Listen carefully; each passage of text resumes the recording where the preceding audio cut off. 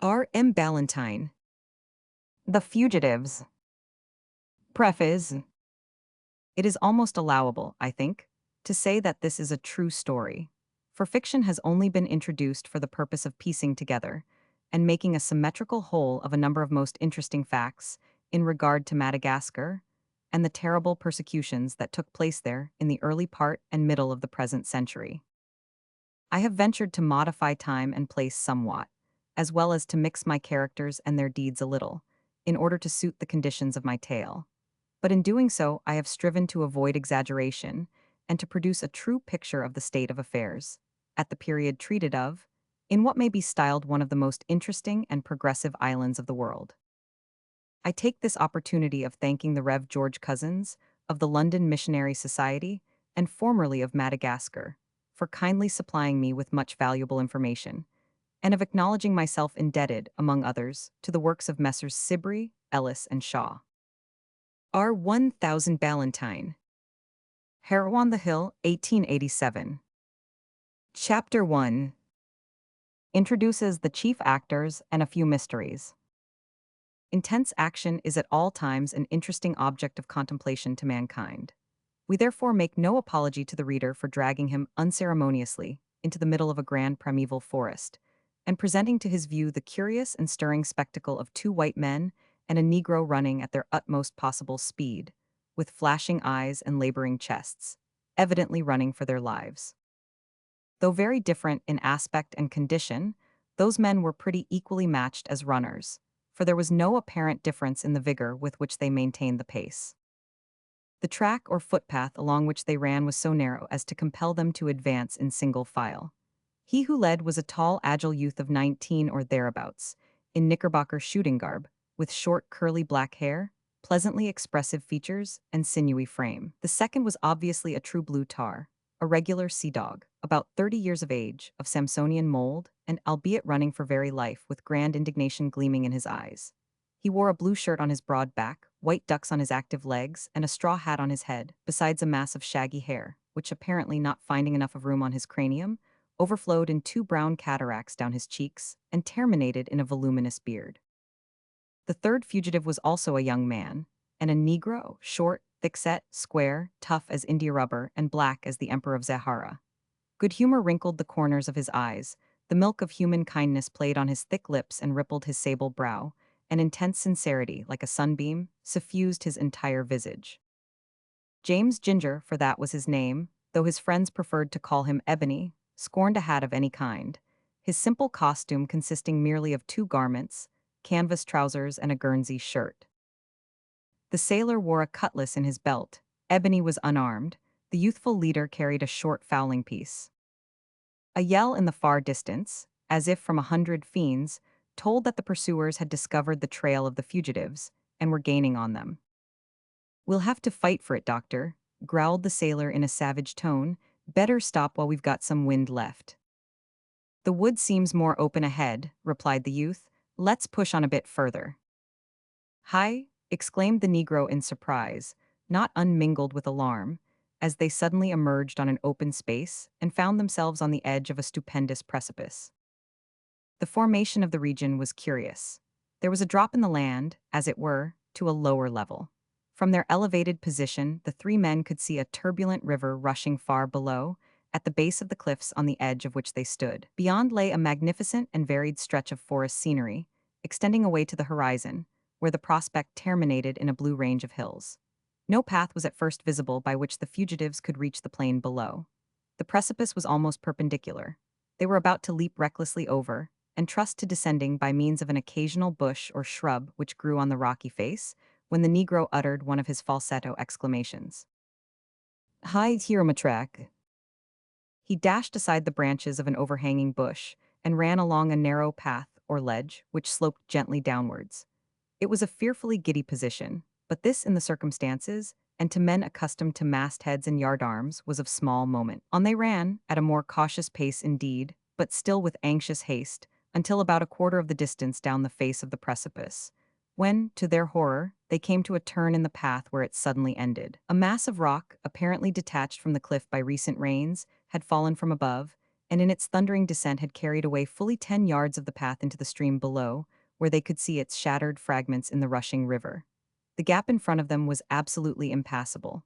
On the right, the cliff rose sheer upwards. On the left, it went sheer down. A sort of groan escaped from the doctor. "What's to be done now, Hawkins?" he asked sharply, turning to the sailor. "Die," replied Hawkins, in a tone of savage bitterness. "Stuff and nonsense. We no die yit," said the Negro, pointing to the snake-like branches of a climbing plant which, spreading over the naked face of the cliff, turned into a crevice and disappeared round a jutting point.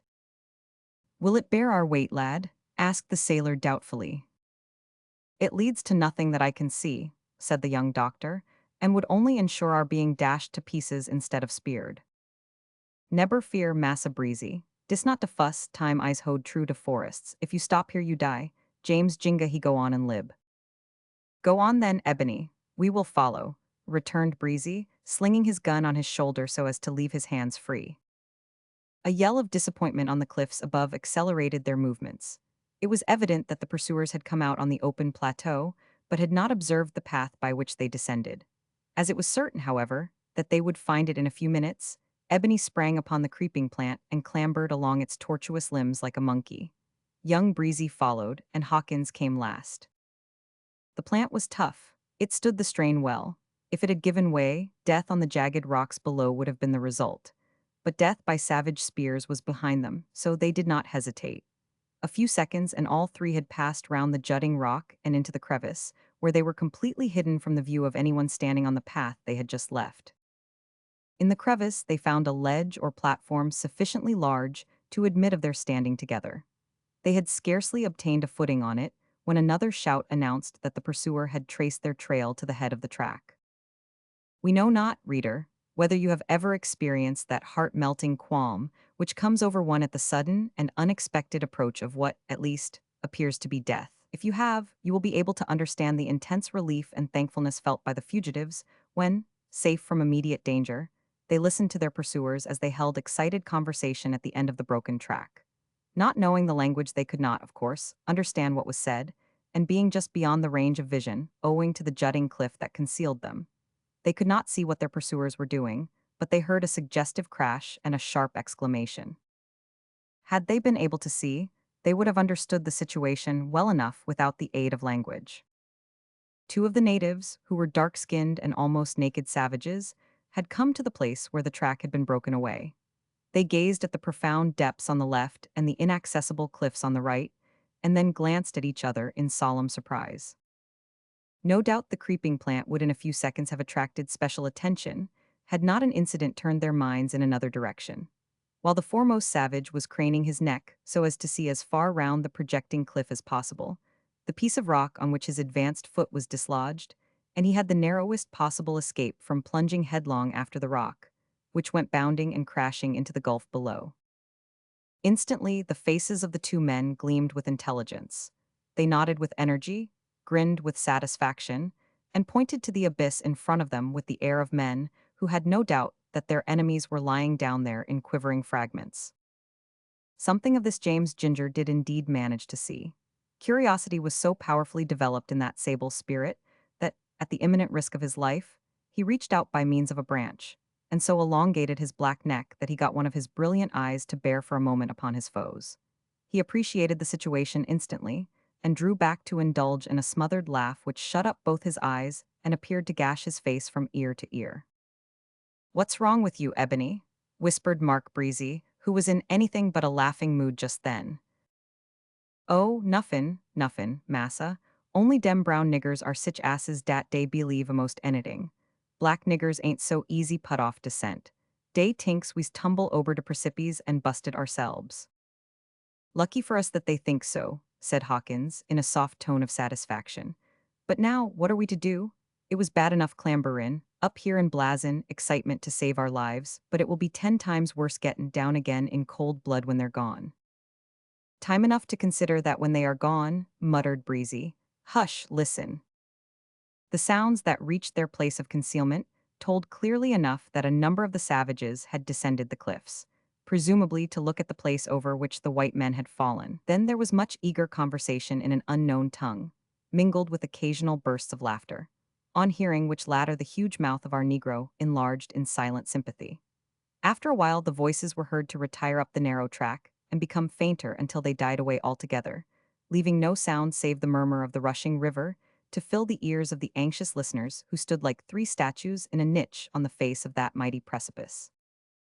Now, said Breezy, with a sigh of relief, this is very satisfactory as far as it goes, and we have reason to be thankful that we are neither speared nor dashed to pieces.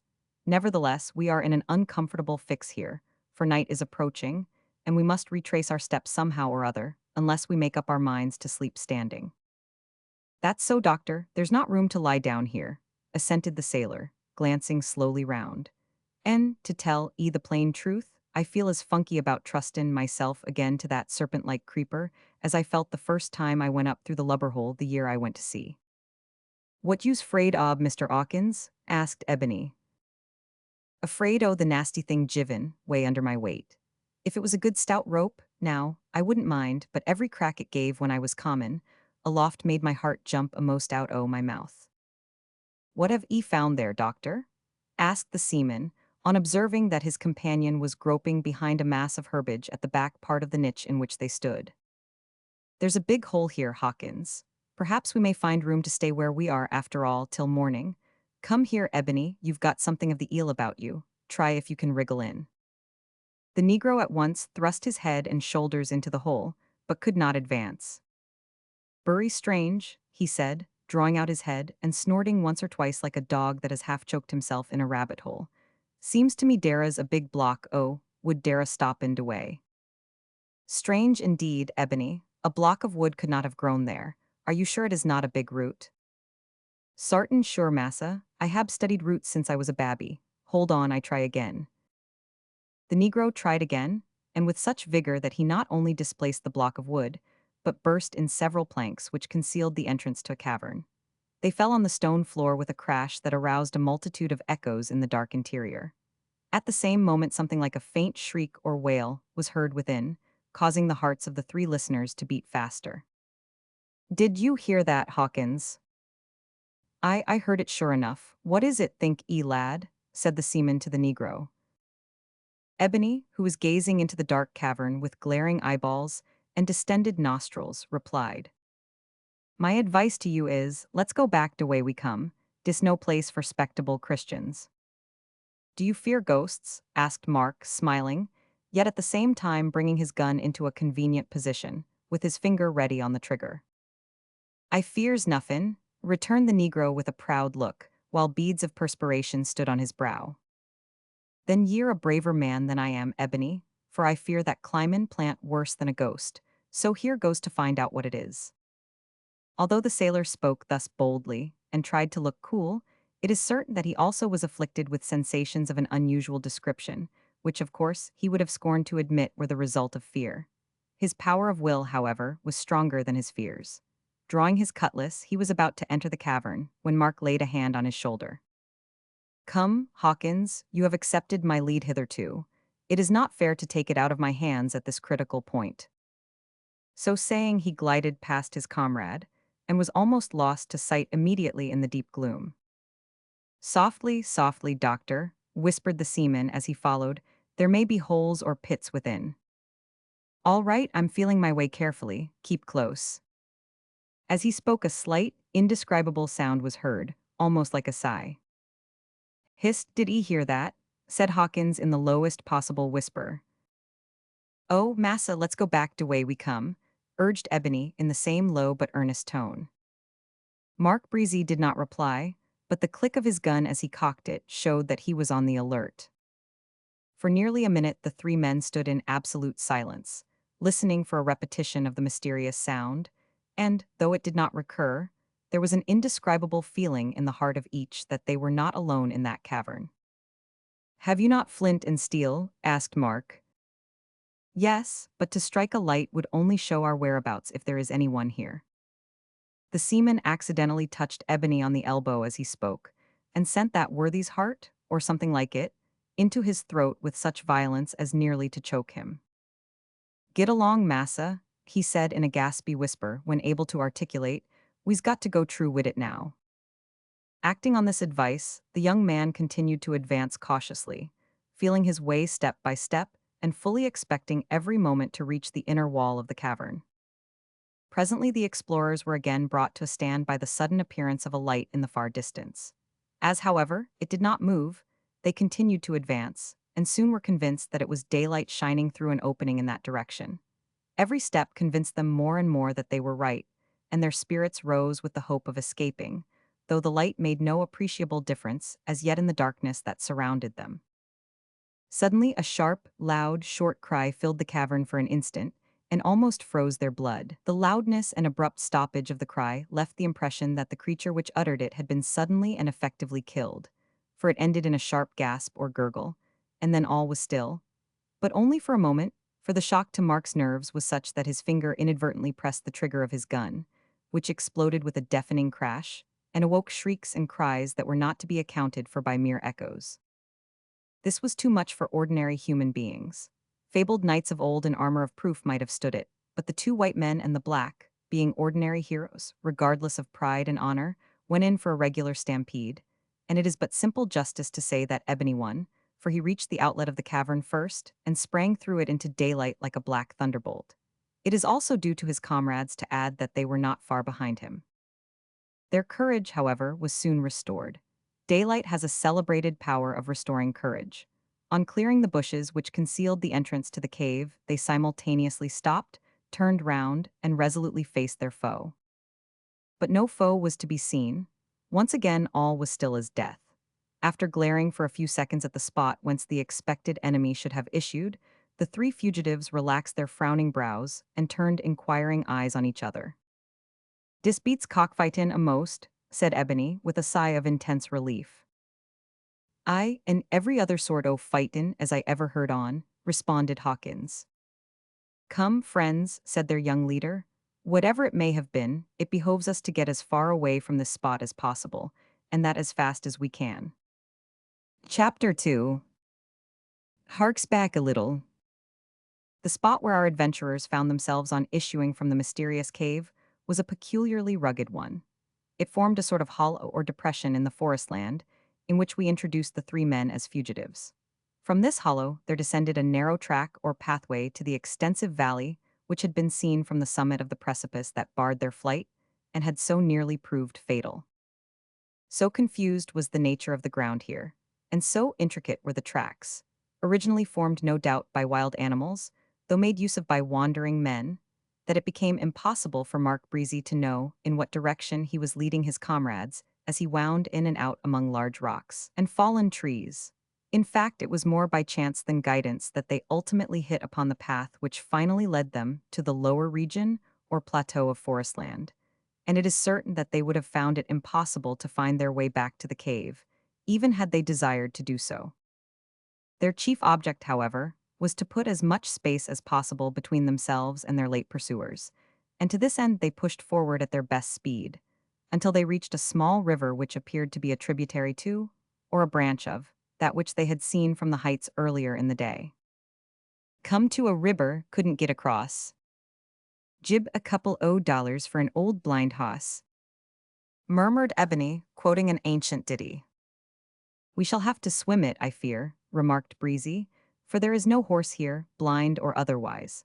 Perhaps that fallen tree may prove strong enough to serve as a bridge." He pointed to a slender tree which had evidently been placed there, with several others, for the purpose of forming a rough and ready bridge. But its companions had been removed by floods, for they lay tossed on the bank further down among other wreckage. "It'll be something like tightrope dancin'," said the sailor. "We'll have to repair the bridge." "Nuffin ob de sort, look here." Ebony ran to the tree referred to, and skipped over with admirable agility, though it bent under him not unlike a tightrope. "But I can't do that," said Hawkins, "not bane a black monkey DC." With a sudden expression of intense pity, the Negro exclaimed, "Oh, I beg pardon, didn't I forgot you's onny a white man, but stop, I come ober again and took you on my back." He pretended to be on the point of recrossing, but the sailor had already got upon the bridge, and, with much balancing and waving of his long arms, passed over in safety.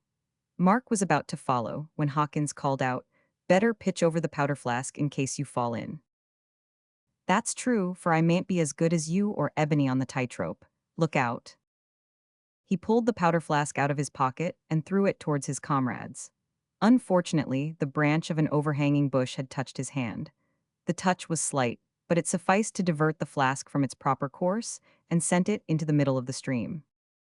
Ebony followed it headfirst like an otter, but soon reappeared, gasping and unsuccessful.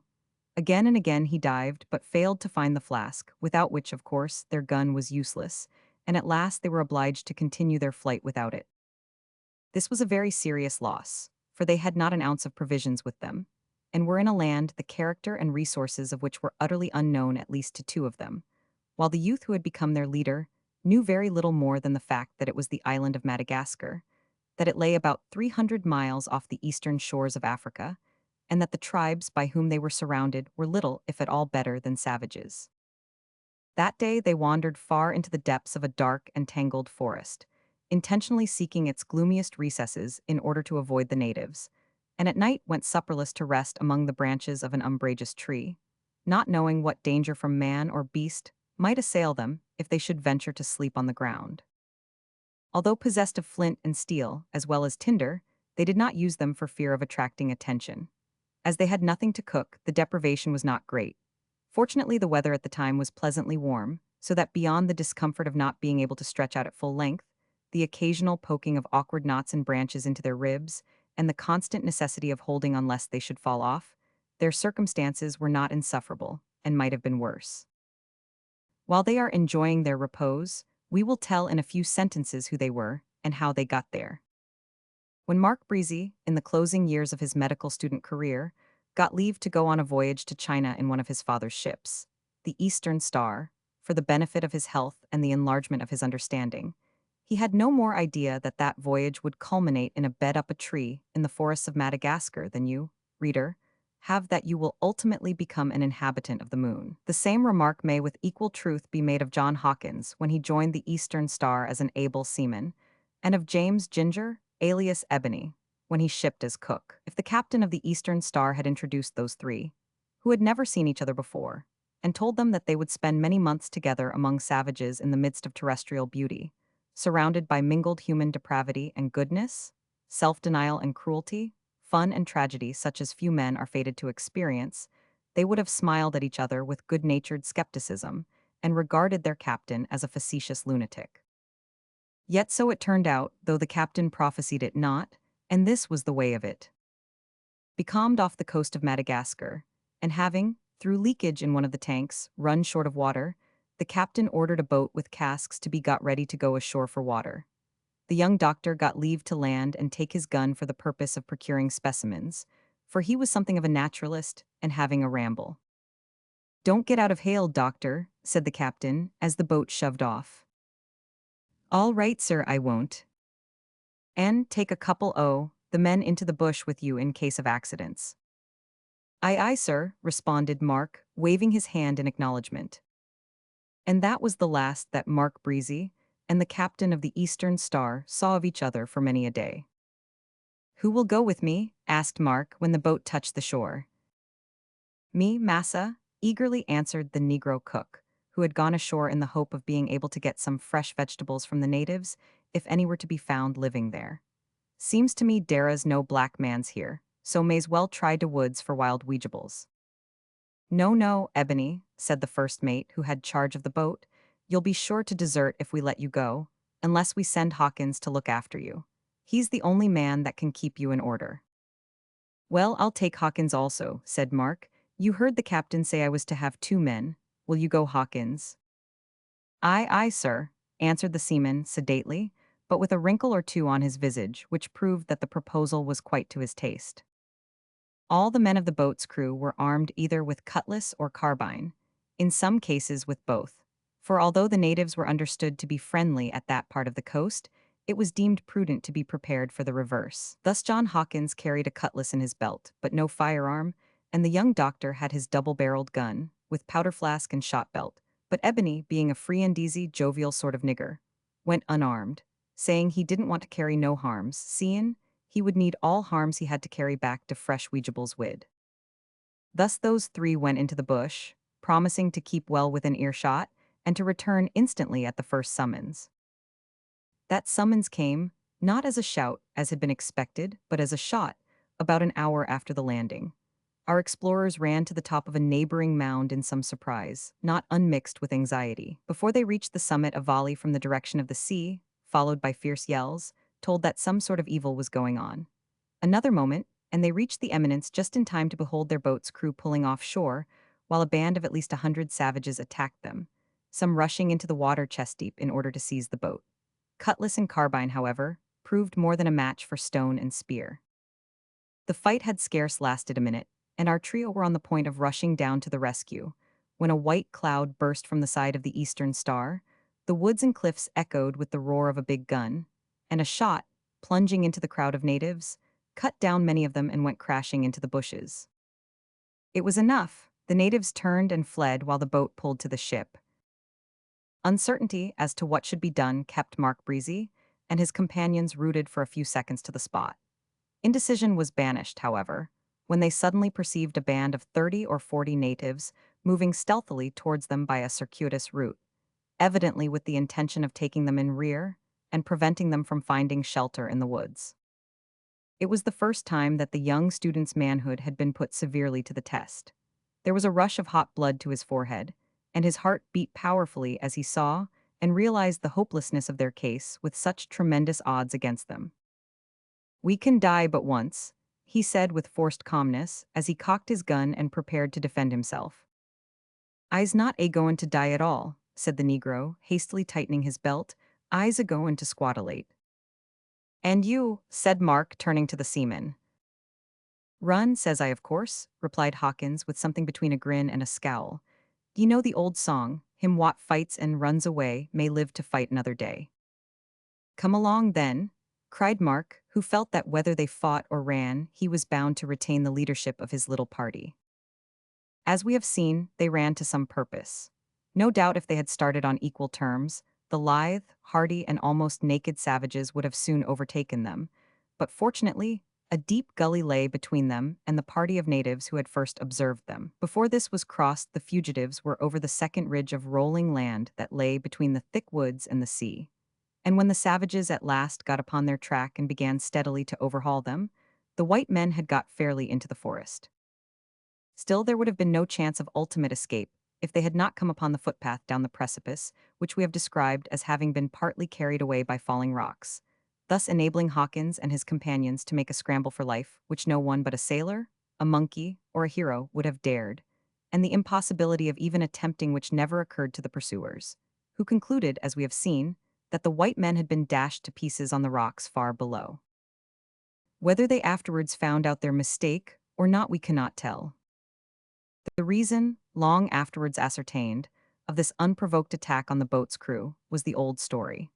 A party of godless white men had previously visited that part of the coast and treated the poor natives with great barbarity, thus stirring up feelings of hatred and revenge against all white men, at least for the time being.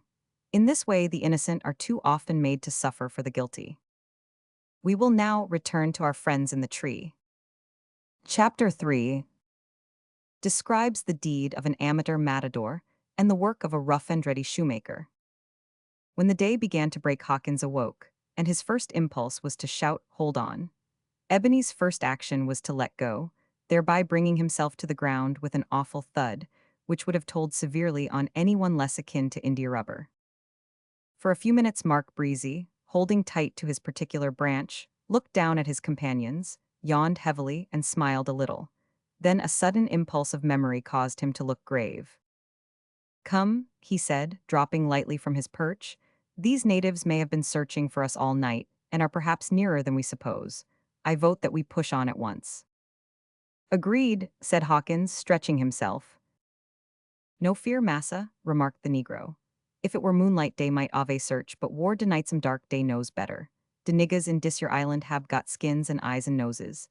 If day was to go through such woods in de dark, dey hab no skins or eyes or noses in de mornin', leastwise nuffin wuth mentionin'. Cause why? Dey'd all get knocked into a sorter mush. Plenty ob time for breakfast 'fore we start." "That's true, boy," said Hawkins, "but where's the breakfast to come from?" "What, You no bringed nuffin in your pockets? Asked the Negro with a look of visible anxiety on his expressive face. Hawkins turned his various pockets inside out by way of reply. I am equally destitute, said Mark. The Negro groaned as he slowly drew from his breeches pockets 2 sea biscuits and a cold sausage. I meant dat, he said, as a light lunch for one yesterday. It'll have to do duty then, as a heavy breakfast for 3 this morning, Ebony. Come, divide, and let's have fair play. Here, massa, said Ebony, handing the food to Mark. You divide, I ain't got de moral courage to do it fair. Number 1 is too strong in me when I's hungry. With a laugh at this candid admission, the youth did his best at a fair division.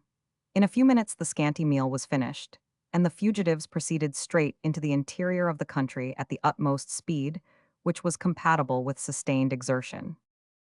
They could see the faint outlines of a mountain range in the far distance, and towards that they directed their steps, knowing that in the event of sustained pursuit, they had a much better chance of escaping among the rugged fastnesses of a mountain region than in the forests or on the plains. But they saw plainly that there was many a weary mile to traverse before the sheltering mountains could be reached. At first they walked rapidly and in silence, one behind the other, Mark leading, but as time passed and the danger of being overtaken decreased, they fell more into line and began to talk of their plans and prospects. Of course they thought about the Eastern Star and the possibility of her hanging about the coast in the hope of picking them up. But as there was no certainty upon that point, and a return to the coast would be like rushing into the very jaws of the lion from which they were fleeing, they soon dismissed the idea as untenable. Now then, the question is, sir, what are we a-goin' for to do? Said Hawkins. Aye, dat's de question, added Ebony with much force and more than Shakespearean brevity. Well now, lads, said Mark, I've been thinking over that, and it seems to me that there's not much to choose between. Unfortunately, I know uncommonly little about this island. Not that my geographical education has been neglected, but the class books I have used did not give much information about Madagascar.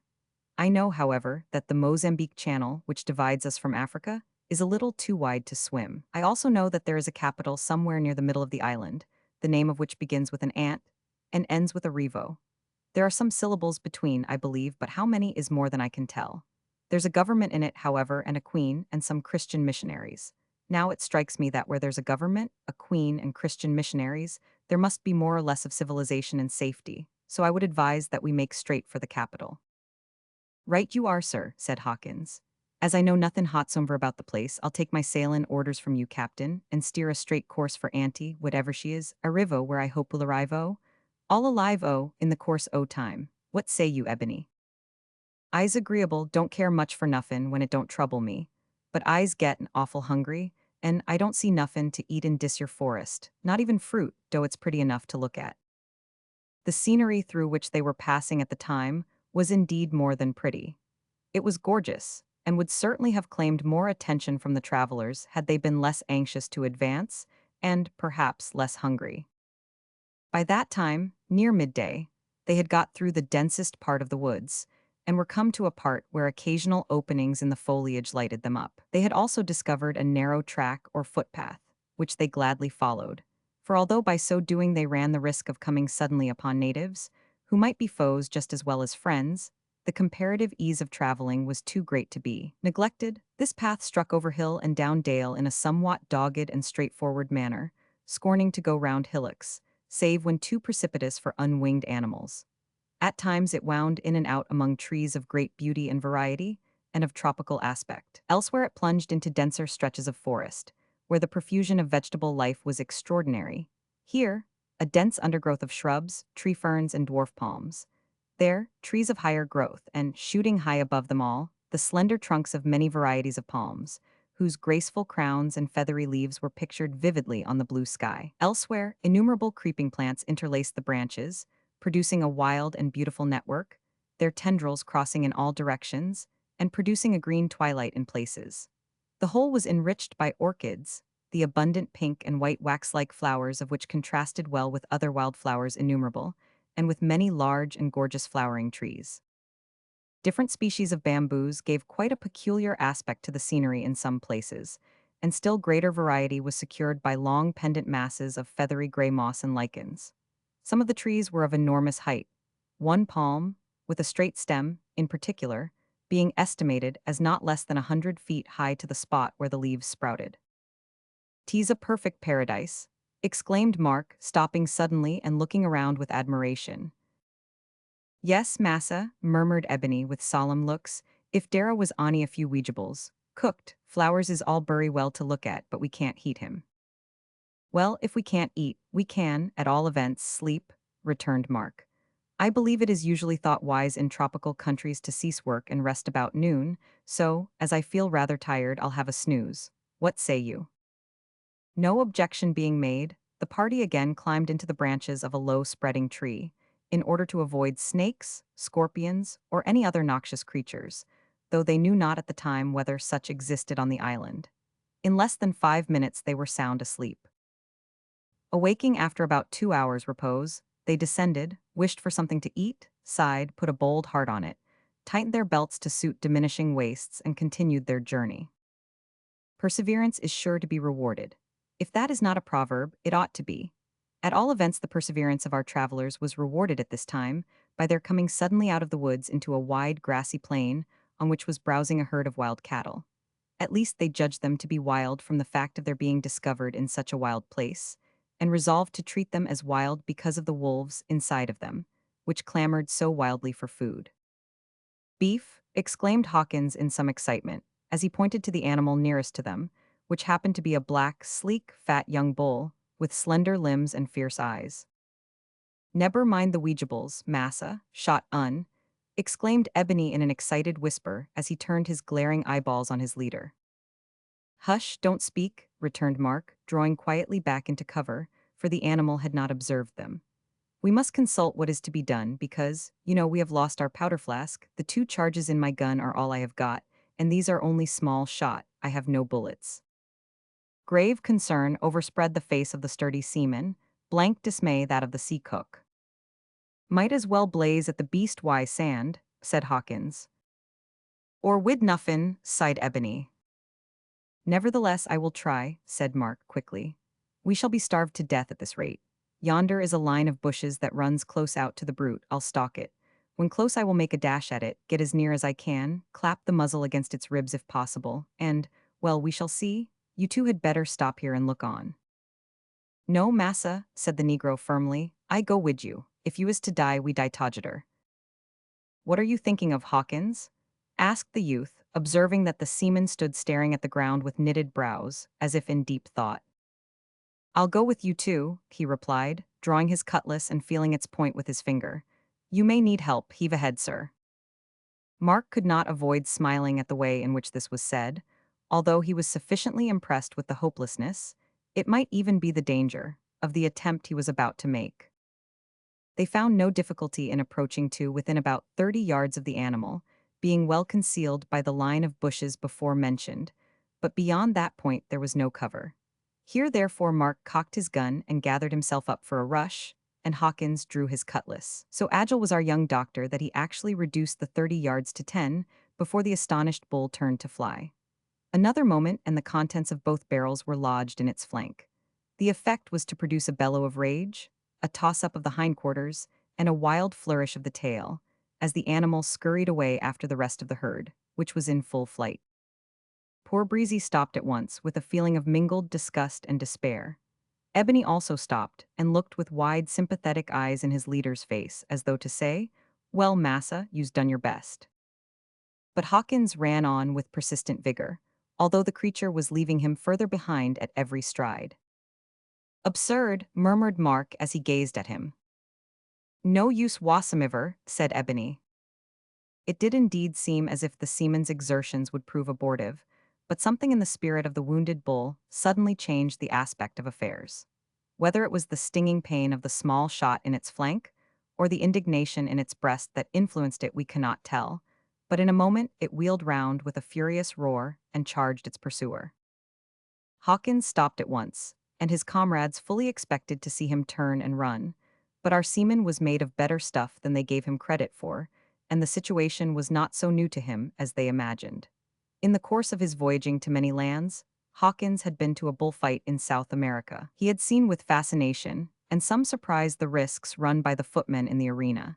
He had beheld with mingled anger and discussed the action of the picadors, who allowed their poor horses to be gored to death by the infuriated bulls, and he had watched with thrilling anxiety, not unmingled with admiration, the cool courage of the matadors, as they calmly stood up to the maddened and charging bulls and received them on the points of their swords, stepping lightly aside at the same moment so as to avoid the dangerous horns. The seaman's purpose now was to act the part of a matador. He knew that he possessed coolness and nerve sufficient for the deed. He hoped that he had the skill. He felt that hunger could no longer remain unsatisfied. He feared that death by starvation might be the lot of himself and his companions, and he preferred to meet death in action. If meet it he must. All things considered, he resolved to face the bovine thunderbolt with unflinching front, like a true blue British tar. His coolness in the circumstances was evinced by the remarks muttered to himself in a growly tone as the bull approached. 3 foot, that'll be enough. I don't rightly remember how near the matadors let him come before they put their helms hard down and let him go by, but I think 3 foot'll do. This decision was barely reached when the bull was upon him with lowered head and erect tail. It was an awful rush, but Hawkins stood like a rock with the cutlass pointed. At the prearranged moment he stepped to one side, but instead of letting the momentum of the animal do the work, he could not resist the impulse to drive the cutlass deeper into the bull's neck. The result was that, though he escaped the creature's horn by a very narrow shave, the cutlass was wrenched violently from his grasp, and he was sent head over heels upon the plain. Seeing this, Mark and the Negro ran to the rescue, the one howling like a maniac, the other clubbing his gun. But their aid was not required, for the work of the amateur matador had been effectively done. After receiving the deadly thrust, the bull plunged forward a few paces, and then fell dying upon the ground, while Hawkins got up and began to feel himself all over to make sure that no bones were broken. It need scarcely be told that they rejoiced greatly over their success, and that they cut off some of the flesh immediately, with which they returned to the forest to enjoy a much-needed meal. "We must kindle a fire now," said Mark, stopping at an open space in the midst of a very secluded spot at the foot of a magnificent palm tree. "You see, I'm not prepared to act like a cannibal or Eskimo and eat the meat raw." "There won't be much fear now," said Hawkins, "especially if we make the fire of dry wood and keep it small. Just look at that, Doctor." He held out his cutlass for inspection. It had been seriously bent in the recent encounter. "Ain't that a cryin' shame to the owners, now, to send us poor fellows to the eastern seas, where we may meet pirates any day, with tin cutlashes like that?" "You kin put him straight to next bull you kills," said Ebony, as he prepared some touchwood. "You've on'y got to stick I am on the left side and he'll tweeze it all right. Now, massa, eyes ready, bring de gun and snap de flints ober dat." Hawkins straightened his weapon between the branches of a tree. His comrades managed to capture a spark in a mass of dry combustibles, which soon burst into a flame. As the seaman had recommended, only the driest wood was used, and just enough of that to enable them to half-roast what food they required. Then they returned to the carcass of the bull and cut off a large quantity of meat, using the cutlass as well as their clasp knives in the operation. "Cut the meat in thin slices," said Mark Breezy, when they began this work. "Why you so tickler, massa?" asked Ebony. "I's fond o' teak slices, and him's not too tough." "Because then we can dry the meat in the sun or over a slow fire, and so be able to keep it longer without spoiling. We must spend the night here for the purpose, and perhaps part of tomorrow." "Why, Hawkins, what are you about?" "Mackin' a pair o' shoes, sir. You see them old dancin' pumps as I left the ship with wouldn't hold out another day o' this rough travellin', so I'm mackin' a new pair of shoes when I've got the chance." "They will be a primitive pair," observed Mark.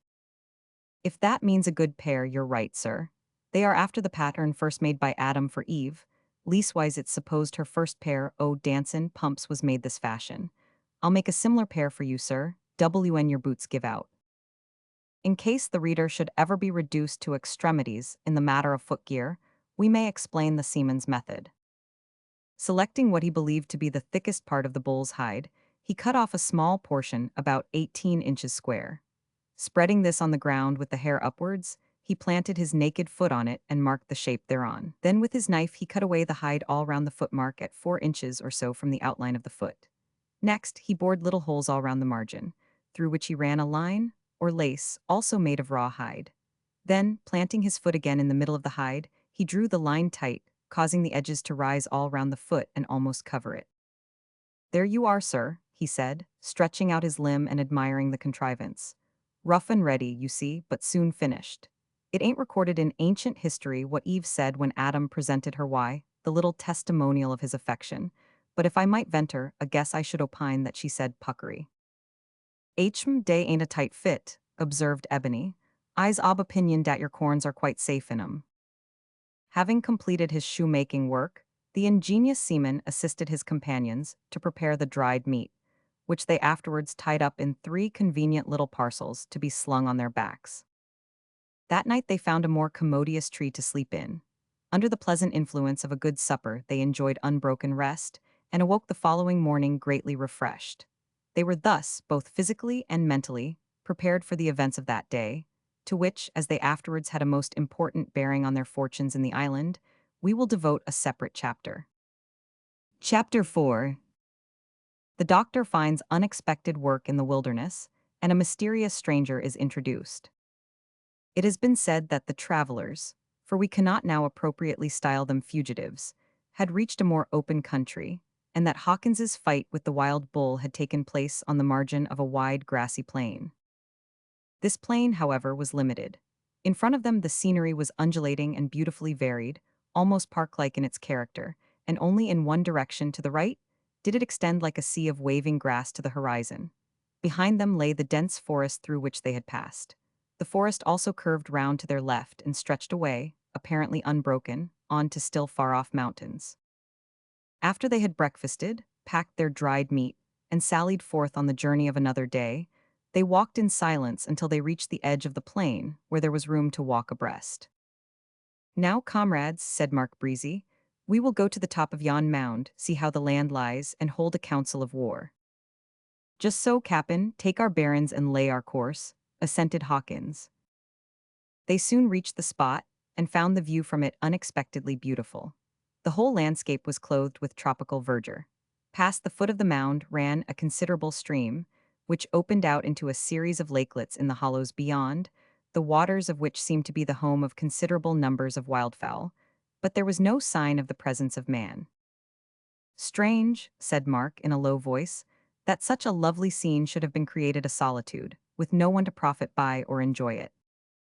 "Well now, sir," remarked the sailor, "do you know that same thought has puzzled me now and again, for although my profession is the sea, I've traveled a good bit on the land, especially in South America, and I've seen miles on miles o' splendid country, that made me think of Adam and Eve in paradise, with never a soul, as you say, to make use of or enjoy it. I've often wondered what it was all made for." "Don't you tink," said Ebony, with his head a little on one side and his earnest eyes betraying the sincerity of his nature, "don't you tink dat p'raps de ducks and geese, and sich like, makes use ob and enjoys it? To say nuffin o' de beasts, insects, and fishes." "You may be right, Ebony," returned Hawkins with an approving nod. "We human beings is apt to think too much of ourselves. Moreover, it has come into my mind that Great Britain was a solitude once, or much about it, and it's anything but that now, so mayhap them lands will be swarmin', wide towns and villages some day or other. What do you think, doctor?" But the young doctor said nothing, for while his companions were thus indulging in speculations, he was anxiously considering what course they should pursue. "You see, comrades," he said, turning to them abruptly, "if we go to the right and traverse this fine country we may very likely fall in with villages, but the villagers may be savages, like those we met on the coast. On the other hand, if we go to the left, we shall have to traverse the somewhat dark and difficult forests, but then we shall be making for the mountains and tablelands of the interior. And as the capital, Ant. "Anti-all-alive-o," suggested Hawkins. "No, snot dat, it ends wid arrive-o, which is just what we wants." "Well, whatever may be its name, I know that it is in the center of the island somewhere, and the center of any land always means the mountains. So I think we had better decide to go to the left and—" "Hallo, look yonder, sir," said Hawkins, pointing towards a low cliff which rose in front of them not a quarter of a mile from the spot where they stood. Turning in the direction indicated, they observed a man running swiftly, as if in pursuit of something.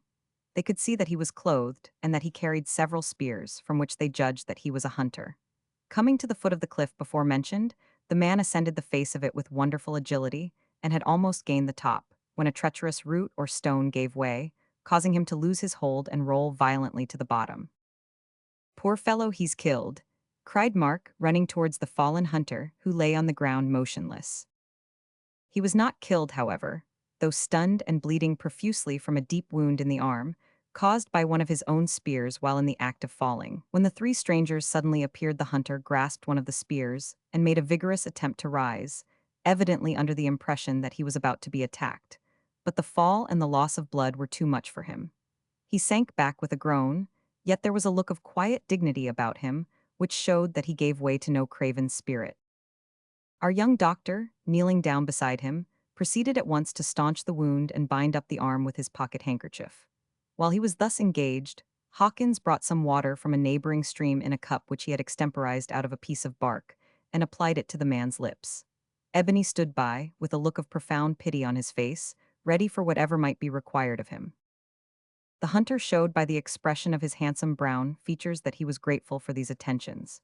Yet, at the same time, there seemed to be something of perplexity, if not surprise, in his looks as he gazed on the white men's faces. But he did not utter a word. When the dressing of the arm was completed, of course in a most businesslike manner, he again attempted to rise, but was so weak from loss of blood that he fell back fainting in the doctor's arms. "This is a most awkward business," said Mark, as he laid the man carefully on the ground and put a bundle of grass under his head for a pillow.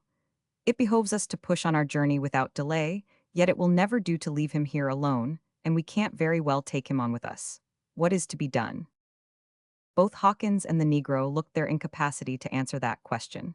Just then the answer came in the form they least expected, for a sound of many voices in clamorous talk suddenly broke on their ears. The speakers, whoever they might be, were still distant, and the formation of the ground prevented our travelers being seen by them. "Savages!" exclaimed Mark and Hawkins in the same breath. "Hide!" cried Ebony with a roll of his huge eyes, as he suited the action to the word and leaped into the bushes. The others followed his example, and running about 100 yards back into the woods, climbed into the branches of a lofty tree, from which outlook, well screened by leaves, they saw a band composed of some hundreds of natives walking smartly over the open plain. From the manner of their approach it was evident that they searched for someone, and as they made straight for the cliff where the wounded man lay, it seemed probable that they were following up his trail. "We're done for," said Mark, in a tone of despair as he noted this. "Why do you think so, Doctor?"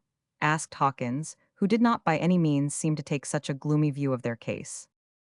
"Don't you see, savages can follow up people's trails almost as well as dogs. They'll easily trace us to the foot of this tree by our footprints, and then they've only to look up." "That's true, I had forgotten that. Dara's time to drop down yit, massa, and squatolate," suggested the Negro excitedly. Mark shook his head. "Might as well try to run from tigers as from savages," he returned, "unless you've got a good start." "But they ain't all savages, sir," whispered Hawkins as the band drew nearer. "Some o' the naked black fellows look savage enough, no doubt, but there's a lot of 'em lightish brown in the skin, and clothed in fine though queer garments. They carry themselves, too, like gentlemen. P'raps we'd better go forward and trust them." "Trust to 'em, 'Awkins," said Ebony with a decided shake of the head. "Trust men with brown faces? Never." The whispered conversation ceased at this point, for a loud shout of surprise, mingled with alarm, was raised as the band came to the foot of the cliff, and found what appeared to be the dead body of the wounded man. Evidently they were friends, for while some of them kneeled down beside the injured hunter to examine him, others gave way to gestures and exclamations of grief. Presently the watchers observed that one of those who kneeled beside the body looked up with a smile and a nod of satisfaction as he pointed to his chest. "They've discovered that he's not dead," said Mark. "Yes, massa, and dey have discovered de bandaged arm." "Aye, and it seems to puzzle 'em," added the seaman. It did more than puzzle them. They had not observed it at first because, just before running into the woods, Mark had covered it with a loose shawl, a sort of linen plaid, which the man had worn round his shoulders. When they removed this and saw the bandage which was wound round the limb in the most careful and perfect manner, they looked at each other in great surprise. Then they looked solemn and spoke in low tones, glancing round now and then with saucer-like eyes, as if they expected to see something frightful. "I do believe, Doctor," whispered the seaman, that they think your work has been done by a goblin of some sort. It would indeed seem as if some such idea had entered the minds of the band, for instead of examining the ground for footprints and following them up, as was natural to have done, they silently constructed a litter of branches, covered it with some of their garments, and quietly bore the wounded and still unconscious man away in the direction of the plains. With thankful hearts, our travelers slid to the ground and hurried off in the opposite direction towards the mountains. That night they came to a deeply shaded and rugged piece of ground in the heart of the forest where there were caverns of various sizes. Here the solitude seemed to be so profound that the fear of pursuit gradually left them, so they resolved to kindle a cheerful fire in one of the caves, cook a good supper, and enjoy themselves. Finding a cave that was small, dry, and well concealed, they soon had a bright fire blazing in it, round which they sat on a soft pile of branches, Mark and Hawkins looking on with profound interest and expectation while the Negro prepared supper. "If I only had a quid o' baccy now," said Hawkins, "I'd be as happy as a king." "I have the advantage of you, friend, for I am as happy as a king without it," said the young doctor. "Well, there's no denyin'," returned the seaman, "that you have the advantage o' me, but if I only had the baccy I'd enjoy my disadvantage. P'raps there's a bit left in some corner o'." He plunged his hands into each pocket in his garments, one after another, but without success until he came to the left breast pocket of his coat. When he had searched that to its deepest recesses, he stopped and looked up with a beaming countenance. "Ho got I am?" asked Ebony with interest. Hawkins did not reply, but slowly and tenderly drew forth, not a quid, but a little piece of brown wood about 5 or 6 inches long. "A penny whistle!" exclaimed Mark. "Speak with reverence, doctor," returned the sailor with a quiet smile. "It ain't a penny whistle, it's a flageolet. I stuck it here the last time I was amusin, the crew o' the Eastern Star and forgot I hadn't put it away. Wait a bit, you shall hear." Saying this, Hawkins put the tiny instrument to his lips, and drew from it sounds so sweet, so soft, so melodious and tuneful, that his companions seemed to listen in a trance of delight, with eyes as well as with ears. "Splendid!" exclaimed Mark enthusiastically, when the sailor ceased to play. "Why, Hawkins, I had no idea you could play like that. Of course I knew that you possessed musical powers to some extent, for I have heard the tooting of your flageolet through the bulkheads when at sea, but 2 or 3 inches of plank don't improve sweet sounds, I suppose." "Ho, massa, didn't I tell you 3 or 4 times dat he play Mose, hourful well?" "True, Ebony, so you did, but I used to think your energetic praise was due to your enthusiastic disposition, and so paid no attention to your invitations to go forward and listen. Well, I confess I was a loser. You must have played the instrument a long time, surely?" Turning to the seaman. "Yes, ever since I was a small boy. My father played it before me and taught me how to finger it. He was a splendid player. He used sometimes to go to the back of the door when we had a small blowout and astonish the company by playin' up unexpectedly. He was great at Scotch tunes, especially the slow ones like this." He put the little instrument to his lips again, and let it nestle, as it were, in his voluminous beard, as he drew from it the pathetic strains of Wanderin' Willie, to the evidently intense enjoyment of Ebony, who regarded music as one of the chief joys of life. Next, perhaps, to cooking. But Mark and Ebony were not the only listeners to that sweet strain. Just outside the mouth of the cave there stood a man, who, to judge from the expression of his face, was as much affected by the music as the Negro. Though he stood in such a position as to be effectually screened from the view of those within, a gleam of reflected light fell upon his figure, showing him to be a tall, handsome man in the prime of life. He was clothed in what may be styled a mixed European and native costume, and a gun on which he rested both hands seemed to indicate him a hunter. He carried no other weapon, except a long knife in his girdle. The mixed character of his garb extended also to his blood, for his skin, though dark and bronzed from exposure, was much lighter than that of most natives of the island, and his features were distinctly European. Quiet gravity was the chief characteristic of his countenance, and there was also an expression of profound sadness or pathos, which was probably caused by the music.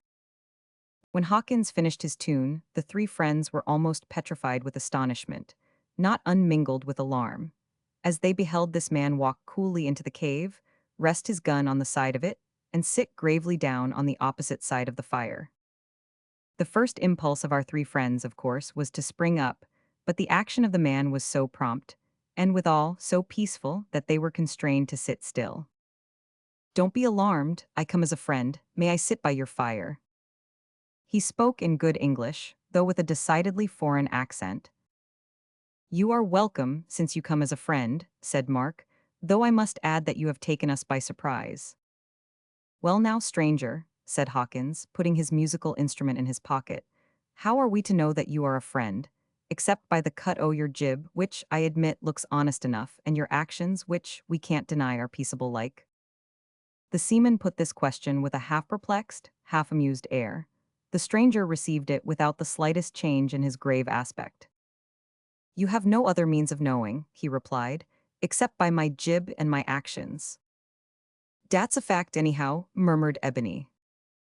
Who are you, and where do you come from? Asked Mark. I am an outlaw, and I come from the forest. That's plain speakin', and no mistake, said Hawkins with a laugh, and deserves as plain a return.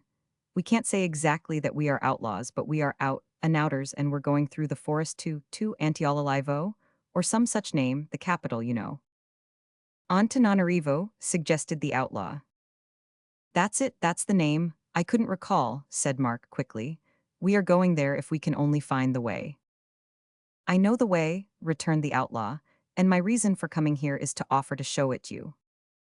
Indeed, but how came you to know our intentions, and what makes you take so much interest in us? Asked Mark with a look of suspicion. My reason for being interested in you, returned the stranger, is a matter with which you have nothing to do. How I came to know your intentions it is easy to explain, for I have followed you from the seacoast step by step. I saw you escape from the savages, saw you frightened out of the cave by my friends the outlaws, who dwell in it, followed you while you traversed the forest, listened to your conversations, witnessed your exploit with the bull, and observed you when you helped and bandaged the wounded native. It would be difficult to describe the looks or feelings with which the three friends received this information. Ebony's eyes alone would have taken at least half an hour of the pencil to portray. But why, stammered Mark. Never mind the why, continued the outlaw with a pleasant look. You see that I know all about you, at least since you landed, and I also know that you have been several times in unseen danger from which I have shielded you. Now, you have arrived at a part of the forest which is swarming with brigands, into whose hands you are sure to fall unless I am with you. I therefore come to offer myself as your guide. Will you have me?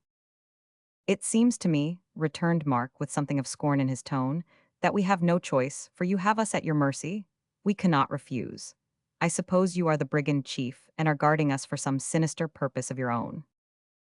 I said not that I was a brigand, returned the stranger quietly. I said I was an outlaw. What else I am, and my motives of action, I choose not to tell. You say truly, I have you in my power. That is one reason why I would befriend you if you will trust me. The outlaw rose up as he spoke. There was such an air of quiet dignity and evident sincerity in the man that Mark was strongly impressed. Rising promptly, he stretched his hand across the fire, saying, We will trust you, friend, even though we were not in your power. The outlaw grasped the youth's hand with a gratified look. Now, he added as he took up his gun, I will go. In the morning at daybreak I will return. Sleep well till then. With something like a courtly salute, the mysterious stranger left them, and disappeared into the depths of the forest. Chapter 5. The outlaw's friends, threatened danger curiously averted. As might be supposed, the unexpected appearance of the outlaw, as well as his sudden departure, tended somewhat to interfere with the sleep which he had wished the travelers at parting, and the night was far advanced before they grew tired of wondering who he could be, speculating as to where he came from, and commenting on his personal appearance. In short, at the close of their discourse, they came to the conclusion which was well embodied in the remark of Ebony, when he said, It's my opinion, founded on observation, dat if we was to talk and tink de whole night long, we would come no nearer de truth, so I'll turn in. He did turn in accordingly, and, after exhausting the regions of conjecture, the powers of speculation, and the realms of fancy, Mark and Hawkins followed his example. One consequence of their mental dissipation was that they slept rather beyond the hour of daybreak, and the first thing that recalled the two white men to consciousness was the voice of their black comrade exclaiming, Ho, hi, hallo, I smells a smell. They lifted their three heads simultaneously and beheld the outlaw sitting calmly beside the fire roasting steaks. For the first time, the mysterious stranger smiled, and it was a peculiarly sweet, half-grave sort of attractive smile, as far removed from the fiendish grin of the stage bandit as night is from day. "I knew you would be hungry and guessed you would be sleepy," he said in a deep musical voice, "so I have prepared breakfast. Are you ready?" "Ready?" repeated Hawkins, rising with a mighty yawn and stretching himself, as was his wont. "I just think we are. Leastwise I am. Good luck to Mr. Outlaw, what have got there?" "Beef, marrow bones, and rice," replied the man. "You may call me Samuel if you like. It was my father's first name, but I'm best known among my friends as Ravenino. "Well, that is a jawbreaker," exclaimed Hawkins with a laugh as they all sat down to breakfast. "Bravo, what did he say?" "Better not try it till arter breakfast," suggested Ebony. "Couldn't we shorten it a bit?" said Mark, beginning to consult a marrowbone. "What say you to the first half, Ravenino?" "As you please," replied the outlaw, who was already too much absorbed with steaks to look up. "Not a bad notion," said Hawkins. "Samuel Ravenino, I've heerd wuss. Anyhow, it's better than the entire complication, Ebony?" "Mush better," assented the negro. "Dere is no use watsome diver for de hitry fold de Ralani bit of it. Now, 'Awkins, fair play wid de marrow bones, hand me anoder." "Is it far, Mr. Ravenino?" asked Mark. "From here to the capital to Antananarivo?" "You cleared, I am that time, doctor," murmured Hawkins, wiping his mouth with a bunch of grass which he carried as a substitute for a pocket handkerchief. "Yes, it is a long way," said the outlaw. "Many days' journey over mountain and plain." "And are you going to guide us all the way there?" "No, not all the way. You forget I am an outlaw. It would cost me my life if I were to appear in Antananarivo." Mark was on the point of asking why, but, remembering the rebuff of the previous night, forbore to put questions relative to his new friend's personal affairs. Indeed, he soon found that it was useless to do so, for whenever he approached the subject, Ravenino became so abstracted and deaf that no reply could be drawn from him. As if to compensate for this, however, the man was exceedingly communicative in regard to all other subjects, and there was a quiet urbanity in his manner which rendered his conversation exceedingly attractive. Moreover, to the surprise of Mark, this mysterious stranger gave evidence of a considerable amount of education. He also gratified Hawkins by his evident delight in the flageolet and his appreciation of nautical stories and lingo, while he quite won the heart of Ebony by treating him with the same deference which he accorded to his companions. In short, each of our travelers congratulated himself not a little on this pleasant acquisition to the party, the only drawback to their satisfaction being their inability to reconcile the existence of such good qualities with the condition of an outlaw. "However," remarked Hawkins, after a long talk with his comrades on this subject when Ravenino was absent, "it's none of our business what he's been and done to other people. What we've got to do with is the way he behaves to us, DC." "He's a trump," said Ebony with a nod of decision. "I agree with you," said Mark, "and I only wish he was a little more communicative about himself. However, we must take him as we find him and try to win his confidence." During the whole of that first day, their guide conducted them through such intricate and evidently unfrequented parts of the forest that their advance was comparatively slow and toilsome. But being young and strong and well-fed, they did not mind that. In fact, Mark Breezy enjoyed it, for the wilder and more tangled the scenery was through which they forced their way, the more did it accord with the feelings of romance which filled him, and the thought, too, of being guided through the woods by an outlaw tended rather to increase his satisfaction. "Are all the roads in your island as bad as these?" he asked, after plumping up to the knees in a quagmire, out of which he scrambled with difficulty. "No, many of them are worse and some better," answered the guide, "but I keep away from them because the Queen's soldiers and spies are hunting about the land just now." "Oh-ho," thought Mark, "I begin to see you are a rebel." Then, aloud, "Your country, then, is governed by a queen?" "Misgoverned," returned Ravenino in a tone of bitterness, which, however, he evidently tried to restrain. Fearing to tread again on forbidden ground, Mark forbore to put questions about the guide's objections to his queen, but simply asked her name, and if she had reigned long. "Her name," said Ravenino, "is Ranevallona. She has reigned for 27 years, 27 long and weary years. I was a little boy when she usurped the throne. Now my son has reached its meridian, yet she is still there, a blight upon the land. But God knows what is best, he cannot err."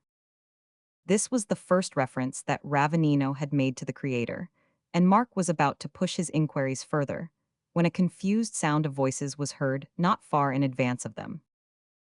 Ravanino, who had been walking with an easy, nonchalant air ahead of the party, on a very narrow footpath, suddenly stopped to listen with a look of anxiety. A moment later, and he entered the bush that fringed the path and overhung it. "Come," he said in a low voice, "follow me close." Without a word of explanation, he strode into the dense undergrowth, through which he went with the agility of a panther and the sinuosity of a serpent. The others, being, as we have said, very active and strong, kept close at his heels, though not without difficulty. Coming at last to a place where the shrubbery was so intertwined that it was impossible to see more than a yard or two in advance, they suddenly found themselves stopped by a sheer precipice. Only for a few seconds, however, was their progress arrested, while their guide turned to explain. "There is another and an easier way to the place I am making for, but it is much longer and more exposed. I take for granted that you have strong arms and steady heads, but if not, speak out, for I would not lead you into danger." "Lead on," said Mark promptly. "Wherever you go, we will follow." With something like an amused twinkle of the eye, Ravanino began to climb up the face of the precipice, holding on to roots and rope-like creepers like a monkey. "If this here sort o' cordage was only a bit more taut, I wouldn't mind it so much," growled Hawkins, as he lost his footing at one place and swung off the face of the precipice, holding onto a stout creeper, however, with seaman-like grip and coolness. He quickly caught hold of another creeper and drew himself again into comparative safety. A minute later, and they all stood on a ledge, high up on the face of the cliff, and close to what appeared to be the mouth of a cavern. "Look there," said their guide, pushing aside the bushes which overhung the cliff in all directions. They looked, and through the opening beheld a band of men, moving in single file along the track they had just left. They were most of them nearly naked, with only short calico breeches which did not quite reach to their knees, but all had muskets on their shoulders and cross belts on their dark bodies, one of which belts sustained apparently a cartridge box, the other a bayonet. Their own thick hair was all the cap they wore, excepting 2 or 3 men of superior rank, who wore cloths wrapped in turban fashion on their heads and a voluminous plaid-like garment on their shoulders. These carried swords instead of muskets. "The soldiers of the Queen," said Ravanino, in answer to Mark Breezy's look. "They are out hunting." "What do they hunt for?" asked Mark. "Men and women." "By which I suppose you mean rebels." "No, they are not rebels. They are the Queen's most loyal subjects." "But loyal subjects do not usually fly from their rulers," objected Mark. "True, but loyal subjects sometimes fly from tyranny," returned the guide. "Come, I will introduce you to some fugitives from tyranny." He turned as he spoke and led the way into the cave before mentioned. Profound darkness did not prevent his advancing with a firm, unhesitating step. As he led Mark by the hand, Hawkins and Ebony held on to him and to each other, and had no difficulty in following. Presently they came to a wooden obstruction which proved to be a door. Voices in conversation were heard on the other side of it. A knock from the guide produced sudden silence. Another knock drew from those within an exclamation of surprise, and next moment the heavy door swung open on creaking hinges. "Yes, it is Ravanino Hitriniani. I knew his knock. He is come," exclaimed a girlish voice as a pair of arms were seen dimly to encircle the guide's neck. Of course the girl spoke in the native tongue, which was quite incomprehensible to our travelers, but if we are to enlighten our readers, we must needs translate as we go along. "My sister Raruth," said the guide, presenting her to his new friends. "She was a lady in the palace of the Queen once. Now she is an outlaw, like myself, has fled from tyranny and perhaps death. All in this cave are in the same case, fugitives from our tyrant queen." They reached the interior of the place as he spoke, and Ravanino, pointing to a bundle of dried ferns, bade his companions rest there, until he had explained some private matters to the people.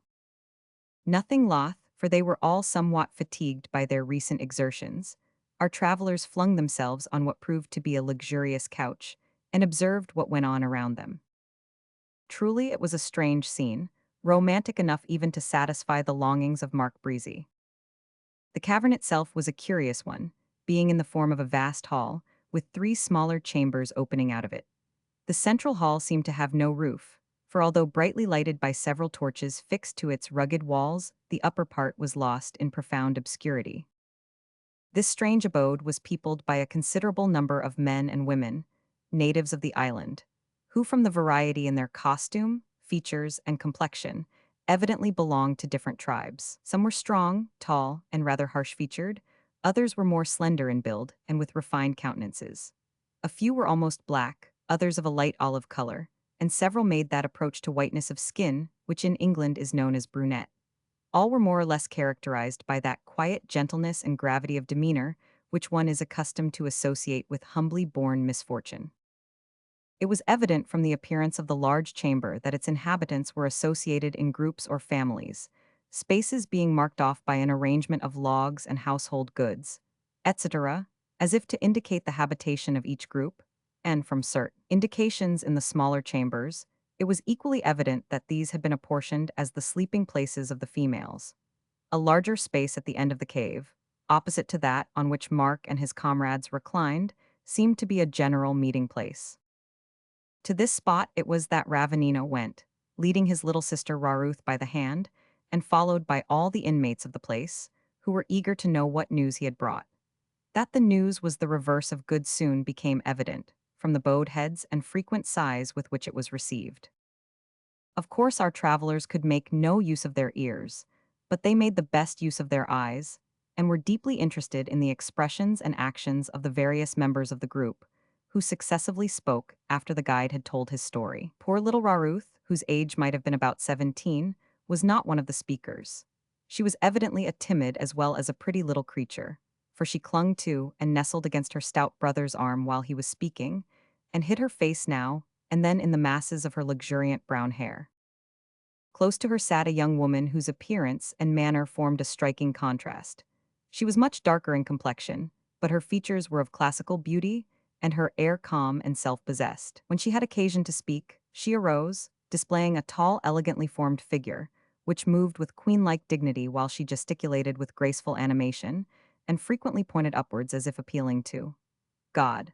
When she was speaking, Raruth's timidity seemed to vanish, for she shook back her hair and fixed her eyes on the other's face with a gaze that told of ardent love as well as admiration. The next who spoke was a young man, who in face and figure so strongly resembled the last speaker that it was impossible to resist the conclusion that they were brother and sister. There was the same tall, commanding figure, of course on a larger scale, the same noble cast of feature and the same dignified mien. But in the man, more than in the woman, there was an air of gentle modesty which contrasted well with his powerful frame. He did not gesticulate much in speaking, and judging from the brevity of his speech, he had not much to say, but what he said was listened to with profound respect by all. After this youth, several others took part in the debate. Then they all stood up and, to the surprise of their visitors, began to sing, very sweetly, an old familiar hymn. "It minds me, oh, home," whispered Hawkins, scarce able to restrain the tears that filled his eyes. The hymn was nearly finished, when a rushing sound and a subdued cry were heard to issue from a dark passage, the mouth of which was close to the couch of our travelers. The singing ceased instantly. Next moment a man rushed into the chamber with laboring breath and flashing eyes. Springing towards Ravanino, he spoke several words eagerly, at the same time pointing in the direction of the passage just referred to. "Lights out and silence," cried the guide authoritatively in the native tongue. Another moment and the cave was in total darkness, and a silence so profound reigned there that the three visitors could hardly persuade themselves the whole affair was not a strange dream. The voice of Ravanino, however, soon dispelled that idea. "Be still," whispered the guide, laying his hand on Mark's shoulder. "Our foes have discovered our retreat." "There's a lot of stout fellows here," returned Mark, also in a whisper. "We will help you if you have to fight." "We may not fight," replied Ravanino softly. "If it be God's will, we must die. Hush, they come." Once more total silence prevailed in the cavern, and the sound of distant voices could be heard. In a few minutes a tiny light was seen at the end of the dark passage. It gradually increased in size, revealing a soldier who bore a torch. He advanced on tiptoe, and with slightly scared looks, into an outer cavern which formed a sort of vestibule to the large inner cave. The soldier was brave, no doubt, and would have faced an army in the field, but he was extremely superstitious, and advanced with a palpitating heart, the torch held high above his head, and eyes glancing nervously from side to side. A crowd of comrades, similarly affected more or less, followed the torchbearer and pushed him on. Nothing here, said the leading man, of course in Malagasy. Let us be gone then, said one of his comrades. No, observed a third who seemed bolder than the rest. Perhaps there is another cave beyond, pointing to the dark passage, through which, though unseen, Mark and his companions with the guide were gazing anxiously at their foes. Give me the torch. The soldier seized the light and advanced quickly towards the opening. Another minute and all must have been revealed. A feeling of despair took possession of Ravanino's breast, and he gave vent to an involuntary sigh. The sound reached the ear of the soldier with the torch, and for a moment arrested him, but thinking probably that the sound was in his imagination, he again advanced. The case was now desperate. Just then a gleam of light flashed into the mind of Hawkins. Next moment, to the consternation of his comrades and the guide, a strain of the sweetest music floated softly in the air. Soldiers stood still, spellbound. It was not an unfamiliar air, for they had often heard the hated Christians sing it, but the sweet, liquid, we might almost say tiny, tones in which it was conveyed, were such as had never before reached their ears or even entered their imaginations. It was evident from their countenances that the soldiers were awe-stricken. The seaman noted this. He played only a few bars and allowed the last notes of his flageolet to grow faint until they died away into absolute silence. For a minute or two the soldiers stood rooted to the spot, gazing up into the roof of the cave as if expecting a renewal of the sounds. Then they looked solemnly at each other. Without uttering a word, they turned slowly round, retreated on tiptoe as they came, and finally disappeared. We need hardly say that the astonishment of the people in the cave, at the mode of their deliverance from the threatened danger, was intense.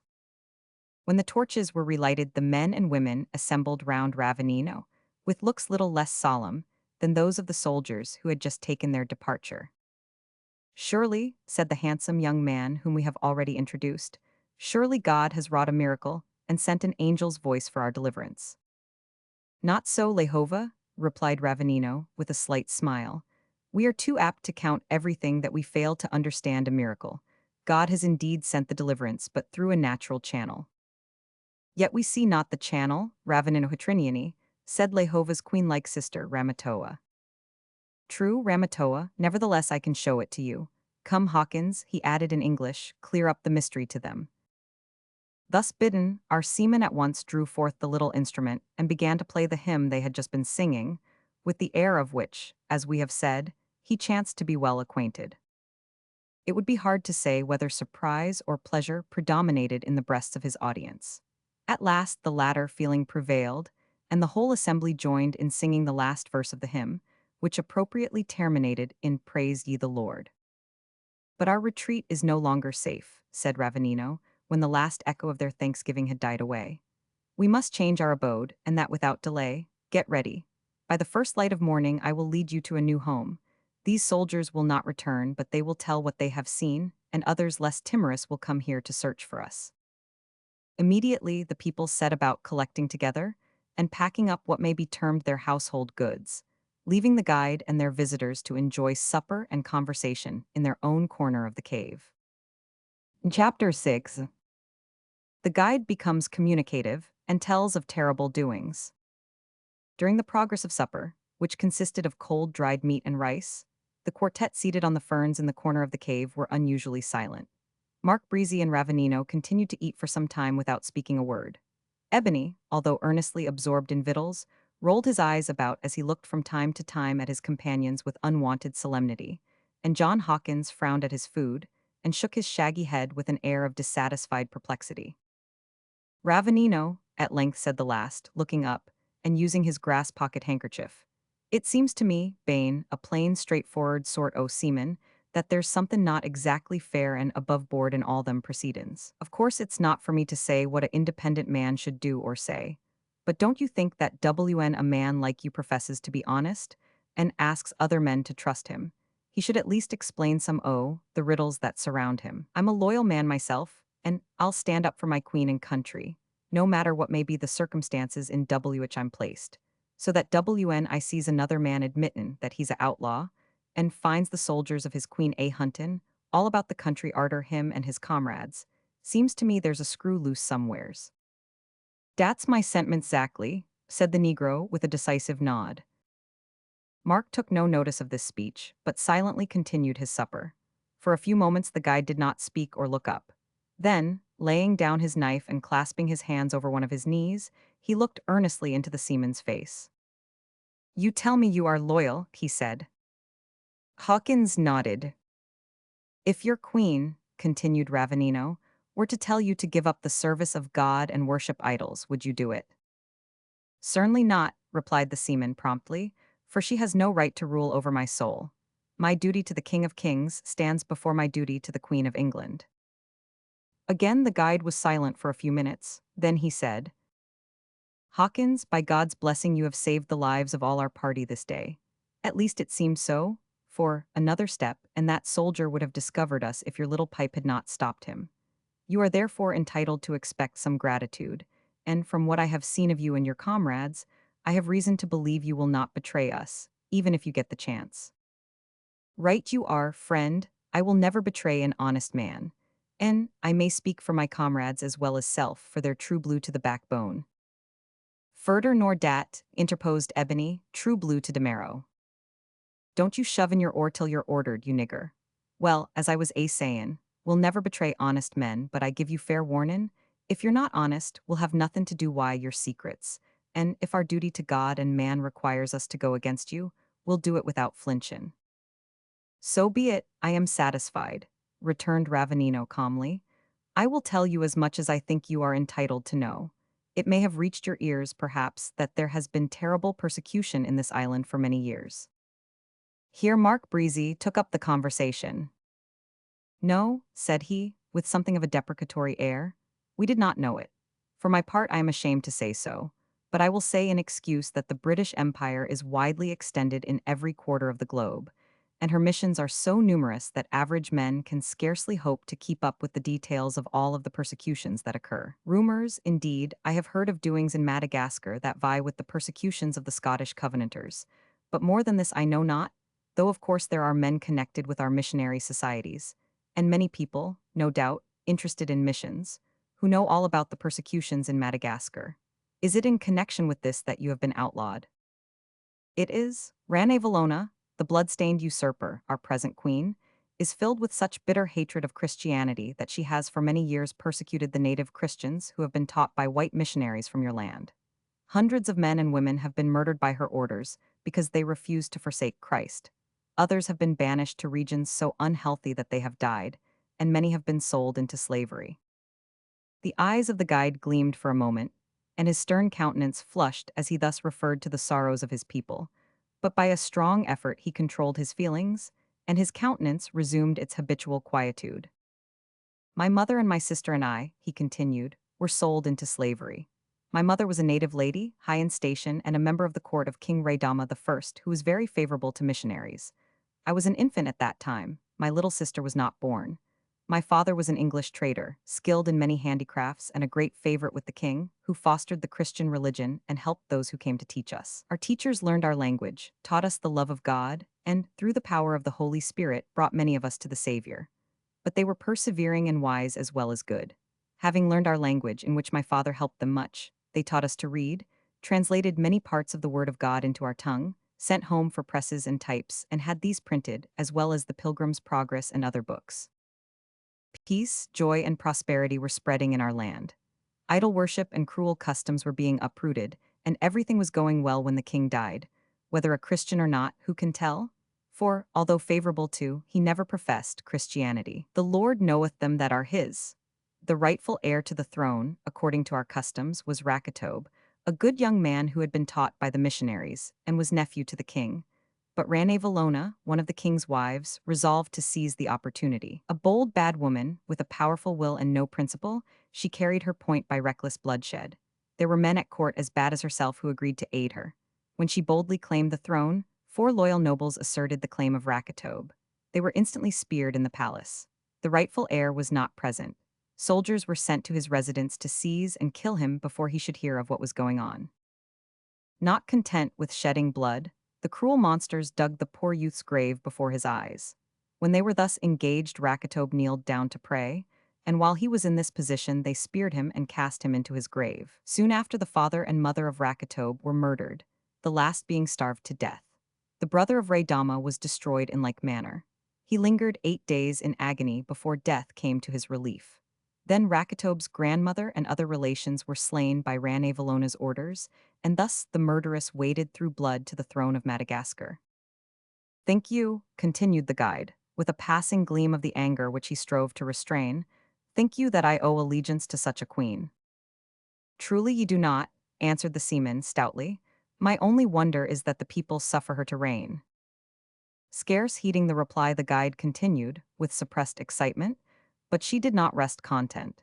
It was in the year 1829 that she usurped the throne. Since then she has persecuted the Christians for more than a quarter of a century, and at times blood has flowed like water in our land. Bad as she is, however, she would have been worse but for her love to her son. I, the woman whose heart is a stone to most people, is soft towards the young Prince Rakota, in spite of the fact that this youth is favorable to the Christians and has often stood between them and his mother. About 9 years after the Queen's coronation, my little sister was born and was secretly baptized, the name of Ruth being given to her. It is our custom to prefix Ra to many names, so she is Raruth. Look at her, he pointed to a group not far off, where the delicate and graceful girl was busily assisting an elderly woman in her packing arrangements. See you the lady beside her, with the gray hair and the sad worn face? That is my mother.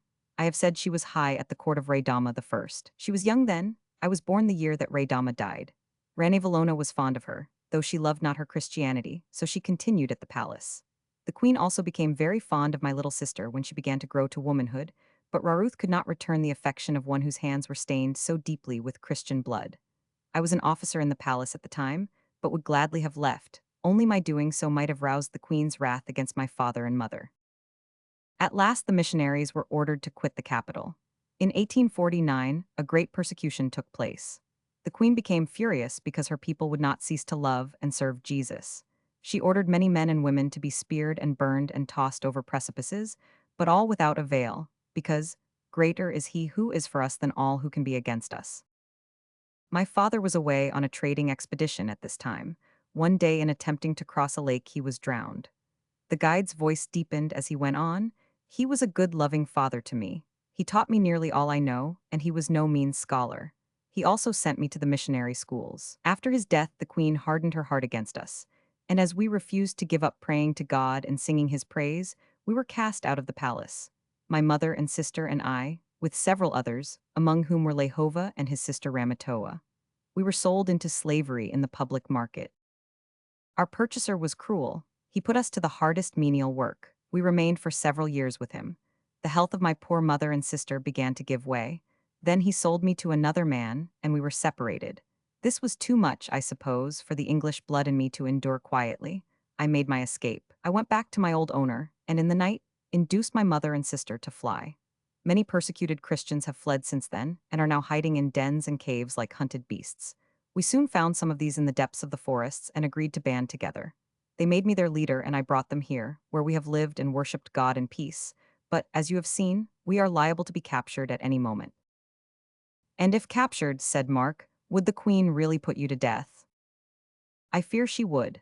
Nay, I am certain of it, because one who recently escaped from Antananarivo has just brought the news that the queen has been visited with a fresh burst of anger against the Christians, has thrown many into prison, and sent out troops to scour the country in search of those who have fled. But if that is so, said Hawkins earnestly, what's the use you riskin' your life by goin' with us to Aunt Olalivo? I'll never get that name into my head. Why not just sketch us out a rough chart the island on a bit bark, give us the Barons the capital, and let us steer a straight course for it. I'll be bound that will make our port easy enough. Yes, Hawkins speaks wisely, added Mark. It is very kind of you to take so much trouble for us, but there is no need to run such great risk on our account. You do not consider, replied Ravenino, that it is more difficult for sailors to cross the wild forest than to find their way on the trackless sea, and you forget also that the way is long, that Madagascar is larger than Great Britain and Ireland put together. There are many tribes, too, some of which are not so hospitable as others. You could not avoid the dangers of this wilderness easily without a guide. Besides, I do not mean to enter the capital. I will merely guide you to within sight of it and then leave you. Fortunately, you require no assistance from natives, not being encumbered with this world's goods. Does true, ha, cried Ebony, opening his portentous mouth and shutting his eyes. We've got no luggage. Well, we shall only be too glad of your company, said Mark with some feeling, and we thank you most heartily for your disinterested kindness. My conduct is not altogether disinterested, returned the guide. The truth is, I had no intention at first of doing more than guiding you to the right pass in the mountains, but since I have been with you, my feelings have been modified, and the news which we have just received has filled me with anxiety and raised in my mind the idea that I may even make use of you. That's right, exclaimed Mark heartily. I'm glad if there is the smallest chance of our serving you in any way. In what way can we do so? For some moments, the guide displayed a degree of hesitancy, which his friends had not before noticed in him. Then he spoke slowly. Well, the truth is that I have a friend in the palace who is, I have been told, in great danger, owing to the wrath of Valona. I thought that somehow, perhaps, you might give warning to this friend, and say that Samuel Raveninohitriniani is in the neighboring forest, and here the guide stopped short, and seemed to be in some perplexity. Mark Breezy, whose young and romantic spirit was deeply stirred by the prospect of adventure which his words had opened up, assured him with enthusiasm that whatever was possible for man to accomplish he might depend upon being at least vigorously attempted. To which assurance John Hawkins begged to put the word ditto, and the Negro fervently added, "Does so? Me too." "But how are we to find your friend?" asked Mark, "seeing that we don't know him and have never seen him." "My friend is not a man, but a woman, a young girl," said Ravenino, with the slightest possible symptom of confusion, which opened the eyes of Mark instantly, and still further stirred his sympathies. "Ravenino," he exclaimed, suddenly grasping the guide's hand, "treat me as a friend and trust me. You love this young girl, is it not so? Nay, man, don't be angry with me, I can't help sympathizing.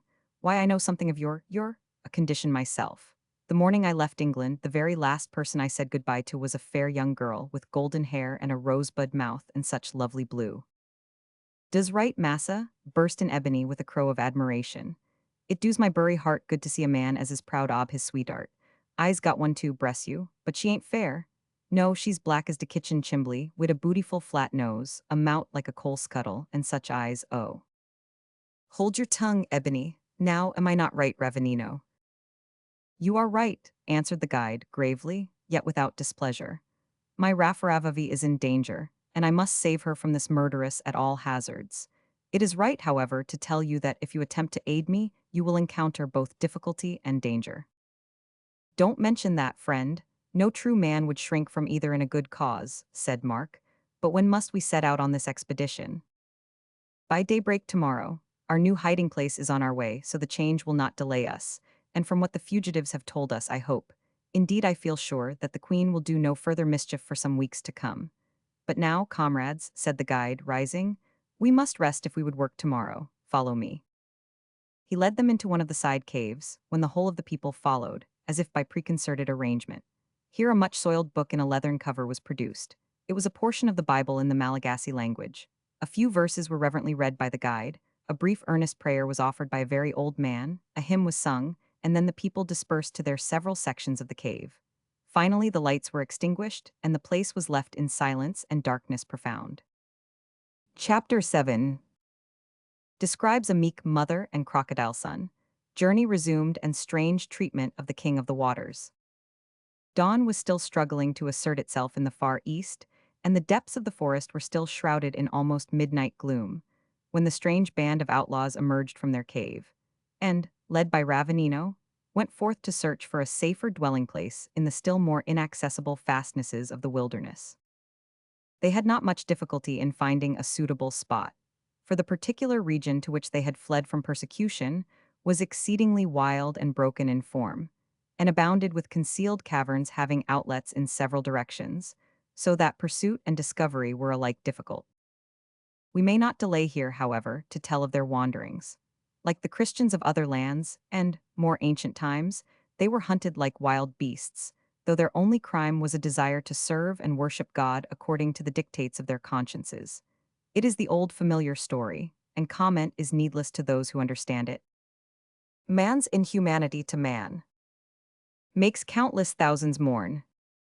There is only one other member of the party of whom we will make mention just now, because she appears again somewhat prominently in our tale. This was a little elderly female who seemed utterly destitute of the very common human attribute of self-assertion, and in whose amiable, almost comical, countenance, one expression seemed to overbear and obliterate all others, namely that of gushing good will to man and beast. Those who did not know Rinny Mamba thought her an amiable imbecile.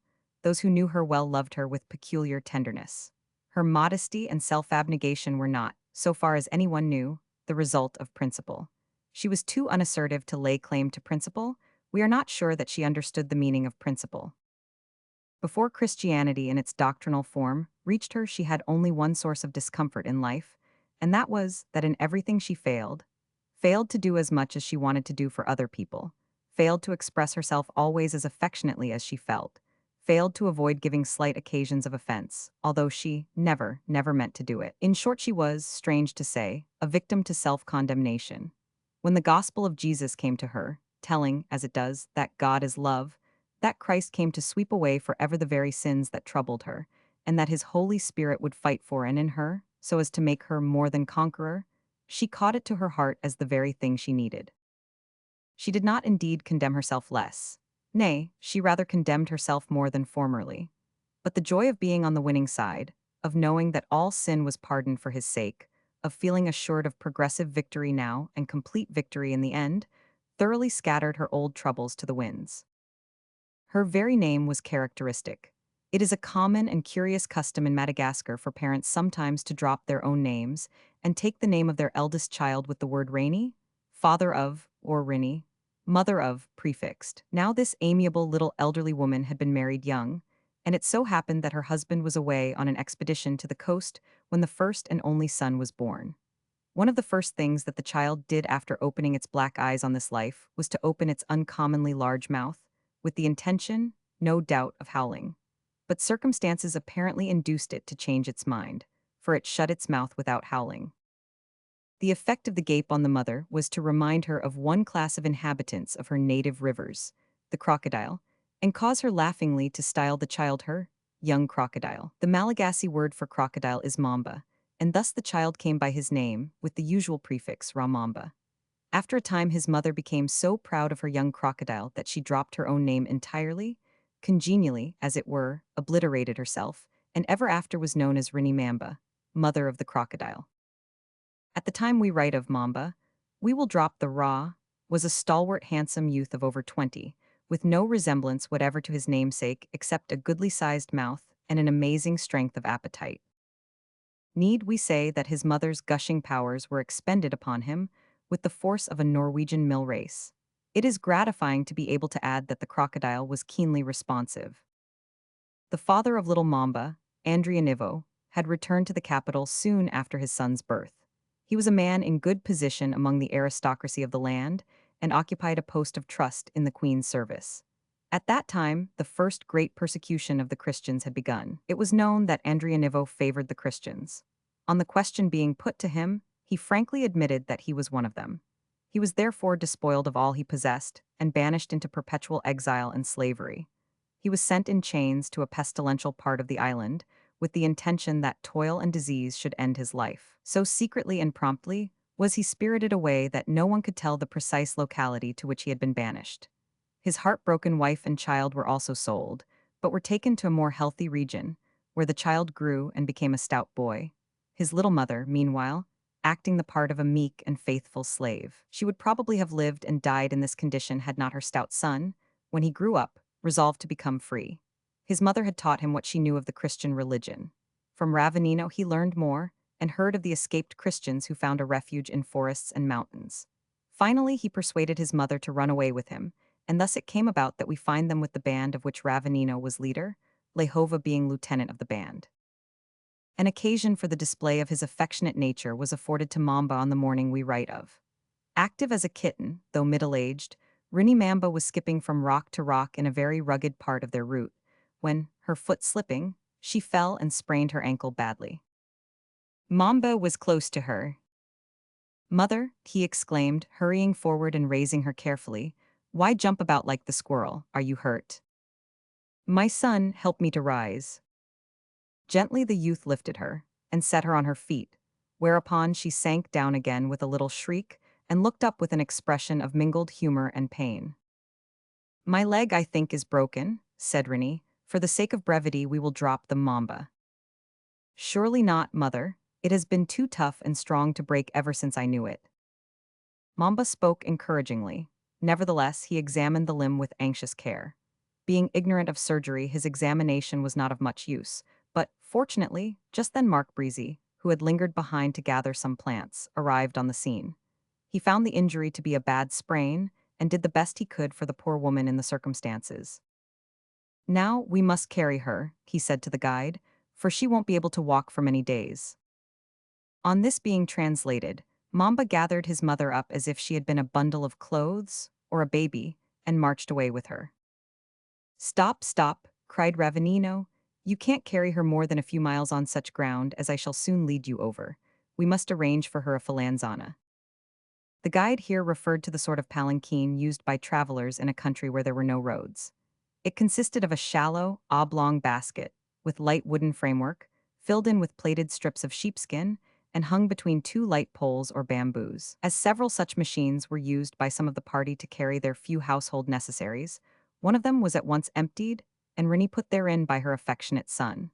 Four stout young men put the ends of the poles on their shoulders, and the party once more advanced, Mamba walking by the side of the falanzana to be ready to assist in cases of difficulty or danger, and to relieve the bearers occasionally.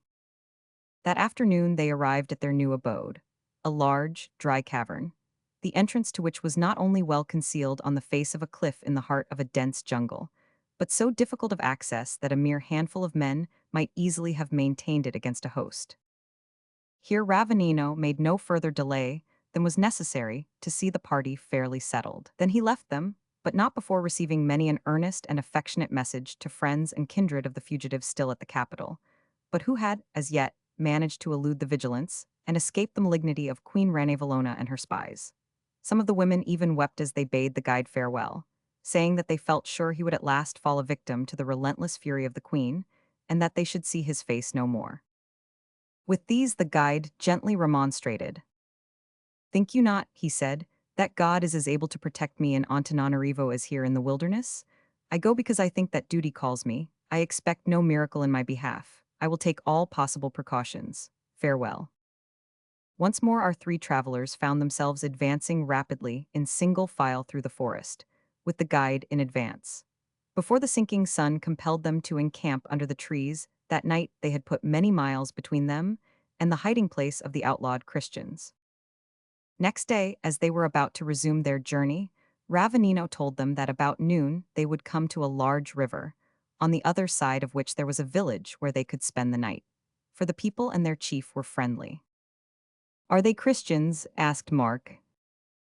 No, at least the most of them are not, though there may be a few secret converts among them. For this hot persecution at the capital has scattered the Christians far and wide through the land, so that the knowledge of the blessed gospel spreads. Thus our God makes the wrath of man to praise him.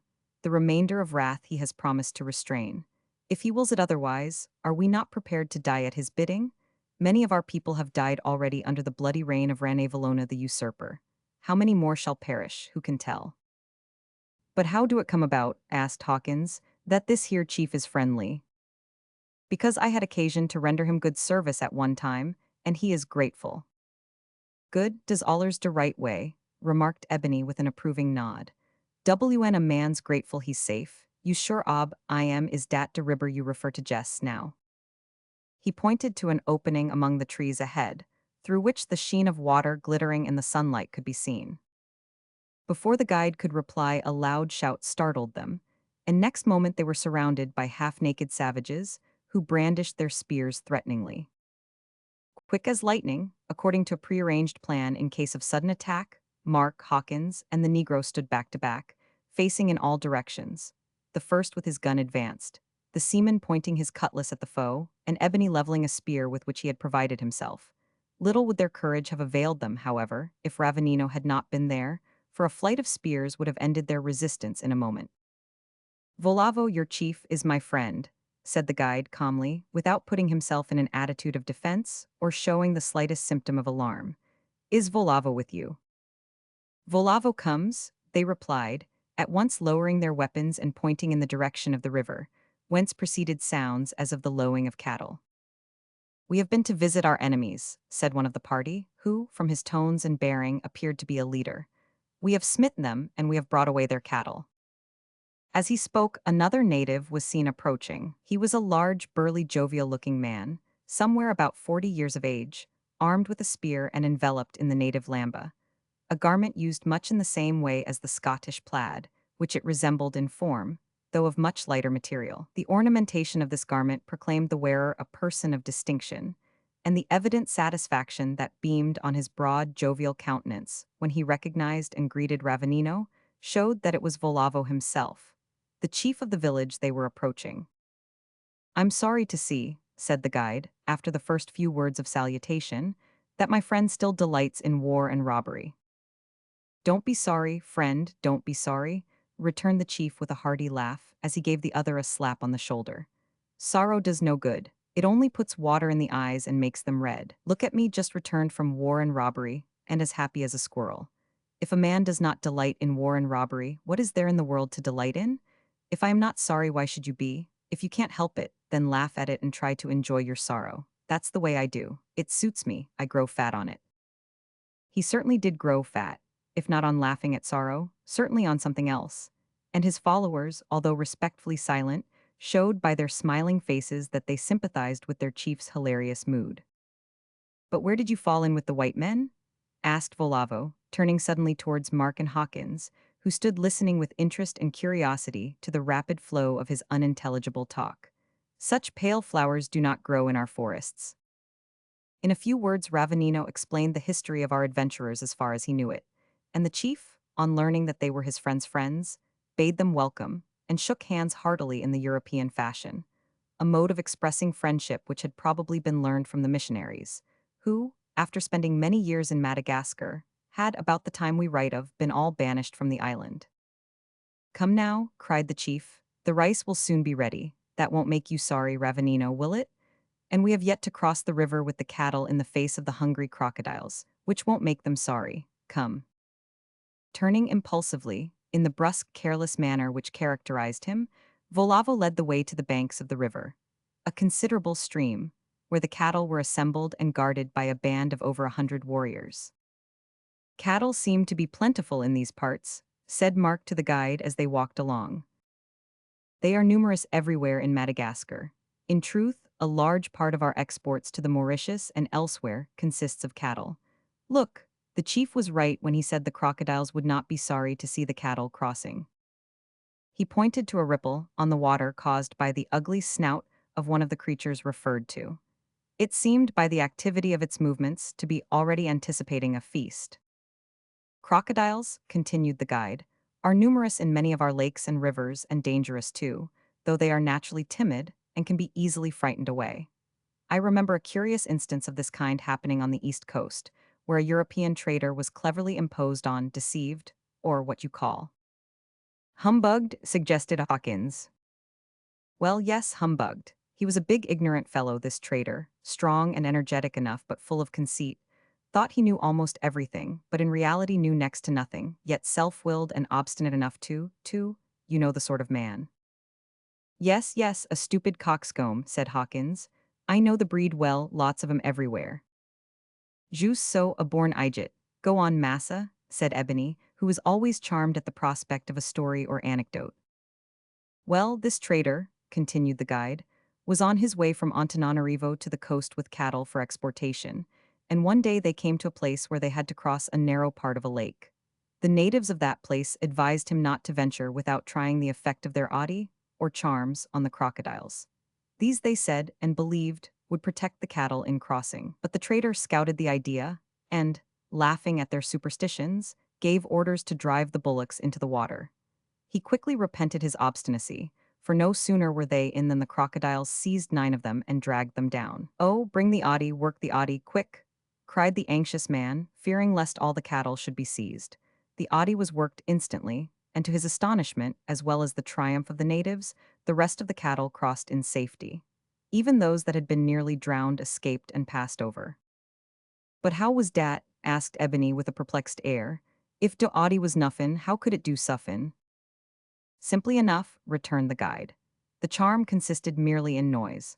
The natives, in canoes and on both sides of the lake, shouted furiously and beat the water with branches of trees so that the poor crocodiles were scared away. See, there is something of the same sort going to be performed just now. Previous to this process, however, the chief Volavo went through a singular ceremony to propitiate the crocodiles. The Malagasy, like the ancient Egyptians, regard the crocodile with superstitious veneration. They esteem him the king of the waters, and to dispute his right to rain would, they believe, expose them to his vengeance. Hence they seldom kill crocodiles, and rather avoid whatever is likely to provoke them. It is their custom also, sometimes, to make solemn speeches and vows to the crocodiles when about to cross rivers. Volavo, who was unusually reckless, free and easy, and regardless in ordinary affairs, was nevertheless remarkably superstitious. Before giving orders to cross the river, therefore, he advanced to the water's edge and mumbled incantations or made vows in a low tone for nearly half an hour. Then, elevating his voice so as to be heard across the river, he continued, addressing the crocodiles. Now, I pray you, good Mamba, to do me no injury, and particularly to spare my cattle, for you do not know what trouble I have had to get them. No doubt you know how anxious I and my people are to eat them, for you have much of the same desire. But I beseech you to exercise self-denial. You don't know how pleasant that will make you feel. Remember that I have never done your royal race any injury, never waged war with you or killed you. On the contrary, I have always held you in the highest veneration. If you do not remember this but forget it, I and my whole race and all my relatives will declare war and fight against you forevermore. So be good and do what I tell you. Now, my men, he cried, turning round, drive in the cattle, work the odi, and make all the dogs bark. In the midst of an indescribable hubbub, the herds were then driven into the river, and the men, some in canoes and some on both banks, enacted the very scene which Ravanino had described. In a few minutes, the whole herd was got over in safety. Half an hour later, and our travelers were seated in the chief's house, regaling themselves with beefsteaks and marrow bones, chickens and rice. Chapter 8. A friend appears unexpectedly, and our travelers spend a disturbed night. Whatever ethereal persons may say to the contrary, there can be no doubt whatever that the consumption of food is an intellectual treat, inasmuch as it sets the body free from the cravings of appetite, and by stimulating those nervous influences which convey vigor and vitality to the brain, not only becomes the direct cause of physical gratification, but induces that state of mind which is most favorable to the development of the interesting creations of fancy and the brilliant coruscations of imagination. We might pursue this subject further did time and space permit, but our objection to skipping is so great that we shrink from giving the reader even a shadow of excuse for doing so. Moreover, we dread the assault of the hypercritical reader, who will infallibly object that it is not the consumption of food, but the resulting mental effect which is the intellectual treat. As if we did not know that. But, we would retort with scorn, can any cause be separated from its effect without bringing about, so to speak, the condition of nonentity? Passing to the subject which gave rise to these erratic thoughts, we have to relate that the whole party, entertainers and entertained, did ample justice to the rice, beef, chicken, and marrow bones, after which Hawkins wafted the natives to the seventh heaven of delight and wonder by means of his flageolet. It was very late that night before they retired to rest. It was later still before they went to sleep. The native village at which our travelers had arrived was a rude, poor-looking place, inhabited by a brave and warlike tribe, who depended more for defense on their personal prowess and the difficulties presented by their forests, than upon ditches or ramparts. The village was, however, surrounded by offensive trees growing so close together that it would have been almost impossible to carry the place by assault if resolutely defended from within. The huts were roughly constructed of bamboos plastered with clay and lined with matting, also with the large leaves of the traveler's tree, and thatched with rushes. The chief's hut, in which the white guests were feasted, was of course larger and somewhat better in construction than the others. Its floor, composed of hard-beaten clay, was covered with matting, clean pieces of which were spread for the visitors to squat upon, for there were no chairs, stools, or tables. In the northwest corner was the hearth, a square of between 2 and 3 feet, with a few large stones for supporting the cooking utensils, but without chimney of any kind. Smoke was allowed to find an exit as it best could by crevices in the roof and by a small window or hole in the north gable. A few cooking pots, earthen jars, rice baskets, some knives, a wooden chest, and several spears completed the furniture. Against the northern roof post hung a small bottle-shaped basket, which contained the household sampi, or god, or charm. In Madagascar, this usually consists of a meaningless stone, sometimes a chip of wood, the leaf of a tree, or a flower, and this is what the natives pray to and profess to trust in. Our travelers found, after supper was over, that they were not to sleep in the chief's house, for they were led to that of a headman of the village, and told they were to rest with him. This man was old and seemed to have no wife or family, for the only person at home at the time, besides himself, was an old woman, perhaps his sister, who looked after the household. He was a hospitable old man, however, and made them heartily welcome to their beds of matting in the north end of the hut. Unfortunately, the south end of it was usually occupied by pigs and poultry. These were expelled for the occasion, but they insisted several times on returning to their own abode, being unable, apparently, to believe that their expulsion was really intended. As there were several openings in the hut, the difficulty of excluding the animals was great, for when expelled at one hole, amid remonstrative shrieks and screams, they quickly re-entered at another with defiant grunts and cacklings. By stopping up the holes, however, the enemy was finally overcome. Then the old man, having retired to his corner, and the sister having departed, Mark Breezy, John Hawkins, James Ginger, and Ravanino drew round the fire, heaped on fresh logs, lay down at full length on their mats, and prepared to enjoy that sleepy chat which not unfrequently precedes, sometimes even postpones, repose. That was a curious speech that Volavo made to the crocodile, Ravanino, said Mark. Do you really think he believed it did any good? Yes, truly, he believed it. This is a land of charms and superstition.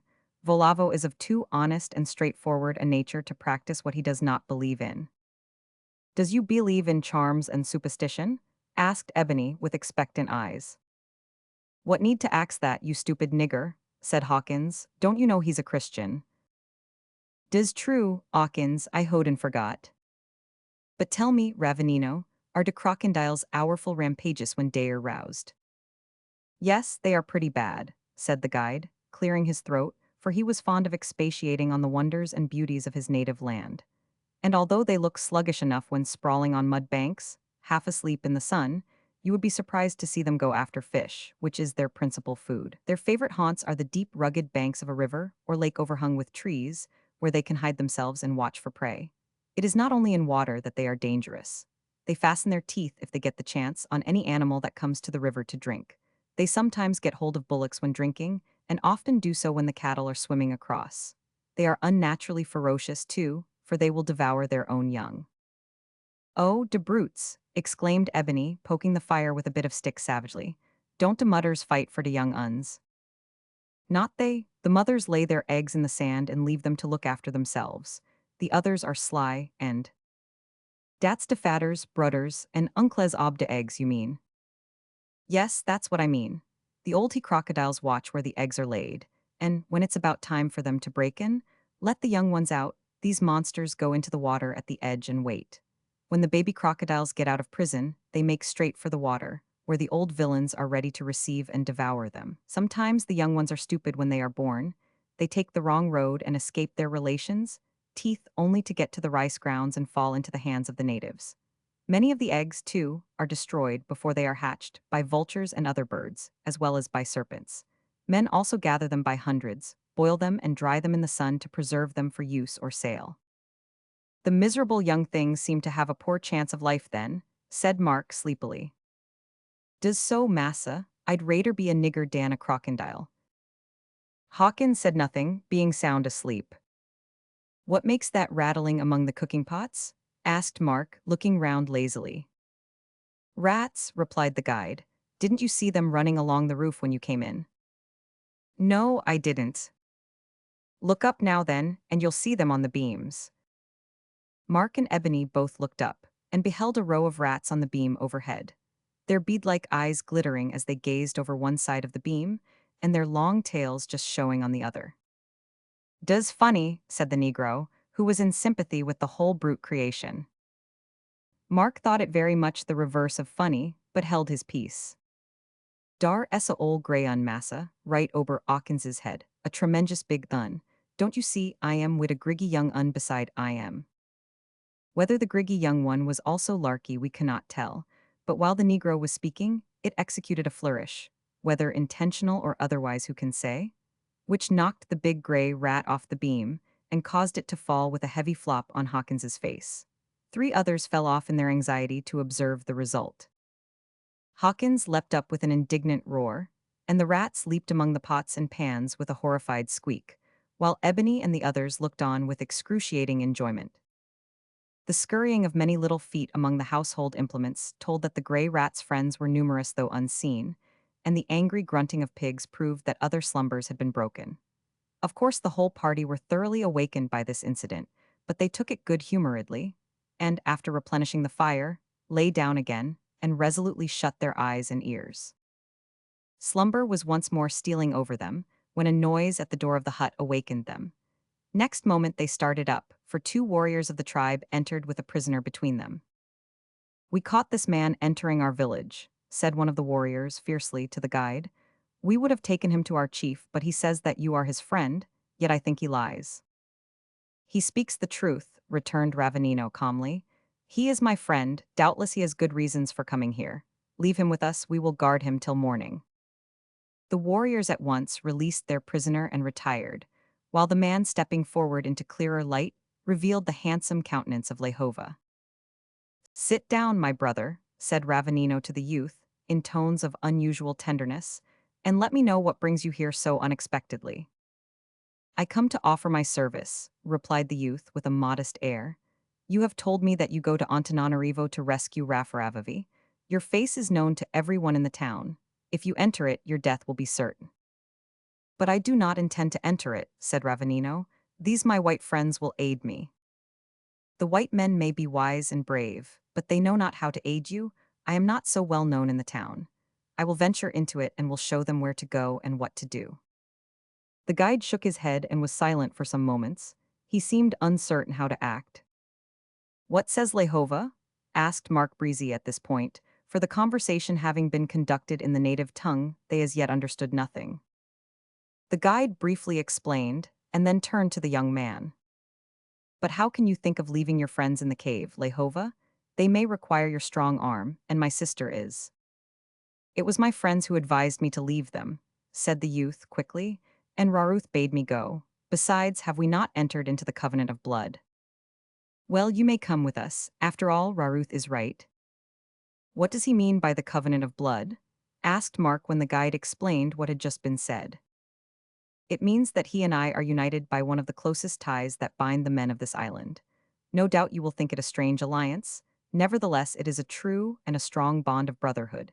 It is meant to unite 2 people in sacred friendship, so that ever afterwards they feel bound to help and defend each other. When 2 persons agree to form this bond, a meeting is arranged for the performance of the ceremony and taking the vow. Some gunpowder and a ball are brought, with a little ginger, a spear, and 2 particular kinds of grass. A fowl is also used. Its head is nearly cut off, and it is left to bleed during the ceremony. Then a long vow of mutual friendship, assistance, and defense is pronounced. After this, each man drinks a few drops of the other's blood. To obtain it, they make a small cut in the skin of the center of the bosom, which they call the mouth of the heart. "And did you go through this ceremony with Lehova?" asked Mark. "I did many years ago, when we were little more than boys. He saved my life by jumping into a deep pool in a lake and rescuing me from the crocodiles. I had fallen in off the steep bank. I could not swim, and he could. After that, we made the alliance of brotherhood. Lehova was not a Christian at that time. Since then, God has made use of me to rescue him from a more awful death than that which threatened me. Lehova is grateful, and, knowing that I run much risk in going near the capital, has come, as you see, to help me." "Not a bad style of brotherhood that," said Hawkins with a tremendous yawn. Ebony, what do you think of you and me goin' in for the same sort o' thing?" "P-Raps," answered Ebony with a responsive yawn which threw that of Hawkins quite into the shade. "P-Raps black blood mightn't agree wid your stomach. But I say, Massa Breezy, Dawn you tink it a most time we was goin' to sleep." As the night was far spent, or rather, the morning far advanced, by that time, the whole party willingly assented. Lehova was supplied with a separate mat, the embers of the wood fire were drawn together, and they all lay down once more to make the most of what remained of the period of repose. But circumstances were against them. True, being tired and healthy men, they dropped off at once with the facility of infants, and during a quarter of an hour or so, while the fire continued to emit an occasional flicker, all went well. But when the last vestige of flame died away, the rats again came out with bead-like eyes and cautious tread. Gradually, they became bolder. Impunity never fails to encourage presumption. In short, they soon began to hold a sort of carnival. The pots and pans became, as it were, musical, to the evident distress of the slumbering seamen, especially when the large gray rat fairly overturned a small rice jar, which in its fall removed several props from other utensils and caused a serious clatter. Still the wearied men slept through it all, until the enemy took to scampering over their bodies. Then the enraged Ebony, being partially awakened, made a fierce grasp at one of the foe and caught Hawkins by the ear. Of course, the result was a howl and a sleepy request from Mark to stop that noise. But even that incident failed to arouse them thoroughly, though it filled the rats with temporary horror and caused them to flee. The last word reminds us that there were others there that night, besides rats, to disturb the sleepers' dreams, but we merely make a suggestive hint at that. Soon the rats returned in greater force and more demonstrative hilarity than ever. They evidently went in for a game of hide-and-seek round and over the slumberers, causing the sleepy growls of John Hawkins to resemble the fitful mutterings of distant thunder. Thus they went on until the gray dawn of morning appeared. Then an extremely large cock in the southeast corner of the hut, feeling that it had enjoyed a sufficiently good night's rest, flapped its ungainly wings, stretched out its neck, and gave vent to a clarion crow which— "Brute!" exclaimed Hawkins, not even giving us time to finish the sentence. He said no other word, but seizing a piece of wood, sent it forth with such true and effective aim that he cleared not only the cock, but all his wives off their perch, and sent them in cackling consternation out of the hut by the nearest hole in the wall. After that, the much-tried party slumbered in peace until the sun was high. Chapter 9. A jovial chief and new experiences of various kinds. The friendly hospitality of the chief of this village was found to be likely to cause delay, for he would not hear of his visitors departing until they had been feasted and entertained with games and hunting. As they were completely in his power, there was nothing for it but to submit with the best grace possible, although Ravenino was naturally anxious to push on. "You see, it won't do to look as if we were indifferent to his hospitality," said the guide. "He would be greatly offended, for you must know that the Malagasy pride themselves on their hospitality. Come, we will go and have a look at the neighboring woods while they are preparing breakfast for us, and I will tell you a story about the late King Raydama." "Was that the good king you told us about who did so much for the missionaries, though he was a Christian himself?" asked Hawkins, as they all passed through the enclosure of the village and entered the woods. "Yes, the same," replied the guide, "though whether he was a Christian or not I cannot tell. I judge no man. He made no profession of Christianity, but he was kind to the missionaries, very different from Ranivalona." "Does de usurper what you call said Ebony. "Just so," returned the guide. "Well, as I was saying, our people are very hospitable. Everywhere almost throughout the country, when a traveler enters a village, a present is usually brought to him of rice, poultry, or fruit, or whatever they have on hand. You'll find out that for yourselves as you go along." "A bury proper state ob tings," remarked Ebony. "And whatever house you come to," continued Ravenino, "the owner will invite you politely to enter, and make you welcome. Of course there are greedy and surly people here and there, but these are an exception to the rule. Well, on one occasion King Raydama heard of some people of that sort. You must know that our chiefs have always required that they should be entertained on the best the people could provide. It is an old custom. Well, Raydama made a law that all the provisions and other kinds of property should belong to the people, but all the houses in the country should belong to the sovereign, and he ordered the inhabitants to furnish lodgings to his servants and soldiers wherever they went. In order to make sure that his orders were obeyed, the king soon after went in disguise to a village some distance off, and towards evening entered a peasant's house and asked to be taken in for the night. The heads of the family did not refuse, but rendered their hospitality in such a way as showed that he was not welcome. Next day he went to another house. There he was kindly welcomed, civilly treated, and the best they had in the house was set before him. In the morning, when taking leave, he made himself known, no less to the surprise than consternation of the family, and he left, assuring them that their hospitality should not be forgotten. The king kept his word, for he afterwards sent his officers to the village with a stern reproof to his first entertainer and a handsome present to the other. Just as the guide finished his anecdote, a resplendent butterfly of enormous size rose from the bushes, and Mark, to whom it was quite a new specimen, bounded after it, but failed to effect a capture. Never mind, massa, said the sympathetic Ebony. You'll have better luck next time, P-Raps.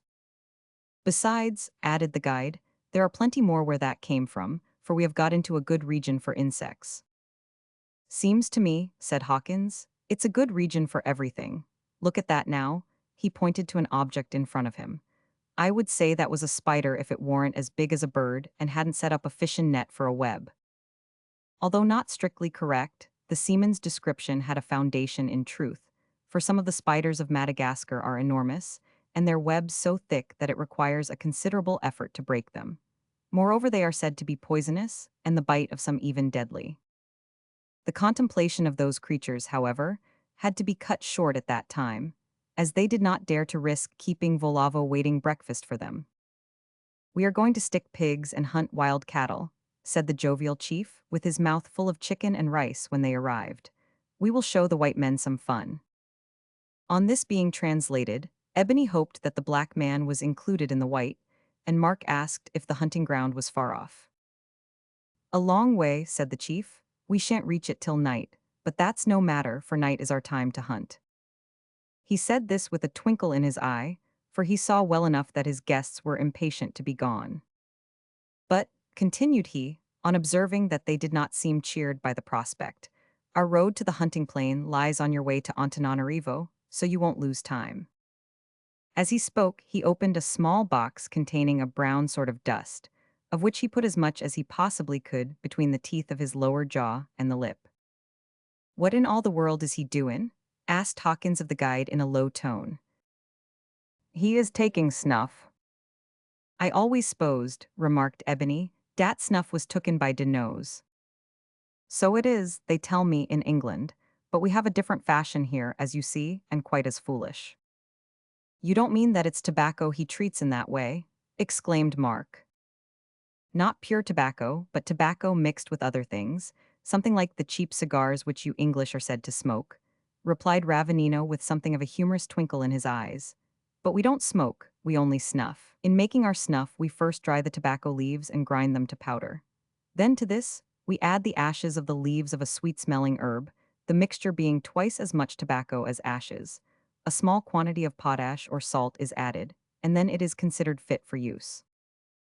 Don't your people smoke at all? Asked Hawkins. Not much, and never tobacco, except those on the coast who have been corrupted by Europeans. Some of us used to smoke rongona, a kind of hemp. It is a powerful stimulant, and used to be taken by warriors before going out to battle, because it drove them nearly mad, and so fitted them for their bloody work. Government has lately forbidden its use, but it is still used in secret. They've got baki, and don't smoke, murmured Hawkins to himself in a kind of meditative surprise, as though he had just been told that the natives possessed food and did not eat.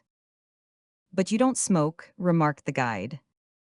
That's 'cause I hain't got baki nor pipe.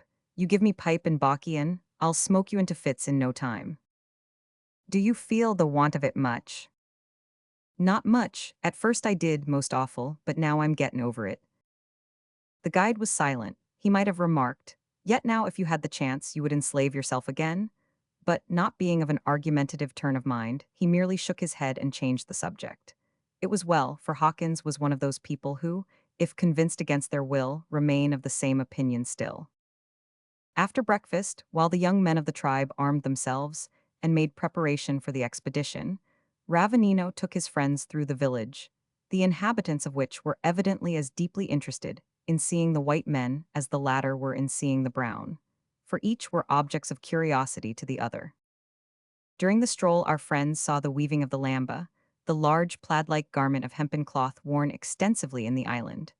The looms were rude and simple, but the fabrics produced were wonderfully good in appearance and texture, some being made of a kind of coarse silk. Many of them were ornamented, and rendered very heavy with immense quantities of small leaden beads, fastened to the garment, either in straight or curved rows, the lead having been procured from traders at the coast, and the beads having been manufactured by themselves. These natives wore but little clothing, merely a cloth round the loins, and sometimes a jacket made of coarse material. The lamba is usually worn over the shoulders in the cool of the morning, but at the time, we write of most of the men who used the garment, had bound it tightly round their waists. Our travelers were made acquainted at this time with a game which interested them greatly, especially arousing the enthusiasm of the Negro. It was a kicking game, played by some of the more active among the young men, who, having got ready for the field quickly, were waiting for their slower companions. The chief peculiarity of the game consisted in the mode of kicking, namely backwards in the horse or donkey fashion. The guide explained that the name of the game, when literally translated, was striking blue with the sole of the foot. It is a desperate game, and when played, as it frequently is, by hundreds of active and powerful young men, the results are sometimes sprained ankles, broken legs, etc. "Oh, does de game for me?" cried the enthusiastic Ebony, who could hardly be restrained from joining. "De sol ob my foot's hourful broad, and I could strike black as well as blue. Do let me try, massa." Fortunately, perhaps, for our Negro, the chief came out of his hut at that moment and gave the signal for the hunters to advance, thus bringing the game and Ebony's aspirations to an abrupt end. The young men at once fell to the rear, and the whole party sallied forth into the forest. It was magnificent weather, with just cloud enough to prevent the sun being overpoweringly hot, and the tract of country over which they passed was surpassingly beautiful. To Mark Breezy, it seemed as if all the winged insects in the island had come forth to welcome him. There were butterflies of various sizes and brilliant colors flitting to and fro among the wildflowers, besides dragonflies, grasshoppers of exquisite beauty, spiders with coats of gold and silver, caterpillars half a foot long in gorgeous array of black, scarlet, and yellow, and many other creatures which we may not pause to describe here, though Mark and the guide frequently paused to look at them, insomuch that they were often left a considerable way behind. One of the butterflies which Mark caught at that time was very beautiful, and a slow flyer. It actually measured 8 inches across the extended wings. Of larger animals they saw none, and it may be as well to remark here that there are no large carnivora in Madagascar. No lions, tigers, leopards, panthers, or creatures of that sort, nothing larger than a wildcat and a wolf being known. Neither are there elephants, giraffes, rhinoceroses, hippopotami, antelope, nor deer, the only large animals being 2 species of ox and the wild boar, goats, and sheep and crocodiles. There are also huge bats, an animal of the monkey tribe called the lemur, hedgehogs, and rabbits. The lemurs are very pretty little things, and, being gentle, affectionate creatures, are sometimes tamed and kept as pets. The scenery, we have said, was beautiful. At one turn of the road, in particular, a landscape of such beauty appeared suddenly before them that Mark was arrested as if spellbound. It was such a gorgeous combination of luxuriant foliage, ferns and palms and bamboos, interlaced with creepers, and enlivened by streams which brawled and tumbled in picturesque cascades, over which hundreds of butterflies sported in the sunshine. From the height of land on which they stood, a wide, well-watered plain was seen to extend far below them. It was hemmed in on either side by wooded hills and backed by the interior highlands. Far down the hillside their companions could be seen wending their way through the tangled shrubbery, just in rear of the native hunters, led by their energetic chief Volavo. As the men carried spears, the points of which glittered in the sun, the party had quite a martial aspect. To our young student the whole scene was enchanting. It had the effect of subduing and solemnizing his feelings in a way which he had never before experienced. The earnest, religious cast of his companion's spirit also tended not a little to deepen this feeling, and induce him for the first time in his life to understand that nature's God was in very truth present with him. "Is not the hand of the master here?" said Ravanino after a long silence. "Truly, my friend, it is," replied the young man, "and your remark puts me to shame. For many a time, through the microscope and the human frame and the surrounding world, might I have seen this master hand everywhere, if my eyes had been open." The guide turned on Mark an earnest, inquiring look. "Friend," he said impressively, "if this be so, you are now very specially awakened to the truth. If you have passed through and seen so much without recognizing God and his creatures, you have been brought for the first time to know yourself. Turn now to the Savior, and you will henceforth see a glory in all things that you never saw before. Turn, my friend, for now is the accepted time." Ravanino spoke with such an earnest look and tone that the youth could not doubt the sincerity of his belief in the Savior, whom he so affectionately held up to his view. "Ravanino, I believe you are right. God help me to turn." "He has helped you already," said the guide. "That prayer, if true, never yet came from an unrenewed heart." As he spoke, a shout from those further down the hillside stopped the conversation and obliged the friends to resume the descent. That is the plain, I am told, said Ravenino, where they expect to find wild cattle, and where we shall have to encamp, no doubt, till night enables us to hunt. Not a very cheerful time to go sporting, said Mark. They do not count it sport, remarked his comrade gravely. They are short of meat and hunt for food. A few minutes later, and the party was encamped in the thick woods that bordered the plain. Chapter 10 tells of a grand hunt and other things. While the party of hunters awaited the approach of night, for the wild cattle feed chiefly at night, they kept as quiet as possible. The scouts had brought news that a large herd was feeding on a part of the plain which was not far distant, although concealed from view by the formation of the land. Still thinking of the recent conversation which he had had with the guide, Mark Breezy retired a little from the rest of the party and flung himself on the ground under a tree to rest and meditate. He was not left long, however, in solitude, for Hawkins and Ebony soon discovered his retreat. Each of these worthies was armed with a spear. "Hallo, doctor," exclaimed the former as he came up, "are you not supplied with a weapon?" "Yes, I am," replied Mark, pointing to a native spear which lay at his side, "but I think I won't use it." "Why not, massa?" asked Ebony. "Because I don't yet know how to go about this style of hunting, and if I were to attempt anything I might spoil the sport. I intend merely to look on." "Right you are, sir," remarked the sailor. "P'raps it'll be as well for all of us to keep in the background." "Pooh!" ejaculated Ebony, turning up his nose. A needless action, as it was well turned up already. "Pooh, I not keep into background, you're all wrong. WN you knows nuffin, just you wait till you knows suffin eber so little, and den go it I am." "That's just what I said I should do, Ebony. I will merely look on at first." "But how long does you propose to look on, massa? Ain't 5 or 6 minutes enough? Dis is what I's a gwine to do. I'll foller close on to chief what you call I am. Valivo, and WN I sees him stick one hawks does nuff for me. I den go at I am on my own hook and stick away right and left." "I'll give you a wide berth then, for it's as like as not that you'll stick some the hunters in the dark," said Hawkins, rising, for just then there was a stir in the camp as if preparation was being made to go out. A few minutes later and Lehova came to them with the news that he had heard the chief say they were getting ready, as it was necessary to make a long round through the woods to get well to leeward of the cattle. This process of getting ready consisted in every man stripping and washing himself all over in order to get rid of the smell of the smoke of their huts.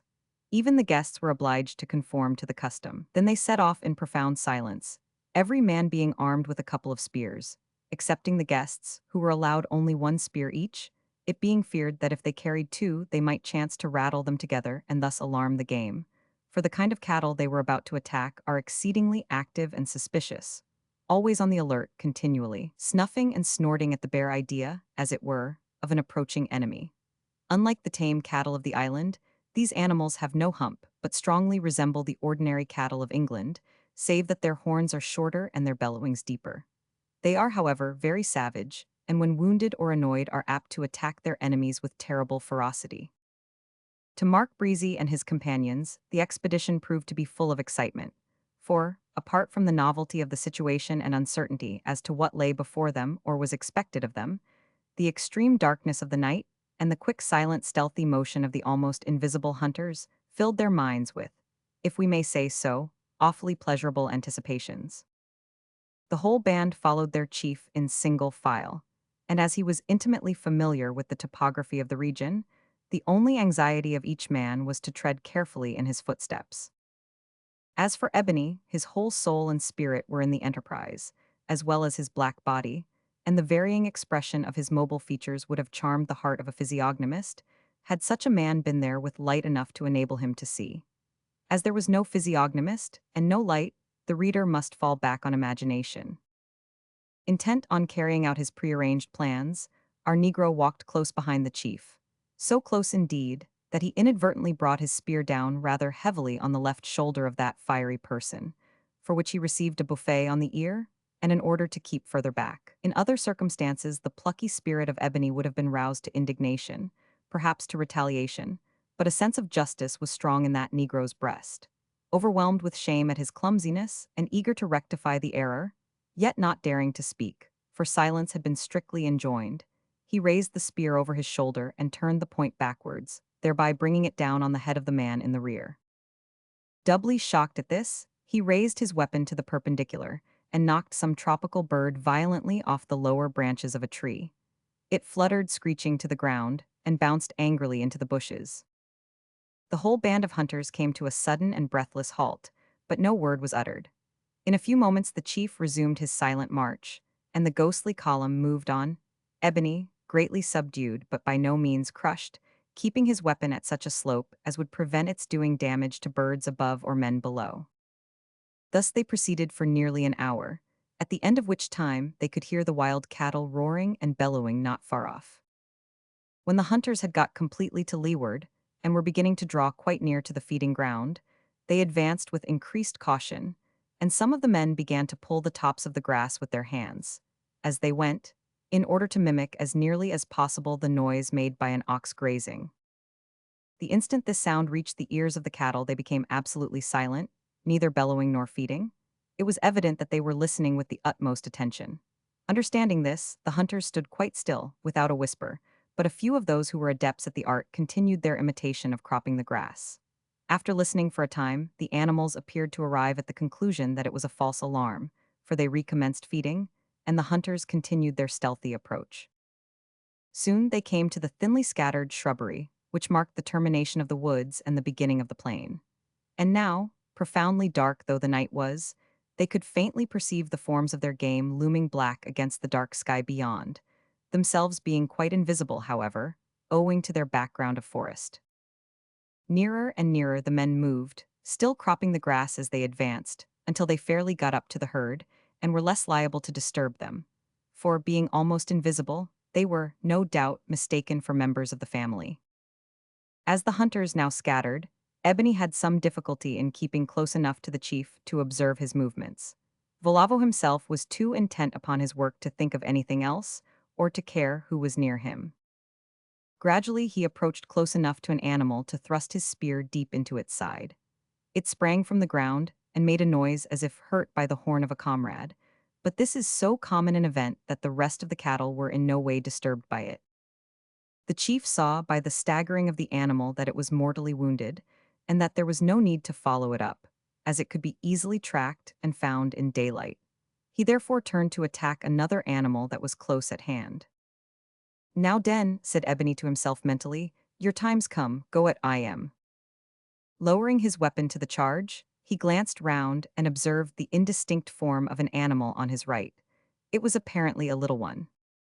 "Wheel is as good as beef," thought Ebony, as he made a silent but furious rush, scarcely able to restrain a shout of anticipated victory. The spear point missed the animal, just grazing its back, and went deep into the ground, while the Negro plunged with crushing violence on the back of John Hawkins, who had been trying to approach his game a la Red Indian. To say that poor Ebony was filled with horror, as well as shame and self-abhorrence, is but a feeble statement. "Don't speak, you black monster," whispered the seaman in his ear as he seized him by the throat. The rush of apology which had sprung from Ebony's heart was checked abruptly at the lips. Hawkins released him, picked up his spear, and resumed his creeping way. By this time several of the hunters had dealt silent death around them, but still the herd failed to take alarm. Being left alone, Ebony's courage returned, and with it his enthusiasm. "Come," he muttered mentally as he drew the spear from the ground. "Hawkins not killed yet, does one good job. No use to cry for nodding. You try again, Jinja. Better luck next time." Greatly encouraged by these thoughts, he advanced on tiptoe, spear at the charge, eyes glancing sharply all round. Suddenly a tall form seemed to rise up right in front of him. The Negro's heart leaped violently. He was on the point of charging when a doubt assailed him. The creature before him, though scarce distinguishable from the surrounding gloom, was not long-bodied like an ox. He could perceive that clearly. It was tall like a man, very tall. Perhaps it was Mark Breezy? The recent mistake made him think anything possible. "Is dat you, massa?" he whispered in anxious alarm. A furious bellow was the reply, followed by a still more furious charge. Ebony had forgotten that an ox end on and head up is tall and not long. Happily, in stepping back he tripped, and the animal went right over him. But the alarm had been given, and a sudden thundering of feet told that the entire herd had taken to flight, while the shouting and cries of the hunters, added to the confused roaring, showed that there was now no need for concealment.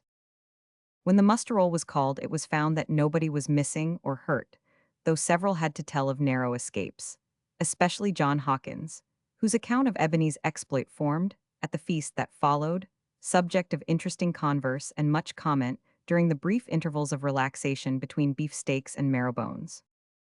Daylight revealed the fact that somewhere between 30 and 40 animals had been killed outright, besides a dozen or so which, having been fatally wounded, were afterwards followed up and some of them secured.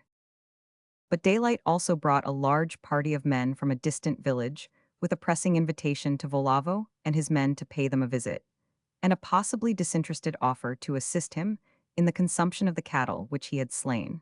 For it chanced that several young men of this village were encamped in the woods that night near the spot where the hunters attacked the cattle. Knowing full well what was being done, these youths hurried home to tell what was going on. The head man of the village was on good terms with Volavo at the time, besides being a distant relative. Hence the message and the invitation. As our happy-go-lucky chief was out in what may be termed a larky state of mind, and had nothing particular to do, he accepted the invitation. The meat was slung to bamboo poles, hoisted on the shoulders of his men, and away they went over the plains to pay this visit. Happily the village lay on the way to the capital, so that the guide and his party could still accompany them without losing ground. The plain over which they passed was a very wide one, seeming to extend to the very base of the distant mountains of the interior, but our travelers were mistaken in their ideas about it. The plain was itself part of the mountain region into which they had already advanced, but by so gradual an ascent that they had scarcely perceived the rise in the land, a deception which was increased somewhat by the frequent descents they had to make when passing over ridges. On the way, Hawkins pushed up alongside of Ravenino, who was walking beside Mark. "Ravi," said the seaman, for to this had he at last curtailed the guide's name, "where do these fellows fall and why, the iron to make their spearheads and other things?" "In the earth," answered the guide. "What, 500 mean to say that you manufacture your own iron in them parts?" "Of course we do. Think you that no people can work in iron except the British? We have plenty iron ore of good quality in the island. One of our mountains is so full of ore that we call it the Iron Mountain. It is named in our language the Mountain of Ambohimiangavo." "And how do you work the ore this Amambobobominabalavo mountain?" asked the sailor. "We smelt it, of course. We break the lumps of ore into smallish bits and spread them on charcoal, layer and layer about, in a hollow in the ground. This is covered over with a top dressing of stone and clay. Then we set it on fire and keep the blast going with wooden bellows, till the metal is melted and runs in a mass to the bottom of the hole. This we break into smaller pieces, purify them with more fire, and run them into bars convenient for use. Our bellows," continued the guide, "are not like yours with two boards and leather between. The rats would soon make short work with these. They are two cylinders formed from the trunk of a tree, with a piston in each, packed with coarse cloth and having valves. An old musket barrel carries the air to the furnace, and by pumping them time about, the blow is kept going continuously." "Why, how do you come to know so much about valves, pistons, cylinders, and such like?" asked Mark. "You forget that my father was an Englishman," returned the guide, "and, besides being a trader, was a sort of jack of all trades. He taught me many things about which the kinsfolk of my mother know very little. You must not suppose that because some of us are only half civilized, we can do nothing neatly or well. Many of our men are skillful workers in metal, and we owe much of our power in that way to English missionaries, who brought Christian mechanics to the capital. There is hardly anything in the shape of wrought ironwork that we cannot execute if we have a model or pattern. We can work also in copper and brass, but it is not only in metals that we can work fairly well, indeed very well, if we are to take the word of some of your own countrymen who have seen and judged our work. We are also pretty good at pottery and cabinet making. As you have seen, we can weave good cloth of cotton and silk, and some of our ingenious men have even tried their hands at clock-making and musical instruments. From what you say, Madagascar will soon become a great country, I should think," said Mark, somewhat amused as well as interested by the evident enthusiasm of the guide. Ravenino shook his head. "My country might become great," he returned, "but there are some things much against her. The system of forced service to the government instead of taxes is one. This tends to repress ingenuity, for the cleverer and more ingenious a man is the more will be demanded of him, both by the government and his own feudal superior. Then the love of strong drink is too common among us. And last, as well as most serious, great multitudes of our people have no regard at all for their maker. Why, Ravenino, said Mark with something of a smile, from the way you speak of our people and my country, I fear you think more of your Malagasy than your English extraction. For a few moments the guide was silent. At length he said, slowly, England has indeed done us a service that we can never repay. She has sent us the blessed gospel of Jesus Christ. She is also the land of my father, and I reverence my father. He was very kind and good to me. But this is the land of my mother? I am a man of Madagascar. It was evident from the expressive features of Ebony, who had joined them, that he heartily approved of this maternal preference. But the gravity of the guide's countenance, no less than his pathetic tones, prevented his giving the usual candid vent to his ever-ready opinion. Towards the afternoon, the party arrived at the native village, where grand preparations for festivities had been made. It was evident also that some parts of the festive libations had been taken in advance, for the head man had reached the solemnized point of intoxication, and some of his young men the owlish condition. In some parts of this island of Madagascar, as in other parts of the world, the people reduced themselves to great poverty through strong drink. Though they had abundance of rice and much beef, which latter was salted for exportation, they sold so much of their food for arrack, imported by traders from Mauritius and Bourbon, that little was left for the bare maintenance of life, and they, with their families, were often compelled to subsist on roots. They did not understand moderate drinking. Intoxication was the rule until the arrack was done. The wise King Raydama I attempted to check the consumption of ardent spirits by imposing a heavy duty on them, but his efforts were only partially successful. The tribe to which our travelers were at this time introduced had just succeeded in obtaining a quantity of the coarse and fiery spirits of the traders. Their native visitors being quite ready to assist in the consumption thereof, there was every prospect of a disgusting exhibition of savagery that night. Don't you think we might escape this feast? Said Mark to the guide, after the ceremony of introduction was over, by urging the importance of our business at Antananarivo. Not easily. Volavo is one of those determined and hardy men who insist on all their friends enjoying themselves as they themselves do. Tomorrow we may persuade him to let us go. Besides, I do not object to stay, for I intend to preach them a sermon on ungodliness and intemperance in the middle of the feast. Mark could scarcely forbear smiling at what he deemed the originality of the guide's intention, as well as the quiet decision with which he stated it. Don't you think, he said, that this way of bearding the lion in his den may rouse the people to anger? I know not, I think not, but it is my business to be instant in season and out of season, replied Ravenino simply. Mark said no more. He felt that he had to do with a Christian of a somewhat peculiar type, and thereafter he looked forward with not a little curiosity and some anxiety to the promised sermon.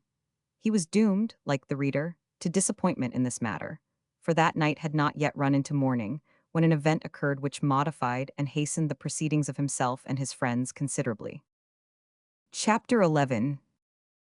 An uninvited guest appears with news that demands instant action. The villagers and their guests were still in the midst of the feast, and the arrack had not yet begun to stimulate their imaginations, so that the deeds of their ancestors, which formed the chief subject of conversation, were still being recounted with some regard to modesty and truth, when Volavo said to the assemblage, with a beaming countenance, that he had a treat in store for them. You are all fond of music, he said. Who does not know that the Malagasy are good singers? The songs you have already sung have delighted my ears, and the clapping of your hands has been in the best of time. But you shall soon have music such as the idols would enjoy, I have no doubt, when in a merry mood. The chief uttered the last sentence with an air of good-natured contempt, for he was what we may style an unbeliever in all gods, not an uncommon state of mind, in men of superior intelligence, when they think seriously of the debasing absurdities of idolatry. Now, my friend, he said, turning to John Hawkins with an air and tone of command, let them hear the little pipe on which you toodle-oodle. Hawkins had much ado to keep his gravity as he drew out the flageolet, and every eye was instantly fixed on him in glaring expectancy. It need hardly be said that the effect of the sweet instrument was very powerful, and it is probable that the party of admirers might have taxed the seaman's powers of performance to the uttermost, if they had not been suddenly interrupted by the entrance of a tall, wild-looking man who was evidently in a state of tremendous excitement. He wore the usual cloth round the loins, and the lamba, which was thrown like a Scottish chieftain's plaid over his left shoulder. But these garments bore evidence of rough usage and hard travel. The man was not a stranger, for, as he suddenly stood panting vehemently in the midst of the party, with his long arms outstretched, Volavo addressed him in tones of surprise. Razafil, he exclaimed, glad are we to see the bard of Marina. Your coming is well timed. We are feasting and singing and storytelling. Words from the poet will be welcome. Notwithstanding the friendly reception thus accorded to the bard of Marina, it was evident that the words were thrown away upon him, for he continued for some time to glare and pant while perspiration rolled down his face, and it became clear to everyone that something was wrong with him. At last he spoke in a kind of low singing tone which harmonized with his appearance. Vain man, observest thou not the dead? The morning warmth from them has fled. Their midday joy and toil are o'er. Though near, they meet fond friends no more. He paused and looked wildly yet tremblingly round, as if in search of someone, but took no notice of his friends, many of whom were present at the gathering. Then he continued in the same strain. A gate of entrance to the tomb we see, but a departure thence there ne'er shall be. The living waves his signal high, but where's the loved one's fond reply? Ah, where are those thus doomed to die? Vain man, observest thou not the dead? No more their homeward path they tread. The freeman lost may ransomed be, by silver's magic power set free. But, once the deadly hand has laid them low, no voice can move them, for they cease to know. Regardless of our love they lie. Unknown the friends that o'er them sigh. Oh, where are those thus doomed to die? Again the poor man paused and gasped as if some terrible agony were rending his bosom, yet no tear moistened his eyes, from which there seemed to gleam the wild light of insanity. His appearance and words had sunk like a pall upon the festive party, but no one spoke or moved. It was as if they were spellbound. Once more the poet spoke, and this time in tones of deepest pathos. Vain man, why groan ye for the dead? To be with Jesus they have fled. With shattered limbs, mid scorching flame, they sang the praises of his name. Now joy unspeakable, they tread the shore, whence ransomed sinners shall depart no more. But ah, while mangled corpses lie, our trembling, riven hearts will cry. Why were those thus doomed to die? The man ceased, his arms fell listlessly by his side, and his chin sank on his breast. I fear much, whispered Ravanino to Mark, that I understand but too well what he means. Without waiting for a reply the guide rose. Going up to Razafil, he laid his hand gently on his arm and said, My brother.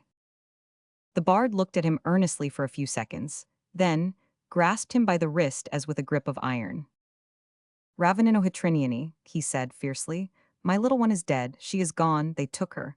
A mere child, they tortured her, but she would not yield. Hear what I say. You knew her well, the soft one, the tender one who was always so pliable, so unselfish, so easily led. She would not yield.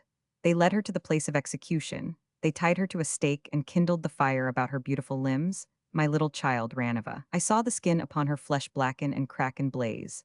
But she sang loud and clear. I would have rushed into the fire to her, but they held me back. 4 strong men held me.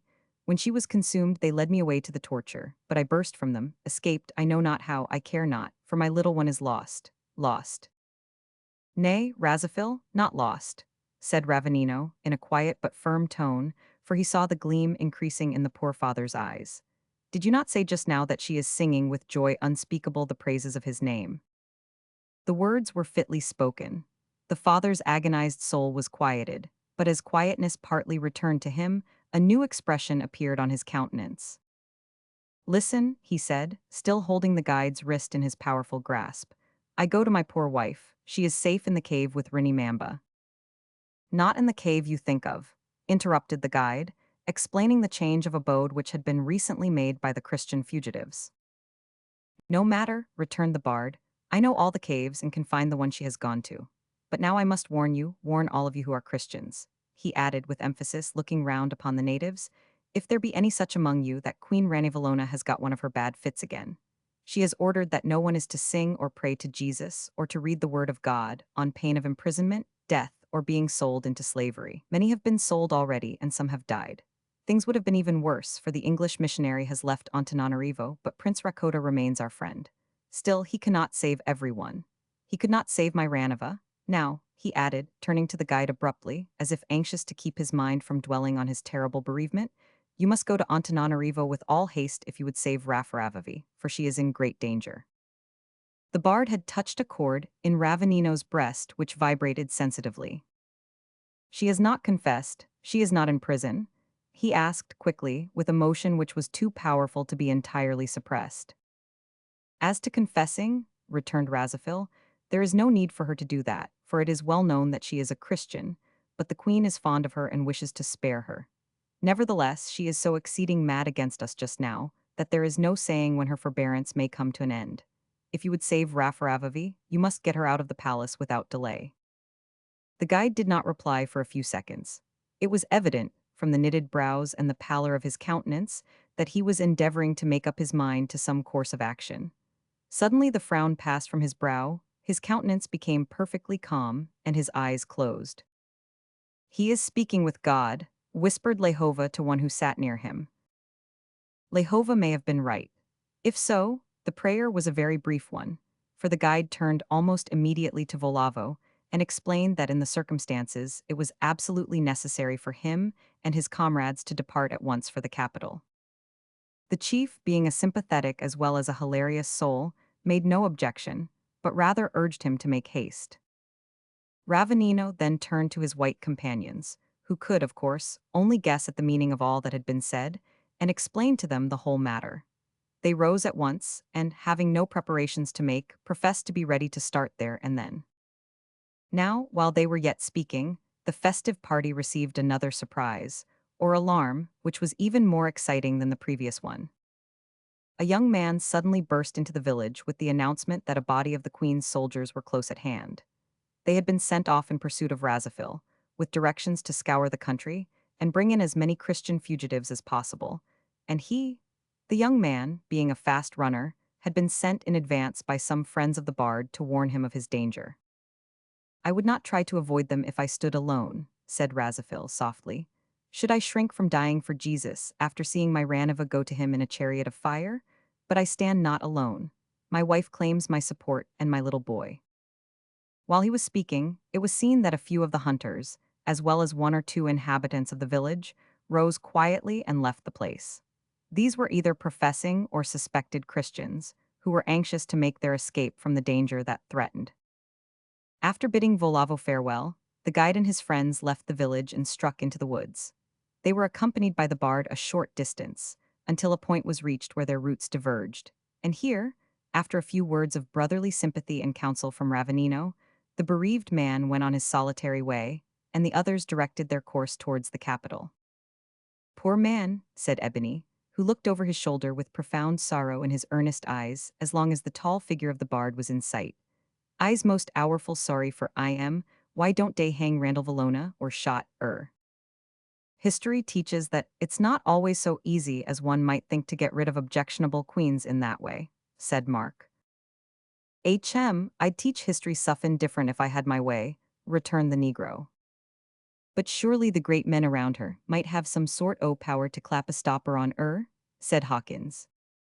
They have some power but not much, returned the guide, for Rane Valona is a passionate, self-willed, cruel woman, and when such a woman happens to be a despotic queen, nothing short of a revolution or her death can save the country. She usurped the throne in 1829, we have now reached, so she has been reigning more than 27 years, and a bitter reign it has been. There have been many persecutions of the Christians since it began. Hundreds have been slain, thousands have been sold into slavery, many more have been banished to pestilential districts, where disease has laid them low. God grant that this mad fit may not be the forerunner of another burst of cruelty. But do you really think, said Mark, that Rafaravavi is in great danger? Did not the bard say that she is a favorite with the queen? That is some security, but not much, for Rane Valona is changeable as well as cruel. But my dear one is in the hands of God. No harm can come to her unless he permits. Nevertheless, our God works not by miracles but by means, therefore it is my business, having the opportunity given me, to hasten to her rescue. And it is mine to help you, said Mark, an impulse of youthful enthusiasm and sympathy swelling his heart as his mind suddenly reverted to the morning when he left England, and said his last goodbye to the fair one with the golden hair and the rosebud mouth and such lovely blue eyes. But how, he continued, shall we best aid you in this matter? That question I cannot answer immediately. When we draw near to the capital and hear what is going on, I shall be able to form a plan. What we have to do just now is to travel fast. You are strong, stout men, all of you. Do you think you can walk fast and far with little rest or sleep and without breaking down? I think so, answered Mark modestly. I's cocksure obbit, said Ebony, if we's allowed lots o' grub. I'm not quite so sure, said Hawkins. You must remember I've only got sea legs on, but I'll try. And he did try, and so did the others.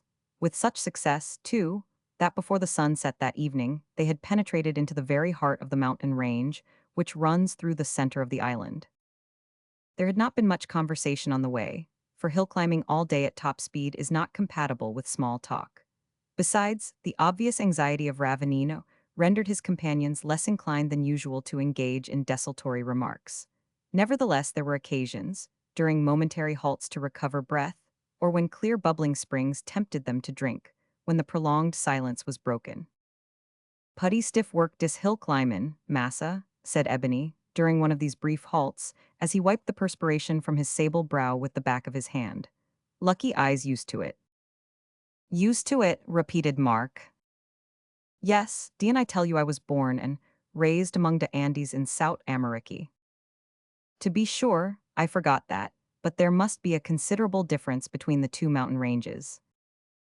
Does true, massa, but the difference don't make much difference to the legs.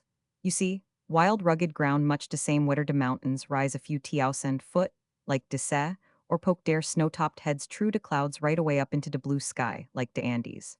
Rugged ground is rugged ground, and hard on de legs all the same, and dis'em rugged enough even for 'Awkins. The Negro opened his huge mouth in an amiable laugh at his companion, who had taken advantage of the brief halt to give a hearty rub to his colossal limbs. Rugged enough it is, no doubt, said the sailor gravely, and it makes my sea legs rather stiffish. But never you fear, Ebony, they're tough, and will last as long as yours anyhow.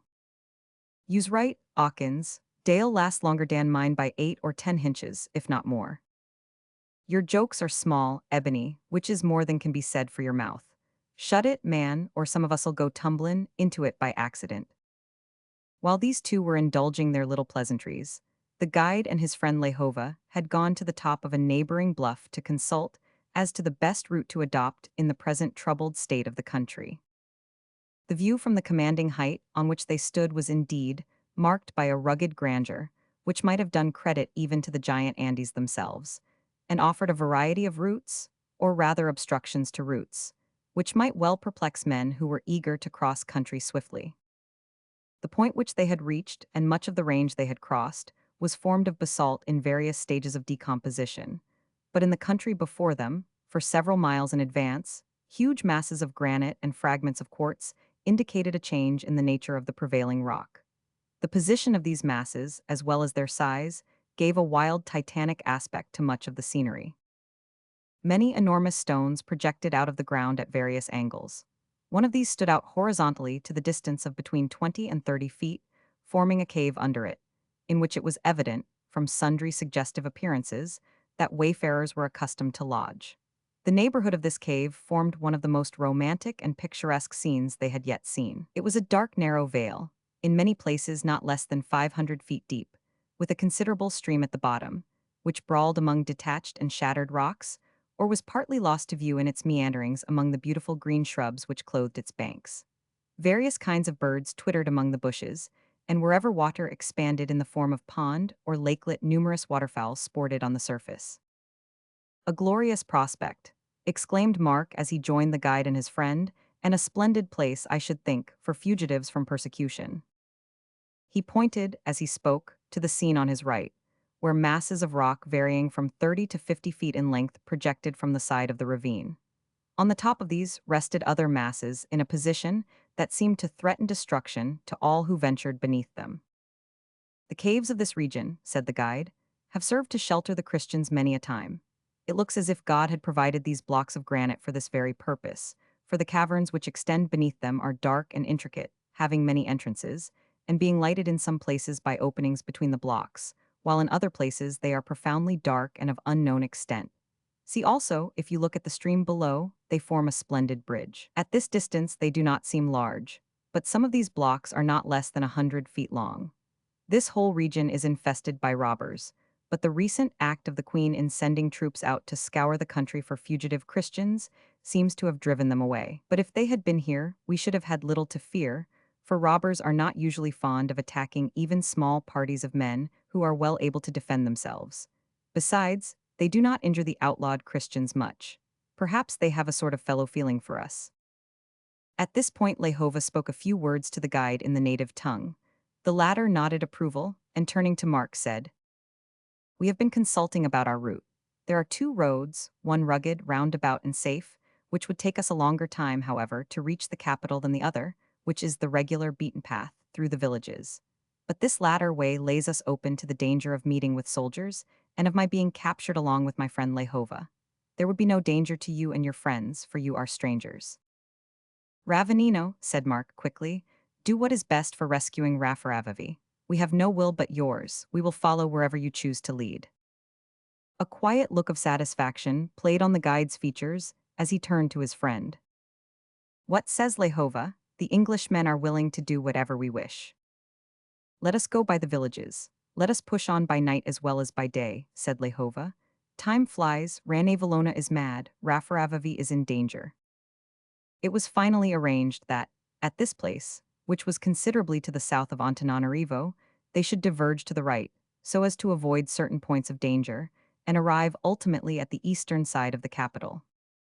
Having settled this point, the three men rejoined their comrades, who were still conversing amicably beside the spring.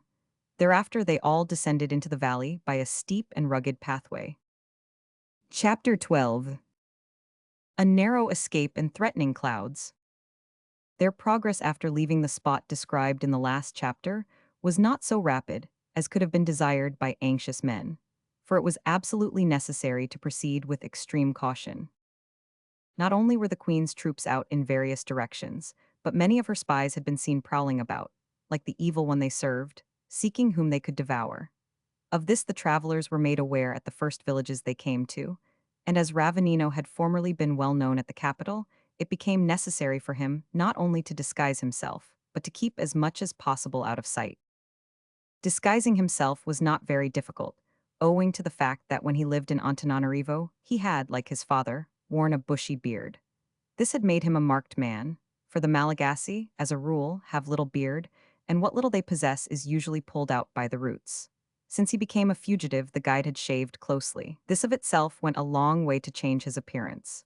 But when, in addition, he had modified the arrangement of his hair and stained his face of a darker hue, he had made himself almost unrecognizable, even by his best friends. His chief difficulty was with his voice, which had a mellow sweetness in it that resisted modification. However, by keeping silence or speaking low, he hoped to escape recognition until he should reach the vicinity of the capital, where he had friends who would gladly receive and conceal him, even at the risk of their lives. As to the great object that lay nearest his heart, he hoped to manage that through his friend Lehova, without himself entering the capital. Our travelers soon reached the inhabited part of the country, where, being surrounded by men and women going about, as well as journeying towards the Antananarivo market with provisions, etc., they ceased to attract much attention. Of course, the Englishmen were subjects of curiosity, sometimes of inquiry, but as Lehova reported that they were men who had been cast on the southern coast of the island and whom he was guiding to the capital, suspicion was not aroused. Lehova at this point became leader of the party, in order to enable the guide more easily to fall into the background, and he was all the more fitted for the position in that he had acquired a smattering of English from his friend Ravenino, and could both understand much of what was said to him and also make himself pretty well understood by his white friends. This part of the journey was by no means without adventure, sometimes of a kind that filled them with anxiety. One evening, they approached a small hamlet, or group of cottages, where they learned, among other things, that two of the queen's spies were at that moment in the neighborhood, searching for two ladies of the court who had fled because Rane Valona had threatened them with imprisonment. "Are they young?" asked Ravenino, forgetting his caution in his anxiety. "I know not," replied the man who had informed them of the fact. "I think someone told me they were not young, but I forget." The guide said no more. He regretted having said so much, for the man glanced at him suspiciously. Affecting an air of unconcern, he turned away and bade his comrades follow. "Come," he said, when out of earshot of the man, "we must pass through this village quickly, for we know not in what house the spies may have taken up their quarters." "But Don, you tink," suggested Ebony, "dat we five could wallop any oder 5 men in de universe, to say nodding ob two spies."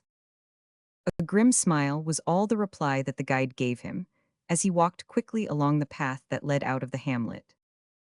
"I have a friend," he said to Mark, "who lives in a solitary cottage half a mile further on. He is rich and I think a Christian man, but secretly for fear of the queen. We will call at his house in passing." As he spoke, they approached a large house by the roadside, the owner of which, a brown old gentleman, was enjoying himself with his wife and family in front of it. "Is that your friend?" asked Mark. "No, he lives in the house just beyond. We shall see it on clearing this group of trees." The track which they were following led close past the large house above referred to, necessitating compliance with a custom of the country, which greatly surprised, and not a little amused, the Englishmen. We have spoken of the residence as a house, because it belonged to one owner, but it would be more correct to call it a farmsteading or a group of buildings. Except among the very poorest people, a Malagasy family has usually 2 or 3 houses in its enclosure. Frequently more, for young married people often live beside their parents, and some houses are appropriated to slaves, while others are used as kitchens, etc., the whole being surrounded by a wall of clay. Where a house is near the public road, they have usually a little square platform, called the figurena, in an angle of the wall, or at the gate with steps leading up to it. Here the family sits when the work of the day is over to watch, and doubtless to criticize, the passers-by, also to do the polite according to Malagasy ideas, for it must be told that these people are very courteous. Even the poorest have a natural dignity and ease of manner about them. As our travelers approached the house, they were observed with much interest by the brown old gentleman and his comfortable-looking wife, and his pretty little light brown daughter, and a very uncomfortable-looking elderly female with her head tied up, who were all squatted on the figurena. When within hearing, Lehova stopped and said in the politest tone and manner possible, "Will you allow me to pass, sir?" "Pray proceed, sir," replied the old gentleman with a gracious smile. This interchange of civilities was entirely formal, and stood in the place of the Englishman's opening remarks on the weather, to which a Malagasy would as soon think of referring, in this connection, as he would to the hatching of crocodile's eggs. Then followed the conventional inquiry, "How are you? How is it with you?" which politenesses, in a number of variations unknown to Western speech, would have been continued, in ordinary circumstances, until the passers-by were beyond the range of hearing. But the appearance of the Englishmen induced the brown old gentleman on this occasion to beg the travelers to stop and accept his hospitality. This they declined to do, with many expressions of regret, on the ground that their business at the capital was urgent. "It would have gratified me much," said the old gentleman, "to have entertained you, but you are all well, I hope." "Yes, we are very well," answered Lehova, "and how do you feel?" "I feel as well as possible, and is it well with you?" "It is well with us, but it does not seem to be well with the lady," returned Lehova, glancing at the uncomfortable female with her head tied up. "No, it is not well with her. She has toothache on the north side of her head." "Farewell," said the brown old gentleman, re-squatting on the figurena as the travelers moved on. "May you live," he shouted after them, when nearly out of earshot, "and reach old age." Great was the amusement of our travelers at all this, especially when Ravenino explained about the toothache. "You must know," he said, "that almost all the houses in the central provinces of the island are built with their length running north and south, or nearly so, and the people use the points of the compass in describing the position of things. Thus, if they tell a slave to look for a thing in the house, they will say, 'Look in the north, south, east, or west corner or side,' and they apply this rule to the person also. I once heard the member of a mission from England told by his host that some rice was sticking to his mustache. The missionary wiped the wrong side. No, said the host, it is on the southern side of your mustache. Do you know, said Mark Breezy, that is not so strange to me as you might suppose. For I was once told by a friend who lived in the Scottish Highlands that an old woman there actually said to her that she had toothache on the east side of her head. Further comment on this point was arrested by their coming suddenly in sight of the house where the guide's friend dwelt. You had better stay here at the edge of this wood while I go forward alone, said the guide, because although the man is kind and has always professed to be my friend, I am not quite sure of him. It is well to be cautious. If I wave my hand to you, come up to the house, all will be well. If things don't seem favorable, I will return to you, but keep close, don't show yourselves needlessly. You see, my friend is an officer of the palace. If friendly, he can be very useful to us. If unfriendly, he can be dangerous.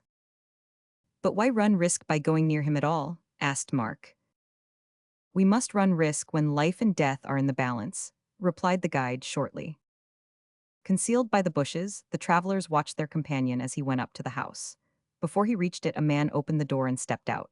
Suddenly, this man seemed to burst into a furious passion. He grasped Ravanino by the throat, almost threw him on his back, and, seizing a stick, began to belabor him violently, while two other men appeared at the door of the house, and, from their inordinate laughter, seemed fully to enjoy the scene. Hi! Exclaimed Ebony in shrill falsetto, as he jumped up in blazing wrath, intending to rush to the rescue, but Hawkins grasped his woolly head and pulled him back. Obey orders, you black grampus. 500 think he's a babby as can't take care of himself. Didn't he tell us to keep close? Great as had been the surprise of the watchers at this sudden and unprovoked assault, it was as nothing compared with their astonishment when they saw their guide fairly turn tail and run towards them, closely followed by the furious man, who continued to thrash him all the time. As Ravanino drew near, the angry man seemed to have exhausted himself, for he fell behind and finally stopped. The guide ran on at full speed until he reached the wood, but did not even then slacken his speed. As he ran past his friends, however, he exclaimed in a sharp, stern voice, "Follow me." Lehova obeyed with the unquestioning readiness of a faithful hound. The others followed suit with the open eyes of perplexity and amazement. Reaching a sequestered dell in a few minutes, Ravanino suddenly stopped and turned round with a calm air of satisfaction. Well, dis am de most hourful surprise Izzy had since my mudder give me my fust wolapin. The expression on the Negro's face rendered the remark needless. It was well done, said the guide, seating himself on the trunk of a fallen tree. A most too well done, returned Hawkins with a touch of sarcasm. Do you know, continued the guide gravely, I've had a narrow escape. The two men you saw laughing at the door are the very men we have been trying to avoid. The Queen's spies, whom I have long known, and who would certainly have discovered me in spite of my shaved and stained face if we had come to talk to each other in the same room. Luckily, my friend is smart as well as true. He knew my voice at once. To have talked with me, or warned me, or let me enter his house would have been fatal. His only resource lay in thrashing me off his premises, as you have seen. How he will explain matters to the spies I know not, but I can trust him for that. Does most hourful clever, exclaimed Ebony, his every feature broadening with delight at the success of the ruse. But what are we to do now? Asked Mark. Wait till he comes here. He told me to wait. What told you? You don't suppose he let his tongue lie idle while he was using his stick. Of course I was myself taken aback at first when he seized me by the throat, but 2 or 3 muttered words in the midst of his anger opened my eyes, and I ran at once. All the way as he ran after and belabored me, he was giving me important information in furious tones. The spies are only staying with him for a short rest. When they are gone, he will come and find us here. He's a born actor, said Hawkins. True, and he acted some of his blows heavier than I could have wished, in his anxiety to impress his information on me, said the guide. What is his name? Asked Mark. Fisatra, he is named after a great chief who lived in this district not long ago, but here he comes to speak for himself. At that moment, a tall, fine-looking man, of very dark complexion, and clad in the ample folds of a beautiful lamba, approached them. His whole countenance was wrinkled with the lines of fun, and his brilliant teeth glistened as he smilingly held out his hand to the Englishmen, and asked them to accept his hospitality. As they passed into the house, they saw two slave girls pounding rice in a large wooden mortar, with two enormous wooden pestles, while the savory steam that arose from some invisible kitchen served to put a finer edge on their already sharpened appetites. When the mats were spread and the feast was being enjoyed, Ravanino asked the host how he had got rid of the spies, and how he managed to explain his conduct without raising their suspicions. Nothing easier, said Fisatra, while his broad shoulders heaved with an inward chuckle. You know that I used to be feared in the palace in days gone by because of my violent nature, and the way in which I used to knock about the furniture and make the household slaves. Sometimes the household troops scurry when I was in a rage. Yet I'm sure you know very well, he looked sheepishly innocent here, that I never was an angry man, at least not a cruel one. But that's all changed. I am one of your set now, though no one suspects it, since I met Mr. Ellis. Is Mr. Ellis here just now? Interrupted Ravanino anxiously. Not now, answered Fisatra. He departed some weeks ago, but I believe has not yet left the coast. And now there is no check on the Queen's violence. Well, as I was about to say, I took to the old habit in pretense, as you have seen, and when I returned from thrashing you, I went storming through the house, kicking about the pots and pans, and foaming at the mouth in such a way that I not only stopped the spies laughing, but put them in fear of their lives. Again, the fun wrinkles corrugated the visage of Fisatra, and his mighty shoulders heaved with internal explosions. After I had calmed down a bit, he continued, the spies ventured to ask timidly if that was a great enemy that I had beaten. This set me into a worse passion than ever. Enemy? I shouted, no, no, not an enemy. He's a. But I got no further than that, for I didn't know what to say, and I wouldn't lie, so I took to foaming and stamping again. At last I said, don't speak to me about him. Excuse me, my friends, I can't stand it. And the rice is nearly ready. You must be hungry. I said this with a look and tone as if another fit was coming on. They excused themselves. No, they said, we are not hungry, and we have yet far to go this day before the sun descends. The Queen's orders will not wait. And off they went, glad to get out of my way. Truly, if it is sinful to get in a rage, it is useful sometimes to act it. So now, my friends, eat, while you have the chance, and fear not the return of the spies. Tell me, said the guide anxiously, are you sure that Raffaravavi is still safe? She is still safe, but no one knows how long that may be, for she is fearless, and utters the forbidden prayers even in the presence of the Queen. If it had not been for the love that Ranavallona bears her, she would have been tossed from the rock of hurling long ago. Faithful even unto death, said the guide, with a look and tone in which pathos and triumph were strangely blended. She has not yet been tried to that extent, but if she is, God will enable her to stand firm, said Fisatra, whose grave childlike sincerity, when talking of religious subjects, was not less impulsively honest and natural than were the outbursts of his fun when another humor stirred his feelings.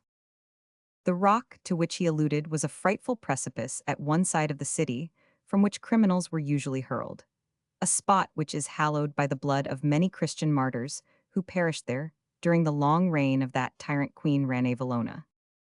Has then the Queen forbidden the Christians to pray? Asked Ravanino. Have you not heard? But of course you have not, being an outlaw and having only just returned. Recently a very bad fit has come over the Queen. You know that for some years past there have been a few French people living in Antananarivo, who by their knowledge and skill in mechanics and mercantile matters have made themselves useful to our government. These men lately tried to dethrone the Queen, on pretense of delivering the country from her cruelties and establishing a French protectorate. They gained over some of our chief men, collected in one of their houses a large quantity of weapons and ammunition, and had even fixed the night when the palace was to be invaded, the Queen seized, and the protectorate set up. Fortunately, the plot came to my knowledge. I say fortunately because a bad queen is better than a French protectorate, for the first will die, but the latter might never end.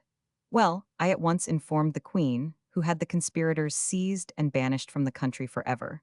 Among them were a Roman Catholic lady and two Jesuits. The anger of the Queen was of course very great, and she has had, as I have said, a very bad fit against the Christians. For, as these unprincipled conspirators have the name though none of the reality of Christians, she naturally mixed us all up together. And I know not what the end will be, but I have much fear, because the Queen is very angry. Has she done nothing yet? Asked Ravanino. Nothing except threaten and fume. But when the black cloud is overhead and muttering thunder is heard, one knows too well what to expect, especially when one has been exposed to the storm in former years.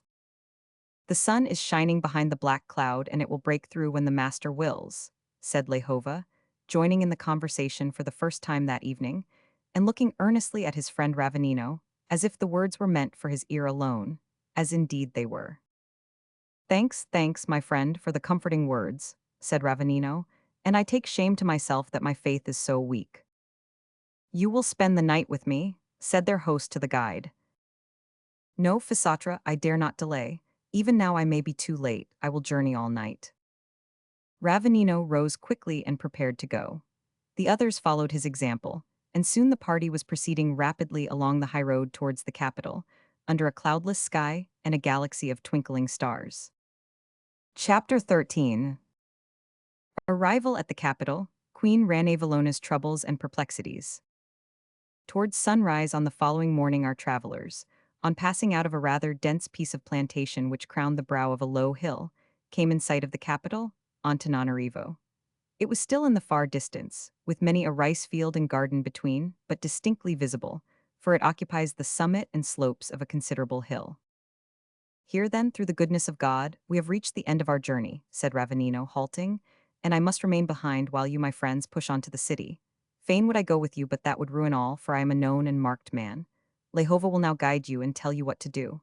I have just one word for you at parting. Be peaceful, do not take offense. Interfere not with our customs. Use not the fist and commit your way to God.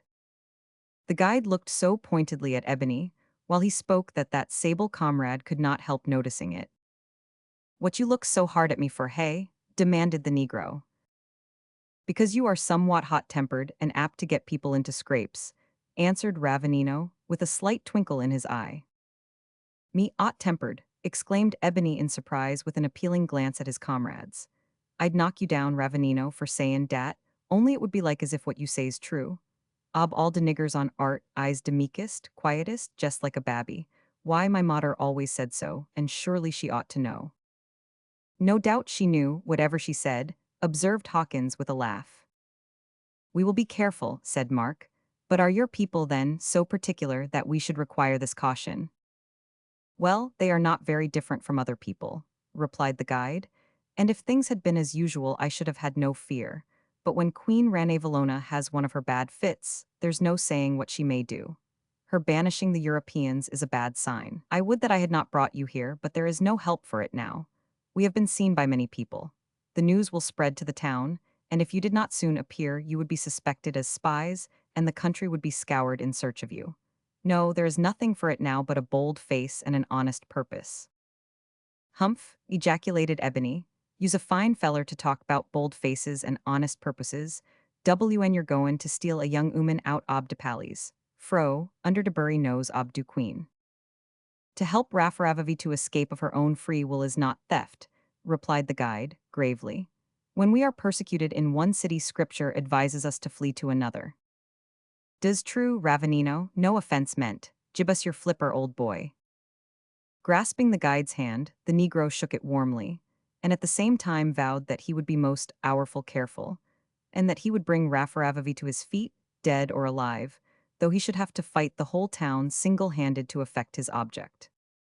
It was a Thursday evening when they stood thus conversing. They had kept count of the days because of the guide's quiet but firm determination to rest in camp on the Sabbath, a plan which, although they had no very strong principle on the subject, commended itself to the rest of the party because of the pleasant effect of the day's rest on both soul and body, for it afforded opportunity to have long and earnest talks with Ravenino about the former days of persecution, as well as quiet strolls, alone or in couples, and, it must be admitted, occasional slumbers in the cool shade of bush or tree. I have purposely contrived, said the guide, that by walking all night you shall arrive early tomorrow, Friday, because it is market day in the town, and you will be less noticed as well as more amused by what you see than if you were to arrive on any other day. Go, and God go with you. I shall be found in the cave that Lehova knows of. Farewell. He turned with a wave of his hand as he spoke and re-entered the bush, while the others, taking the most direct route to Antananarivo, descended into the open country. Soon they were involved in the crowds which were passing along all the roads leading to the city. The people were either taking their goods for sale or going to make purchases, mayhap to meet friends or kindred. All night Lehova led his friends at a smart pace.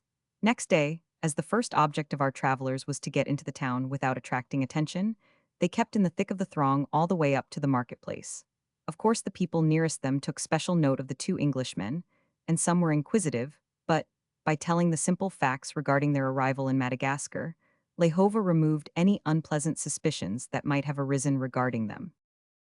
The crowds increased as they advanced, and the numbers were still further augmented, as well as diversified, by the Hova army, which they came upon exercising on a plain just below the city. Ascending the sides of the steep hill on which Antananarivo stands, they obtained a magnificent view of the animated scene, which conveyed the impression rather of a grand holiday than an ordinary market day. This, no doubt, was largely owing to the operations of the soldiers, whose maneuvers Hawkins watched with a critical eye, for his father, having been a soldier, had made him intimately acquainted with the drill as practiced in the British Army at that period.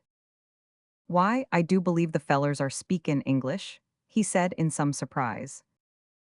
"Not wonder much, for English drilled said Lehova, who, since they parted from Ravenino, had begun to use his broken English to the best of his power. It must be said that that power was not great, even at the best. He explained to his friends that Raydama I, that wise king who had been so fond of the English, and had done so much to aid the missionaries, abolish the slave trade, and civilize his people, had, among other changes, remodeled his army after the British pattern, and had obtained the services of non-commissioned officers from the Mauritius to drill his troops. These organized them into divisions, brigades, regiments, companies, etc., and as they found no native words suitable to express military evolutions, they introduced their own English words of command, which have remained in use ever since. By means of this army of Hova troops, and the flintlock weapon known familiarly as Brown Bess, Raydama succeeded in subduing all the native chiefs of Madagascar, with only a few exceptions, and thus became the recognized king of an island, considerably larger than Great Britain. Being an enlightened and well-disposed monarch, he made good use of the power thus acquired. It was only after his death in 1828 that a retrograde movement set in, as we have said, under the wicked Queen Ranevallona. It is one of the misfortunes of our fallen condition that rectitude in any course, however good, cannot long be maintained, at least in reasonable perfection.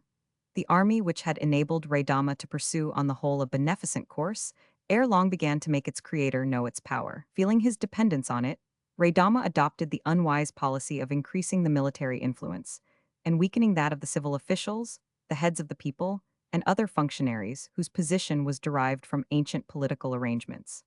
Public offices of honor and importance were given to military officers rather than to civilians, and this unfair exaltation of the military over the civilian class led, as it always does, to tyranny and injustice. The system of service was in itself a gross form of injustice to the people, for, although the theory of service does not at first sight appear unjust, the practice of it was very much so.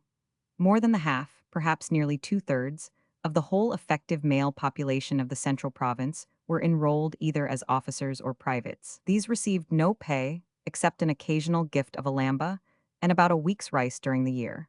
The soldiers were indeed freed from money taxes in consideration of their service, but this was small compensation for the hardships that it entailed. Although the drills at ordinary times did not occur more frequently than for a day or two every fortnight, much time was taken up in passing to and from the exercises, especially in the case of those who lived at a distance, and thus found it almost impossible to cultivate their own rice fields. Frequently, also, the officers would not allow the men to return home without a money bribe. In short, the private soldier was little better than a slave, in some cases worse, while the officers of the highest rank possessed unreasonable power. Military rank was founded on a system which led to some absurdities. It was reckoned by numbers, commencing with 1 honor for the private, 2 honors for the corporal, 3 for the sergeant, and so on up to 13 for a field marshal of the higher rank, a few having 16 honors. Those thus highly honored were not numerous, but the number of officers of lower grade was much greater in proportion to privates than in the British Army. Indeed, from a third to a fourth of the army was composed of officers, so that Ta Farshan, with his excessive pipers over fighting men, would not have appeared very outrageous in the eyes of the Malagasy troops. These officers had an eye to profitable business when not on service. It is stated by the missionaries that when engaged in building their churches and schools, they sometimes found they had a field marshal for a foreman, a colonel for mason or carpenter, a major for bricklayer, and so on. Above the 13th rank, the numbers were very few, and of the 16th, there were not above half a dozen. Good, stout, courageous fellows were the men whom John Hawkins and his comrades saw that day maneuvering below them on the plain of Amahamasina. Men who, although by no means comparable to European troops in precision of movement, understood their work nevertheless, and would have proved themselves formidable opponents to deal with in war. Lehova further informed them that the first man who organized the force was a Sergeant Brady, who began his work in the year 1816, carried it on for many years, and rose to the rank of Major General in the service of King Raydama. After General Brady's death, the native officers continued the work on the same lines. But in costume and appearance, these soldiers were what is familiarly known as a queer lot. The uniform of the rank and file consisted of a tunic and trousers of white material, with a narrow-brimmed straw hat painted white, cross belts, and cartouche box, by no means an unbecoming dress, but it was worn only at drills and reviews and state ceremonies. At other times, when on duty, soldiers went about almost naked, and the contrast of their dirty white cross belts with their brown breasts was curious, to say the least, while their straw hats and slovenly gait suggested anything but soldierly bearing. The variety of dress indulged in, however, by the crowd of officers was outrageous as well as mirth-provoking. "Why, it seems to me," said Mark, "that every officer may put on what seemeth right in his own eyes. I see old regimental red coats and pantaloons, hats and shakos that must have been worn 100 years ago. I even see what looks at this distance like naval uniforms and cocked hats, and no two of them seem to be dressed alike."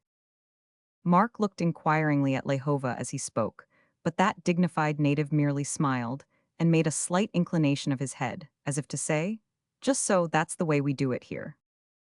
"Why do they let civilians mix them?" asked Hawkins, pointing to a particular part of the field.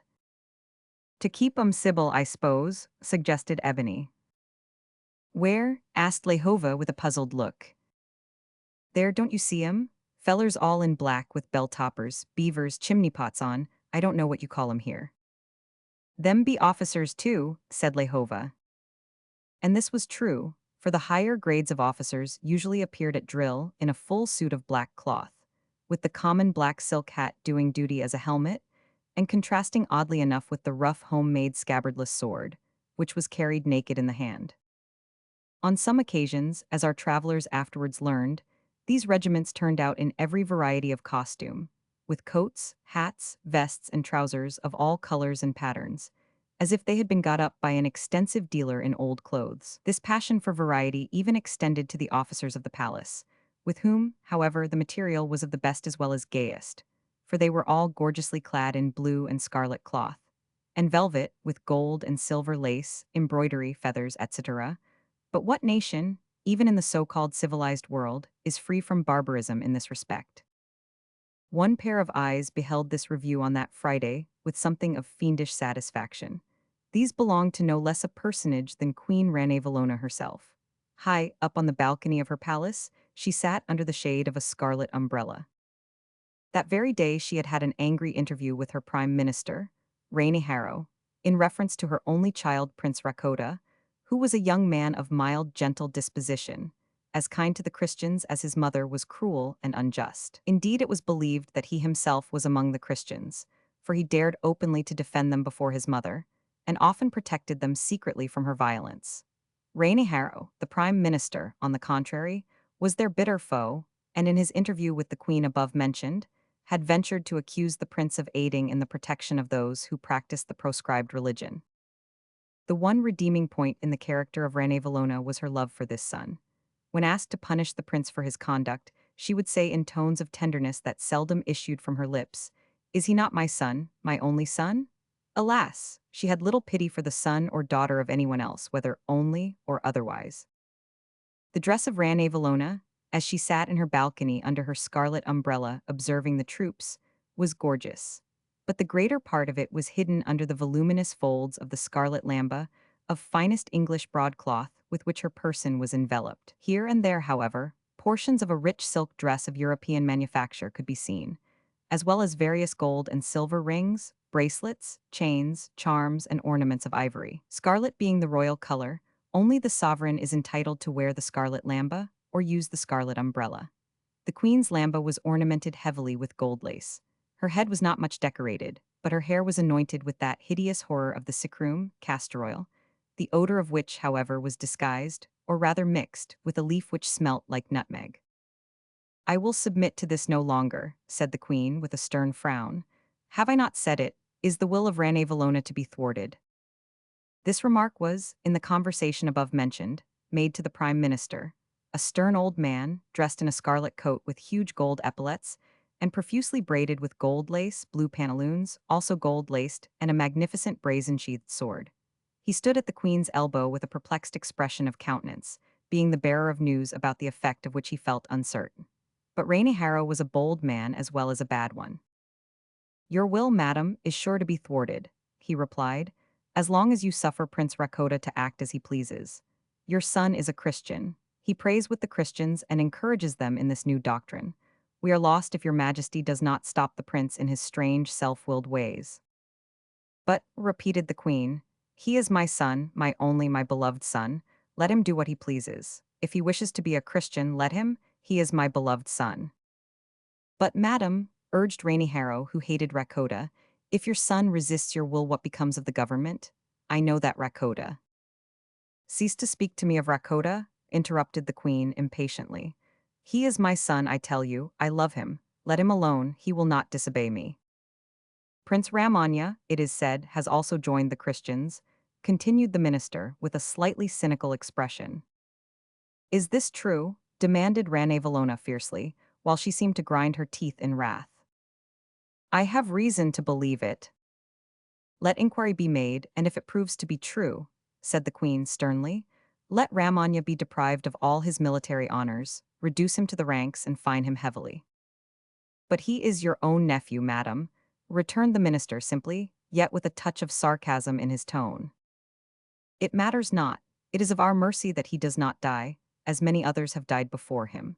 Let my orders be obeyed if Ramanya is guilty. Let him be a warning to others in the palace, for it has come to my ears that some of our courtiers are hankering after this religion that seems to have turned my people mad. Indeed, it is said that some related to yourself are among them."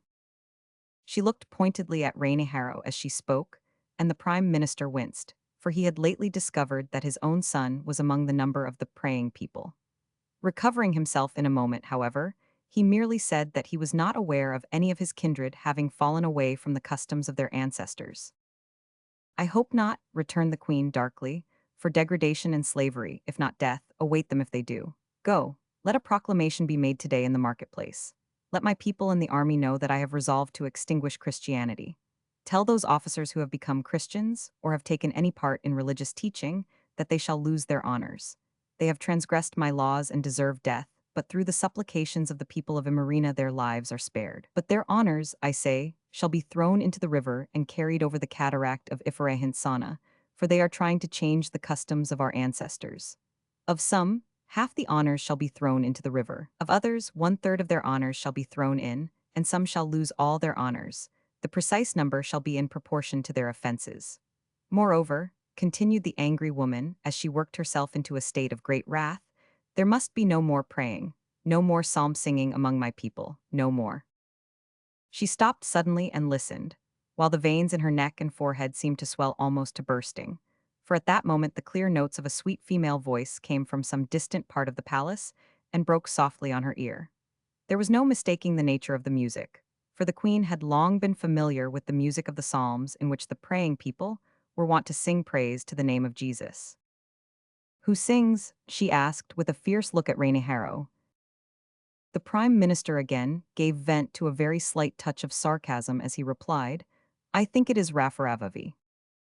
This time the queen noted the tone, and sharply ordered her minister to be gone and do her bidding. Now, Raffaravavi was a lady of the palace, as we have said, and a great favorite with her royal mistress. But the queen's affection for the girl had been severely tested since the latter showed symptoms of a leaning towards the Christian religion. It is probable that Rane Valona would have cared little as to what her favorite thought about Christianity if she had only kept quiet.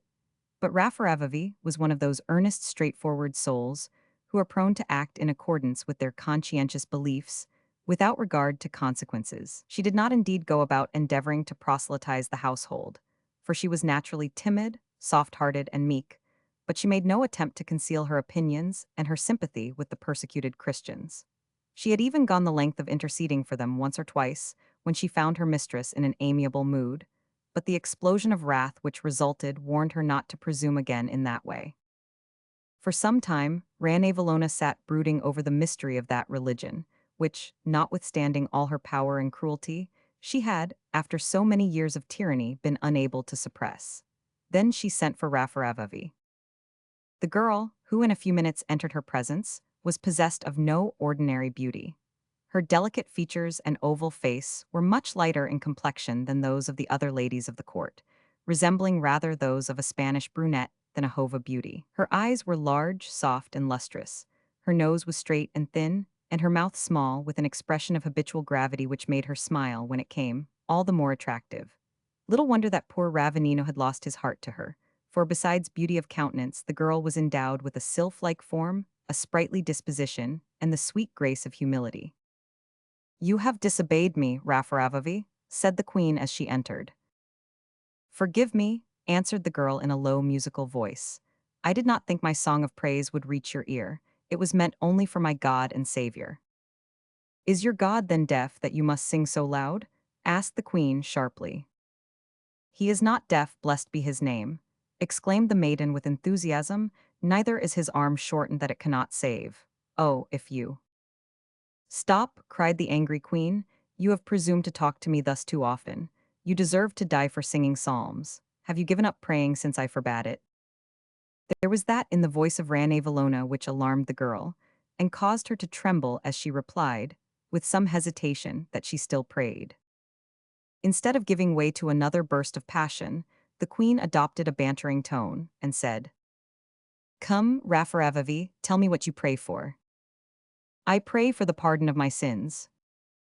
"Is that all? Surely you pray for something more than that, something nice that you want very much."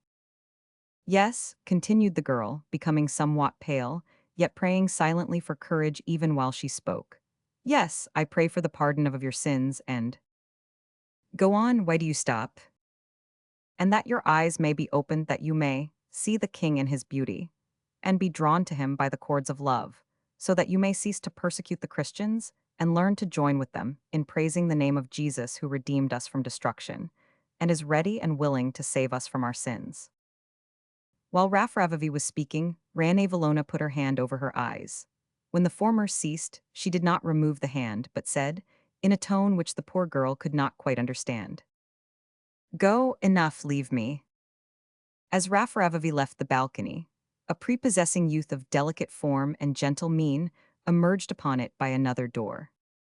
"Mother," he said earnestly, do give me leave to recall your proclamation. I have just heard of it from Harrow. Believe me, many of the nobles are not so good, I mean so guilty, as you think. And the poor Christians, why should they not pray and sing? It is all that you have left to them, for they no longer dare to worship together in the churches." "No, Rakota, I will not recall it. Your constant pleading worries me.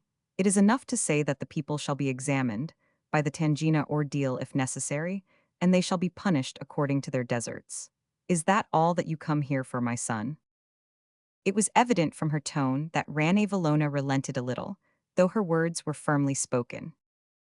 "I came also to tell you," said the prince, "that the Europeans whom your spies brought news of some time ago have arrived. They are even now in the marketplace. By my orders, the guards have let them pass without question." "Always interfering, Rakota," said the queen, angrily. "Why were they not seized and guarded till I should find time to speak with them?" "Because, mother, that would scarcely be a civil way of receiving strangers." "Strangers, spies you should have said. Have you forgotten the ungrateful Frenchmen who so lately tried to overturn my government?" "But these are not Frenchmen. They are English," said the prince, "and I will answer for them being good and true men.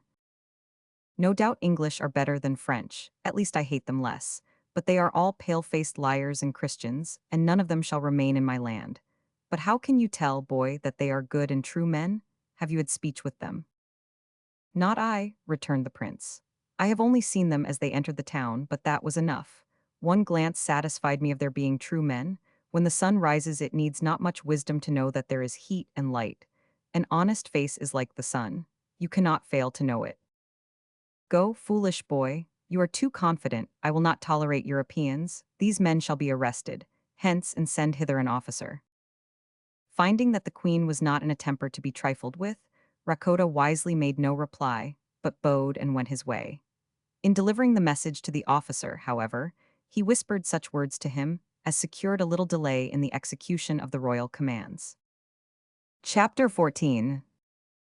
The Prime Minister lays deep plans, so does his nephew, the great marketplace, a friend in deadly peril, and our three heroes come to grief. Returning to his own quarters in the palace, and chafing to find that someone had informed the queen about his son's defection, Rainiharo encountered a favorite nephew, named Soa, who had also, unknown to his uncle, given up idolatry, and, like Prince Ramanya, been led to embrace the gospel through the instrumentality of Prince Rakota. "Well met, Soa," said the premier. "I have a proclamation to make which will bring sorrow to the hearts of some of these hated Christians." He paused a moment, as if in thought, and Soa, a fine-looking young man of pleasant countenance and agile frame, seemed about to reply, but checked himself. "Now, my boy," resumed the old man, "I have a piece of work for you to do. You have heard of the arrival of the Englishmen." "Yes, uncle." "Well, I have reason to believe that they have been led hither by that son of a thunderbolt, Raveninohitriniani, and that he is even now in hiding in the neighborhood. At the gate you will find one of our spies, who will conduct you to the cavern, in which he lies concealed. Of course I could have him seized at once if I chose, but I have a deeper game to play, and want to make Raveninohitriniani an unwitting instrument. It seems that more of the people in the palace are Christians than I knew of. It has come to my ears that some of these intend going stealthily to the cave to meet Raveninohitriniani, for they are fond of the son of a wild boar, and probably hope to have news by him of their banished kindred. Lest it should be supposed that we are putting flippant expressions into the mouth of Rainiharo, we may explain that the Malagasy define an ungrateful man as the son of a thunderbolt, and sometimes as the offspring of a wild boar, because, so they say, the young of the wild boar, when running by the side of its dam, continually gets in advance and turns round to bite her. The ingratitude of which our friend Ravenino was supposed to be guilty consisted in his having forsaken the idols of the country and renounced the favor of the queen by becoming a Christian, preferring, like Moses, to suffer affliction with the banished people of God. No doubt, continued the premier, they will be praying and psalm singing. Now, knowing your detestation of these Christians, I have resolved to send you to their meeting as a Christian. You are wise enough to know how to act when among them. Take note of the men and women you see there, whether high or low, make out a list of them and bring it to me. Death and chains shall be their portion, for I am fully more determined than the queen is to stamp out this religion. Go, and do as I bid ye as quickly as you can." For a few seconds the youth stood perplexed and irresolute. Then he said suddenly, "Yes, uncle, I will go, according to your bidding, as a Christian," and hastily left the room. Meanwhile Mark Breezy and his companions, led by Lehova, followed the throng of country folk to the marketplace. They had passed the guard at the gate by means of that potent talisman, silver, before which few gates are permanently closed. If the party had sought to pass with any pomp or circumstance, or if they had carried merchandise along with them, they could not have passed so easily. But Lehova had only to bestow some bits of silver on the guard, and the way was at once clear. They might have passed without it, however, had they known of Rakota's interference in their favor. We speak of bits of silver advisedly, for the Malagasy take the simplest and most literal way of making small change. They clip their dollars into little pieces of various sizes, and therewith transact the business that in other lands is settled with pence. As these clippings are not very accurate, however, they weigh the pieces, and for this purpose everyone carries about with him a tiny pair of scales in his waistcloth. These dollars were all foreign coins, for the Malagasy at that time had, and we believe still have, no native coinage. All silver that comes to their net is considered good fish.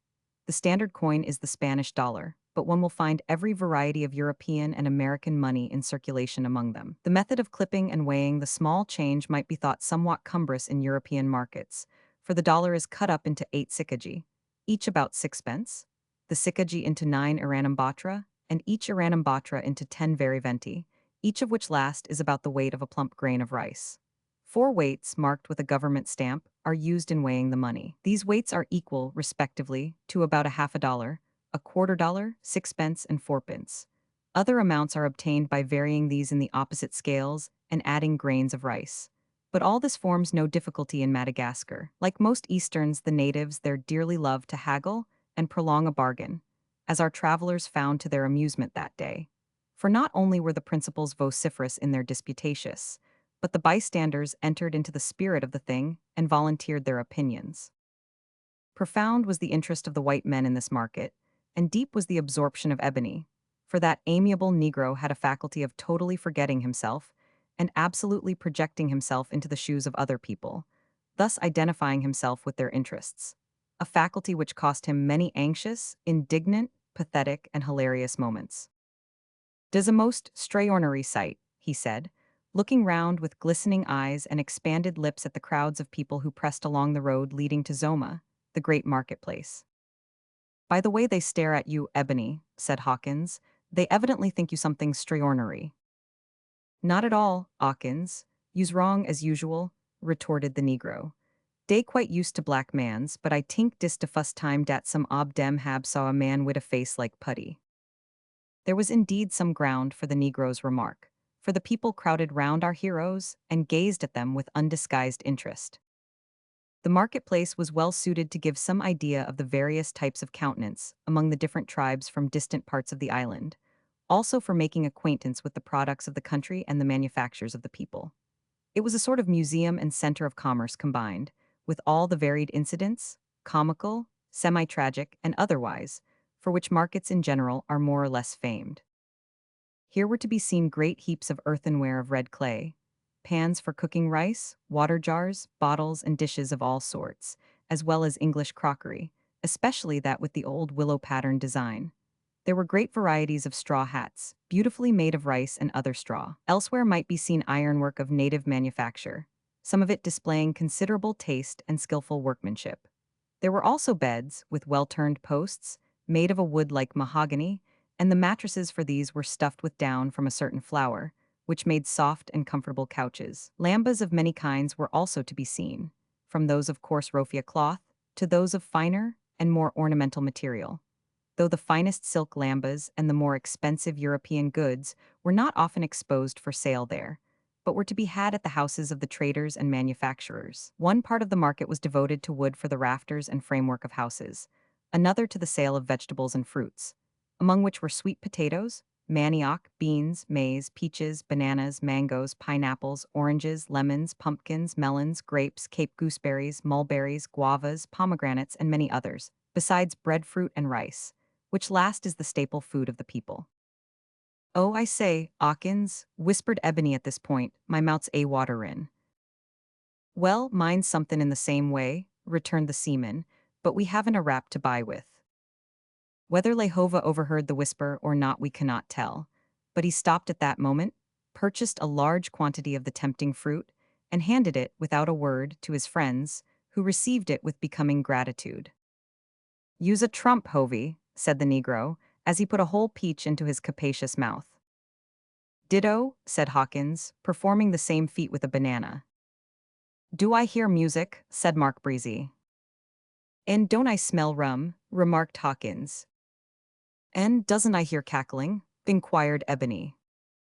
By way of answer to all three, Lehova turned round the corner of a stall, when the party reached a spot which was devoted to the sale of native rum, or toka, a coarse fiery spirit made from sugar cane, and sold at a very low price. Here a native musician was discovered twanging a native guitar, either as an accompaniment to the cackling of hundreds of fowls and the gobbling of innumerable turkeys, or as a desperate effort to beat these creatures at their own game of noise. On inquiry, Mark found that fowls were sold at from fourpence to eightpence apiece, geese and turkeys from a shilling to 18 pence. Also that beef and vegetables were proportionally cheap. "It seems to me," remarked Hawkins as they moved slowly along, enjoying the fruit and the scene, "that this here island is a sort of paradise." Before many minutes were over the seaman had reason to change his views considerably on this point, for their guide led them to a spot where the slave market was held. The sights they witnessed there were such as filled the hearts of the white men with deep sorrow and indignation, while it drew tears from the eyes of the sympathetic Negro. For the men and women and children were no mere criminals who might in some sense be deserving of their fate, though such there were also amongst them. But many of the men were guilty of political offenses only, and not a few, both of men and women, were martyrs who, because they had left the faith of their fathers and become followers of Jesus Christ, were sold into temporary, in some cases perpetual, slavery with their wives and families. At sight of these unfortunates, Lehova was evidently much affected, though he made strenuous efforts to conceal his feelings. "You are grieved, I see," said Mark, in a tone of profound sympathy which touched his guide's heart.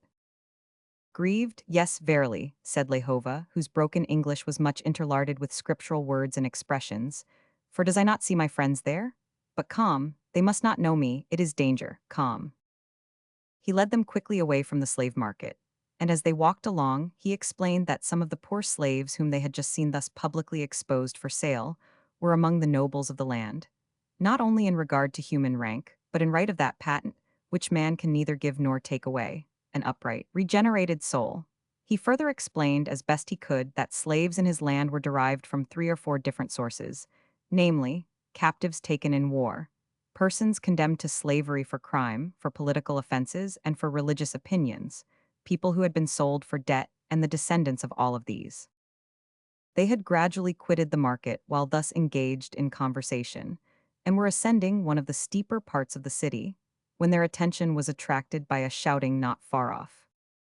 Presently they observed a number of men and boys running in and out amongst the houses and the low walls which surrounded them, as if in chase of something. Soon a man was seen to dart along the road they were following. As he drew near, they observed that he stumbled as he ran, yet forced the pace and panted violently, like one running for his life. A few moments more and the crowd was close at his heels, pelting him with stones and yelling like wild beasts. The fugitive turned up a narrow lane between high walls close to where our party stood. He was closely followed by the crowd. At this point, some of the pursuers stopped as if from exhaustion. "What has he done?" said Lehova to one of these. "He has been stealing in the market by cutting a lamba. It is the practice to carry money tied up in a corner of the lamba, and thieves, by cutting off this corner, sometimes manage to secure the money." A great cry arose just then, and some of the pursuers came running back. "He is down," said one. "He is dead," said another. Now our friend Hawkins was one of those men who have at all times an irresistible tendency to take the part of the weak against the strong, without much regard to the cause of battle. He instantly, without a word, ran off at full speed to the rescue. Ebony ran after him from sympathy. Mark Breezy followed from the natural desire to keep by his comrades, and back them up, while Lehova followed, no doubt from good fellowship. They soon came upon the poor man, who was completely naked, bruised and bleeding, and surrounded by a crowd of youths, who were deliberately stoning him as if he were a dangerous animal or a mad dog. With a roar like a lion, Hawkins went at them. He tripped up some half-dozen big boys, flattened still more the flat noses of some of the men, stretching them flat on their backs, and then, standing astride the fallen man, flourished his enormous fists and invited the entire population of Antananarivo to come on. The population refused the invitation and retired. Ebony was not slow to follow suit with this variation, that instead of roaring he yelled, and instead of bestriding the fallen man, he gave sudden chase hither and thither with powerful effect, rendering the rout complete. Meanwhile Mark attended to the injured man, who seemed to be dead. Turning him over on his back, he discovered, to his inexpressible amazement, that he was no other than their old friend Mamba, the crocodile, whom they had left with his mother and the others in the cave many days before. "How is it possible," he exclaimed, while dressing his wounds, "that he can have arrived at the same time with us, for we started before him and have traveled fast?" Lehova explained that Mamba was one of the fleetest men in the island, and that he could easily have passed them though starting later than they did. But why he had come, and why he had passed instead of overtaking and traveling with them, he could not even guess. As most of poor Mamba's wounds were bruises, and the few cuts were not deep, his 4 friends raised him and carried him quickly into a neighboring house, the door of which was immediately shut. Lehova explained that it was the house of a personal friend of his own, who was also a Christian, but secretly for fear of the queen. Here Mamba was sufficiently brought round by Mark's ministrations to be able to sit up and answer questions, but at first he seemed disinclined to speak, and then gave evasive replies. "Why this secrecy, my friend?" asked Lehova in the native language. If I could answer, said Mamba, there would be no secrecy. True, and I would not pry into your secrets, returned Lehova, but we would help you if we can. You cannot help me, returned Mamba in a somewhat sad tone. I have business in hand which requires haste. I have tried to keep clear of you to prevent delay, and to avoid mixing myself up in your dangers, for you are in danger here. I would not have come near the town at all, but I required to make a purchase in the market, and hoped to do so without being recognized. Unfortunately, an old enemy saw me. He fell on the device of cutting off the corner of his own lamba, and then, raising the cry of thief, pretended that I had done it. I ran. You know my speed of foot. I trusted to that instead of trusting to my God. They surrounded me, you know the end. While Mamba was yet speaking, a loud knocking was heard at the door, and a stern voice demanded admittance. On hearing it, Mamba leaped from the couch on which he had been laid as if nothing were the matter with him. He glanced hastily round. The owner of the house seemed to divine his wishes, for he pointed to a small window which opened into what appeared to be a court at the back of the dwelling. The window was merely a square opening, which appeared scarcely wide enough to let a man's shoulders pass, but Mamba did not hesitate. To the amazement of Mark and his friends, he took what is familiarly known as a header through the window, a la Harlequin, and disappeared. To the still greater amazement of Mark and his friends, Lehova instantly followed suit, without a word of explanation. Indeed, there was no time for that. A moment after, the owner of the dwelling opened the door with a very submissive look and admitted a band of armed men. The leader of the band, from his dress and bearing, was evidently a man of position. He carried in his hand a large spear highly ornamented with silver. This weapon, as Mark afterwards learned, was an official spear with the queen's name engraven on it. The bearer of it, as well as the spear itself, was named Tsishalenga, which means hater of lies. Turning to the owner of the house, the hater of lies sternly asked some questions of him, but as he spoke in the native tongue he was unintelligible to our travelers, whose spirits were not cheered by the scowling looks of the armed men. Whatever the question was, the answer appeared to be unsatisfactory, for the hater of lies immediately turned to his men, and pointing with the silver spear to the three strangers, gave them a command. Instantly they sprang upon Mark and his companions, and seized them.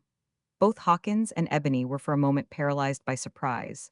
Then, their impulsive souls being stirred by a sudden gush of indignation, they gathered themselves up for a mighty burst which would certainly have resulted in disaster of some sort if Mark had not recovered presence of mind in time.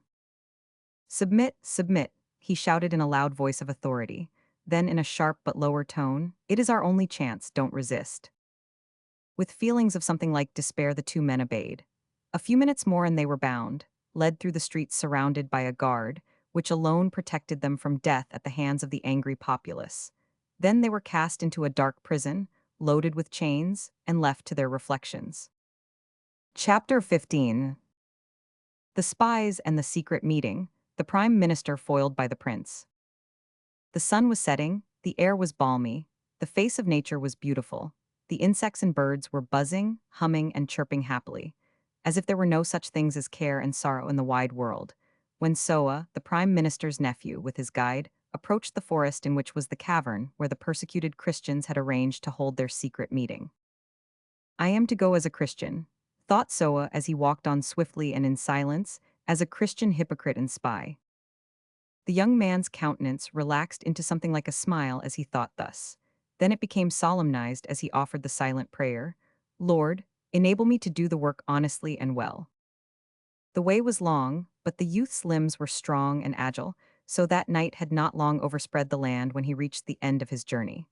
The night was unusually dark, well adapted for deeds of secrecy and crime. If it had been lighter, the two spies would have seen a number of men and women, and even children, hurrying along stealthily in the same direction with themselves. They observed only 2 or 3 of these, however, who chanced to fall in their way. They loomed up suddenly like specters out of the surrounding darkness, and as quickly melted into it again. Soa paid no attention to these apparitions, neither did he utter a word to his companion during the journey. Most of the way he kept a pace or 2 in advance of his guide, but when they reached the more intricate and broken grounds of the forest, he fell behind and suffered the other to lead. At last the path wound so much among broken rocks and over steep knolls that their progress became very slow, all the more so that the overshadowing trees rendered the darkness profound. Sometimes they had to clamber up steep places on hands and knees. Suddenly, they were arrested by what seemed to them a faint cry or wail. Listening intently, they perceived that the sounds were musical. "The Christians are singing," said the spy in a tone which, low though it was, betrayed a touch of contempt. "They hold their meeting in a cave on the other side of this mound." "Remain here, then, till I return to you," said Soa. "They know you to be a spy. They will not suppose that I have come in such a capacity."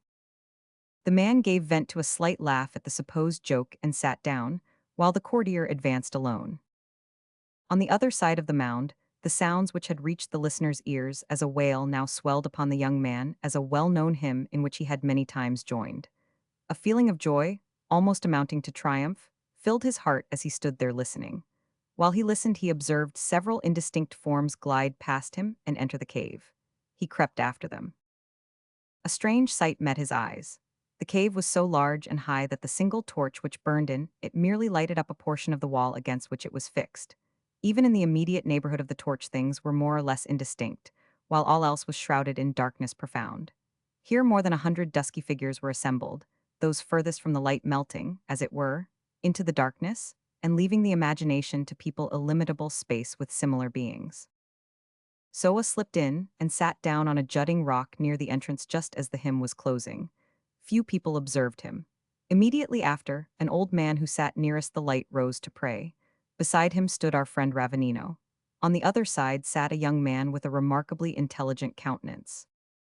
With intense earnestness and great simplicity, the old man prayed, in the name of Jesus, that the Holy Spirit might bless their meeting and deliver them from the power of their enemies.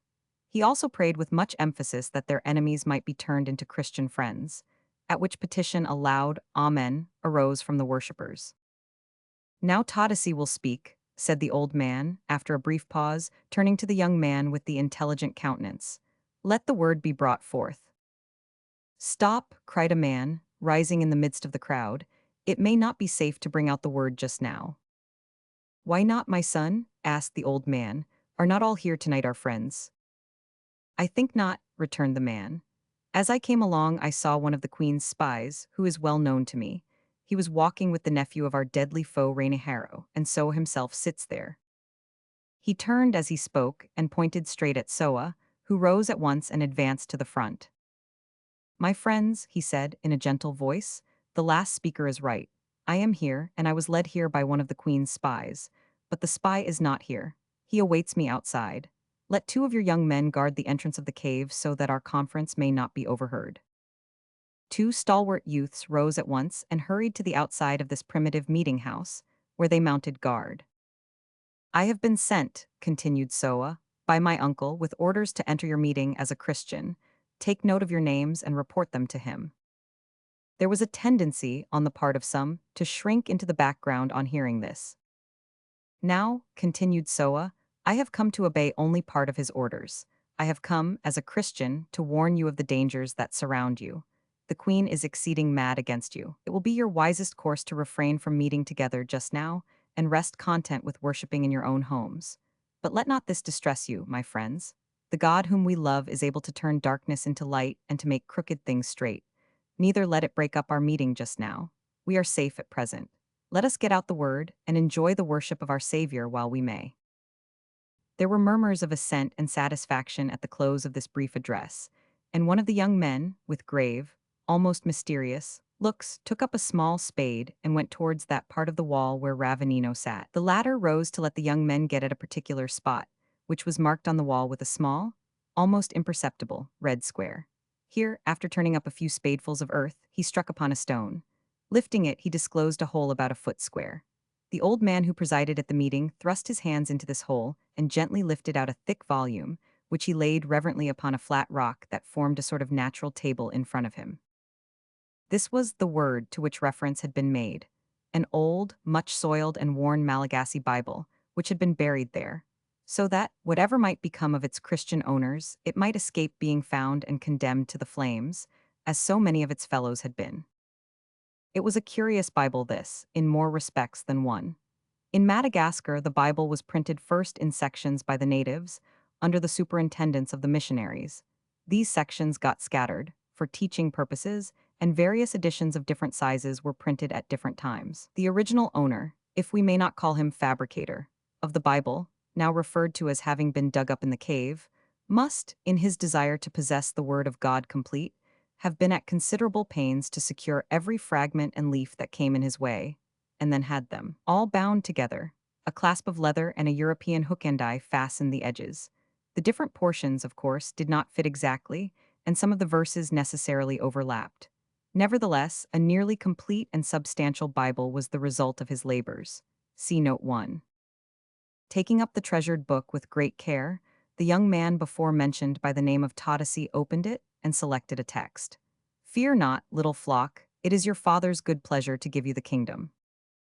From this he preached an admirable sermon, full of hope and consolation to men and women situated as his companions were at that time, and holding up Jesus not only as the deliverer of the world from sin, but from fear of physical death. Strengthening of this sort, truly, was much needed.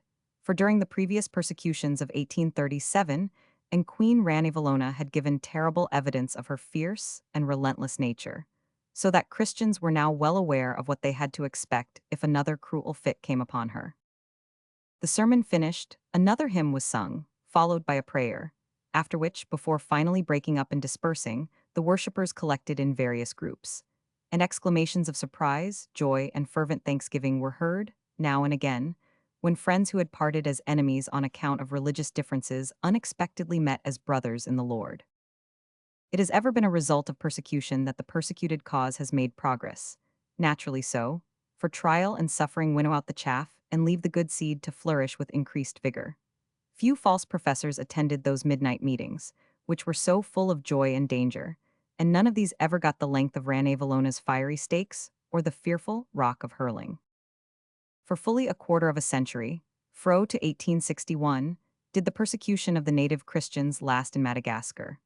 During most of that dark period, Queen Ranivalona the first endeavored, by cruel prohibitive laws, torture, and death, to stamp out the love of Christ from her dominions. Through most of that period, she tried to prevent her people from meeting for worship, praying to God in the name of Christ, or reading the scriptures or any other Christian book, and those who disobeyed her did so at the risk of losing property, liberty, or life. Nevertheless, in spite of this, worship was kept up in secret, in secluded villages, in recesses of the forest, in caves, even in rice holes. The word was read, faithful natives preached, and baptism and the Lord's Supper were continuously observed. Small portions of scripture, even leaves, were carefully treasured and passed from hand to hand until these calamities were past. And now, at the present time, the church in Madagascar is 10 times stronger than ever it was before. Of course, active persecution was not maintained throughout the whole period of 25 years. The volcano smoldered at times. For brief periods, it almost seemed as if about to become extinct, but at intervals it burst forth with renewed violence. At the time of which we write, 1857, there were mutterings of the volcano, and portents in the air which filled the persecuted ones, and those who loved them, with grave anxiety. In a dark corner of the cavern Soa and Ravanino stood apart, after the service was over, and conversed in subdued tones. "Do you think the lives of my comrades are in danger?" asked the latter anxiously. "It is difficult to answer that," replied Soa. "The Queen fears to offend the English by putting European subjects to death, but she is in a savage mood just now, and your friends have intermeddled with matters that they would have been wise to let alone. Banishment is more likely to be their fate, but that will be almost equal to death." "How so?" asked Ravanino. "Because Ranivalona will probably treat them, as she treated the Europeans who lately tried to overthrow her government. She sent them down to the coast with orders to their conductors to keep them so long on the way, especially on the unhealthy fever-stricken parts of the route, that sickness might have time to kill them." "And was the plan successful?"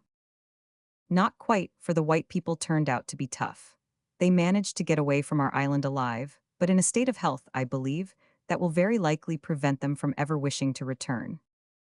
"I have much love for these men," said Ravanino after a pause.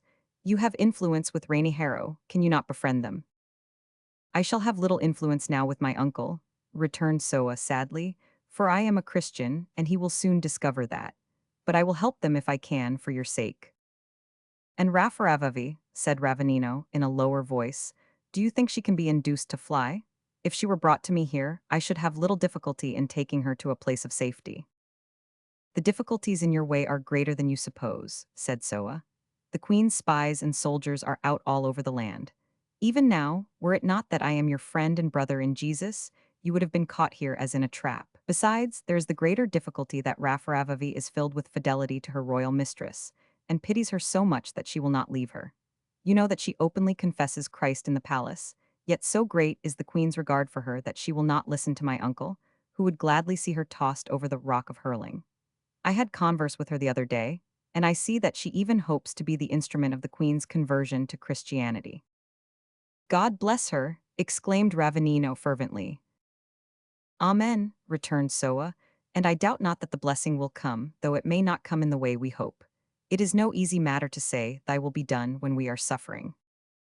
Prince Rakota has done much for the Christians in time past, urged poor Ravanino, who felt that all hope of delivering the girl he loved, at the present time, from the dangers that surrounded her was gradually slipping away from him.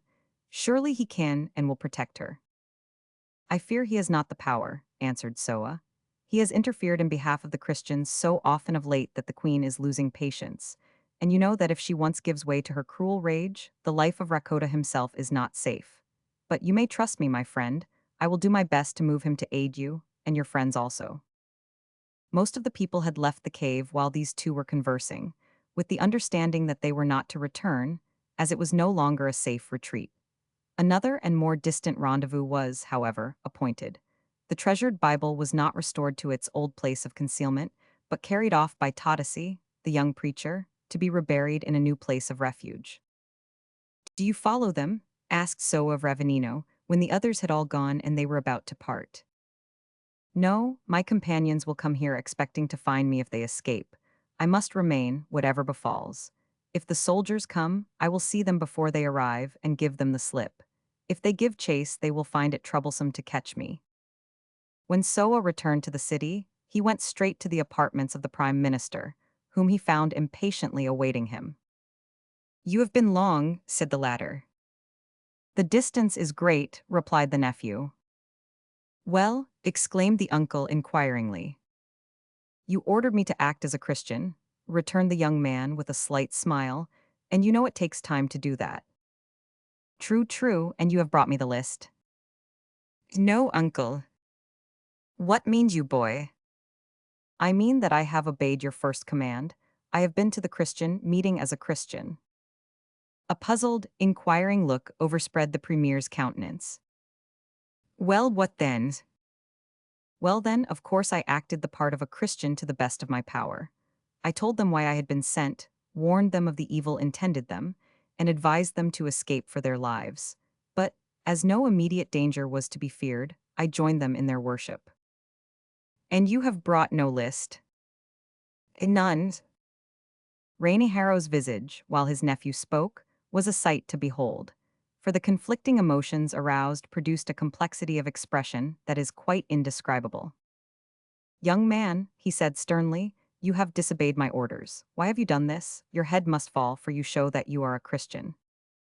With great simplicity and gentleness, Soa said, Yes, my uncle, I am a Christian, and if you please you may put me to death, for I do pray to Jesus. Utterly confounded by this straightforward and fearless reply, Rainy Harrow stood for some moments gazing in silent wonder at the youth, who thus calmly stood prepared to abide the consequences of his confession. At first it almost seemed as if, in his anger, he would with his own hand, then and there, inflict the punishment he threatened. But once again, as in the case of Ranivalona, love proved more powerful than anger.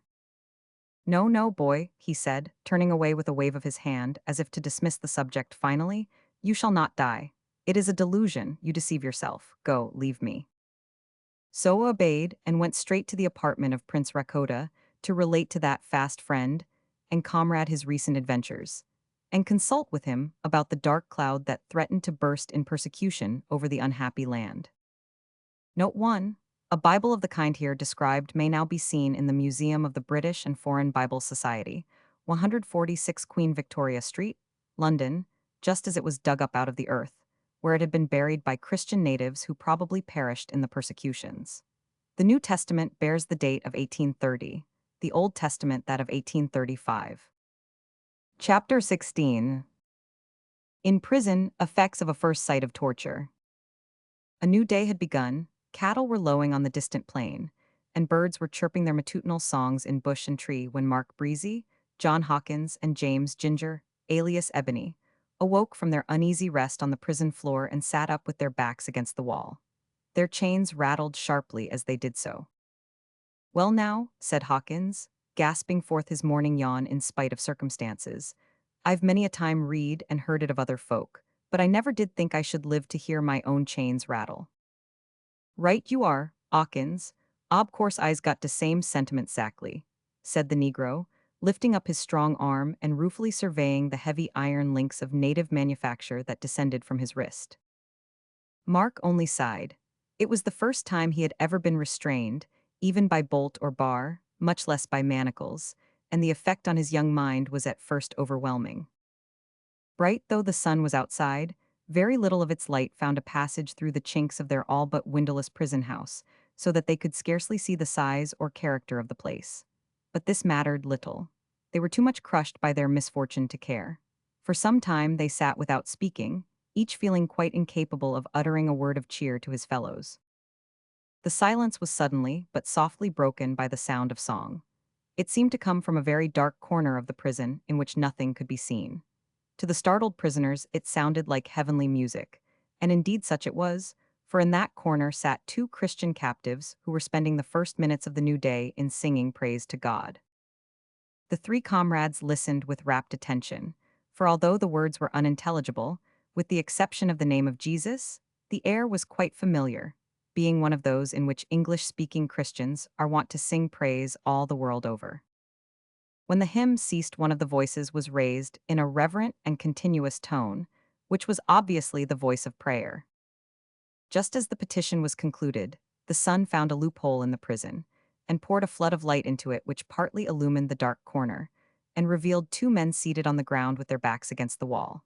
They were fine-looking men, nearly naked, and joined together by means of a ponderous piece of iron above 2 feet long, with a heavy ring at either end which encircled their necks. The rings were so thick that their ends must have been forced together with sledgehammer and anvil after being put round the men's necks, and then overlapped and riveted. Thus it became impossible to free them from their fetters, except by the slow and laborious process of cutting them through with a file.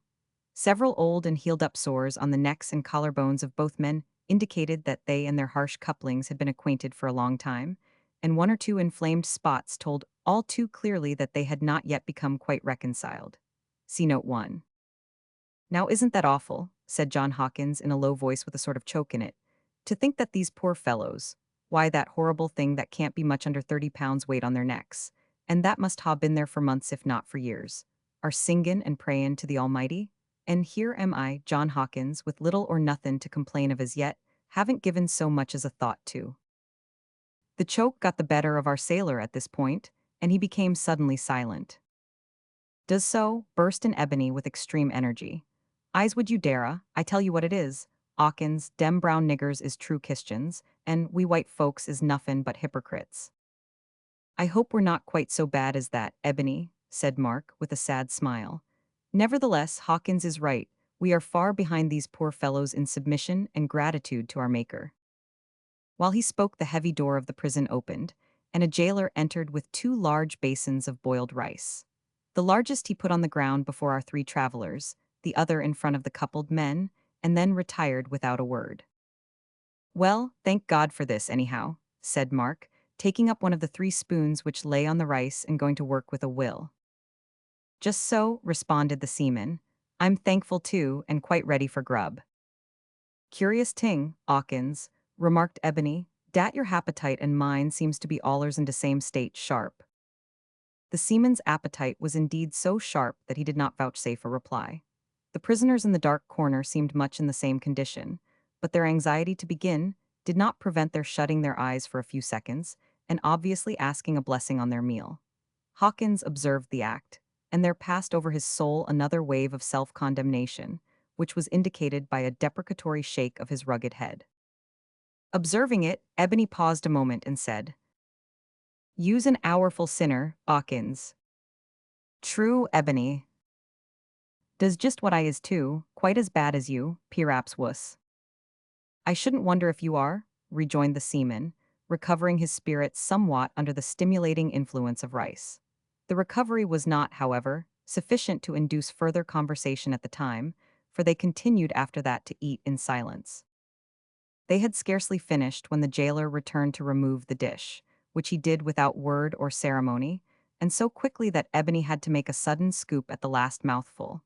He secured it, filled his mouth with it, and then flung the spoon at the retiring jailer.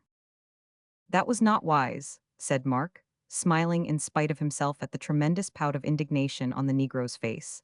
The man has us in his power, and may make us very uncomfortable if we insult him.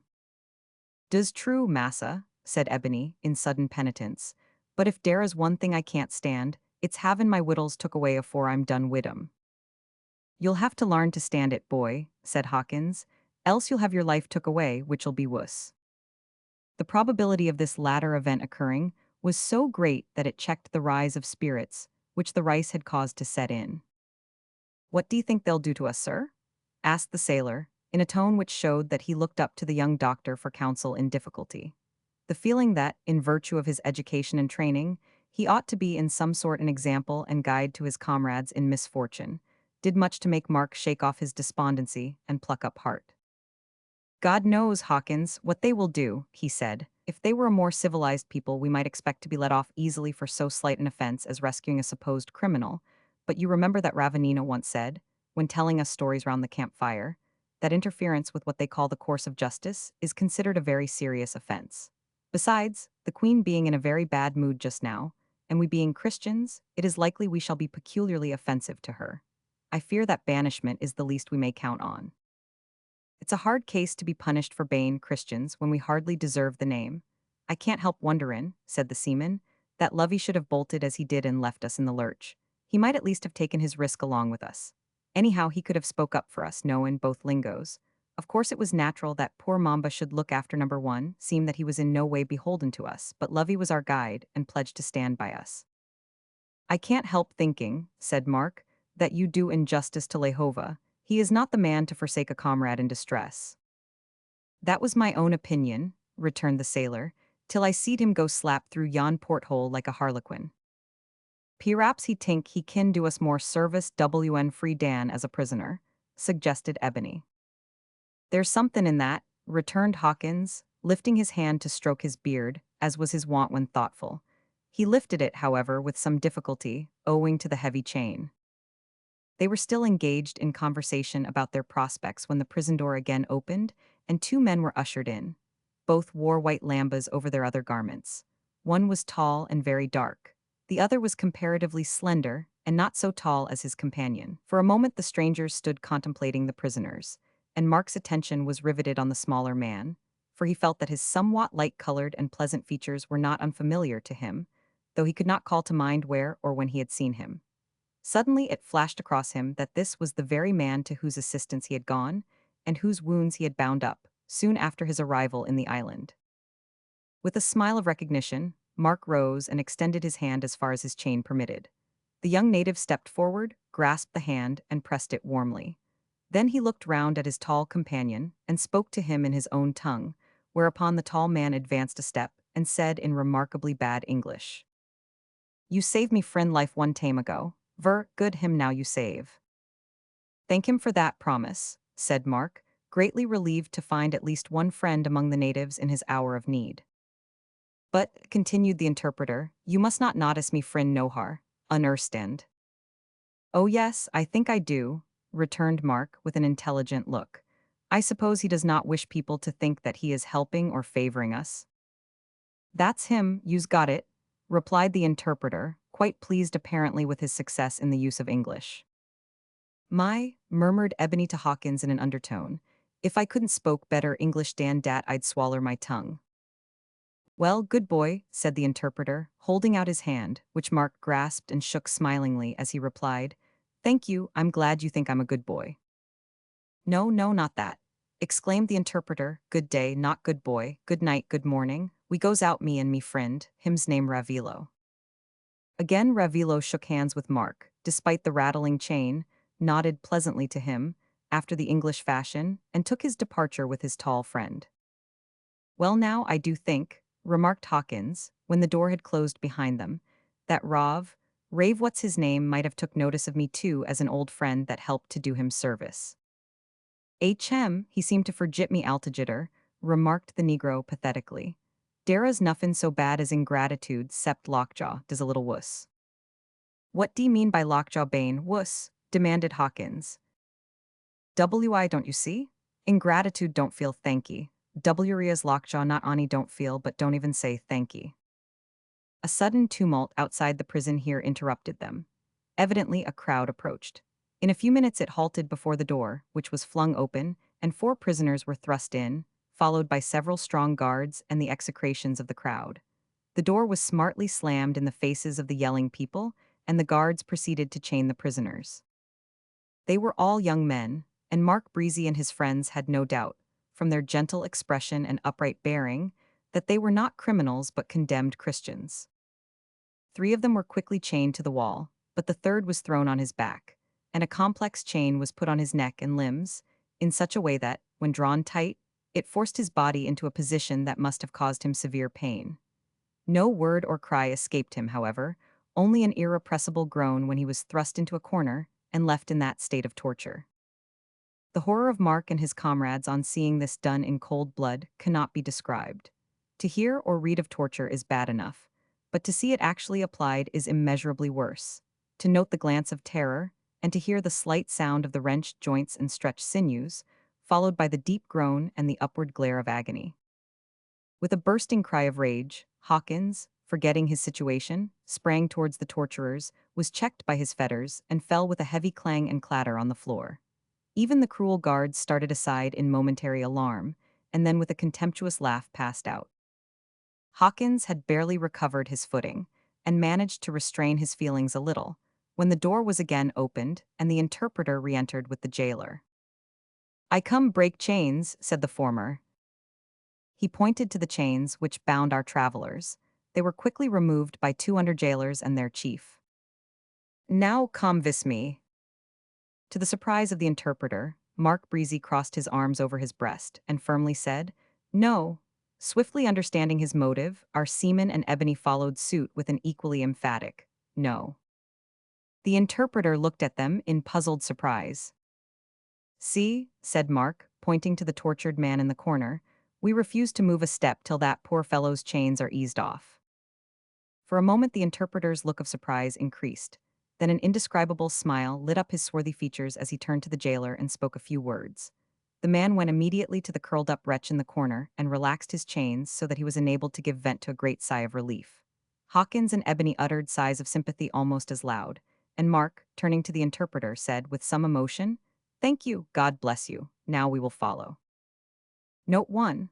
The fetters here described may be seen in the Museum of the London Missionary Society in Blomfield Street, London, along with an interesting collection of Malagasy relics. Chapter 17. Mamba is succored by one of the ancient Soot and fulfills his mysterious mission. When Lehova and Mamba took the reckless headers, which we have described in a former chapter, they tumbled into a courtyard which was used as a sort of workshop. Fortunately for them, the owner of the house was not a man of orderly habits. He was rather addicted to let rubbish lie, till stern necessity forced him to clear it away. Hence he left heaps of dust, shavings, and other things to accumulate in heaps. One such heap happened to lie directly under the window through which the adventurous men plunged, so that, to their immense satisfaction, and even surprise, they came down soft and arose unhurt. Instantly they slipped into an outhouse, and there held hurried converse in low tones. "What will you do now?" asked Lehova. "I will remain where I am till nightfall, for I dare not show myself all bruised like this. When it is dark, I will slip out and continue my journey to the coast." "To Tamatave?" asked Lehova, naming the chief seaport on the eastern side of Madagascar. "Yes, to Tamatave." "Do you go there to trade?" "No, I go on important business." It was evident that, whatever his business might be, Mamba, for reasons best known to himself, resolved to keep his own counsel. Seeing this, his friend said, "Well, I go to the eastward also, for Ravenino Hitriniani awaits me there. but I fear that our English friends will be thrown into prison. Do you think so? Asked Mamba, anxiously. If you think I can be helpful, I will give up my important business and remain with you. You cannot help us much, I think. Perhaps your presence may be a danger instead of a help. Besides, I have friends here who have power. And have we not God to direct us in all things? No, brother, as your business is important, go. Mamba was evidently much relieved by this reply, and his friend saw clearly that he had intended to make a great personal sacrifice when he offered to remain. But now I must myself go forth without delay, continued Lehova. I am not well known here, and once clear of this house, can walk openly and without much risk out of the city. Whatever befalls the Englishmen, Raveninohitriniani, and I will help and pray for them. Another minute and he was gone. Passing the gates without arousing suspicion, he was soon walking rapidly towards the forest in which his friend Ravenino lay concealed. Meanwhile, Mamba hid himself behind some bags of grain in the outhouse until nightfall, when he sallied boldly forth and made his way to the house of a friend, who, although not a Christian, was too fond of him to refuse him shelter. This friend was a man of rank and ancient family. The soot hung in long strings from his roof tree. He was one of the ancient soot. The houses in the city are usually without ceiling, open to the ridgepole, though there is sometimes an upper chamber occupying part of the space, which is reached by a ladder. There are no chimneys, therefore, and smoke from the wood and grass fires settles upon the rafters in great quantities inside. As it is never cleared away, the soot of course accumulates in course of time and hangs down in long pendants. So far from considering this objectionable, the Malagasy have come to regard it with pride. For, as each man owns his own house, the great accumulations of soot have come to be regarded as evidence of the family having occupied the dwelling from ancient times. Hence the old families are sometimes complimented by the sovereign in proclamations by being styled the ancient soot. The particular ancient soot who accorded hospitality that night to Mamba was much surprised, but very glad to see him. "Have you arrived?" he asked, with a good deal of ceremonial gesticulation. "I have arrived," answered Mamba. "Safely and well, I hope." "Safely and well," replied Mamba, ceremonially of course, for in reality he had barely arrived with life and certainly not with a sound skin. "Come in then," said the ancient soot. "And how are you? I hope it is well with you. Behold, spread a mat for him there, one of you, and is it well with you?" "Well indeed," said Mamba once again, falsely but ceremonially. "May you live to grow old," resumed Soot. "And you have arrived safely? Come in, where are you going?" "I'm going yonder westward," replied Mamba, with charming conventional vagueness as he sat down on the mat. "But it appears to me," said ancient Soot, passing from the region of compliment into that of fact, and looking somewhat closely at his friend, "it seems to me that you have been hurt." Mamba now explained the exact state of the case, said that he required a good long rest, after that a hearty meal, then a lamba and a little money, for he had been despoiled of everything he had possessed by the furious crowd that so nearly killed him. His kind host was quite ready to assist him in every way. In a few minutes he was sound asleep in a little chamber on the rafters, where he could rest without much risk of disturbance or discovery. All next day he remained in hiding. When it began to grow dusk, his host walked with him through the streets and through the gates, thus rendering his passage less likely to be observed, for this particular ancient soot was well known in the town. "I will turn now. What go you to the coast for?" asked his friend when about to part. "You would laugh at me if I told you," said Mamba. "Then tell me not," returned his friend with much delicacy of feeling, "for I would be sorry to laugh at my friend." Thus they parted. Ancient Soot returned to the home of his forefathers, and Mamba walked smartly along the road that leads to the seaport of Tamatave. He spent that night in the residence of a friend, the next in the hut of a government woodcutter. Felling timber, as might be supposed, was, and still is, an important branch of industry in Madagascar. Forests of varied extent abound in different parts of the country, and an immense belt of forest of 2 or 3 days' journey in width covers the interior of the island. These forests yield abundance of timber of different color and texture, and of various degrees of hardness and durability.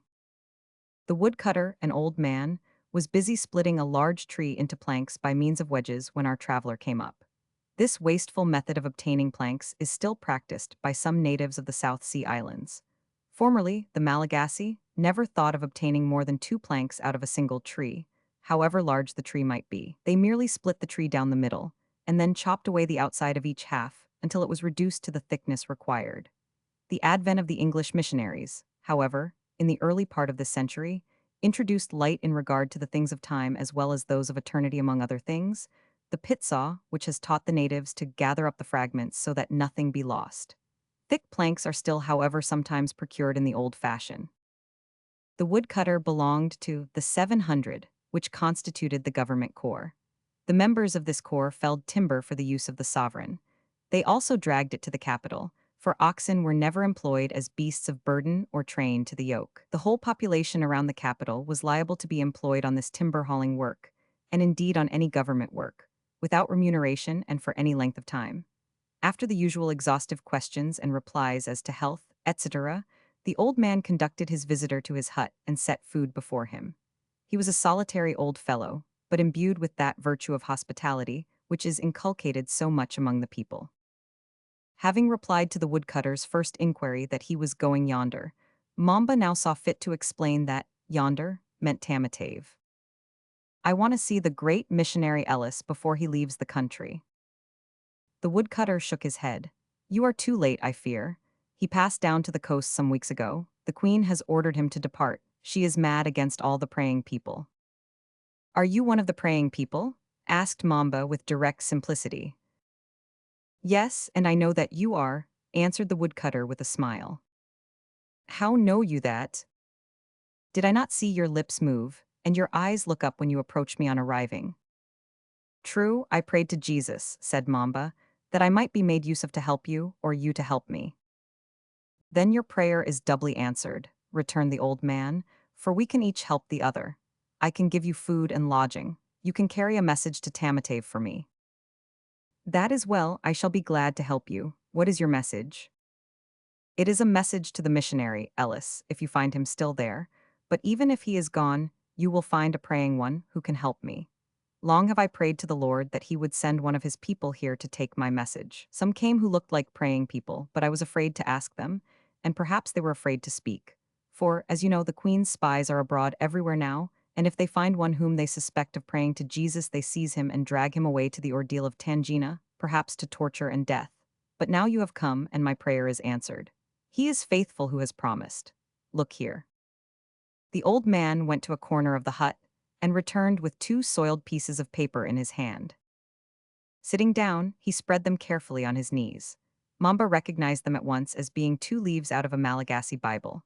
Soiled, worn, and slightly torn they were, from long and frequent use, but still readable. On one of them was the 23rd Psalm, which the old woodcutter began to read with slow and intense interest. Is it not grand, he said, looking up at his young guest with a flush of joy in his careworn old face, to think that after this weary woodcutting is over we shall dwell in the house of the Lord forever? No more toiling and hauling and splitting. Above all, no more sin, nothing but praise and work for him. And how hard I could work for him. Strange, said Mamba, while the old man gazed at the 2 soiled leaves as if lost in meditation, strange that you should show this to me. I have come, but tell me, he said, breaking off abruptly, what do you wish me to do?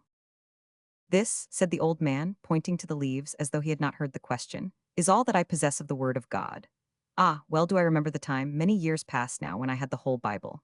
It was such a happy time then, when good King Raydama reigned and the missionaries had schools and churches and meetings, when we prayed and sang to our heart's content, and the Bible was printed by the wonderful machines brought by the white men in our own language, and we learned to read it. I was young then and strong, but I don't think my heart was so warm as it is now.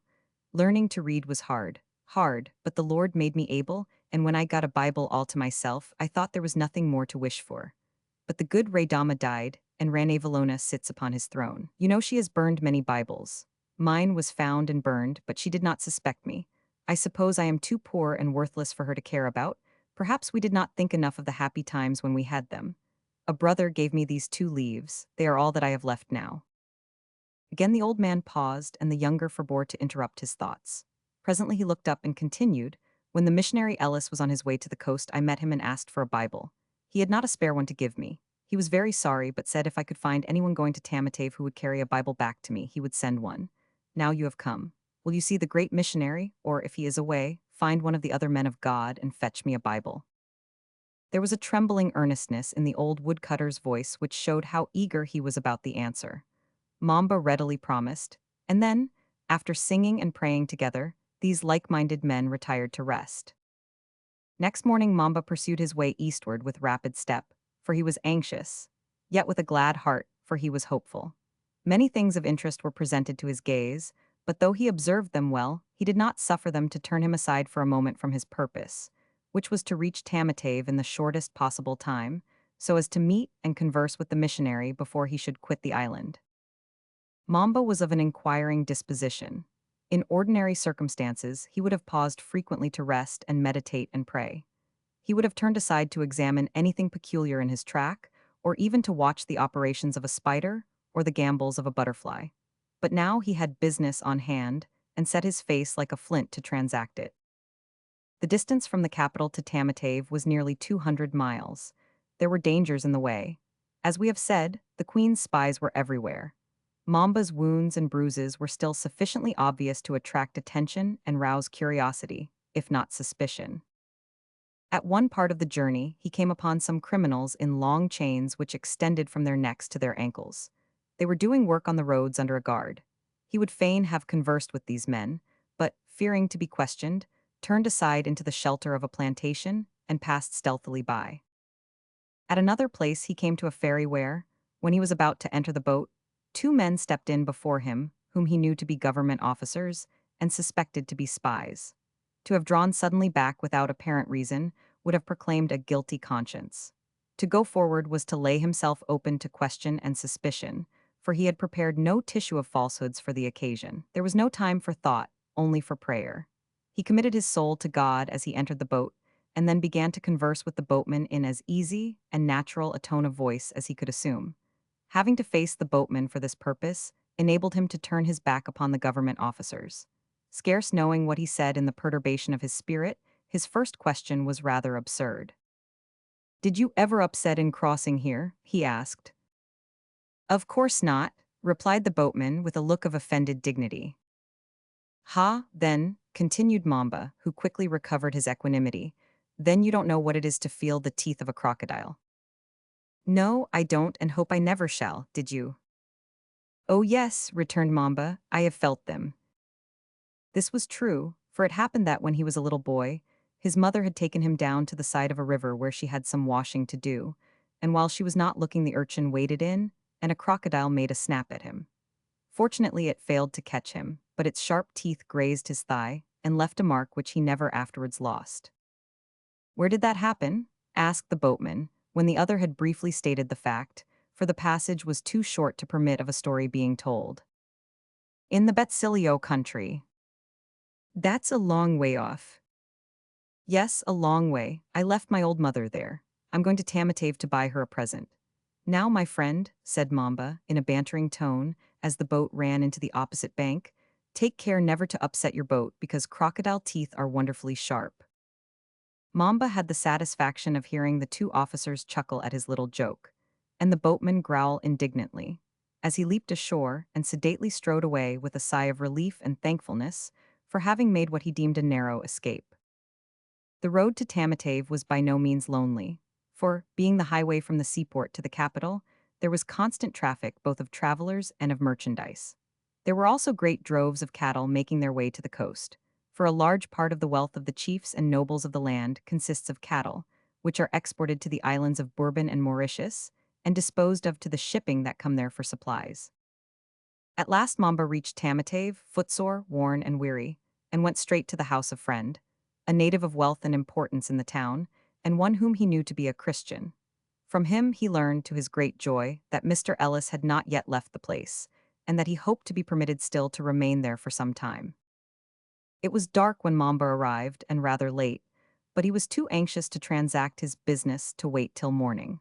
Having ascertained where the missionary lived, he went there direct and was ushered into his sitting room. "You wish to converse with me," said Mr. Ellis in a kind voice and in the native tongue as he placed a chair for his visitor, who, however, preferred to stand. "Yes, I come from very far away from the Betsilio country.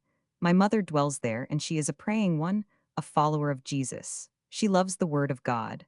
I heard that you had brought the Bible to us from your own land, printed in our language, and so I have come to ask you for a Bible. Have you come all that long journey to procure the word of God? Asked the missionary, much interested. Yes, that is my business, replied Mamba. Although Mr. Ellis liked the look of his visitor and was strongly disposed to believe him, he had too much knowledge of the native character to place immediate confidence in him. Besides, the man being a stranger to him, and possibly one of the government spies, he feared to comply at once with his request, lest he should hasten his own banishment from the island. He replied, therefore, with caution. I cannot give you what you want tonight, he said, but you may call on me again tomorrow, and I will speak with you. This answer did not at all satisfy the eager heart of the poor fellow, who had traveled so far and risked so much. His countenance showed the state of his feelings so strongly that the sympathetic missionary laid his hand kindly on his shoulder, bade him cheer up, and asked for his name as well as the name of someone in Tamatave who knew him. Now then, Mamba, he said as they were about to part, don't be cast down. Come here to see me tomorrow. Come early. Comforted a little, more by the missionary's look and tone than by his words, Mamba took his departure. Meanwhile, Mr. Ellis made inquiries, visited the friend to whom he had been referred, and found that not only was Mamba a good and true man, but that many of his family feared the Lord greatly.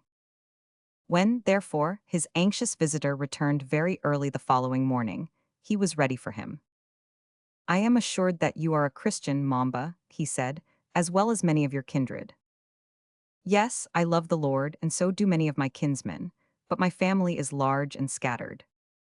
Have any of them got the scriptures?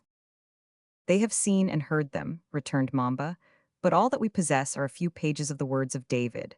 These belong to the whole family. We send them from one to another, and each, after keeping them for a time, passes them on, until they have been read by all. They are in my hands just now. Have you them with you? Asked the missionary. Mamba did not reply at once. He seemed unwilling to answer, but at last confessed that he had. Will you not show them to me? Surely you can trust me, brother. Mamba at length made up his mind. Thrusting his hand deep into his bosom, he drew a parcel from the folds of his lamba. This he slowly and carefully opened. One piece of cloth after another being unrolled, there appeared at length a few leaves of the Book of Psalms, which he cautiously handed to Mr. Ellis. Though it was evident that the greatest care had been taken of that much-prized portion of Scripture, the soiled appearance of the leaves, worn edges, and other marks of frequent use, like the 2 leaves owned by the woodcutter, showed how much they had been read. Even Mamba's anxiety was allayed by the tender way in which the missionary handled his treasure, and the interest in it that he displayed. Now, my friend, said Mr. Ellis, still holding the tattered leaves which Mamba seemed anxious to get back, if you will give me these few words of David, I will give you all his words, and I will give you, besides, the words of Jesus and of John and Paul and Peter. See, here they are. Saying which, he handed to his visitor a copy of the New Testament and Psalms, in Malagasy, bound together. But Mamba did not leap at this gift as might have been expected. Either it seemed to him to be too good news to be true, or he was of a skeptical turn of mind. At all events, he was not satisfied until he had sat down with the missionary, and assured himself that every verse in his ragged treasure was contained in the presented volume, and a great deal more besides. Then he let the old treasure go, and joyfully accepted the new, which, he said, he was going to carry back to his mother, who greatly longed for it. Before retiring with it, however, he mentioned his friend the woodcutter, whom Mr. Ellis remembered well, and gladly gave another testament to be taken back to him. Then, uttering expressions of fervent gratitude, Mamba left the house. In the course of that day, the missionary inquired after his visitor, wishing to have further converse with him, but the Christians of Tamatave told him that Mamba had started off, almost immediately after quitting him, on his long return journey to Betsilio land, doubtless, rejoicing as one that findeth great spoil. Dust was not allowed to accumulate on the Bibles of Madagascar in those days. Chapter 18. Unexpected Deliverance and Several Surprises. At the time when Mamba started away on his expedition to Tamatave, Ravanino, as we have said, lay concealed in the forest, anxiously awaiting news from the town. At last the news came. The 2 white men and the Negro had got involved in a row and were in prison.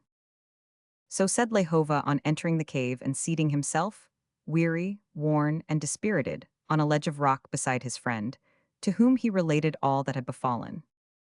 Give not way to despondency, said Ravenino, though he could not smooth the lines of anxiety from his own brow. Does not the Lord reign? Let the earth rejoice. No evil can befall unless permitted, and then it will surely work for good. Let us now consider what is to be done, but first we will pray. In the gloom of the cavern, the two men went down on their knees, and, in very brief but earnest sentences, made known their wants to their Creator. It is useless to remain here idle, said the guide, as they resumed their seat on the ledge. It is useless to go into the town, returned Lehova. I am known now as one of those who aided Mamba to escape. But I am not known, at least not in my present guise, said Ravenino. Have you seen Raffaravavi? No, I tell you we had not been long in the town when this mischance befell. Did not Mamba tell you why he has undertaken so long a journey? He did not, but I can guess, answered Lehova with a slight smile. The night before we left our friends in the cave in Betsilioland, I heard his mother urging him to accompany us to the capital and fetch her, if possible, a copy of the Word of God. She was joined in her persuasions by my sister Ramatoa, and you know he loves Ramatoa. I have no doubt that the two overcame his objections. Do you know why he objected? Asked Ravenino. He said that he was afraid to quit his mother and the others at a time when she might sorely need his protection, but other motives may have influenced him. If he said it, he meant it, returned the guide with some decision, for Mamba is open and true of heart. No doubt he had other motives, but these were secondary. God grant him success and safe deliverance from the hands of his enemies. Amen, responded Lehova. For some time, the two friends sat there in silence, meditating as to what they should do in the circumstances, for each felt that action of some sort was absolutely necessary. My friend, said the guide at last, it seems to me that the Lord requires me at this time to go with my life in my hand, and give it to him if need be. I have led these Englishmen into danger. I must do my best to succor them. Raffaravavi also is in great danger of losing her life, for the Queen's fondness for her may not last through the opposition to her, which she is sure to meet with. At all risks I will enter the town and try to meet with Raffaravavi. But you, my friend, have no need to run so great a risk. The Englishmen have no claim upon you. My sister Raruth, as well as the other banished ones, need your arm to defend them, all the more that Mamba has left for a time. I counsel you to return to the Betsilio country and leave me. There is no fear. I am in the hands of God. For a few moments Lehova was silent. Then he spoke slowly. No, I will not leave you. Are not our friends also in the hands of God? For them too there is no fear. At present they are far from danger and in safe hiding, for even the outlaws, the robbers who infest the forests, understand something of their case. They have sympathy and will not molest them. Besides all that, Ravenino Hitriniani, is there not the blood covenant between you and me? No, I will not leave you. Where you go I will go, and if you die I will not live. Seeing that his friend's mind was made up, the guide made no further effort to influence him, and both men prepared themselves to go to the city. We return now to our friends Mark Breezy, John Hawkins, and James Ginger, whom we left in the act of quitting their prison after being the means of obtaining some extension of mercy to an unfortunate sufferer whom they left behind them there. The interpreter led them up several steep streets, and finally brought them to a courtyard in which were several small houses. Into one of these he ushered them, having previously pointed out to them that the building occupied a prominent position not far from the great palace of the Queen. So, if you outgoes get losted, know how to find yourself again. Does so, said Ebony, use a clibber man. Now you stop, continued the interpreter, paying no attention to the remark. Forget some Vic Vickles, eh? Vickles, repeated Mark with a puzzled air.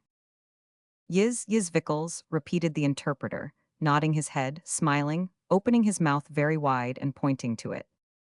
Perhaps he means victuals, suggested Hawkins. Yiz juice so victuals, cried the interpreter eagerly, wait for victuals. Now good boy bye-bye, he added with a broad grin at his blunder as he left the room and shut the door. The three friends stood in the middle of the room for a few seconds in silence, looked at each other, and smiled dubiously. Let's see if we really are free to go and come as we choose, said Mark, suddenly stepping to the door and trying it. Sure enough, it was open. They passed out and went a short distance along the street, in which only a few natives were moving about. These, strange to say, instead of gazing at them in idle curiosity, seemed to regard them with some show of respect. "Hold on, sir," said Hawkins, coming to an abrupt halt. "You know that feller told us to wait for victuals, and I am uncommon disposed for them victuals. For, to say truth, the trifle of rice they gave us this mornin' was barely enough to satisfy an average rat. Better come back and do as we're bid. Obedience, is the first law of natur. Does W at I says too, wait for de wittles." "Agreed," said Mark, turning on his heel. On reaching the house, they found that two slaves had already begun preparations for the hoped-for feast. In a few minutes, they had spread on the mat floor several dishes containing rice, mingled with bits of chicken and other meats, the smell of which was exceedingly appetizing. There was plain beef also, and fowls, and cooked vegetables and fruits of various kinds, some of which were familiar to them, but others were quite new. Slaves being present, our three travelers did not give full and free expression to their feelings. But it was evident from the way that Hawkins smacked his lips and Ebony rolled his tongue about, not to mention his eyes, and Mark pursed his mouth, that they were smitten with pleased anticipation, while the eyes of all three indicated considerable surprise.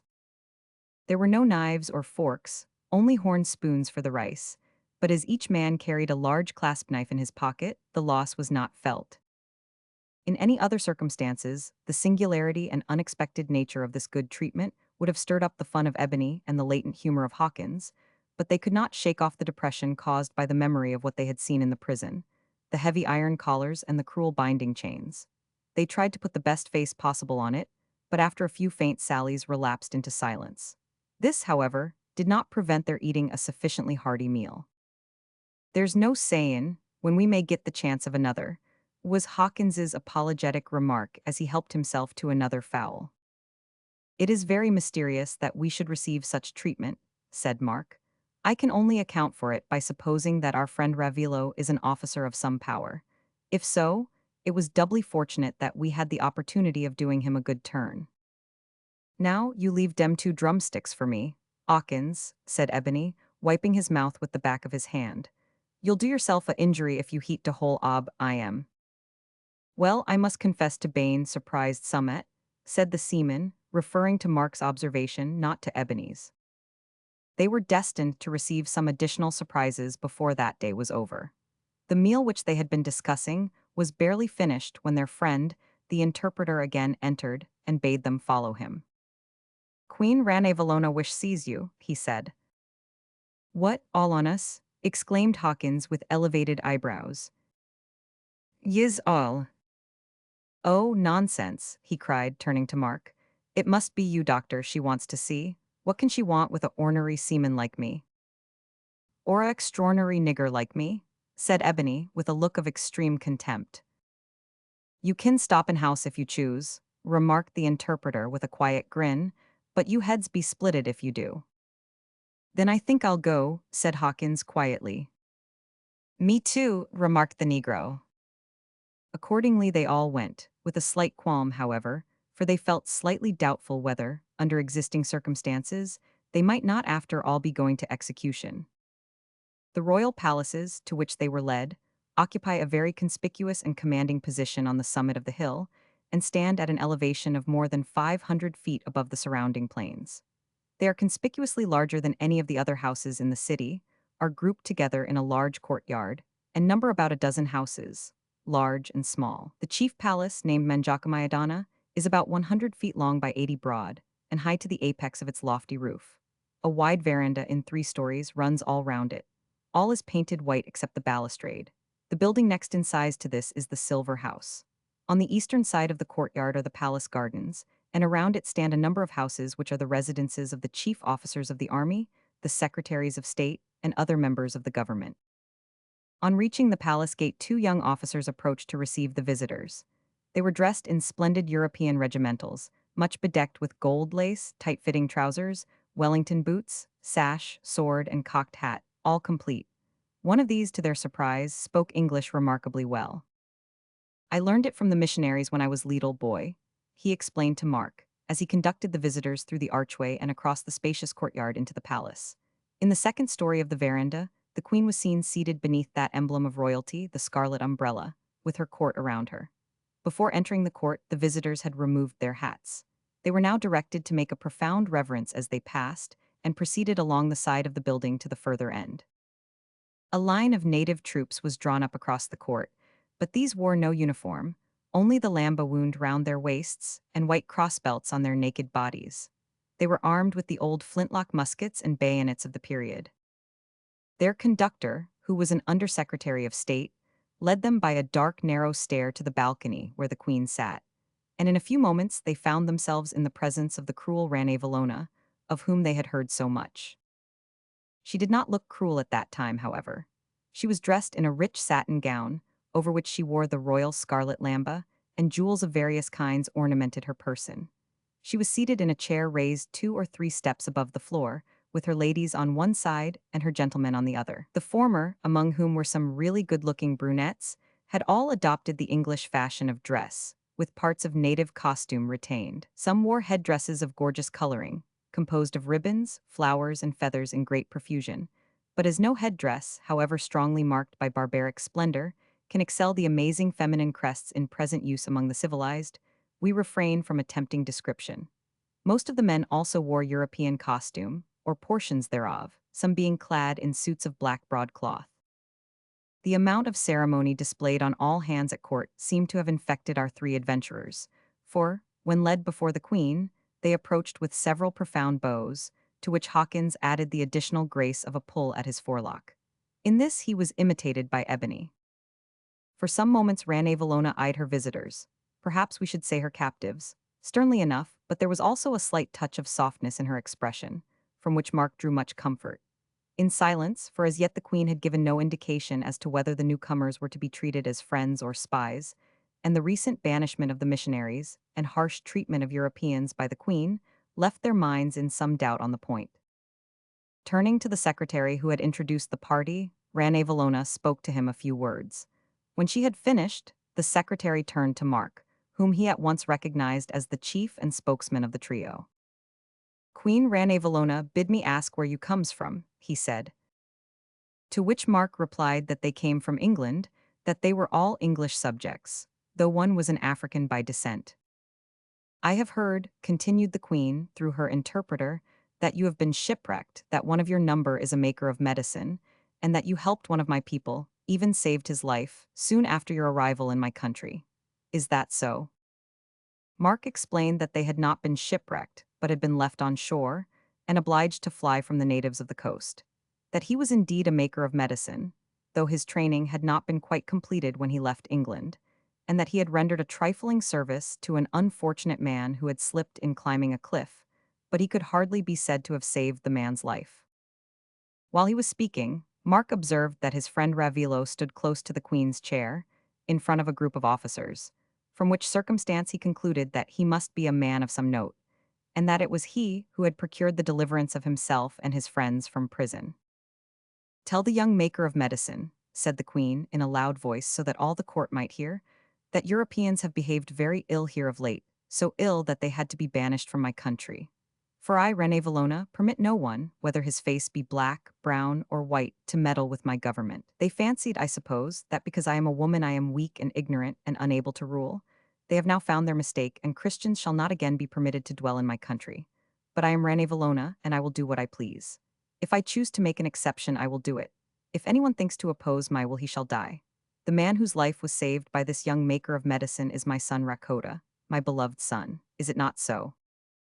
The queen looked round as she spoke, and the man whom we have hitherto styled Ravilo bent his head and replied, "It is so," whereupon there were murmurs of surprise and approval among the courtiers.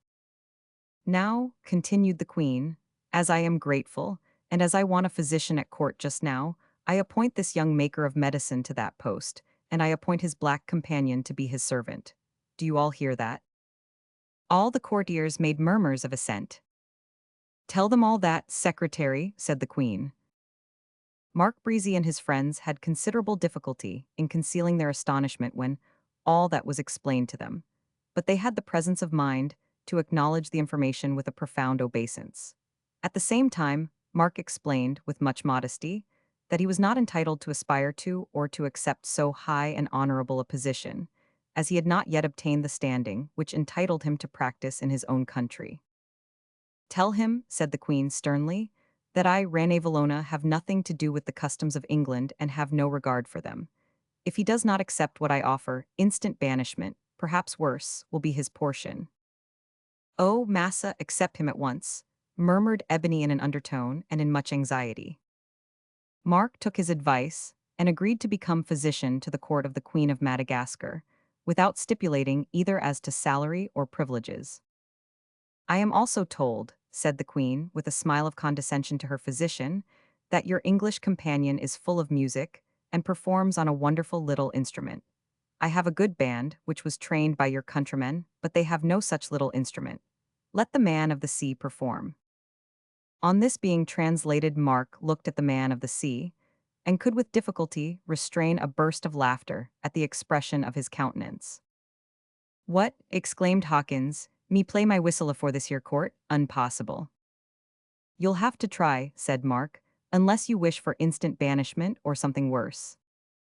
"Oh, 'Awkins, blaze away at once," murmured Ebony with renewed anxiety, for the something worse was to him suggestive of imprisonment, torture, and death. Thus pressed, the seaman put his hand into the inner pocket of his jacket and drew forth his cherished flageolet. In a few minutes the queen and all her courtiers were enthralled by the music. It was not only the novelty and bird-like sweetness of the instrument itself that charmed, but also the fine taste and wonderful touch of the sailor.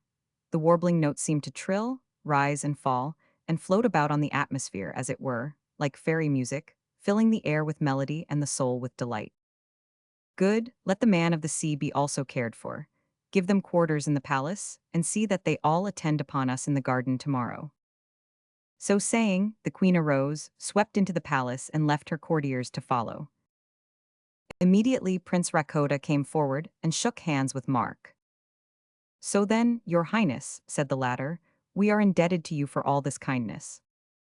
"It is only one small ting," returned the prince in broken English. "Am I not due to you my life? Come, I go show you your house." On the way, and after entering the house which was appropriated to their use, Mark learned from the prince that their approach to the capital had been discovered and announced by spies long before their arrival, that it was they who had discovered and revealed to the Queen Hawkins's wonderful powers with the little tube.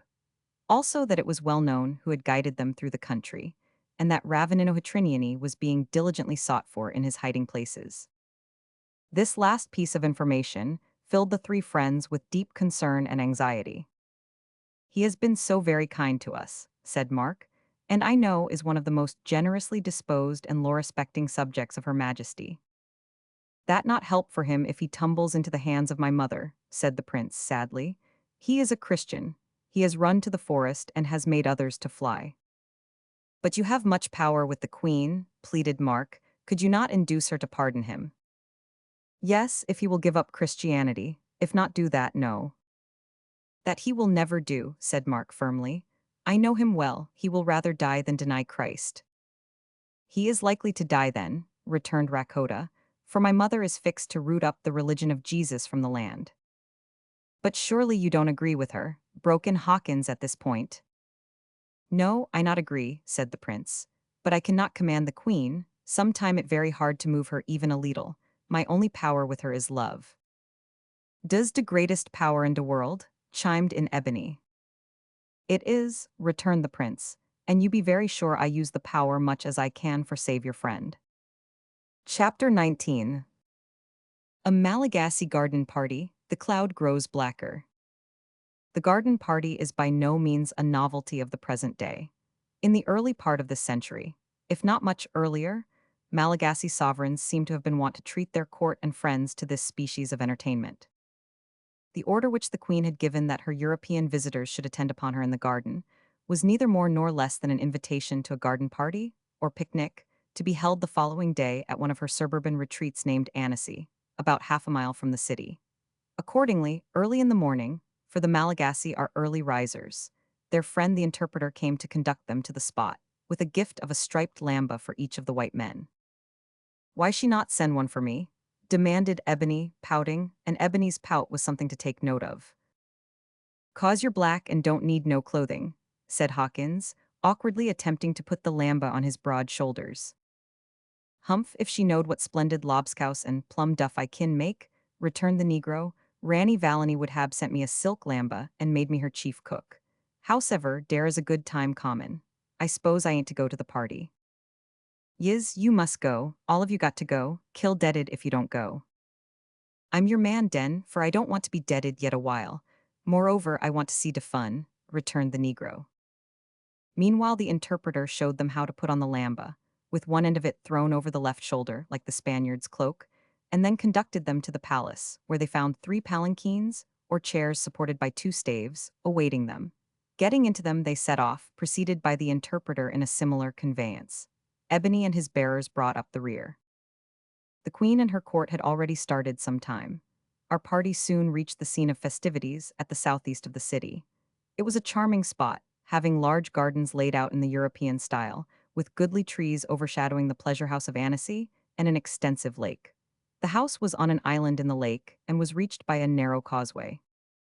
At the entrance to the place, 2 enormous letters, RR, formed in grass borders that surrounded flower beds, indicated that Raydama Rex, the first king of that name, had originated those gardens. And they did him credit, for he had made great exertions to accumulate their specimens of the most useful and remarkable trees and plants in the country, especially those that were of service in materia medica. Some immense camphorwood trees were among the most conspicuous, and there were several specimens of a graceful fan palm, as well as clumps of the long-leaved rophia. The lake was covered in part with a profusion of purple water lilies and was well stocked with goldfish. In the garden and on the upper part of the grounds were luxuriant vines, besides figs, mangoes, pineapples, and coffee plants. Here, to the strains of an excellent band, hundreds of people, in white and striped lambas and various gay costumes, were walking about enjoying themselves, conversing with animation or consuming rice, chickens, and beef on mats beneath the mango and fig trees. Elsewhere, the more youthful and lively among them engaged in various games, such as racing, jumping, etc. Come, said their friend of the previous day, the secretary, to Mark and his comrades, breaking in on their contemplation of the animated scene, the queen wishes to see you. Her Majesty, who was dressed in a long robe of muslin, embroidered with gold, sat near the door of the garden house, surrounded by her ladies, who all wore the simple but graceful native dress. A guard of soldiers stood near at hand. The queen merely wished to ask a few ceremonial questions of her visitors. While she was engaged with Hawkins and the secretary, Mark ventured to glance at the ladies of the court, among whom he observed one who made a deep impression on him. She wore, if possible, a simpler dress than any of her companions, and no ornaments whatever. Her features were well formed, and her rather pensive countenance was very beautiful. When they were retiring from the presence of the queen, Mark could not resist the temptation to ask the secretary who she was. That, said he, is our self-willed little Christian Raffaravavi. She does not look very self-willed, returned Mark. True, and she is not really so, only in the matter of religion. I fear we shall lose her ere long, for she minds not the queen, and no one who defies Ranivellona lives long. But come, let us sit down under this mango tree and eat. You must be hungry. He led them as he spoke to a sequestered spot near a coppice which partially guarded them from public gaze on 3 sides, and on the 4th side afforded them a charming view of the gardens, the gay assemblage, and the country beyond. At first both Hawkins and Ebony hesitated to sit down to breakfast with so distinguished a person as an Undersecretary of State.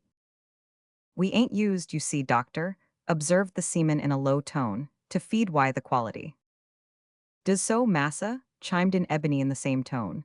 Wittles never taste so pleasant in de cabin as in de foxle. Don't object to anything, replied Mark quickly, just do as I do. Hull right, massa, neck or nuffin, I'm your man. As for the seaman, he obeyed without reply, and in a few minutes they were busy with the secretary over drumsticks and rice. The free and easy sociability of that individual would have surprised them less if they had known that he had been specially commissioned by the Queen to look well after them, and gather all the information they might possess about the fugitive Christians who were hiding in the forests. Fortunately, our young student was quick-witted. He soon perceived the drift of the secretary's talk, and, without appearing to evade his questions, gave him such replies as conveyed to him no information whatever of the kind he desired. At the same time, he took occasion, when the secretary's attention was attracted by something that was going on, to lay his finger on his lips and bestow a look of solemn warning on his comrades, the effect of which on their intelligent minds was to make the Negro intensely stupid and the seaman miraculously ignorant. Now, while our friends are thus pleasantly engaged, we will return to Raffaravavi, whom we left standing among the Queen's ladies. Of all the ladies there, that little brunette was not only the best looking, the sweetest, the most innocent, but also, strange to say, the funniest. By which we do not mean to say that she tried to be funny, far from it, but that she had the keenest perception of the ludicrous, and as her perceptions were quick, and little jokes usually struck her, in vulgar parlance, all of a heap. Her little explosions of laughter were instantaneous and violently short-lived. Yet her natural temperament was grave and earnest, and her habitual expression, as we have said, pensive. Indeed, it would have been strange had it been otherwise, considering the times in which she lived, the many friends whom she had seen sacrificed by the violence of her royal mistress, and the terrible uncertainty that hung over her own fate. After a time, the queen dismissed some of her attendants to ramble about the grounds, among them Raffaravavi, who sauntered down one of the sidewalks by herself. She had not gone far when, on reaching a turn of the road where a small thicket of shrubs concealed her from the more public part of the garden, she heard her own name pronounced. Stopping abruptly, she listened with intense anxiety expressed on her countenance. Raffaravavi, repeated the voice again, fear not. Next moment the bushes were turned aside, a man stepped on the path, and Ravanino stood before her. He seized her in his arms and printed a fervent kiss upon her lips. "Oh, Samuel," she said, using her lover's Christian name, which she naturally preferred, and speaking, of course, in her native tongue, "why did you come here? You know that it is death if you are caught." "I would risk more than death, if that were possible, to see you, Raffaravavi, but I come to ask you to fly with me. Our dear Lord's counsel is that, when we are persecuted, we should flee to a place of safety." "Impossible," said the girl, in a tone of decision that made her lover's heart sink. "Besides, I am not persecuted. The queen is fond of me and bears much." "Fond of you she may well be, my loved one, she cannot help that, but she is fonder of herself, and the moment you go beyond a certain point she will order you out to execution. Has she not done the same sort of thing before? She is capable of doing it again. She will surely do it again. Come, dearest, let us fly now, this moment. I have a lamba here which will conceal most of your dress. Arrangements are made with some of our friends in the Lord to aid us. Bearers are ready. I will guide you to the caverns in the forest where my sister Raruth is longing to receive you, where many of your old friends are dwelling in security, where we worship God and pray to Jesus and sing the sweet old hymns in peace. Come, dear one, will you not come?" It was evident that the intense earnestness of the lover was exerting powerful influence over the affectionate maiden, for she began to waver. "Oh, do not persuade me thus," she said. "I know not what God would have me do, but the queen has been very kind to me in spite of my religion, and sometimes I have thought that she listens to my pleading. Perhaps God may use me as the means of bringing her to Jesus. Think what that would be, not only to her own soul but to the multitudes who are now suffering in." At that moment footsteps were heard on the gravel walk. They were evidently approaching the spot where the lovers stood. Before Ravanino could make up his mind to drag her into the thicket by main force, Raffaravavi had disengaged herself and bounded away. At the same moment, Ravanino glided into the shrubbery and disappeared. A few seconds later, and Mark Breezy stood on the spot they had quitted. He was alone. "Strange," he muttered to himself. "I am almost certain that she took this path, and I fancy that the man's voice sounded like that of Ravanino. Nothing more natural than that he should ferret her out. Yet it seems to have been imagination." "It was not imagination," said a rather stern voice at Mark's elbow. He turned quickly. "I was sure of it," he exclaimed. "If you were so sure of it," said the guide, with a touch of bitterness, "why did you interrupt us and scare the maiden away?" "You do me wrong in your thoughts," replied the student, flushing. "One of the Queen's secretaries is even at this moment coming along this track in company with Hawkins and Ebony. While seated at breakfast I saw Raffaravavi walk in this direction, and somehow I took it into my head that you would surely meet her here. I know not why I thought so, unless it be that in like circumstances I myself would have acted the same part, so I hastened on in advance to warn you. Hush, do you not hear their steps?" "Forgive me," said Ravanino, extending his hand and grasping that of his friend. Then, speaking low and hurriedly, "You are in favor at court. Will you befriend her?" "I will, you may depend on me." There was no time for more. Already it was almost too late, for the guide had barely disappeared in the thicket when his comrades and the secretary appeared. "Hallo, doctor," exclaimed Hawkins, "was ye arter a pretty girl that you bolted so, all of a sudden?" "Yes, I was," answered Mark promptly. "I saw one of the Queen's ladies come in this direction and ran after her. I suppose there is no harm in that, Mr. Secretary? You don't forbid men to look at your women, do you, like the Arabs?" "Certainly not," replied the secretary, with a slight smile and a ceremonial bow. "Come then, let us follow the track, we may yet meet her." So saying, Mark led the way along the path where Raffaravavi had vanished, not for the purpose of overtaking her, but in order to give his friend time and opportunity to get out of the thicket unperceived. On the evening of that same day, after the garden festivities were over, Queen Ranivalona sat in her palace with a frown on her brow, for, despite her determination and frequent commands, the Christians in the town still persisted in holding secret meetings for worship.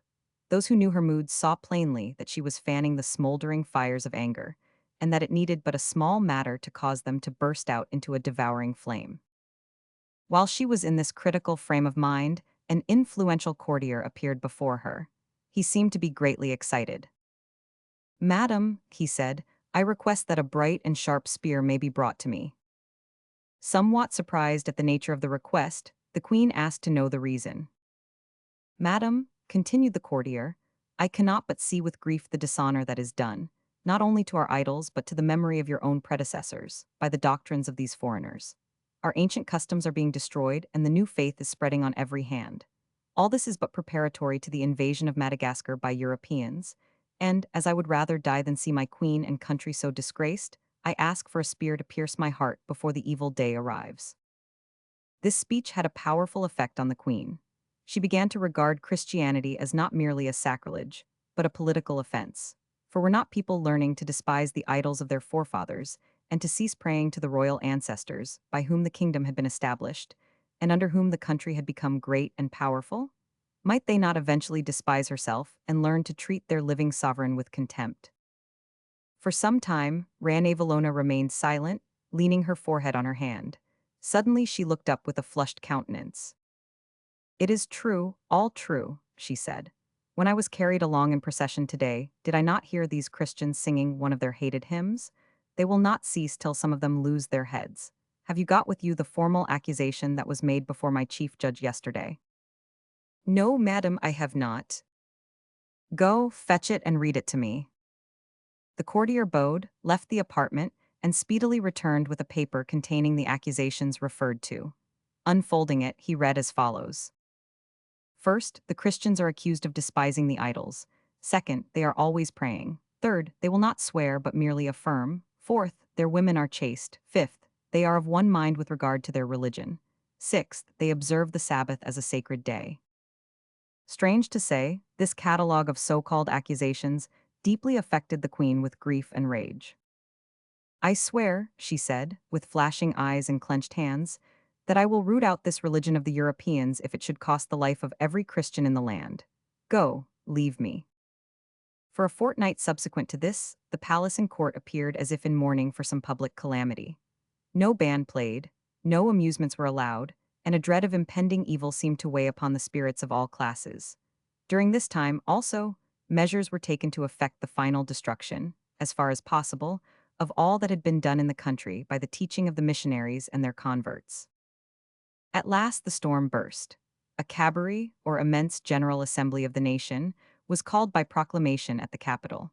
The people were only too well aware of what this signified to doubt that the queen was thoroughly in earnest and in one of her worst moods.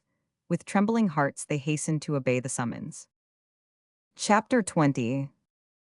A great cabaret is held, followed by dreadful martyrdoms. No rank or age was exempt from attendance at the great assembly. Soldiers were sent about the city and suburbs to drive the people towards the place of assembly, near the palace, and the living stream continued to pour onwards until many thousand souls were gathered together at Mahamasana. Here a body of troops 15,000 strong was posted, and in the earlier part of the day, the cannon along the heights of the city thundered out a salute to inspire the people with awe and respect for the royal authority. The highest civil and military officers were there in their varied and gay trappings, but Ranivalona herself did not appear in person. Her message was conveyed to the people by one of the chief officers of state. It was interspersed here and there with the various titles of the queen, and was to the following effect. I announce to you, O ye people, I am not a sovereign that deceives. I therefore tell to you what I purpose to do, and how I shall govern you. Who then is that man who would change the customs of our ancestors and the 12 sovereigns in this country? To whom has the kingdom been left by inheritance, by Empoyne, Imarina, and Raydama, except to me? If any then would change the customs of our ancestors, I abhor that, saith Rabot and Andrian Empoyne Marina. After a good deal more to much the same effect, the message went on to say, as to baptisms, societies, places of worship distinct from schools, and the observance of the Sabbath, how many rulers are there in the land? Is it not I alone that rule? These things are not to be done. They are unlawful in my country, saith Rane for they are not the customs of our ancestors, and I do not change their customs, excepting as to things alone that improve my country. And then, in your worship, you say, believe. Follow the Christian customs, and thus you change the customs of the ancestors, for you do not invoke all that is sacred in heaven and earth, and all that is sacred in the 12 sovereigns and the idols. And is not this changing the customs of the ancestors? I detest that. And I tell you plainly that such things shall not be done in my country, saith Rane. Now I decree that all Bibles and books of the new religion shall be delivered up to be destroyed, that all who are guilty shall come in classes, according to the nature of their offenses, and accuse themselves of having been baptized, of being members of the church, of having taught slaves to read. All shall come to the officers and confess. But those who conceal their offense and are accused by others shall be subjected to the ordeal of the tangina, and those who resist my commands shall die, saith Rane. This message was no idle threat. The people were well aware of that, and the city was filled with weeping and consternation. It was while things were in this state that Mamba arrived at Antananarivo with his precious New Testament and Psalms in the folds of his lamba. Although well aware of what had taken place, he recklessly visited his friends in the city. From them he learned more particulars, and saw, when too late, that it would be impossible for him now to pass out of the gates with the testament on his person, as the guards had been cautioned to search everyone whom they had the slightest reason to suspect. Hearing of the sudden exaltation of his English friends, he formed the wise resolution to place his treasure in their hands. Boldness is often successful where timidity would fail. Without hesitation, or even consultation with his friends, Mamba went straight to the palace and demanded permission to visit the maker of medicine. He was allowed to pass and conducted by an official to the quarters of Mark Breezy, who was seated with Hawkins and Ebony at the time. Great was their surprise at seeing their friend. Why, Mamba, I thought you had gone to Tamatave, said Mark, shaking hands heartily with him. Yiz, I hoed, said Mamba, and then endeavored to tell something of his doings in English. But his knowledge of that language was so very imperfect that they could make nothing of it. They understood him, however, when he cautiously and lovingly drew the testament from its hiding place and gave it into Mark's hands. What am I to do with it, my poor friend? Said Mark. I know that you have no chance of retaining it after the decree that has just been passed. Keep for me, said Mamba anxiously. I will do so if I can, but it may not be possible, answered Mark. Yiz keep safe, got I am for me mutter. You're a brick, cried Ebony, enthusiastically grasping the man's hand, for he had a great love for his own mother, and experienced a gush of sympathy. At that moment there was a loud knocking at the door, and Mark had barely time to slip the testament into his coat pocket when Hater of Lies entered with his silver spear and attendants. Seizing hold of poor Mamba, without uttering a word they led him away. Hawkins instantly followed, and Ebony was about to do the same when Mark laid his hand on his shoulder and checked him. What would you do, Ebony? Look arter Hawkins massa. Hawkins is well able to look after himself. No doubt he has gone to see where they take Mamba to. One pair of eyes is enough for that. Your company would only trouble him. A few minutes later, the seaman returned with the information that the unfortunate man had been cast into the prison, from which they had been so recently released. At this time, the Christians in the island possessed numerous entire copies of the scriptures, besides a large number of testaments and psalms, and books of a religious character, which, having been secreted, had escaped the destruction of previous persecutions. Some of these were now given up and destroyed. Many of the more timid among the natives came forward, as commanded, and accused themselves, thus escaping punishment. But there were others who would neither give up their Bibles nor accuse themselves. Some of these were accused by their slaves, others by their so-called friends and kindred, in some cases falsely. Next day the prime minister came to the queen and reported that one lady, named Rezalama, who had not accused herself, had been accused by some of her slaves of attending religious meetings. "Is it possible," exclaimed the queen, "that there is one so daring as to defy me? Go, let her be put to death at once." The intercession of friends of the accused produced no effect on the queen, and even the pleading of Prince Rakota failed, in this instance, to do more than delay the execution for a few days. Meanwhile Rezalama was cast into prison and loaded with chains. "Is it not strange," she said to her jailers, "that I should be put in chains, and some of my friends should be sent to perpetual slavery and some killed, though we have done no evil? We have neither excited rebellion, nor stolen the property of any, nor spoken ill of any, yet we are treated thus, and our property is confiscated. It will be wise if the persecutors think what they do, lest they bring on themselves the wrath of God. But I do not fear. When hater of lies came to my house, I rejoiced that I was counted worthy to suffer affliction for believing in Jesus." When this speech was reported to the judges, Rezalama was ordered to be put into heavier irons and severely beaten. This cruel order was carried out, and after her tender limbs had been additionally weighted, her delicate skin was lacerated with terrible stripes. Yet her fortitude never forsook her. Nay more, through the grace bestowed on her, she actually sang hymns in the midst of her torment.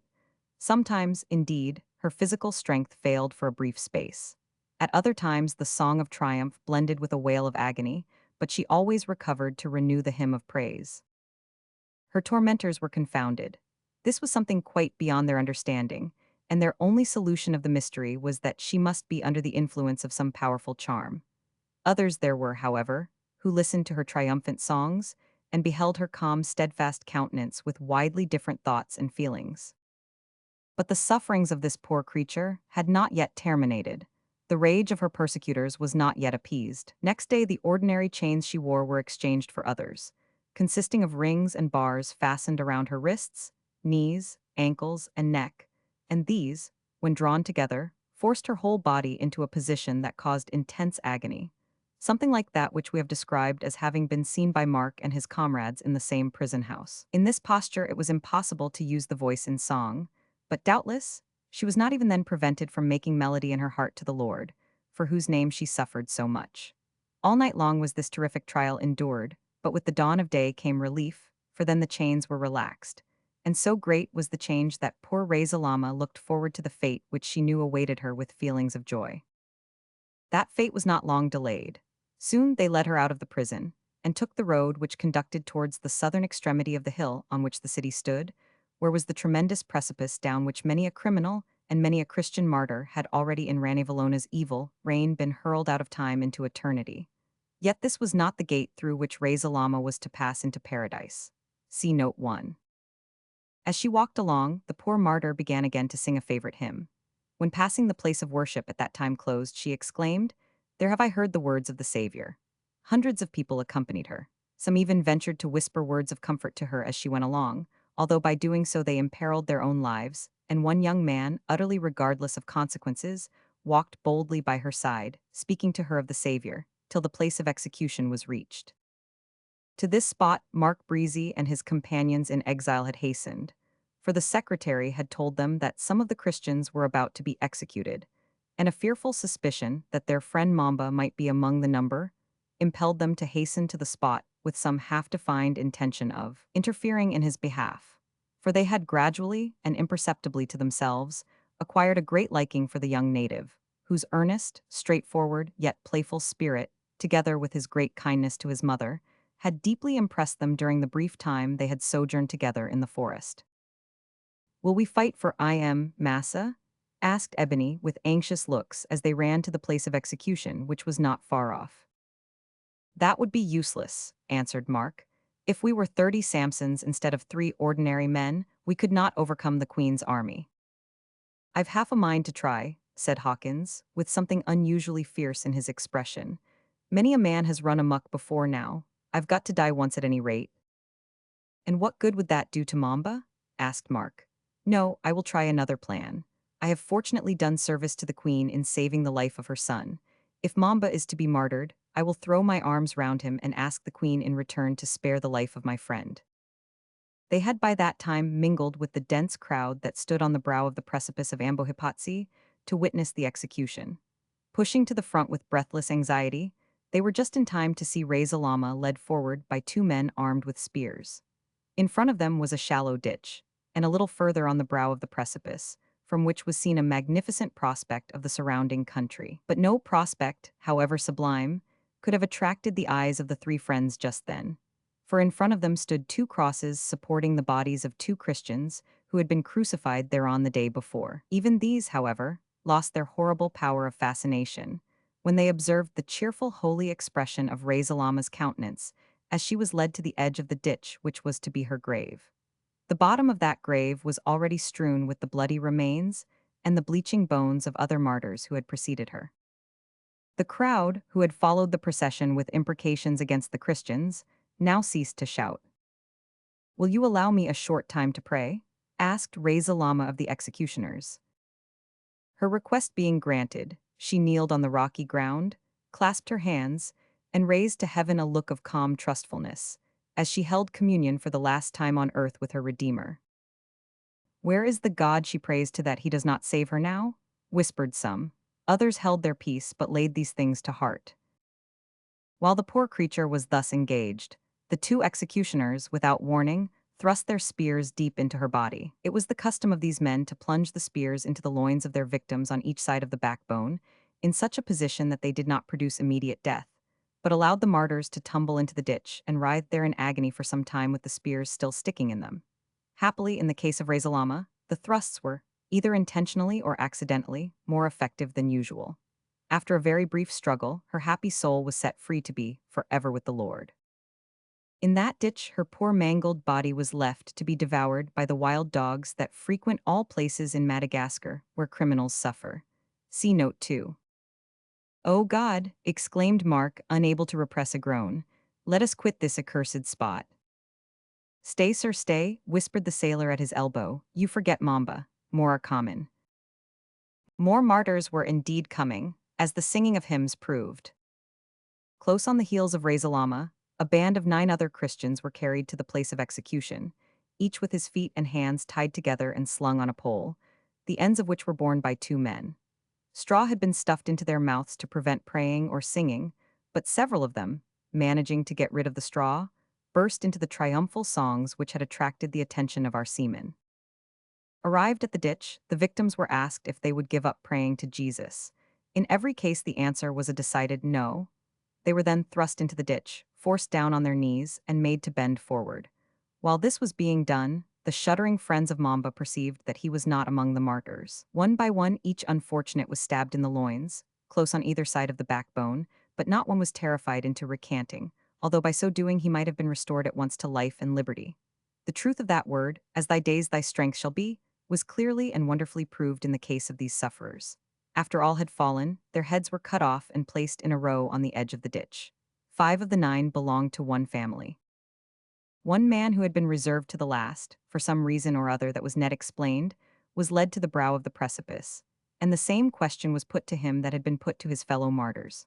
From the spot on which he stood, he could look down into the awful gulf, a sheer descent of 60 feet first to a place where a ledge projected, and then a further descent of still greater depth to the bottom, where the ground was covered with rocks and debris from the cliffs.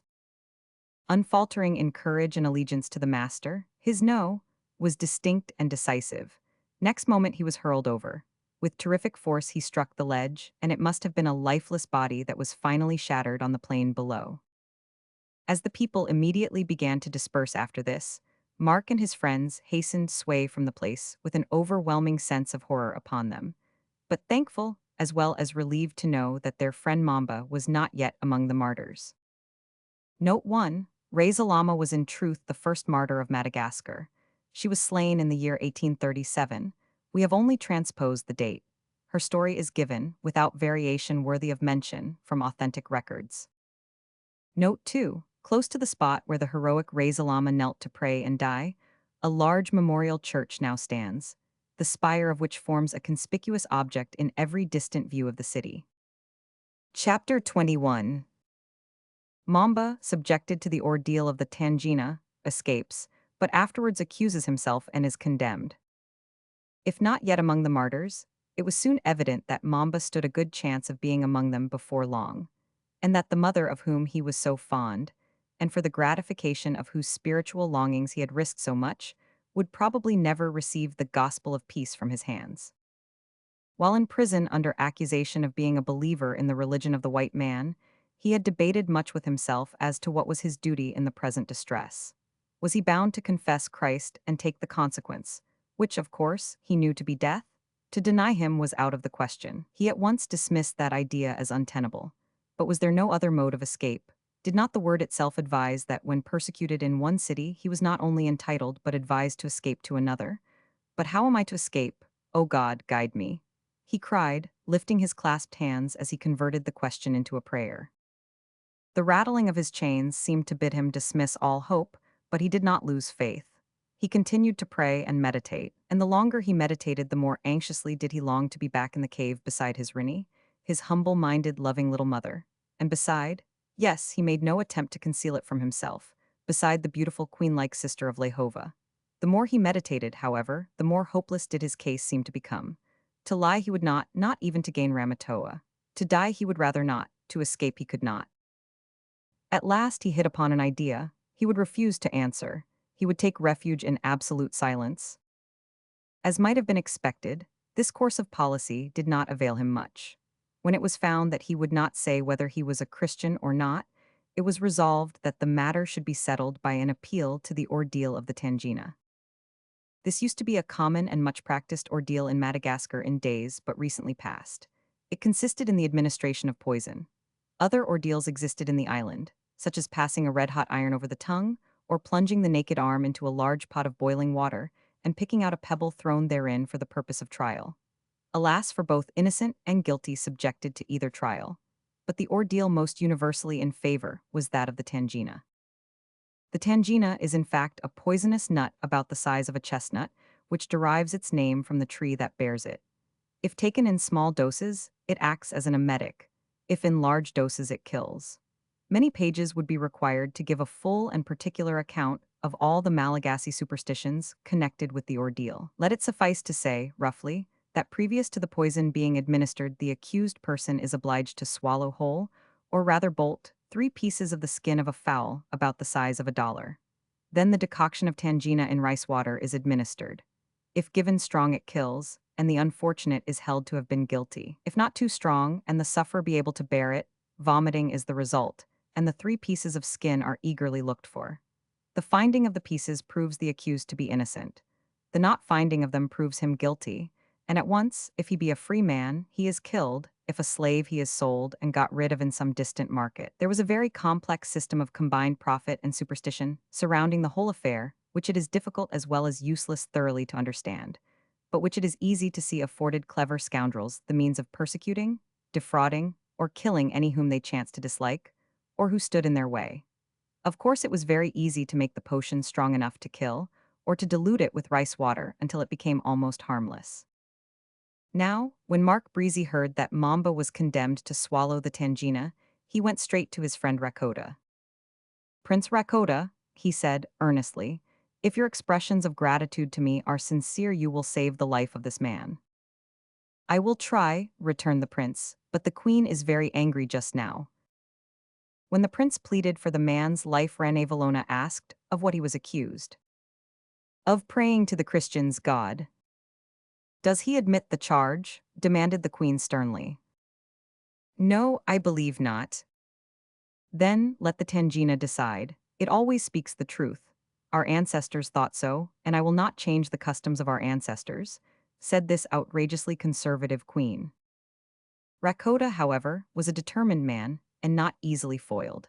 Going privately to those who had the management of the matter, he made use of those mysterious arguments with which princes manage to attain their ends, and afterwards told Mark the result, which was, according to Hawkins, that Mamba's grog was to be well watered. As Mark could do nothing more for his friend, he went with his companions to see the result. There was another man, accused of stealing, who was to be tested at the same time. He was a strong, sturdy, pugnacious-looking man. A good deal of ceremonial, of course, preceded the ordeal. Among other things, the poison had to be tested on two fowls. It killed them both and was deemed too strong. Being diluted, it was tried on two other fowls and killed neither. It was therefore considered rather weak. At last, having been reduced to the exact strength which killed one fowl and only sickened the other, the potion was administered to the reputed thief. After a long prayer or invocation. For 2 hours there was no result, but at the end of that time the pains began, and increased with much violence, yet the man maintained his innocence. His agonies were soon extreme. Amidst his torture he solicited medicine, but this was refused. His bowels, he said, were writhing as if in knots. His groans were awful. His eyes seemed ready to start from their sockets. His countenance assumed a ghastly hue, and his entire frame was convulsed with torture. Then he vomited violently, and, fortunately for him, the 3 pieces of skin which he had swallowed made their appearance. He was at once pronounced innocent and set free. Poor Mamba had to witness all this before his own turn came. Once more he was questioned, but continued dumb. Then he was made to swallow his 3 pieces of skin and to drink the tangina. The state of mind of his friends as they watched him after what they had just seen may be conceived, but cannot be described. In Mamba's case the poison acted differently. Being well diluted, its effects, although severe, were not to be compared with those experienced by the first sufferer. Still they were bad enough, and vomiting commenced much sooner. To the great satisfaction of his friends, the 3 pieces of skin were ejected, and Mamba, being pronounced innocent, had his fetters removed and was set free. But when Mark hastened to congratulate him, what was his surprise to see the poor fellow clasp his hands and raise them to heaven, while an expression of pain, very different from that resulting from physical suffering, convulsed his features. "Oh, no, no," he exclaimed in a tone of agony, "I am not innocent. I am guilty, guilty, very wicked. I have denied thee, dear Lord, by my looks, though not with my lips. Forgive me, O God." Then, turning quickly to the officers of justice, "Here, put on the chains again. I am a praying man. I love the Lord Jesus. He will save you as well as me if you will come to him." As this was spoken in the native language, our Englishmen did not understand it, but they had little difficulty in guessing the drift of it when they saw the officers replace the chains and lead Mamba back to prison, where the last words the jailer heard as he left him were, "Mother, mother, Ramatoa, I shall never more see your dear faces in this life, never more." But in this Mamba was mistaken, as the sequel will show. Meanwhile Mark hurried back to the palace and told Rakota what had occurred. The prince was not surprised. He had mingled much with the Christians, and knew well the spirit by which they were animated. He went at once to the queen, who was enraged at first by his persistent pleading, vowed that Mamba should die, and gave orders to that effect. But on reconsidering the matter, she commuted the sentence into lifelong slavery in long chains. There is usually but brief delay between a sentence and its execution in Madagascar. The very next day heavy chains were riveted on Mamba. These, at one end, were attached to an iron collar round his neck, at the other end to iron rings round his ankles. What sailors would call the slack of these heavy fetters was gathered up in one of the wearer's hands, and thus carried while he moved about at work. The poor fellow was first set to work on a piece of road mending just outside the city gate, with several others, martyrs and criminals, in similar condemnation. And here Mark and his companions met him unexpectedly before they were aware that the fearful punishment had begun. At the time poor Mamba was toiling with pick and shovel. His heart was almost broken. Death he could have faced without flinching, but to be a lifelong slave in galling chains, with the possibility even of seeing his mother and Ramatoa, without being permitted to go near or speak to them, was almost more than he could bear. A deep groan burst from his overcharged breast as he cried, "O Lord Jesus, enable me to bear it." It was just then that Ebony observed him and uttered a falsetto cry of astonishment. The secretary, who was conducting Mark and Hawkins on a visit to one of the suburban places of resort, stopped and looked round. "Dar's Mamba, massa," cried Ebony. Mark ran to him at once, but was stopped by the guard. A few words from the secretary, however, sufficed, and Mark was allowed to speak to the slave, which he did through the secretary. Despair was in Mamba's every tone and look, for the crushing calamity was too recent and too tremendous to be borne with equanimity at first. Yet through it all there ran, as it were, a tiny silver thread of hope. "For is it not true," he said, That, with God, all things are possible. My friend, said Mark in reply, and with a burst of enthusiasm, I will save you somehow, keep a good heart. Mamba smiled faintly, yet gratefully, as he shook his head, gathered up the superfluous links of his chain, and resumed his toil. How will you save him? Asked the secretary, with a peculiar half-amused look as they walked away.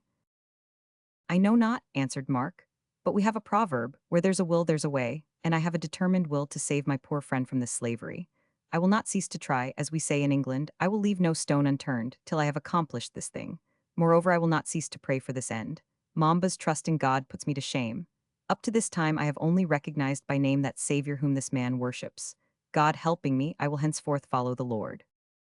To the surprise of the young man, the secretary turned suddenly on him and grasped his hand, and said in a low voice, as he looked cautiously round, It gives me joy to hear you speak so. I too am a follower of Jesus.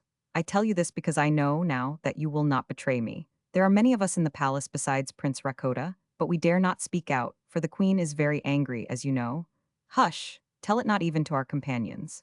Little birds have ears. If the queen suspects any of us in her present state of mind, she will either ruin or kill us. I have heard something of this, said Mark, from the friend who guided us to the capital. I know, interrupted the secretary with an intelligent nod. It was Ravenino Hitriniani. He is well known to us. He loves Raffaravavi, and is now in the neighborhood of the capital, hoping to induce her to fly with him to the forests. You are surprised, but you would not be so if you knew the number of spies that Rani Valona has out everywhere. Has my friend Ravenino, we call him so for brevity, been seen I mean near the city lately? Asked Mark anxiously. Not in the city, certainly, returned the secretary.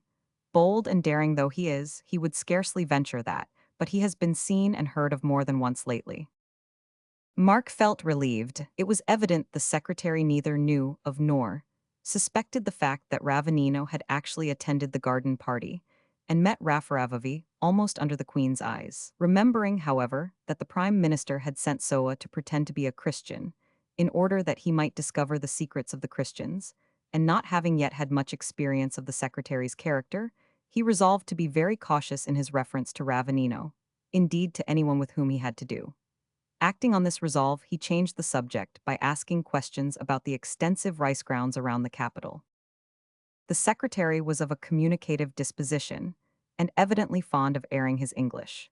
He willingly followed in conversation wherever the young doctor chose to lead, and gave him and his friends a great deal of interesting information as to the manners and customs of the Malagasy people, their habits, beliefs, and laws. Among the latter, he spoke of a curious fact in regard to criminals which gave Mark a sudden inspiration. Hawkins afterwards styled it a wrinkle. Ebony called it a dodge.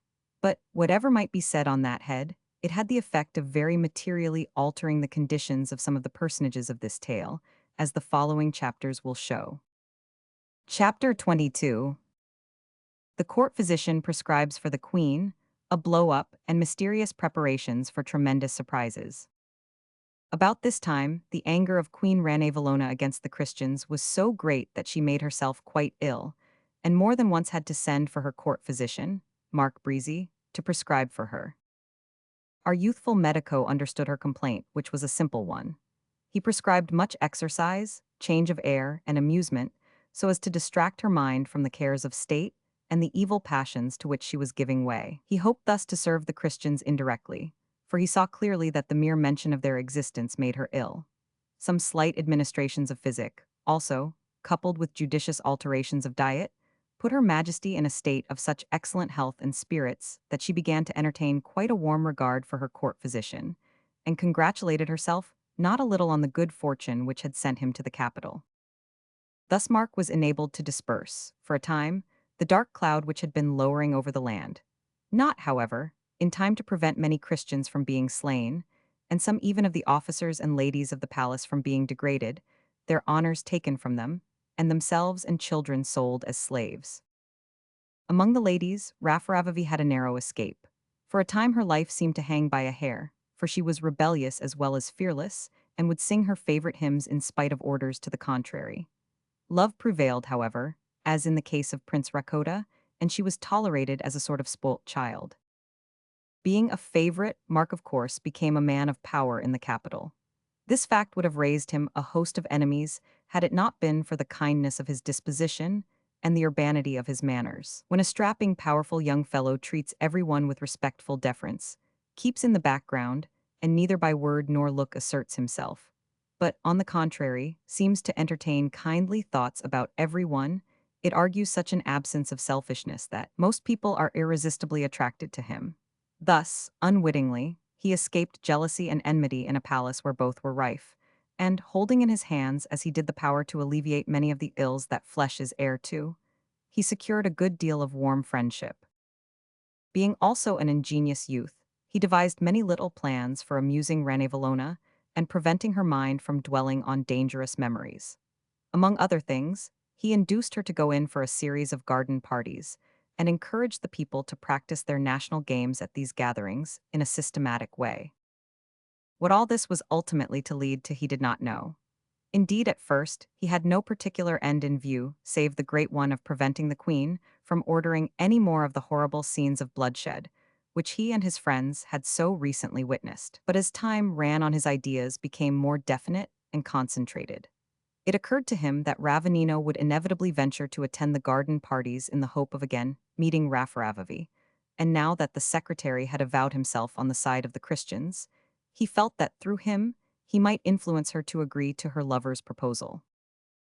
Then his plan to effect the rescue of Mamba was gradually matured.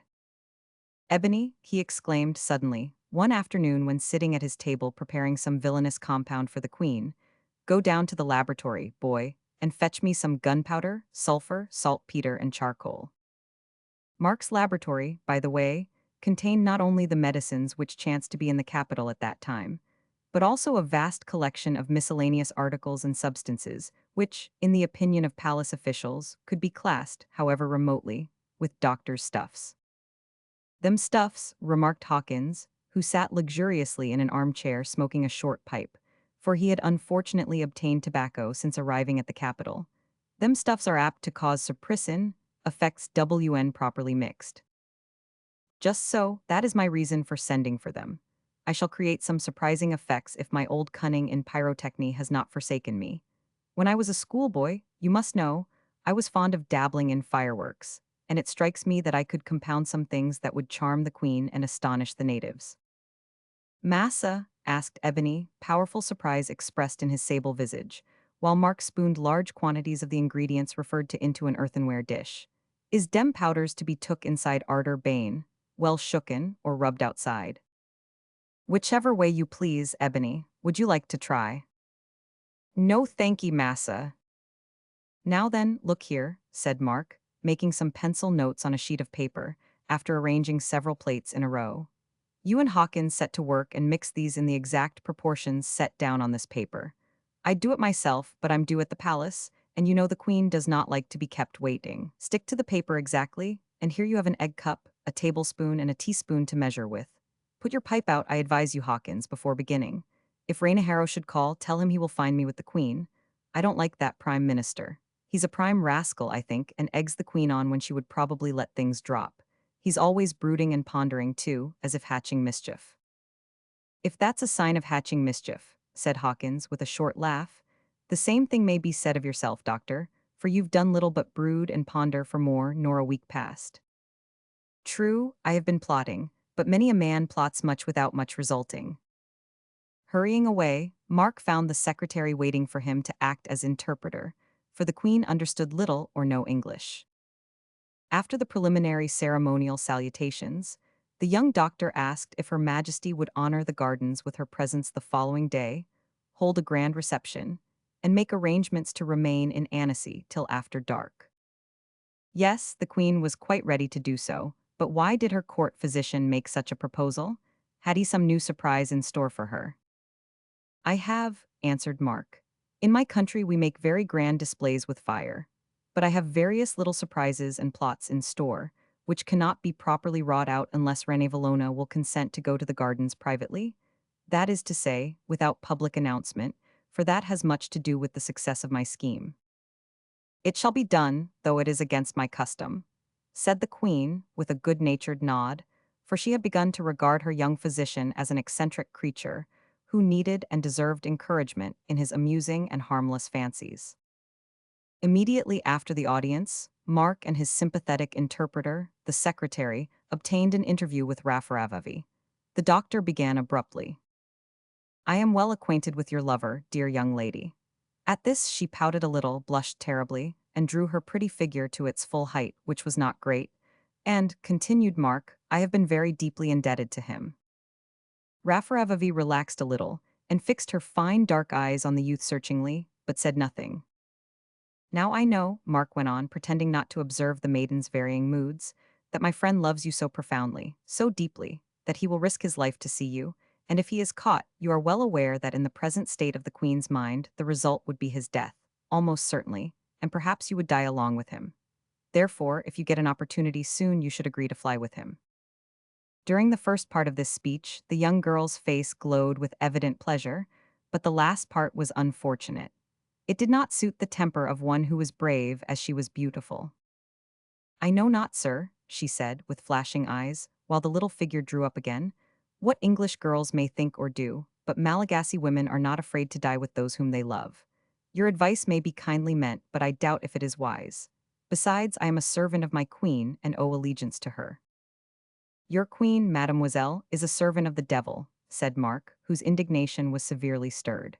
And, Raffaravavi, do you not profess to be a servant of the Christians' God, the Almighty? Does not the book state that it is impossible to serve two masters? Come, come, cried the secretary in a sharp tone after translating this faithfully. It is time to go, follow me. Mark's surprise at this abrupt termination of the interview was great, but as Raffaravavi retired hastily, he had no resource but to follow his friend. Why so sharp? He asked as they passed along the corridor. Because you have said enough, returned the secretary with a quiet smile. You may understand your own women, no doubt, but not the Malagasy girls as well as I do. When a man has said enough to a woman, he should stop and let it simmer. All the rest that he would say she will say to herself, and say it much better, too. But tell me, when do you think Ravaninohitriniani will meet Raffaravavi? I don't know. All I know is that a true lover is sure to manage a meeting soon, and somehow. He was glad to be able to make this indefinite reply, for although he trusted the secretary, and would have revealed his own affairs fully to him, he felt that he had no right to reveal the affairs of his friend to anyone.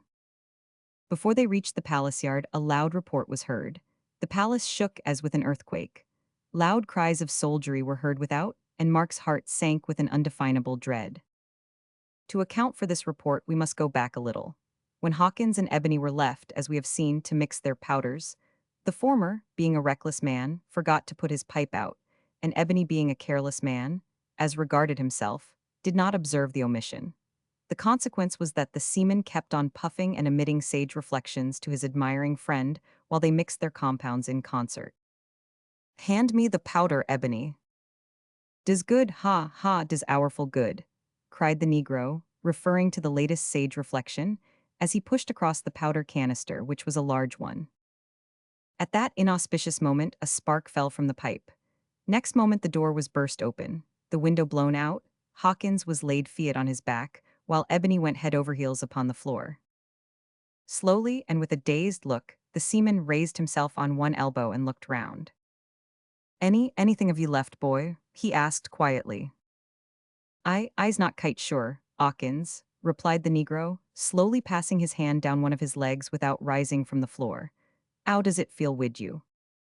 All right, I think, replied the seaman, rising and presenting a remarkable exhibition of singed beard and frizzled locks. No bones broke, anyhow. At that instant Mark rushed into the smoke-filled room in consternation, followed by the secretary and a number of soldiers who formed the guard of the palace, and great was their surprise, as well as their satisfaction, to find that the two men had received no damage worth mentioning. Well, I am thankful, exclaimed Mark, beginning to pick up the debris of plates and furniture. So am I, remarked the sailor, thankful to think that I've got it over at last, so easy too. Wise, what do you mean? I means, doctor, that I've gone the whole round o' human possibilities now. Leastways I think so, and am alive to tell it. I've been shot and stabbed and drowned, all but, and now I've been blowed up. "So's I, 'Awkins, so you needn't boast," remarked Ebony, as he tenderly felt the place where his wool ought to have been, but where only a few irregularly shaped patches of scrub remained.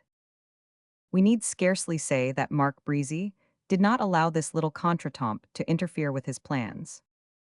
"You'll have to work all night, both of you. That's your punishment for disobeying orders.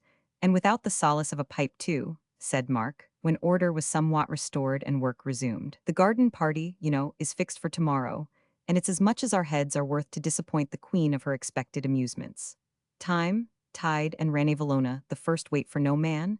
I've got to go out for an hour or so. When I return, I'll show you how to make stars and crackers and red rain, etc." "But I say, doctor," asked Hawkins, looking up from his work, "where are the cases to hold all this here stuff?" "Time enough for that when we want 'em. I've got some fellows at work on small ones, and there's a big one that will open the Madagascar eyes if there's virtue in saltpeter. It's made of— Ah, here it comes," he added, as the door opened and two natives carried in a piece of cast iron pipe about 6 feet long and 4 inches in diameter. "The pistol barrel of a giant," exclaimed the seaman. "A young cannon," said Ebony. "W.I. Massa, you gwine to make a Roman candle ob dat?" He turned for an answer, but Mark had hastily quitted the house. Encountering the secretary in the courtyard, he took his arm and said, "I want your help." "Well, you shall have it, but you are so mise, what is it mysterious about your legal plans that I fear my help is not useful?" "Oh, yes, it is. I want you to get me a paper from— I don't know who, the proper officer, whoever he is, authorizing me to take a gang of convicts. 4 will do to work for me." "Good, you shall have it," returned the secretary with a laugh. "I see you are going to give us big surprises tomorrow." "You are right, I am," said Mark, as the secretary left him to execute his mission. Armed with an order, Mark left the palace and hurried through the steep, narrow streets of the town, until he reached a piece of road that was being mended by 4 slaves in long chains. That morning, Mark had observed that his friend the crocodile was one of the 4. Passing close enough to attract the attention of the poor fellow, he whispered without stopping, "Mamba, expect me tomorrow." This he had said in the native tongue, having by that time acquired a few sentences, of which he made the best and most frequent use possible.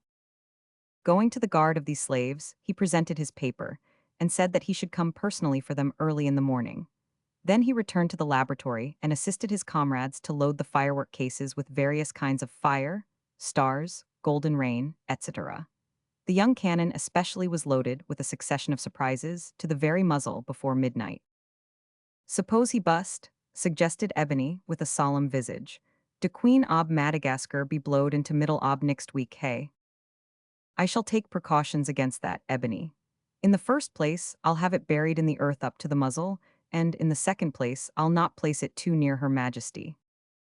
When all was prepared, the wearied triumvirate retired to rest, each to dream of the subjects that lay nearest his heart and imagination at the moment. Hawkins dreamed of tobacco pipes and explosions. Mark dreamed of freed slaves, thunderstruck queens, eloping lovers, and terrible consequences. And Ebony dreamed of incomprehensible situations, crashing thunderbolts, and unimaginable coruscations of resplendent fire. Chapter 23, in which Mark carries out his plans successfully and powerfully astonishes himself as well as everyone else. It was a brilliant, lovely morning when the guests began to wend their way to the suburban residence of Annecy, where Ranevallona was to hold her garden party.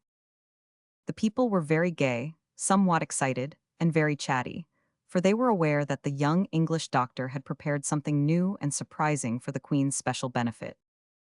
Just before the earliest of these guests, however, had set off to the garden, our 3 heroes had passed down to that part of the road where the 4 slaves were already at work with pick and shovel and clanking chain.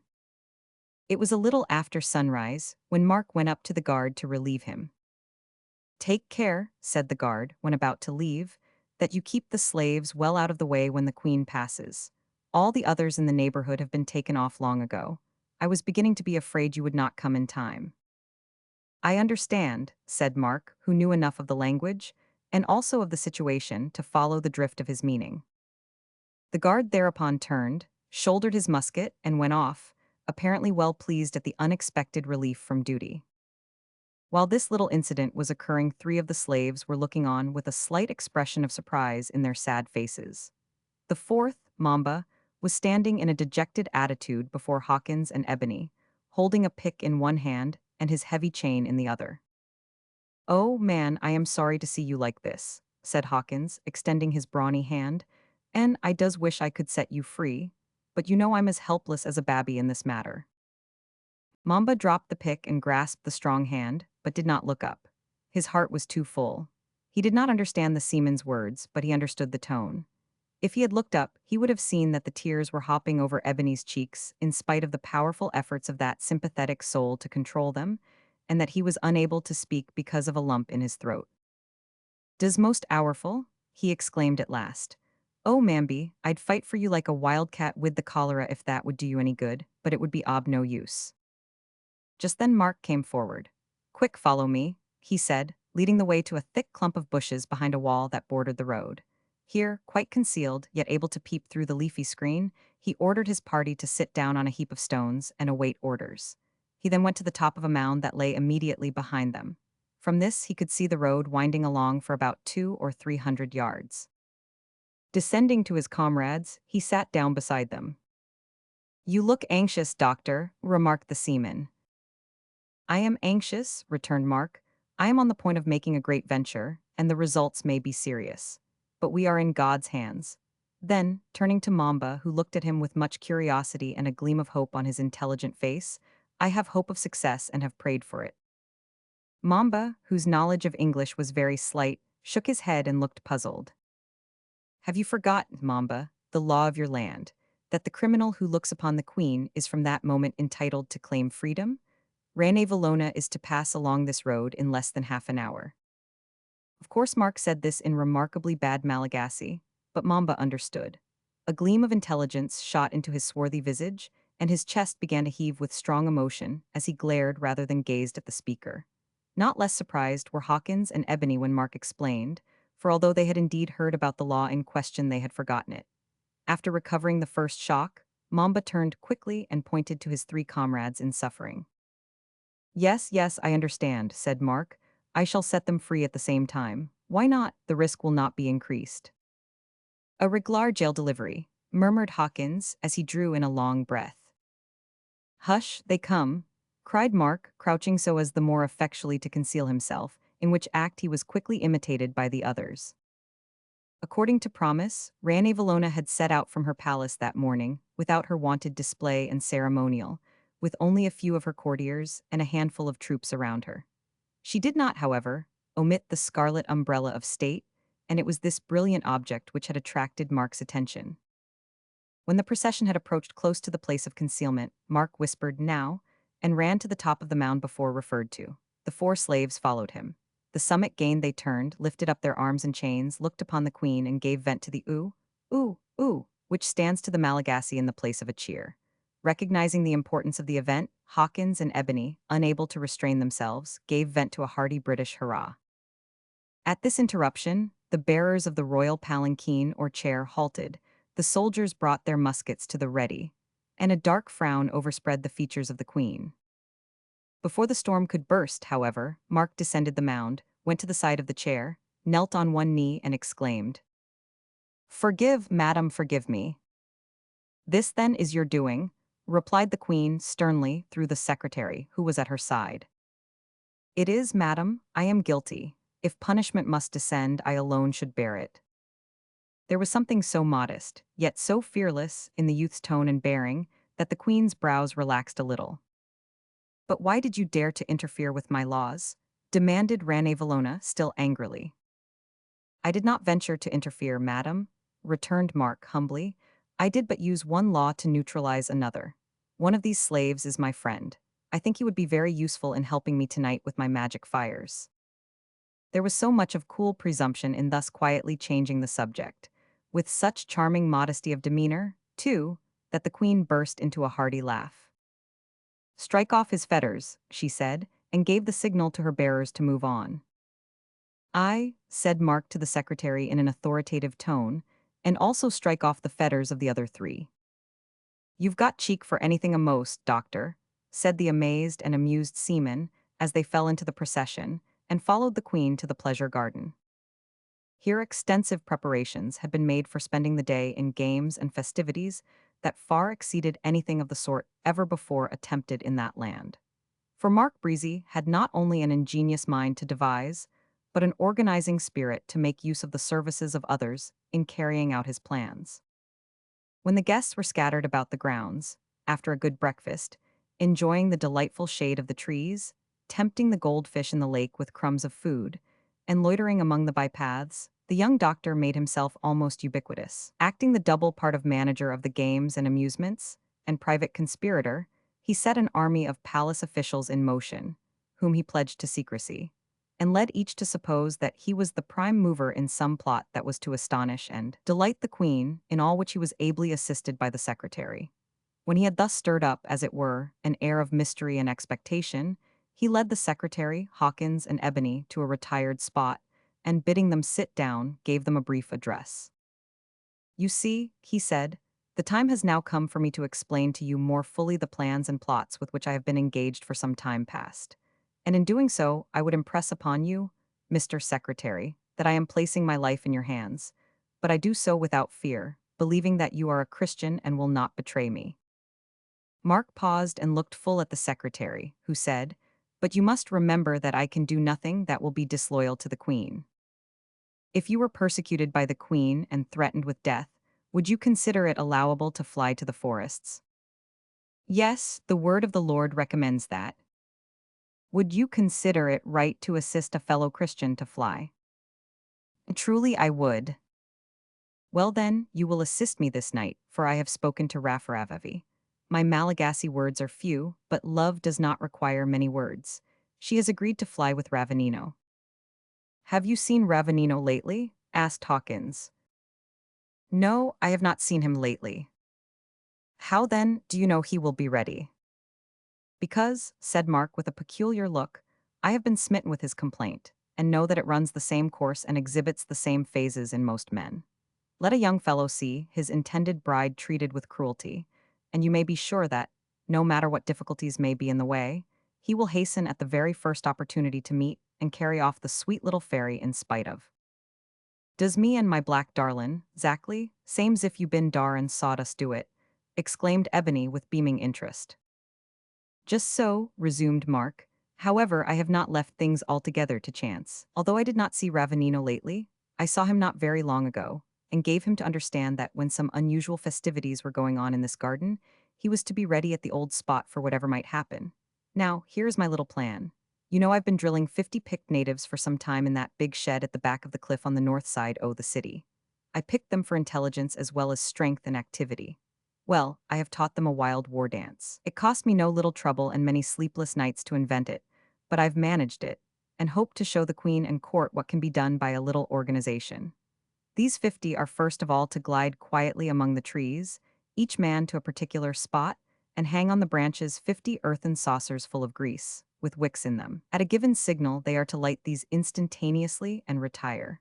At another signal, they are to rush upon the open space in front of the garden house, and there engage in a sham fight. While thus engaged, men who have been taught will set fire to the mildest of our fireworks. When these are about to go out, I will myself light the big Roman candle. De young cannon, massa.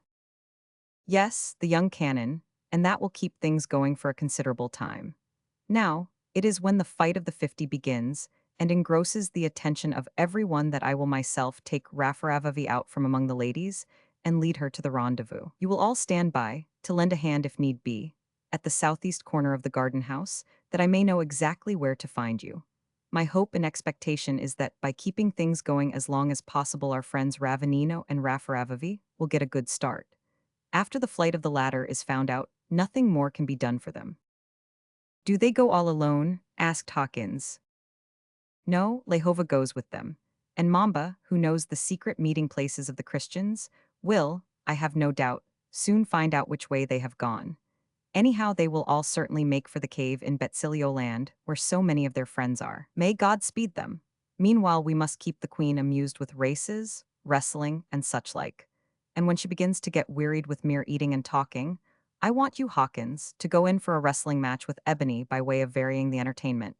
and showing them what Englishmen and niggers can do. Worry good, said the seaman with a sedate smile. If that's to be the fun, you better make your will, Ebony, for I'll break your back. All right, retorted Ebony with a grin, and I think you'll be wise to make your last dyin' speech afore we begin, for I'll bust you. The various plans which we have here sketched were carried out with such brilliant success that the queen did not weary at all, and darkness began to descend on the scene before the day seemed to have half run its course. At this point, Mark hastened to the southeast corner of the garden house, where he found the other conspirators faithfully at their post. Have you the flageolet with you? He asked hastily.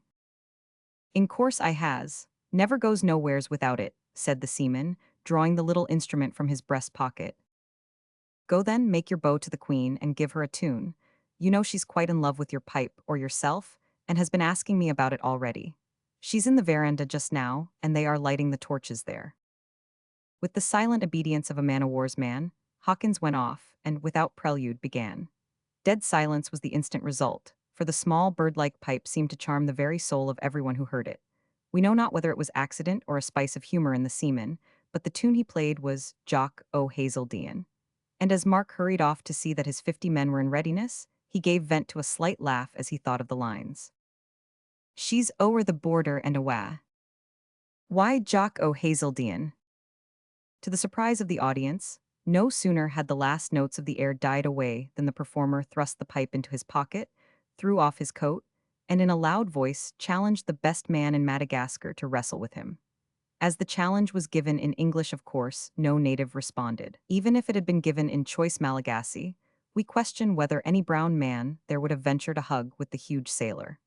But no sooner had the challenge passed his lips than Ebony sprang forward, flung off not only his coat but his vest and shirt, and embraced his white opponent in a grip of iron. At that opportune moment, the signal was given to the 50 men, who applied their lights, and, as if by magic, the entire scene was illuminated by a blaze of intense light that almost rivaled that of the sun itself.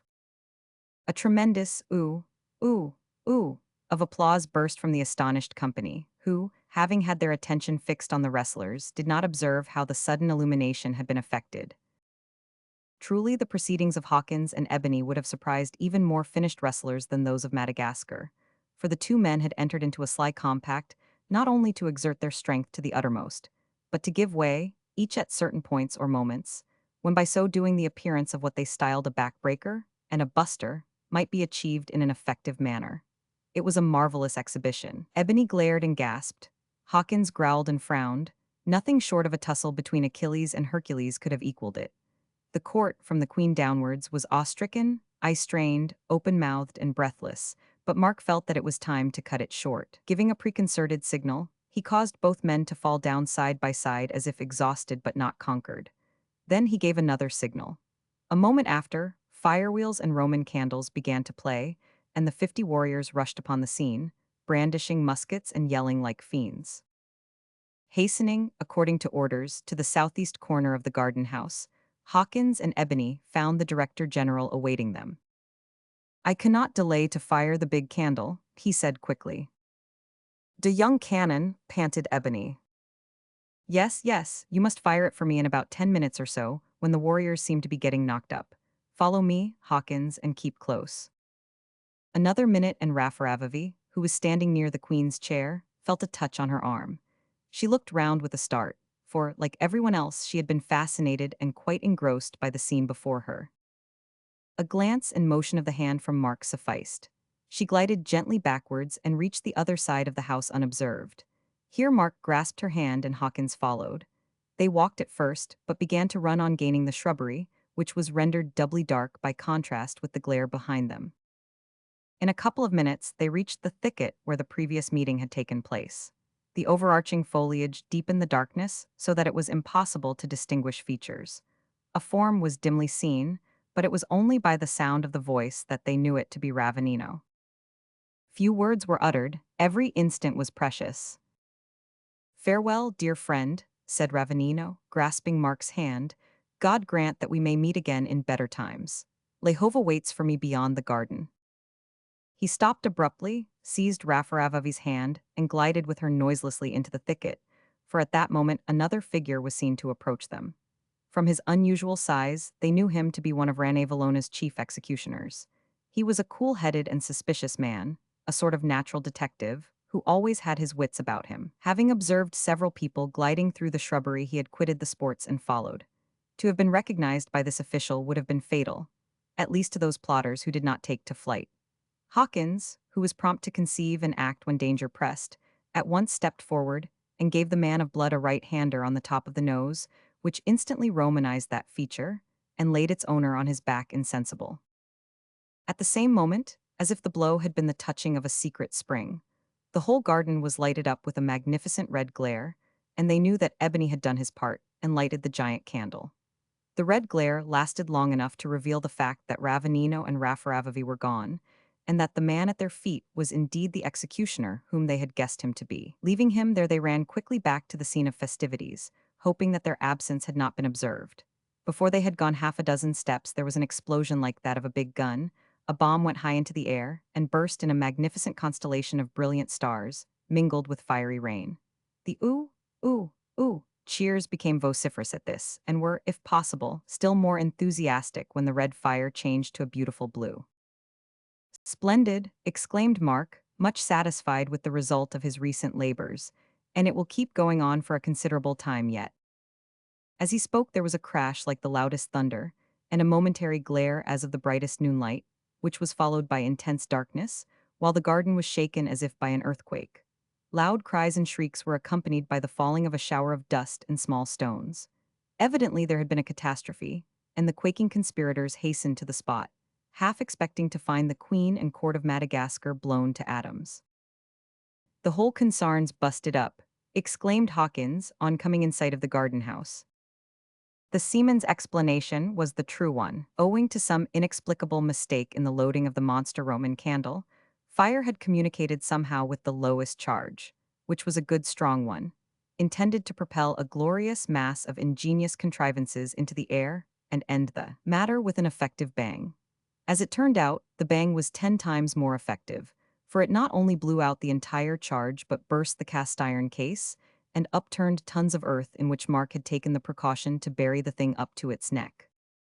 At first the Queen, like her people, had got a severe fright, but seeing that no one seemed to be hurt, she controlled her feelings, under the impression, no doubt, that the explosion was part of the program. "Have you got your whistle, Hawkins?" asked Mark quickly as he ran forward. "Aye, sir, always here ready for action." "Come then, play up when I give the word, something quieting. Hold on, let's do it sedately." By this time they had got within the circle of torchlight. Reducing their run to a smart walk, the two friends advanced, as Mark had suggested, sedately, in front of the Queen, while the secretary rejoined the circle of courtiers unperceived. As they advanced, they encountered Ebony with an unused Roman candle in each hand and an expression of horror on his black face. "Oh, massa," he began. "Hush, never mind, follow me," said Mark in a peremptory whisper. Another moment, and the sweet tones of the flageolet silenced the noise of the excited throng, as Hawkins stood before the Queen and played one of the sweetest of Scottish songs. Mark placed Ebony behind his comrade, made him hold up the Roman candles, quietly lighted them both, and retired. Thus Hawkins, much to his own surprise, found himself, in the midst of spouting fire, producing the melodious notes of Afton water. When the little candles exploded, our Director General advanced to the royal chair and expressed a hope that the performances had given satisfaction. This the secretary, ever ready in time of need, translated and returned the answer that the Queen was charmed, after which the proceedings terminated, and Ranevallona returned to her palace to dream, no doubt, of fireworks and music instead of martyrdoms. So engrossed was the whole court with the exciting and singular events of the day that no one noticed the absence of Raffaravavi, and happily, the Queen did not happen to require her attendance that night.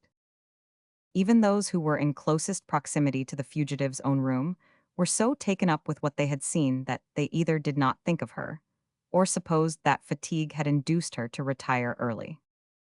Thus it came to pass that when her flight was discovered on the following day, Raffaravavi, carried by strong and willing bearers, and guarded by her devoted Ravanino and his faithful friend Lehova, was being swiftly borne over mountain and plain to the forest stronghold in Betsilio land. Chapter 24. Flight and Pursuit of Ravanino and Raffaravavi. The fury of the queen when she heard of the flight of Raffaravavi was terrible, for this was the second of her favorite ladies-in-waiting who had become Christians and deserted her court in fear of their lives. Raruth, the fair little sister of Ravanino, having been the first.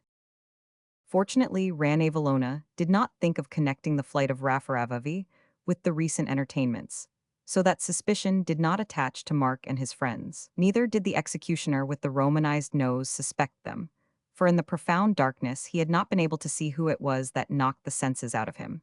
And when afterwards he was told of the explosion that had occurred, he came to the conclusion, and told his friends, that a big stone, hurled into the air at that time, had descended on his head and felled him. Whether the friends believed this or not we cannot say, but certain it is that they covertly rejoiced in the accident, for naturally the man of blood was no favorite.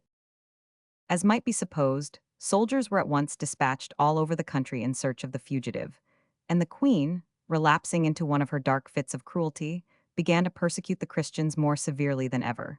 Still, Mark Breezy strove to influence her towards mercy, and in some measure restrained her.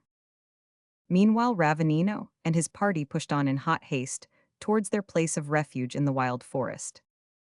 The dangers to which they were exposed and the risks they ran on this adventurous journey were too numerous to be related in detail. We can only touch on a few of them here.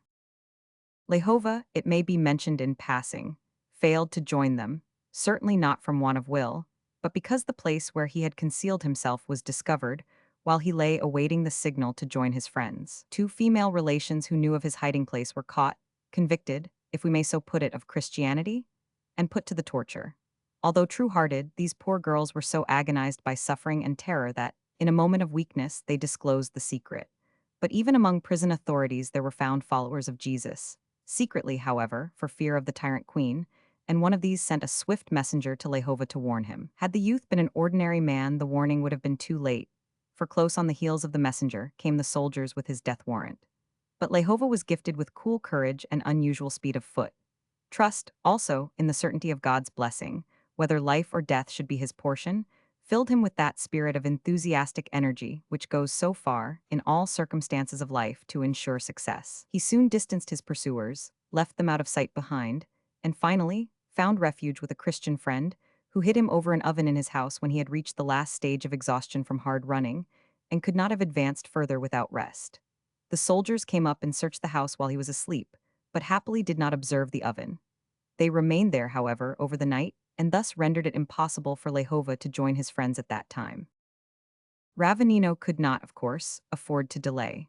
Knowing also that his young friend was well able to take care of himself, and that his soul's anchor was the Lord, he felt comparatively little anxiety in starting without him.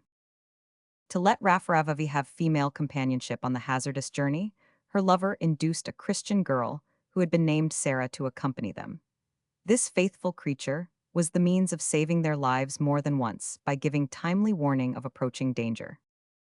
The first place to which the fugitives directed their steps was a village about 50 miles from the capital, where dwelt a Christian who, with his wife, offered them hospitality and protection.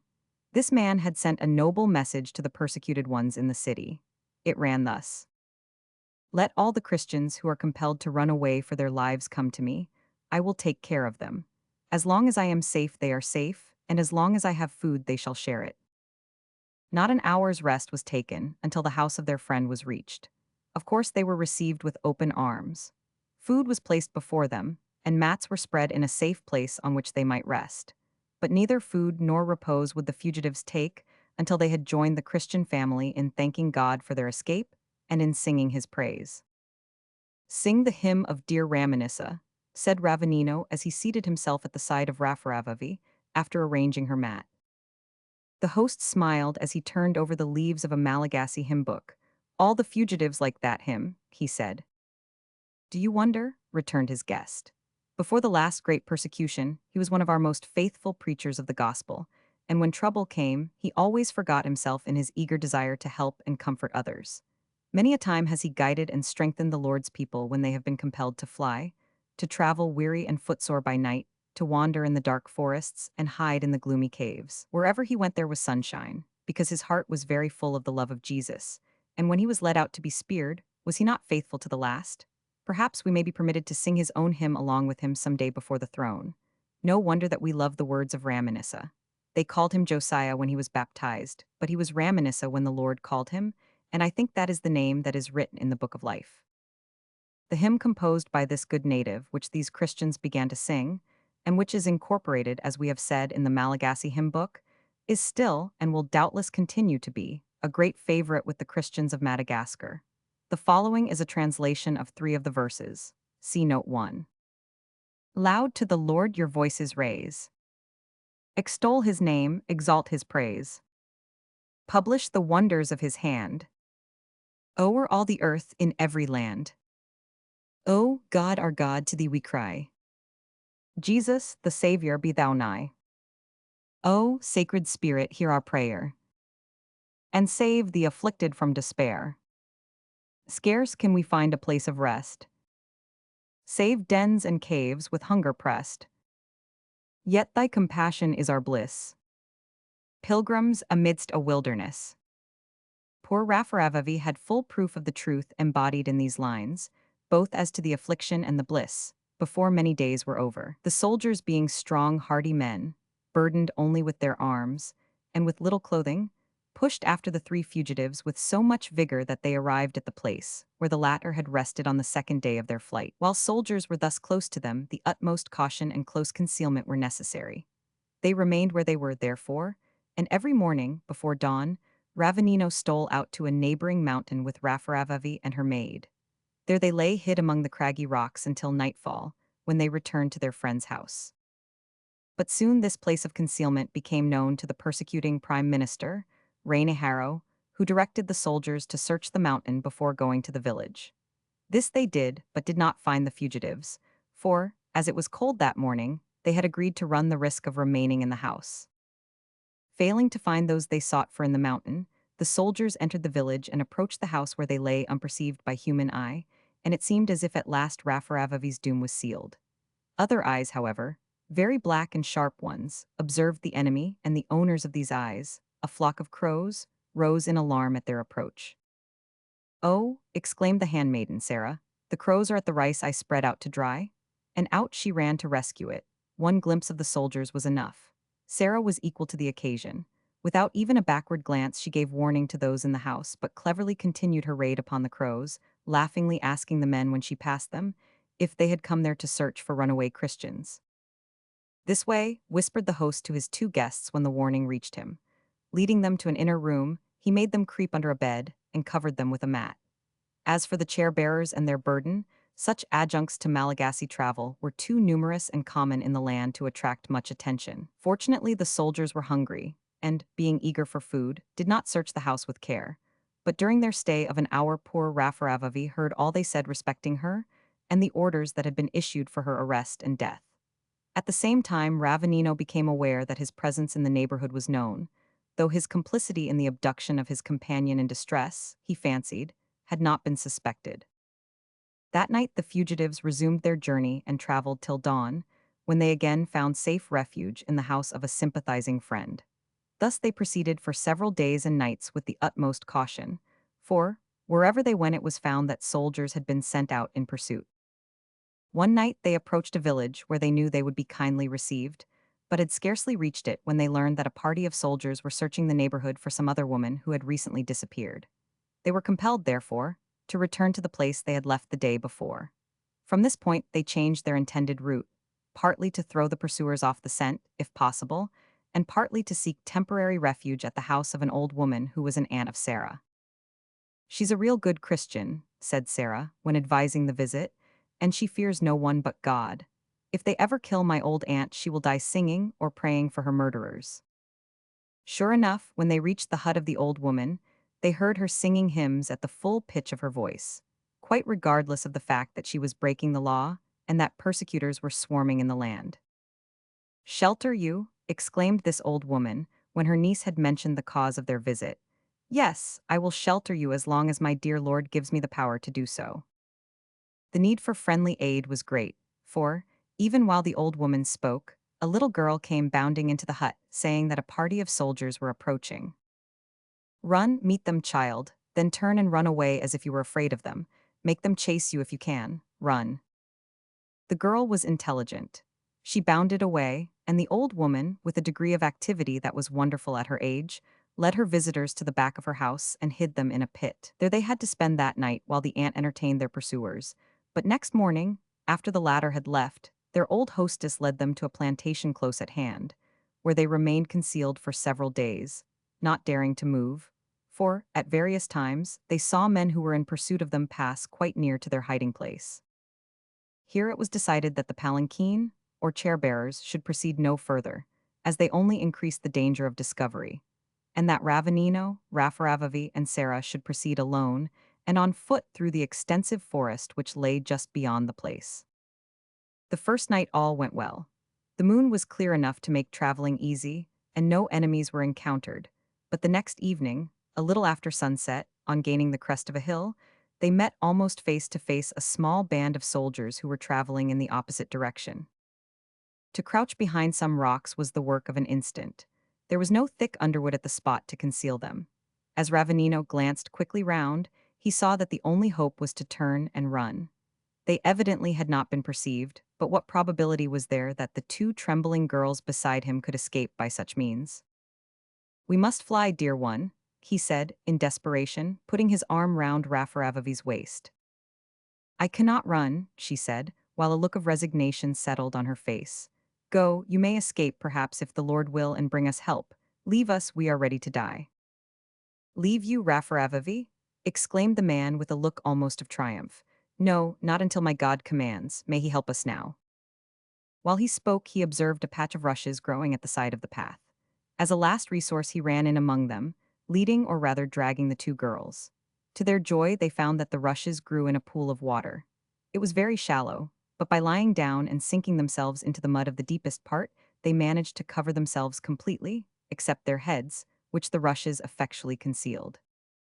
A few minutes later, and the soldiers, reaching the crest of the hill, halted to look round and chat. If it had been broad day at the time, the fugitives must undoubtedly have been observed, but it was growing dark. For a few terrible minutes the men conversed, always on the same theme, the capture and death of Raffaravavi. Then they resumed their march and disappeared among the forest trees. It was a deplorable plight in which the fugitives now found themselves, soaking wet, covered with mud from their necks downwards, and without the prospect of any shelter for the coming night save that afforded by the open forest. Poor Sarah lost heart entirely for a little time and burst into tears, but Raffaravavi, putting her hand on the maid's shoulder, said encouragingly, "The Lord reigneth. We will not fear what man can do unto us. Will you pray for us?" she added, turning to their protector. Ravanino at once kneeled. The two girls sank down beside him, and in few but earnest, simple words he prayed for help in the all-prevailing name of Jesus. The vigor of body which flowed from the prayer was no fanciful emotion or miraculous effect.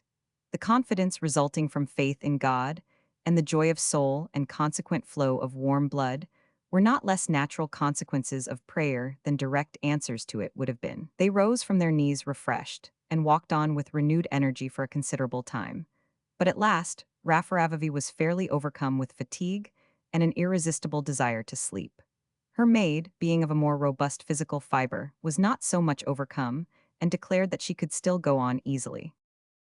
Ravanino at last solved the difficulty by taking his ladylove in his strong arms.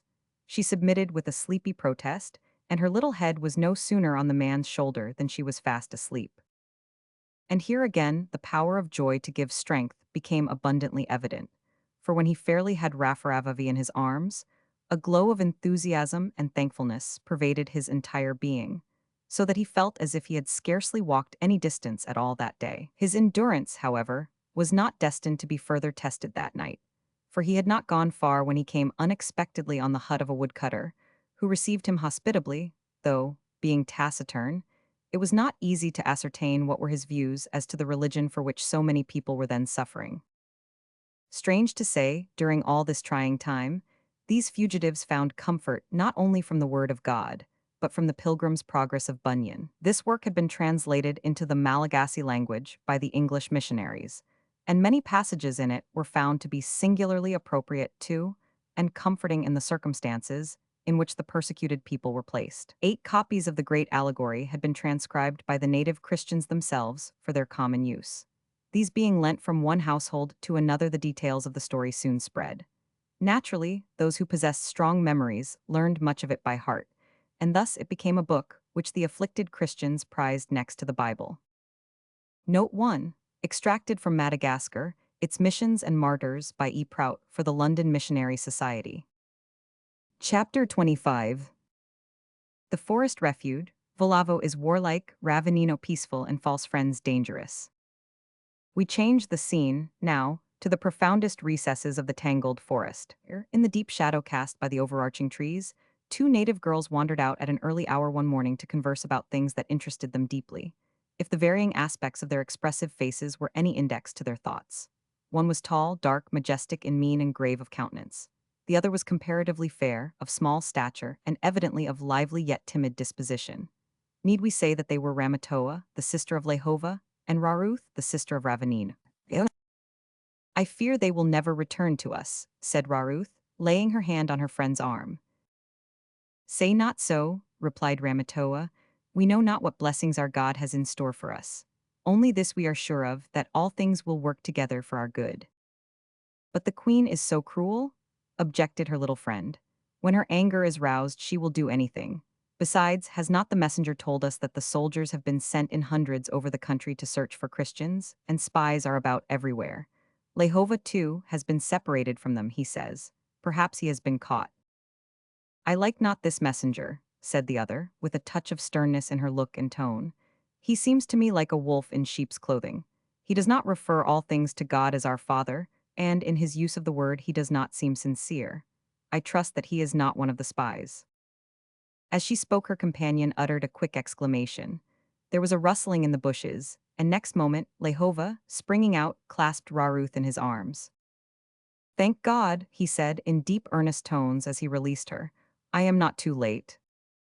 Brother, said Ramatoa anxiously, laying a hand on the man's arm, are you alone? Yes, have not Ravenino Hitriniani and Rafaravavi arrived?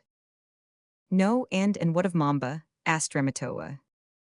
An expression of profound sadness crossed the features of Lehova. Dropping his eyes on the ground, he stood silent.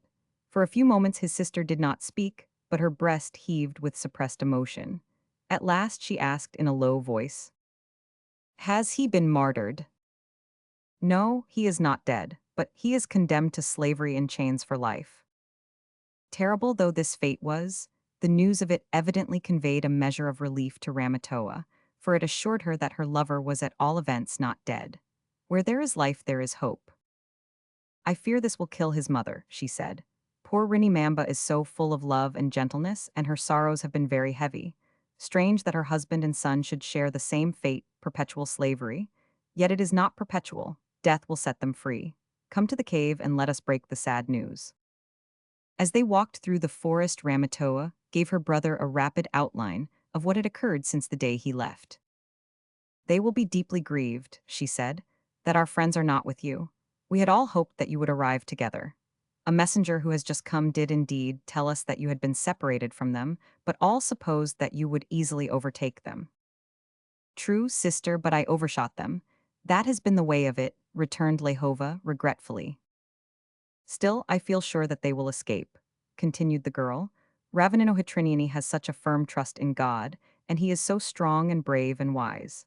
Besides, he has the blood of the white man in his veins. He will succeed or die. This compliment to her brother, whether deserved or not, had the effect of raising a flush of pleasure on Raruth's little face. Many things have happened since you left us, resumed Ramatoa. Razafil, the poet, has come to stay with us, and Volavo too.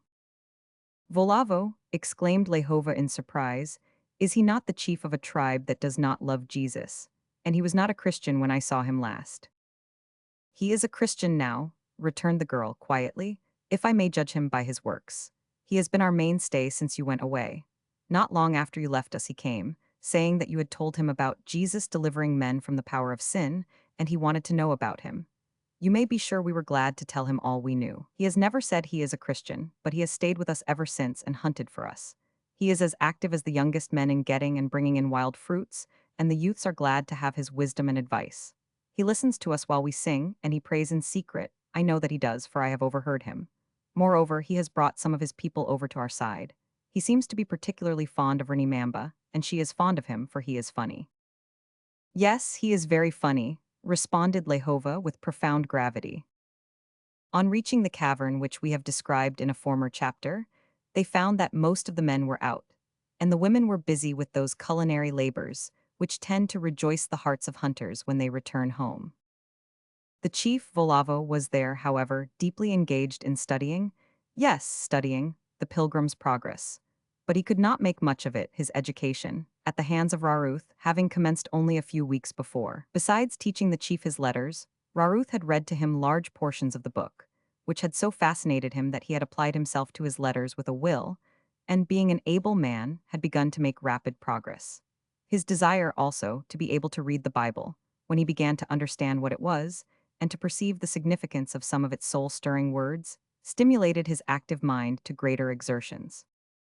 The unfortunate poet, Razafil, also fell in with the wonderful allegory in that cave for the first time, and it helped in no small degree to turn his mind from brooding over the fate of his dear martyred daughter Ranava. His mind was quicker than that of the chief to perceive the grand truths which underlie the story, and he was not a little comforted. Thus these two men, so very differently constituted, sat at the feet of the fair Raruth, who being, as we have said, timid and rather distrustful of herself, was overjoyed to find that even she could help in advancing the cause of her lord. But it rather perplexed the little maiden when these same men, having been gifted with inquiring minds, puzzled themselves over the question why the prince of the country in the Pilgrim's Progress did not kill Apollyon at once and have done with him. Or make him good, suggested Volavo. True, that would have been better, perhaps, than killing him, assented Razafil. Like millions of the human race before them, the two men got out of their depth here. But unlike too many thousands of the same race, they did not permit such difficulties to interfere with their unshaken confidence in the love and wisdom of that God, who certainly doeth all things well, whatever we in our pride and partial ignorance may think of him. Volavo's studies on the day we write of did not, however, engross him so much as to prevent his starting up in great excitement when he heard the sound of Lehova's voice. He hastened to the entrance of the cavern and received his friend with his wonted effusive heartiness. But he was damped considerably on learning that Lehova came alone, that Mamba was enslaved, and that Ravanino and Rafaravavi were still wandering in the forest, pursued by their enemies. "Come, my young men," he shouted, flying into a sudden state of indignation and clapping his hands together like a pistol shot. "We will go and rouse our warriors. Arm and make to the rescue. We will dethrone the queen, this Ranevalona usurper. Why should such a woman live on, filling the land with blood and misery?" "My friend," said Lehova, in a soothing tone, as he laid his hand on the chief's shoulder, "the arms of Christians are not the arms of a soldier. We wrestle not against flesh and blood." "That is idle talk," exclaimed the unpacified chief. "Did not Christian use a sword? Did not Greatheart fight Apollyon with a sword?" "True, but these were spiritual weapons," said Lehova. "Moreover, if you did rouse your people and march to the capital, what could you do? Your whole tribe would appear but as a handful of dust in the eyes of the Hova army." "I would that we were a handful of dust," snorted the chief, "and we'd dash ourselves into the eyes of the Hova army and kill them while they wept." "But there is nothing to prevent us from going forth to meet our friends," rejoined Lehova, "and we can take our spears. If they stand in need of help, we may give it." This proposition fell in entirely with the warlike Volavo's views, and, a band of the young hunters and fruit-gatherers entering the cave at that moment, he urged them to make haste with their dinner and get ready for the warpath. Ever ready, as young blades usually are, for fighting, these youths threw down their loads quickly. And truly, judging from the contents of the cavern larder that day, there was no prospect of famine before the persecuted people. In one part of that larder there was abundance of beef and pork, also of game, such as guinea fowl, pheasants, partridges, peacocks, turkeys, geese, ducks, pigeons, turtle doves, and snipe. In another place the vegetable and fruit gatherers had piled up little mounds of breadfruit, pineapples, coconuts, yams, plantains, bananas, manioc root, melons, etc., much of which had been gathered from regions at a considerable distance from their place of abode. Thus they had laid up store for many days, and felt somewhat elated. But there were two hearts there which found it impossible to rejoice and very hard to submit to God. Rini and Ramatoa retired to a dark recess in the cave and mingled their tears and prayers together. Oh, it would have been better if he had died, sobbed Rini, for then he would have been with Jesus. But now it is awful to think of the lifelong slavery, and we shall never more see him on earth. Nay, mother, do not think thus. Whatever God does must be best, returned Ramatoa in a tremulous voice. Let us try to say, thy will be. She broke down and finished the sentence with prayer for strength and for a submissive spirit.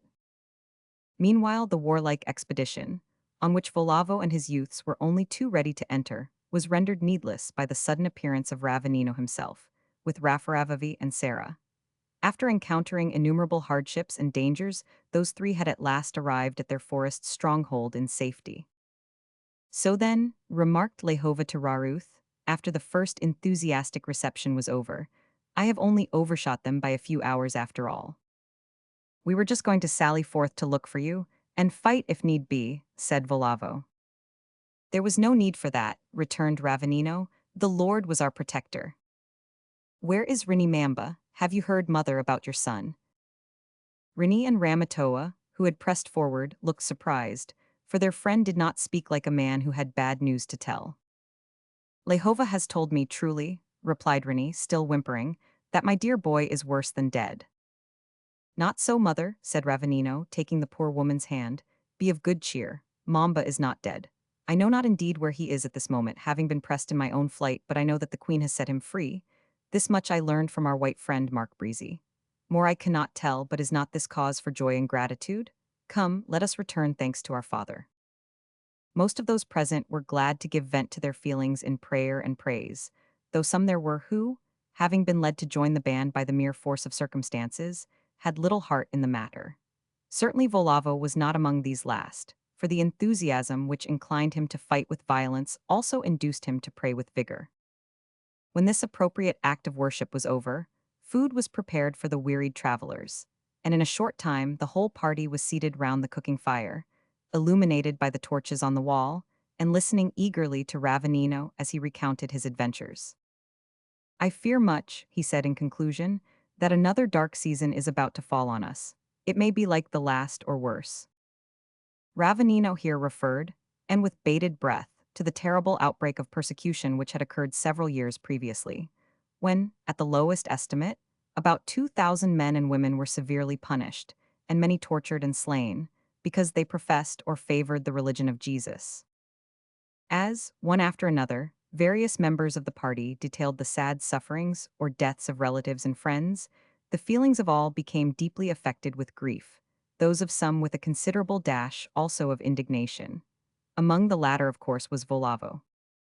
Why, he cried suddenly, giving his hands the accustomed pistol-shot clap that betrayed his inability to contain himself. Why do we suffer all this? Why not assemble the tribes, go up at once to Antananarivo, take it, cut off the queen's head, and put Prince Rakota on the throne? Aye, why not? Demanded several of the more fiery young men. Because the Lord tells us to overcome evil with good, answered Ravanino, quietly. Then, wishing to draw attention from the subject, he inquired for the messenger who had brought news of his own escape. All looked round as if expecting the man to answer for himself, but no one replied.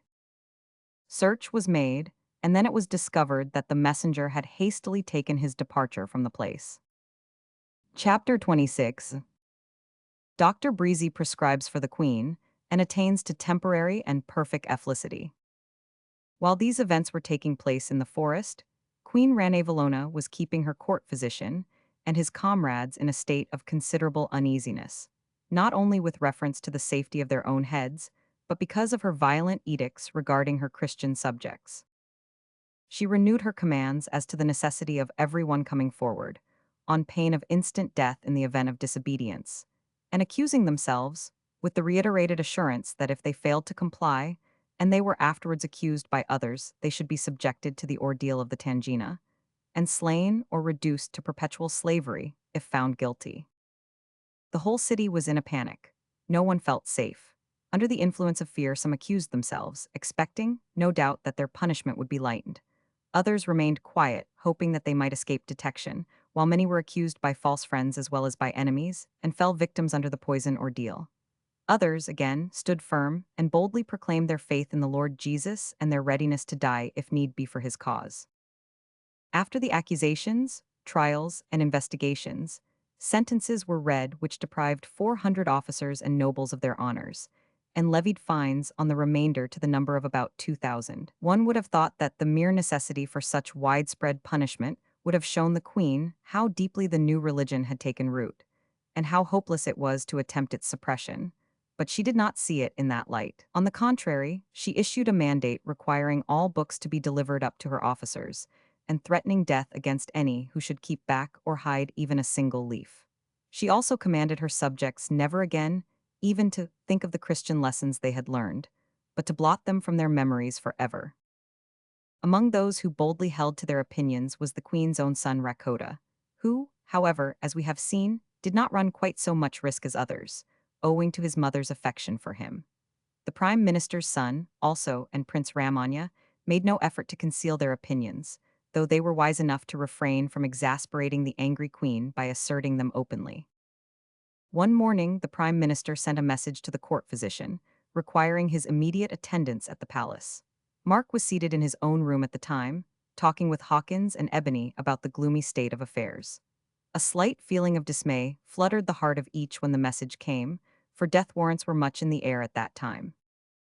"Oh, massa, P-Raps day are a-goin' to kill you," was the Negro's comforting suggestion. "More likely they want him to cure the queen," said Hawkins. "Couldn't you, massa," whispered Ebony with a terribly solemn countenance, "mix a spoonful, a burry small spoonful, ob prussic acid or creosote or suffin ob dat sort wid physic?" Mark laughed and shook his head as he went out. He found Rainy Harrow, with a tremendous frown on his face and deep lines of care on his brow, seated in front of our friend the secretary, who had an open book on his knee. 3 other officers of the palace sat beside them. These constituted a court of inquiry into the contents of the suspected books, and the secretary, being the only literary character among them, was the appointed reader. "Come here, sit down," said Raina Harrow, sternly pointing to a seat. "We want you to explain your books. The queen commands us to examine them, and if we find anything contrary to her wishes in them, to condemn them to the flames. But it seems to us that there is nothing in them but rubbish which we cannot understand. Strange, is it not, that in barbaric as well as in civilized lands, people are apt to regard as rubbish that which they do not understand?" So thought the court physician, but he wisely held his tongue and sat down. "This book," said the prime minister, pointing with a look of mingled contempt and exasperation to the volume on the secretary's knee, "is worse than the last. The one we condemned yesterday was what you call your Bible. We began with it because it was the biggest book. Being practical men, we began at the beginning, intending to go straight through and give it a fair hearing. We began at what was it?" "Genesis," answered the secretary. "Genses, yes. Well, we found nothing to object to in the first verse, but in the second, the very second, we found the word darkness. This was sufficient. Queen Ranevalona does not like darkness, so we condemned it at once, unanimously, for we could not for a moment tolerate anything with darkness in it." Mark felt an almost irresistible desire to laugh outright, but as the gratification of that desire might have cost him his head, he did resist it successfully.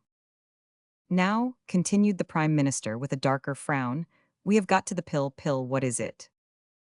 "Pilgrim's Progress," answered the secretary. "Just so, the Pilgrim's Progress. Well, we agreed that we would give the Pilgrim's Progress a better chance, so we opened it as it were anyhow, and what do we come on, the very first thing, but a man named Obstinate? Now, if there is one thing that the queen hates more than another, it is an obstinate man. She cannot abide obstinate men. In fact, she has none such about her, for the few men of that sort that have turned up now and then have invariably lost their heads. But we wanted to be fair, so we read on, and what do we find is one of the first things that Obstinate says? He says, 'Tush, away with your book.' Now, if the man himself condemns the book, is our queen likely to spare it? But there are some things in the book which we cannot understand, so we have sent for you to explain it. Now," added Rainy Harrow, turning to the secretary, "translate all that to the maker of physic and tell me what he has to answer." It was a strange and difficult duty that our young student was thus unexpectedly and suddenly called to perform, and never before had he felt so deeply the difference between knowing a subject and expounding it. There was no escape, however, from the situation. He was not only bound by fear of his life, but by Scripture itself, to give a reason of the hope that was in him. And he rose to the occasion with vigor, praying, mentally, for guidance, and also blessing his mother for having subjected him in childhood, much against his will, to a pretty stiff and systematic training in the truths of Scripture as well as in the story of the Pilgrim's Progress. But no exposition that he could give sufficed to effect the foregone conclusion that both the Bible and the Pilgrim, containing as they did matter that was offensive to the Queen, were worthy of condemnation, and therefore doomed to the flames. Having settled this knotty point in a statesmanlike manner, Rainey Harrow bade Mark and the secretary remain with him and dismissed his three colleagues. You see, he said, after some moments of anxious thought, although I agree with the Queen in her desire to stamp out the Christian religion, I have no desire that my son and my nephew should be stamped out along with it. Therefore, I wish to have your assistance, doctor, in turning the mind of Rane Valona away from persecution to some extent, for in her present mood, she is dangerous alike to friend and foe. Indeed, I would not give much for your own life if she becomes more violent. How is this to be done, think you? The question was indeed a puzzler, for it amounted to this. How are we to manage a furious, bloodthirsty woman with the reins loose on her neck and the bit fast in her teeth? I know not, said Mark at last, but I will think the matter over and talk with you again. If I may be allowed to speak, said the secretary. You are allowed, returned the premier. Then I would advise that the Queen should arrange a grand journey, a procession all over the country, with thousands of her soldiers. This will let her have plenty of fresh air and exercise, change of scene and excitement, and will give her something to do till her blood cools. At the same time, it will show the people her great power and perhaps induce them to be cautious how they resist her will. The idea is good, said Mark with animation, so good that I would advise its being carried out immediately, even before another week passes. Rainey Harrow shook his head. Impossible. There is to be a great bullfight this week, and you know Rane Valona will allow nothing to interfere with that.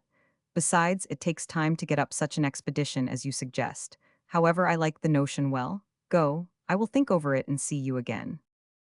The bullfighting to which the premier referred was a favorite amusement with this bloodthirsty woman, and the spectacle usually took place in the royal courtyard. Rainey Harrow was right when he said the Queen would not forgo it, but she was so pleased with the plan of a royal progress through the country that she gave orders to make ready for it at once in an extensive scale.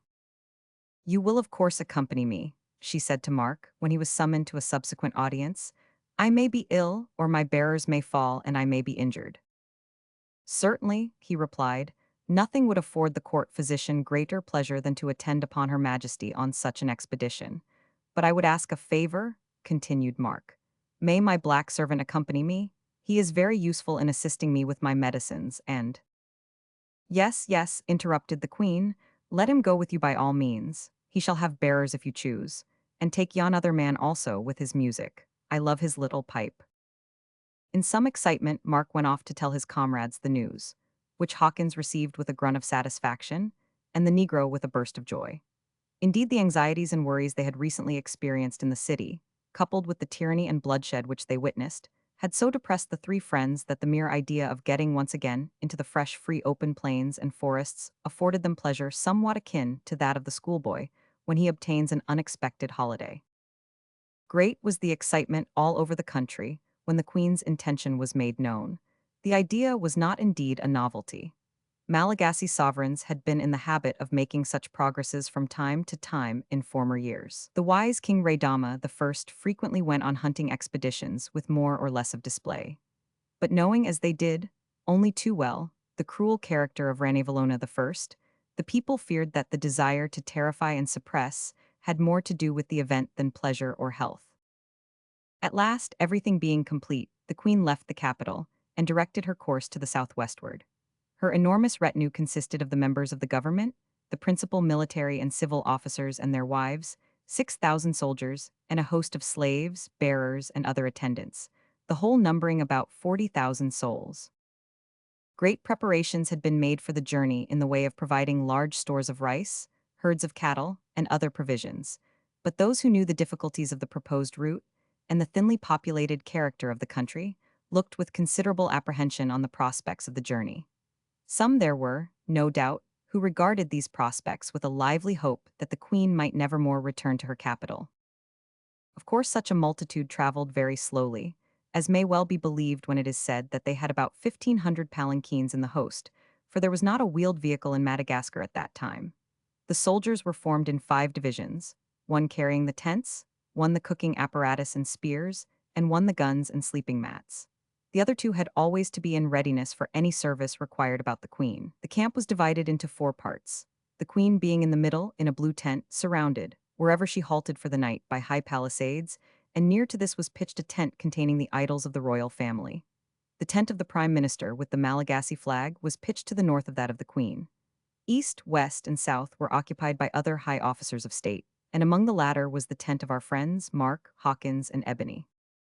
Now, said the first of these, as he sat in the door of the tent one evening after supper, watching the rich glow of sunshine that flooded a wide stretch of beautiful country in front of him, this would be perfect felicity if only we had freedom to move about at our own pleasure and hunt up the treasures in botany, entomology, etc., that are scattered around us. True, massa, returned Ebony. It would be perfect felicity if we could forget de poor Christians in chains and prisons. Right, Ebony, right? I am selfishly thinking only of myself at the present moment, but let us hope we may manage to do these poor Christians good before we leave the land. I don't think myself that we'll get much fun out o' this trip, remarked Hawkins. You see the queen s too fond o' your physician, and of my Tudutlin to part with us even for a day at a time. If we was like Ebony now, we might go where we liked and no one 'ud care. Ob course not, replied the Negro promptly. People's never anxious about war wise men goes to. It's ony childin and stupid folk days got to think about. But why not ax de queen, massa, for leave ob absence to go a huntin'? Because she'd be sure to refuse, said Mark. No, I see no way out of this difficulty. We are too useful to be spared. But Mark was wrong. That very night he was sent for by the Prime Minister, and as he passed the secretary's tent, he called him out to act as interpreter. On reaching the tent on the north side, they found Rainiharo doubled up on his mat and groaning in agony. What's wrong? Demanded the doctor. Everything, replied the patient. Describe your feelings, said the doctor. I've got a red-hot stone, groaned Rainiharo, somewhere in my inwards. Thorny shrubs are revolving in my stomach. Young crocodiles are masticating my, oh. At this point his power of description failed, but that matters little, for, never having met with the disease before, we can neither describe it nor give it a name. The young doctor did not know it, but he knew exactly what to do and did it. We cannot report what he did, but we can state the result, which was great relief in a few minutes and a perfect cure before morning. Most men are grateful under such circumstances. Even the cruel Rainiharo was so.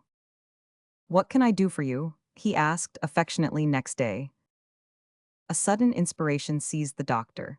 Beg the queen, he said, to let me and my 2 friends wander round the host all day, and every day for a short time, and I will return to report myself each night. For what purpose? Asked the premier in some surprise. To pluck plants and catch butterflies. Is the young doctor anxious to renew his childhood? Something of the sort, no doubt, but there is medicine in the plants and interest, if nothing else, in the butterflies. Medicine in the plants was a sufficient explanation to the premier. What he said to the queen we know not, but he quickly returned with the required permission, and Mark went to his couch that night in a state of what Ebony styled perfect felicity. Behold our trio, then, once more alone in the great forests of Madagascar, at least almost alone, for the secretary was with them, for the double purpose of gaining instruction and seeing that the strangers did not lose themselves. As they were able to move about twice as fast as the host, they could wander around, here, there, and everywhere, or rest at pleasure without fear of being left behind. Chapter 27, in which a happy change for the better is disastrously interrupted. One very sultry forenoon Mark and his party, while out botanizing, entomologizing, philosophizing, etc., not far from but out of sight of the great procession, came to the brow of a hill and sat down to rest. Their appearance had become somewhat curious and brigand-like by that time, for their original garments having been worn out, were partially replaced by means of the scissors and needle of John Hawkins, at least in the trousers department, that worthy seaman having, during his travels, torn his original trousers to shreds from the knee downwards, had procured some stout canvas in the capital and made for himself another pair. He was, like most sailors, expert at tailoring, and the result was so good that Mark and Ebony became envious. The seaman was obliging. He set to work and made a pair of nether garments for both. Mark wore his pair stuffed into the legs of a pair of Wellington boots procured from a trader. Ebony preferred to cut his off short, just below the knee, thus exposing to view those black boots supplied to Negroes by nature, which have the advantage of never wearing out. Hawkins himself stuck to his navy shirt, but the others found striped cotton shirts sufficient. A native straw hat on Mark's head and a silk scarf round his waist, with a cavalry pistol in it, enhanced the brigand-like aspect of his costume. This pistol was their only firearm, the gun having been broken beyond repair, but each carried a spear in one hand, a gauze butterfly net in the other, and a basket, in lieu of a specimen box, on his shoulder. Even the secretary, entering into the spirit of the thing, carried a net and pursued the butterflies with the ardor of a boy. "Oh, massa," exclaimed Ebony, wiping the perspiration from his forehead with a bunch of grass, "I do love science." "Indeed, why so?" asked Mark, sitting down on a bank opposite his friend. "Why, don't you see, massa, it's not comfortable for a man what's got any feelin', to go true to land huntin' and killin' cattle and oder brutes for noting. You can't eat more nor one hawk's p-raps, not dat. So when you've kill I am and eaten so much as you can, dar's no more fun, for what fun is dara and slaughterin' hawkses for noting? Den, if you goes arter bees and butterflies ani for fun, wi you get shamed ob yourself. Ani a chilly do dat. But science, dat put I am all right. Away you goes arter de bees and butterflies and tings like mad ober de hills and far away, true de woods, across de rivers, sometimes into 'em. Crashin' and smashin' like de bull in de china shop, wid de proud feelin' bustin' your bosom dat you're advancin' de noble cause ob science. Dat's what you call I am. Noble?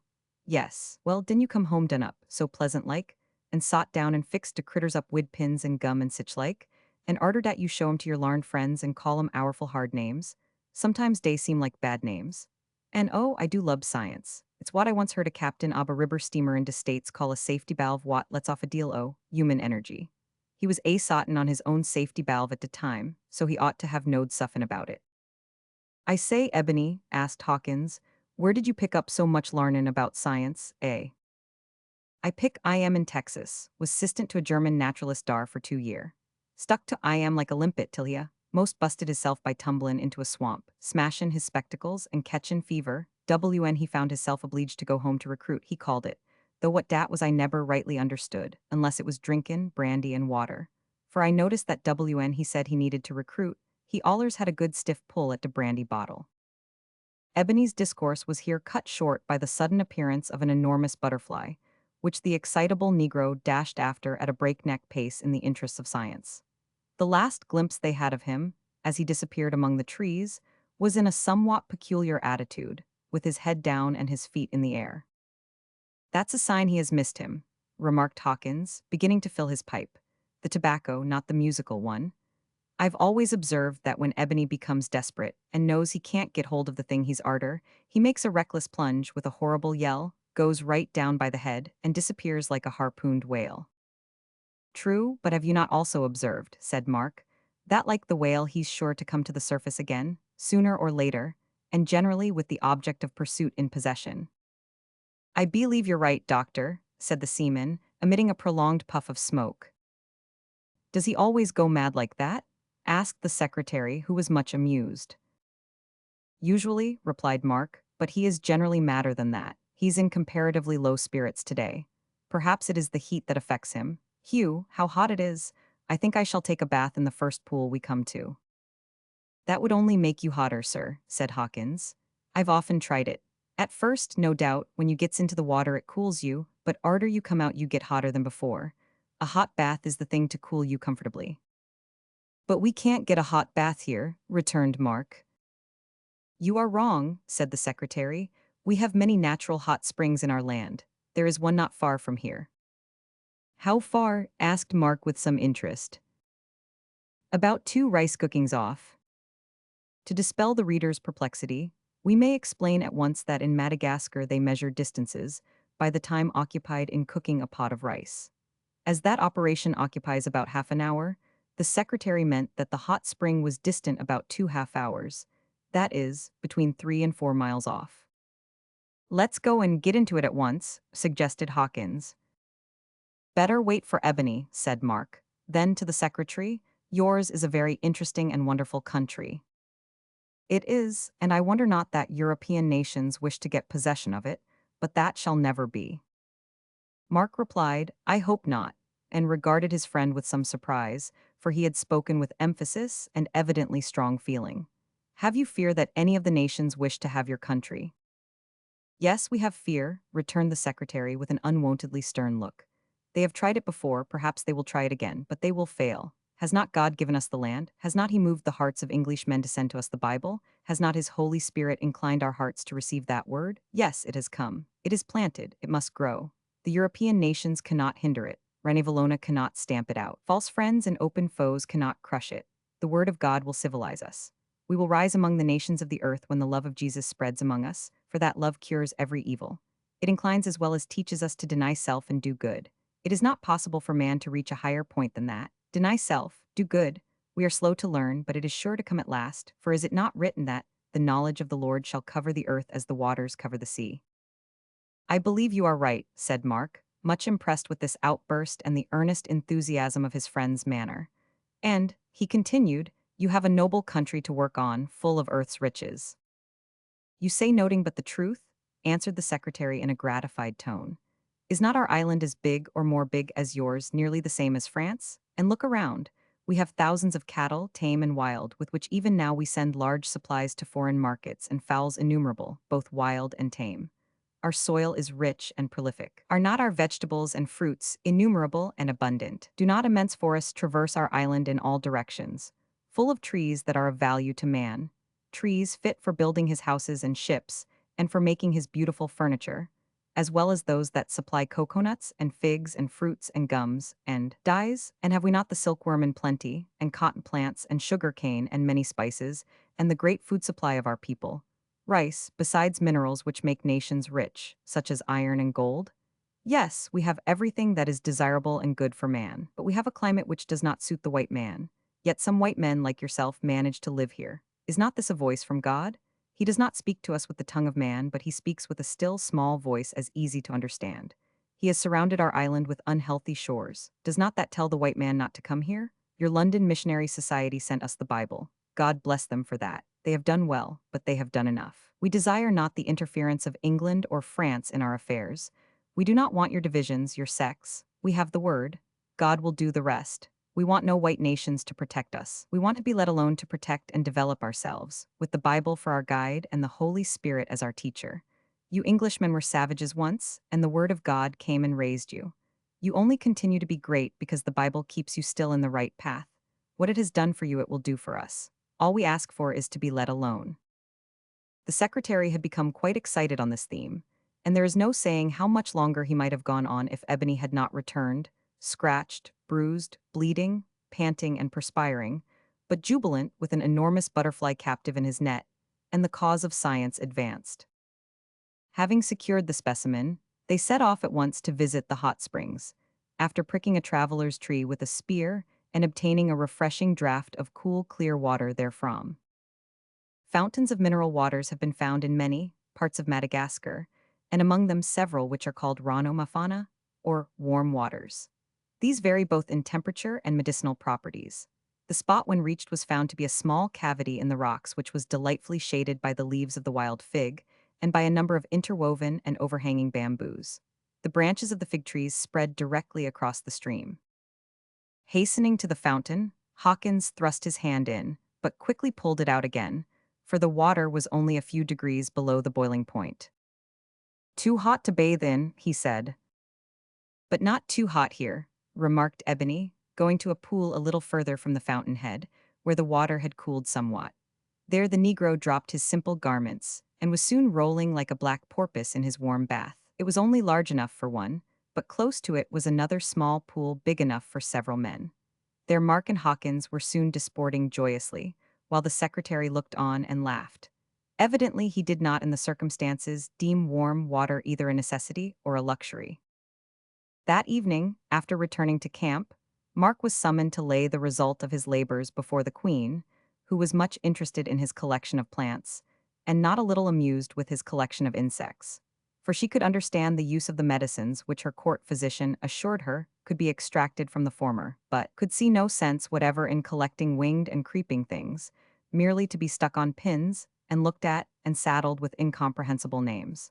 She did indeed accept the gorgeous butterflies and similar creatures, because these were pretty. But on the whole, she felt disposed to regard her physician as rather childish in that particular taste. Very different was her opinion of John Hawkins. So fond was she of the flageolet of that musical and stalwart tar that she sent for him almost every evening and made him pipe away to her until he almost fell asleep at his duty, so that at last he began to wish that flageolets had never been invented. "It's nothin' but blow, blow, blow, day arter day," he growled as he returned to his tent one night and flung down the little instrument in disgust. "I wish it had been blowed up the time your big Roman candle busted, doctor. If it had been, your influence with the Queen would have been gone, John." "Well, I dun know, sir. Many a queer gale have come through in time past, but this blow beats 'em all to sticks and whistles." "Neber mind, 'Awkins," remarked Ebony, who was busy preparing supper at the time. "We's having good times ob it just now. Plenty fun and lots ob science. Come go at your whittles. We've hard work besides fun before us tomorrow." Ebony was a true prophet in regard to the hard work, but not as to the fun of the morrow.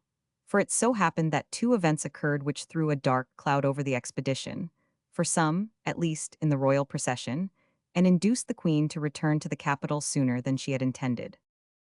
The first of these events was the discovery of a party of 16 fugitives who were of suspicious character and unable to give account of themselves.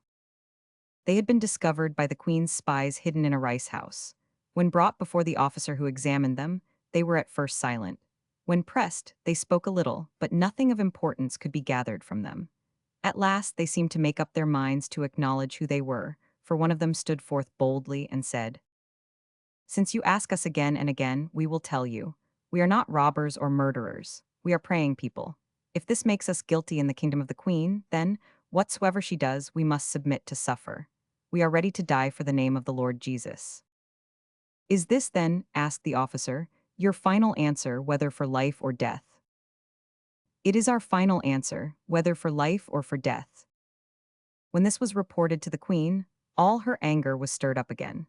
She ordered the captives to be chained and sent off at once to Antananarivo. Two of the band managed to escape that night, but the other 14 were safely lodged in prison.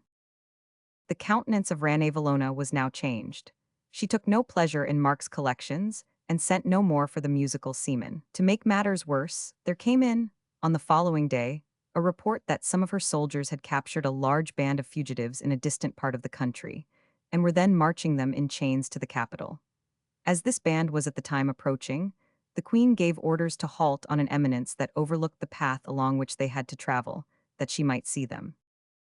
It was about noon when they drew near, worn, weary, and footsore. The Queen was so placed among the bushes that she could see the captives without being herself seen. Her chief officers stood near her. Mark and his companions had taken up a position much nearer to the forest path. First came a band of weary little ones, driven onwards like a flock of sheep, and apparently too much terrified by what they had undergone to make much noise, although most of them were weeping. Next came a group of women. These, like the children, were not bound, but the men, who walked in rear, were chained together, two and two. Soldiers guarded them on every side. "It is profoundly sad," said Mark in a deep sorrowful tone. "God help them." "Massa," whispered Ebony, "look dar, sure I know some ob." He stopped and opened wide his eyes, for at that moment he recognized Raffaravavi and Ramatoa among the women. With something like a groan, Hawkins turned a glance on his comrades and pointed to the men. They required no second glance to enlighten them, for there they plainly saw Ravanino heavily ironed by the neck to Lehova, and Razafil, the poet, chained to the chief, Volavo. Many others whom they did not know were also there. These all trudged along with bowed heads and eyes on the ground, like men who, having gone through terrible mental and physical agony, have either become callous or resigned to their fate. As the Queen had given orders to her people to keep quiet and out of sight, the poor captives knew nothing of the host that gazed at them. Mark and his friends were so horrified that all power to move or speak failed them for a time. As for Ranevallona, she sat in rigid silence like a bronze statue, with compressed lips and frowning brows, until they had passed. Then she gave orders to encamp where they stood, and retired in silence to her tent. Chapter 28, in which terrible but true martyrdoms are described. Matters had now reached a crisis. Although suffering from illness, partly brought on or aggravated by her unrestrained passions, the queen gave orders next day for the host to turn homeward. Traveling more rapidly than she had yet done, she soon reached the capital. There the arrival of the captives and the news of what had occurred prepared them for the worst. And the worst was not long of coming. The very day following the queen's return, a great assembly or cabaret of the whole people was called. None were exempted from the meeting.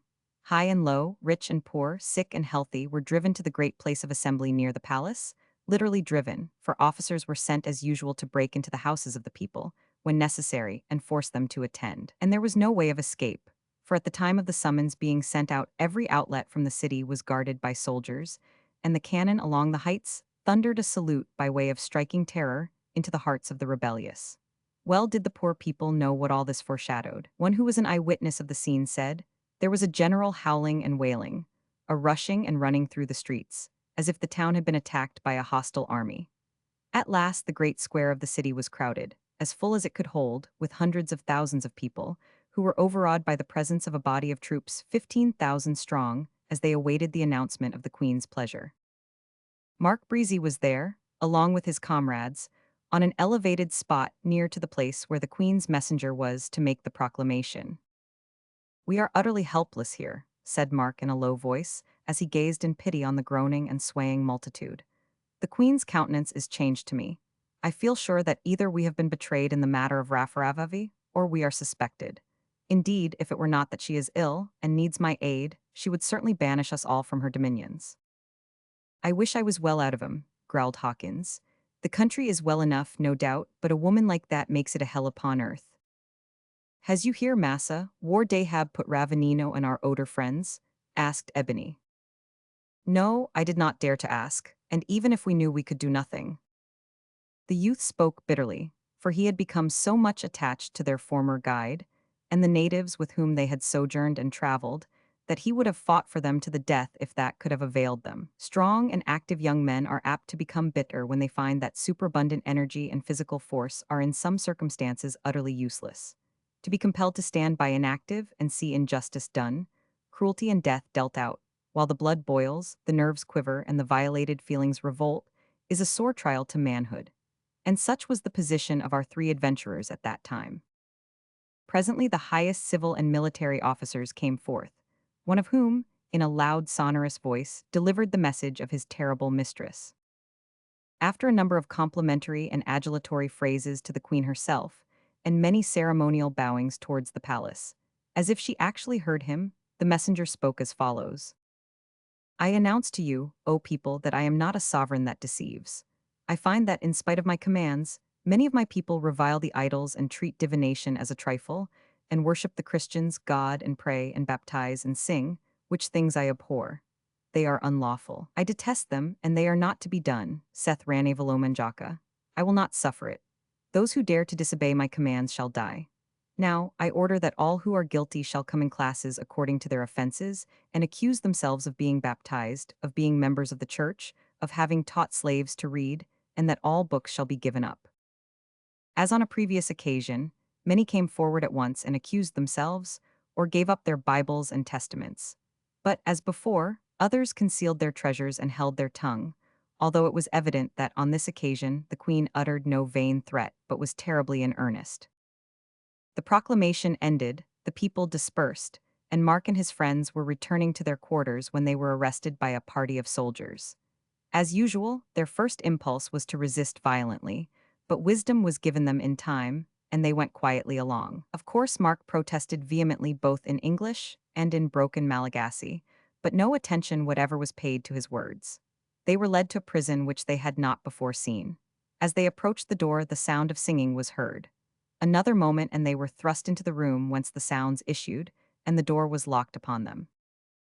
At first they could only see dimly, the place was so dark, but in a few seconds, their eyes becoming accustomed to the gloom, they could see that a number of other prisoners, both men and women, were seated round the walls singing a hymn. When the hymn ceased, an exclamation from a familiar voice made them turn round, and there they saw their friend Ravenino seated on the floor with his back against the wall and chained to Lehova and to the floor.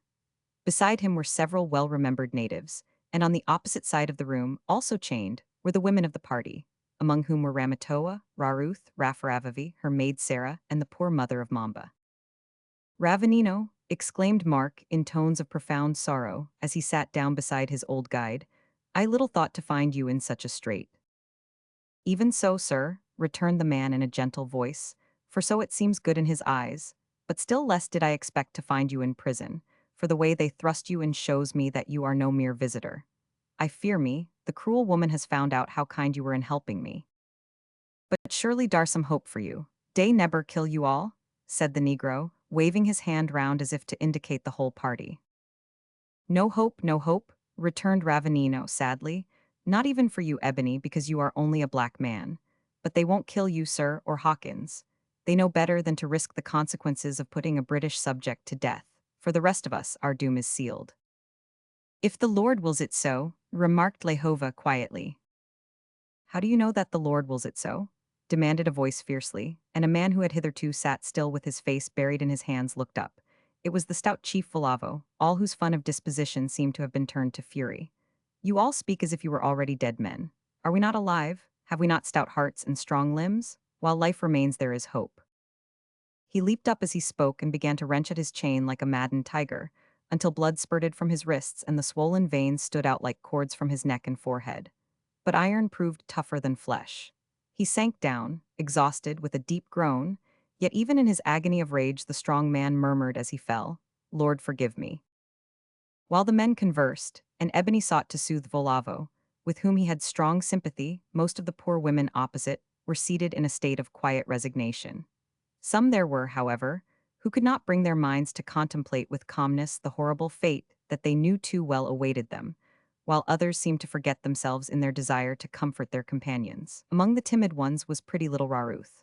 Perhaps her vivid imagination enabled her to realize more powerfully the terrors of martyrdom.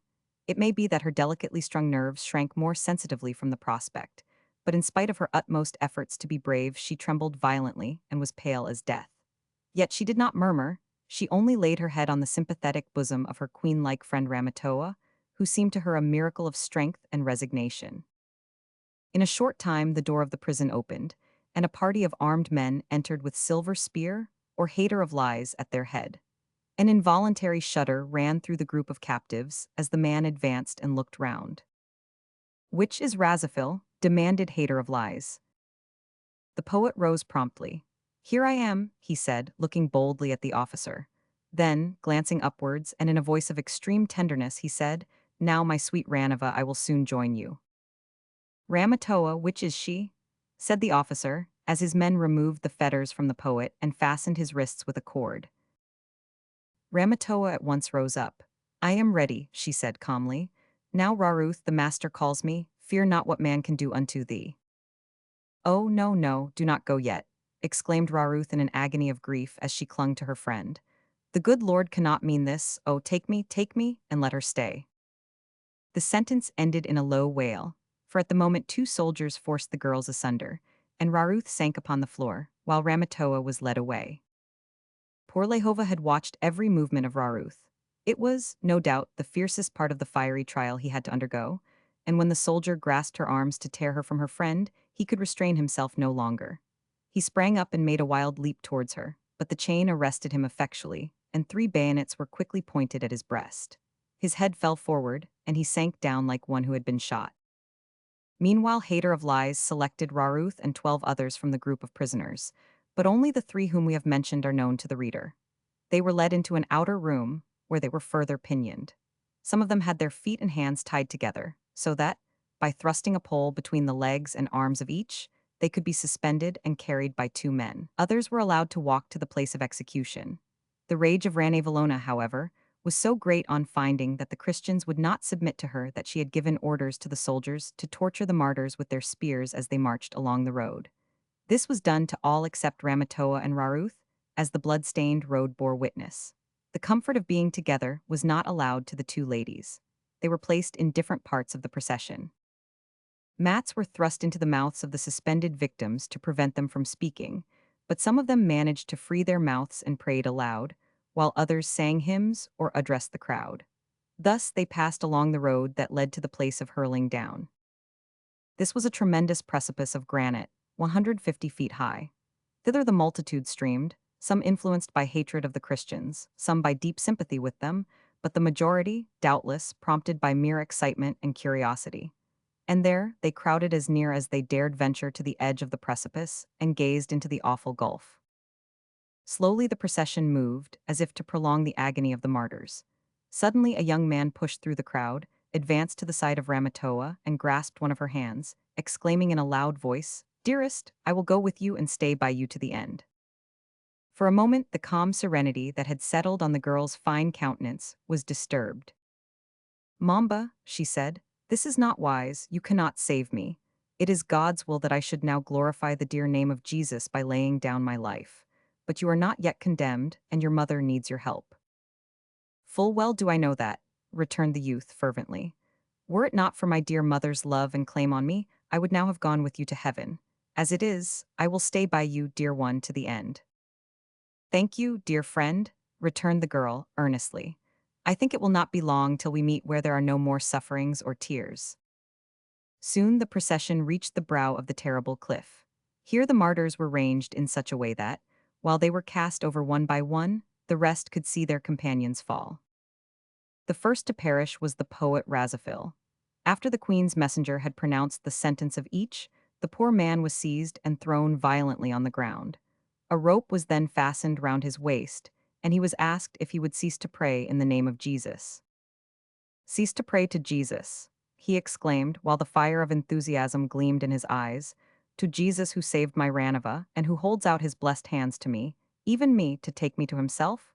Never."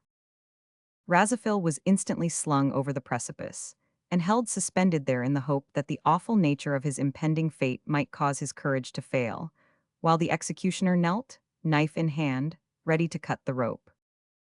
"Once more and for the last time," said the officer in command, "will you cease to pray?" The answer was an emphatic no. Next moment Razafil went shooting down headlong into the abyss. There was a projecting ledge of rock about 50 feet down the precipice. On this the body of the martyr struck, and, bounding off into space, reached the bottom with incredible violence, a shattered and mangled heap. With trembling hearts and straining gaze the other victims watched the descent. It seemed to be more than human nature could endure to voluntarily face such a fate when a word would deliver them. So thought many of the spectators, and they were right.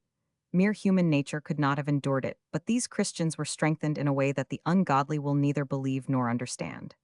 One by one they were led to the edge of the cliff, suspended over the edge, and had the testing question put to them, and one by one the answer was a decisive no.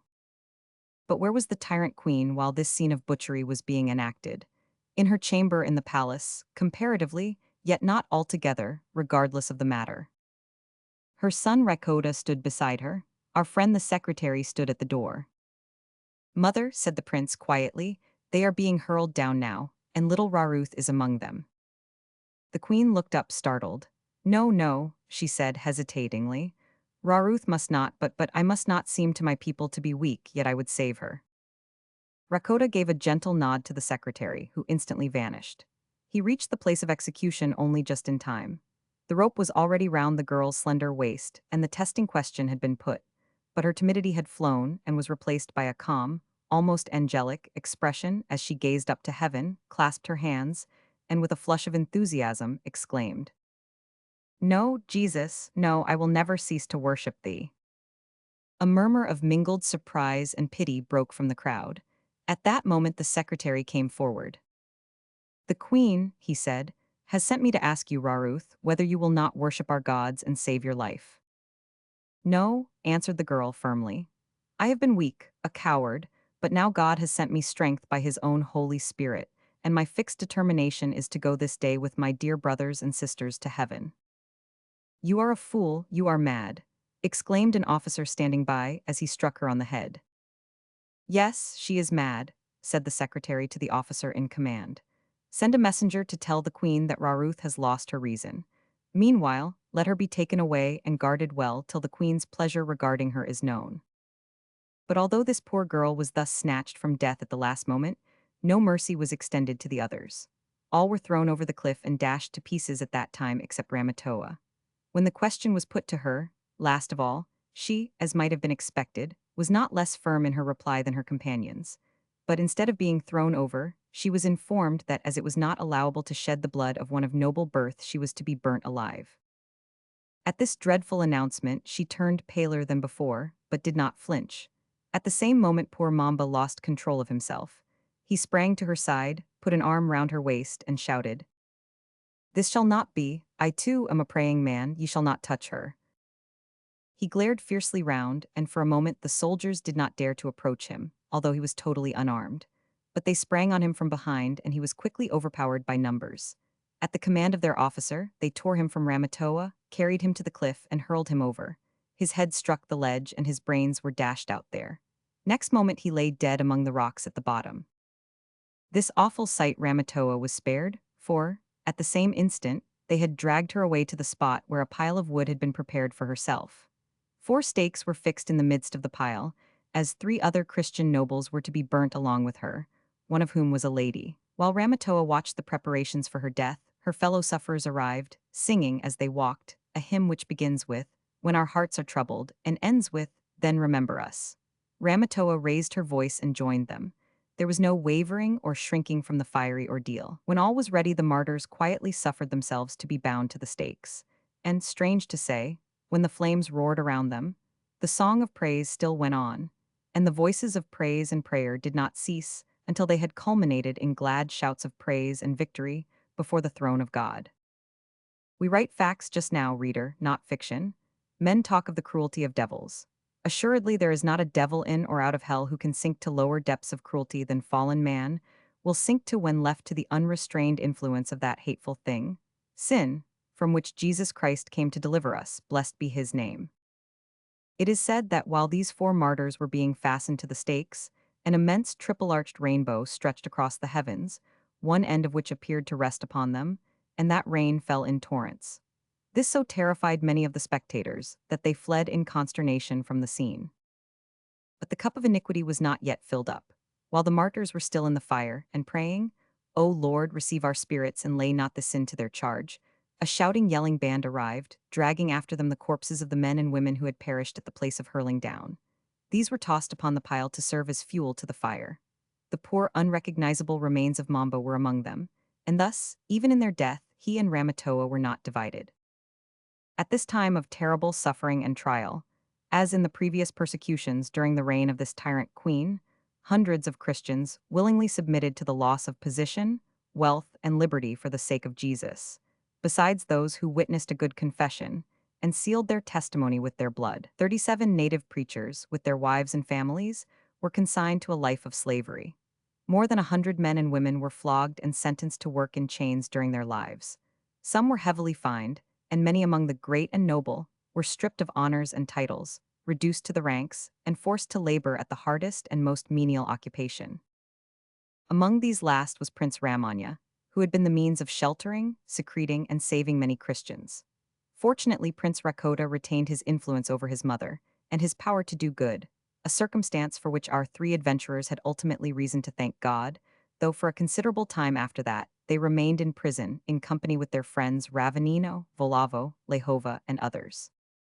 These last were not delivered from their chains, but lived in hourly expectation of being led out to execution. After Raruth's removal, Lehova was at first overwhelmed with despair, but when a friendly jailer informed him of her having been spared under the supposition that she was insane, hope revived a little, though he could not help seeing that the prospect ahead was still very black. Another prisoner who was inconsolable was poor Rinny Mamba.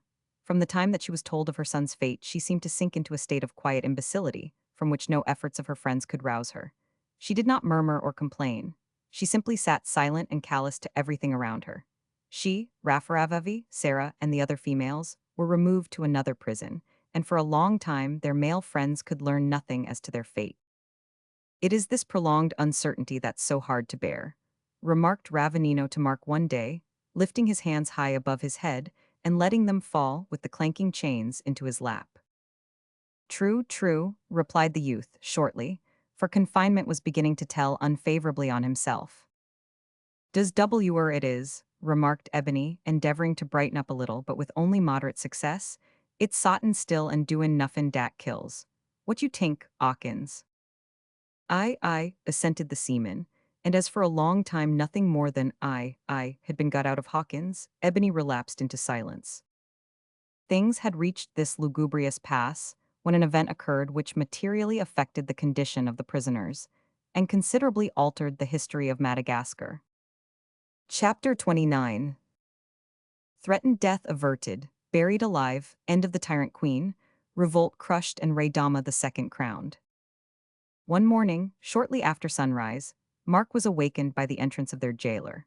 By that time he had grown so accustomed to clanking chains, shooting bolts, and such like sounds, that he looked up sleepily and without much interest, but a thrill or qualm passed through him when he observed that the jailer was followed by Hater of Lies with his silver spear.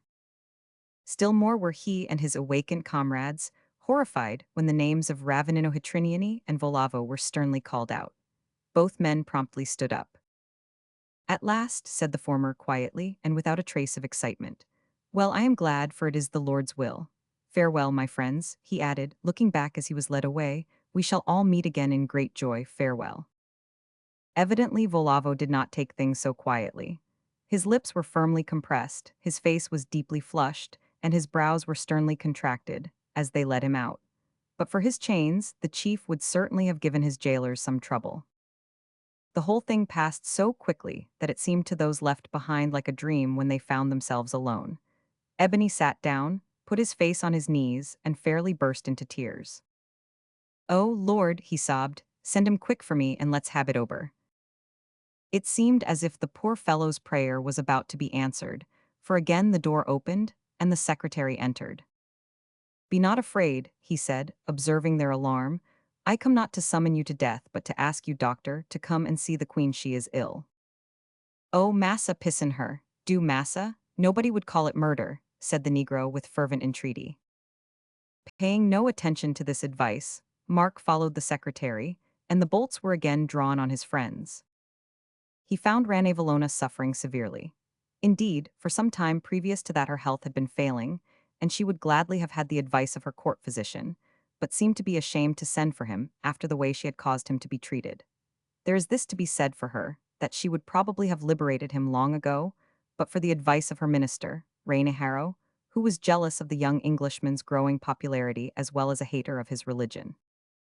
After prescribing for the queen and affording her some relief, he gave orders that she should be kept very quiet, that no noise was to be permitted in or near the palace. Then he left her apartments with the secretary. As they traversed one of the corridors, the latter told Mark that the order had been given for the execution of Ravenino and Volavo. "Was that order given by the queen?" demanded Mark, flushing with indignation, while a gush of anxiety almost choked him. "No, it was given by Harrow, who takes advantage of his position and the queen's illness." Just then a step was heard at the further end of the passage, and Hater of Lies advanced towards them with his badge of office, the silver spear in his hand. Like a flash of light, an idea entered the young Englishman's head. He had no time to think or plan, only to act. In the same moment, however, he offered up a silent prayer for help. As the officer was about to pass, Mark snatched the spear from his hand and brought the handle of it down on its owner's crown, with such goodwill that the Hater of Lies was laid flat upon the floor. Thunderstruck, the secretary gazed at his young companion. "You are ruined now," he said. "True, and you must be ruined along with me. Here, take the spear and act the part of the Hater of Lies." For a moment the secretary hesitated. Then, as if suddenly making up his mind, he said, "Come, I am with you heart and soul." "Lead to the place of execution, quick," cried Mark. "We will take the prison in passing," said his companion, grasping the spear and hastening onward. The prison was soon reached. The guards were a little surprised at the change of the bearer, but no one dared to think of opposing the passage of the well-known and awful emblem of office. "Come, Hawkins, Ebony Lehova, follow us," cried Mark, springing in. He did not wait to explain. The secretary, acting his part well, stalked with grand solemnity down the streets towards the western gate of the city. His 4 friends followed. Everyone made way. Hawkins and the Negro, not knowing what they might be called on to do, took the first opportunity that presented, each to seize and carry off a garden stake, as a substitute for cudgel or quarterstaff. The guards, as before, let them pass without question. Once outside the town, they quickened their pace and finally ran. "We may be too late," gasped Mark.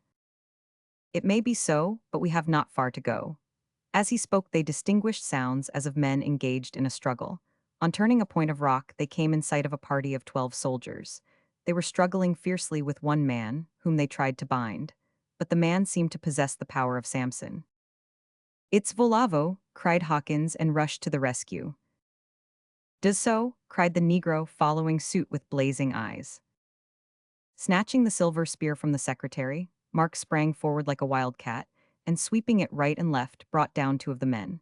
His comrades overturned 2 others whose muskets they seized, while Volavo, with the power of a giant, hurled 2 others from him as if they had been boys. He did not stop to speak, but to the surprise of his rescuers, ran straight into a neighboring coppice and disappeared. For one moment the remaining soldiers lowered their bayonets as if to charge, but the secretary, grasping the hater of lies, said, in a commanding tone, "What means this haste? Ye shall answer to the queen for what you have done. Go, return to your quarters, you are under arrest. Carry your comrades with you." Cowed by this speech, for they all knew the secretary to be a man of position and power in the palace, the soldiers humbly picked up their fallen comrades and retired. The victors immediately ran into the coppice in search of Volavo, whom they found on his knees, digging up the earth with both hands as if for very life. Just as they came up, he had uncovered the face of Ravenino, who had been buried alive, and was already as pale as if he were dead. "Have they killed him?" gasped Lehova, as he dropped on his knees with the others and began to dig. "No, they do not kill when the sentence is to bury alive," said the secretary, "but no doubt he is half suffocated." The grave was very shallow, not more than a foot deep, and a living man might without much difficulty have struggled out of it, but the poor man had been bound to a long pole, which was buried along with him, so that he could not move. They soon got him out, and were about to cast him loose when there arose a cry in the city which quickly increased to a mighty roar. "They have found out our trick," said the secretary. "Nothing can save us now but flight. Come, take him up this way." In a moment Hawkins and Ebony had the ends of the pole on their shoulders, and bore their still unconscious friend after the secretary. The noise and shouting in the town increased, and it soon became evident that they were pursued, being led, no doubt, by the soldiers who had been so roughly handled. "This way," cried their guide, turning sharp into a bypath which led them into a small garden. A Christian dwells here." The friend turned out to be an old woman who was rather deaf, but she heard enough to understand the situation. "Here," she said, tottering into a backyard in which was a quantity of straw and rubbish. "Go down there." She pointed to a hole. It was the mouth of a rice hole. Down went the secretary, without a word, and turned to receive the end of the pole which Hawkins passed carefully in. The rest followed. The old woman put on the cover and threw over it some of the rubbish. Being pitch dark, the nature of the place could not be distinguished by the fugitives, but they could hear the shouting of the soldiers who searched the house for them. They could also hear the angry queries that were put to the owner of the place, and they could perceive that the old woman had miraculously become dumb as well as stone deaf. Soon the quietness overhead led them to hope that the soldiers had left. In a short time the cover of the rice hole was removed, and the old woman, putting her head down, informed them that all was safe, at least in the meantime. They now unfastened Ravenino from the pole, and found, to their great joy, that he was yet alive, though considerably shaken. A little rice soup, however, and a night's rest put him all right again. In that hole, carefully tended by the deaf old woman, these 6 were compelled to secrete themselves for a week, during which time the soldiers were scouring the country in all directions in search of them. They had to keep so close, and to be so careful, that they did not even dare to let the old woman go near the neighbors to inquire what was going on in the town, though naturally they were very anxious on that point. At the end of that week, while the fugitives were taking a breath of fresh air in the yard, they were surprised by hearing the tramp of approaching soldiers. To dive into their hiding place and be covered over by the old woman was the work of a few seconds. Anxiously they listened while the renewed search was going on. The sounds sometimes showed that the searchers were retiring from the yard, at other times drawing near to it. At last a step was heard on the rubbish heap above them, then a blow resounded on their covering, as if with the butt end of a musket. This was followed by a shout, a clamor of voices, and a hasty clearing away of the rubbish. "All is lost," exclaimed the secretary in his native tongue. "Not while we have arms," growled Volavo. "You need not count on me to help you," said Ravanino, quietly, in the native tongue. "Why should we slaughter men uselessly? If we had a chance of making a dash, I would fight. But we can get out of this hole only one by one, and no doubt 100 men await us."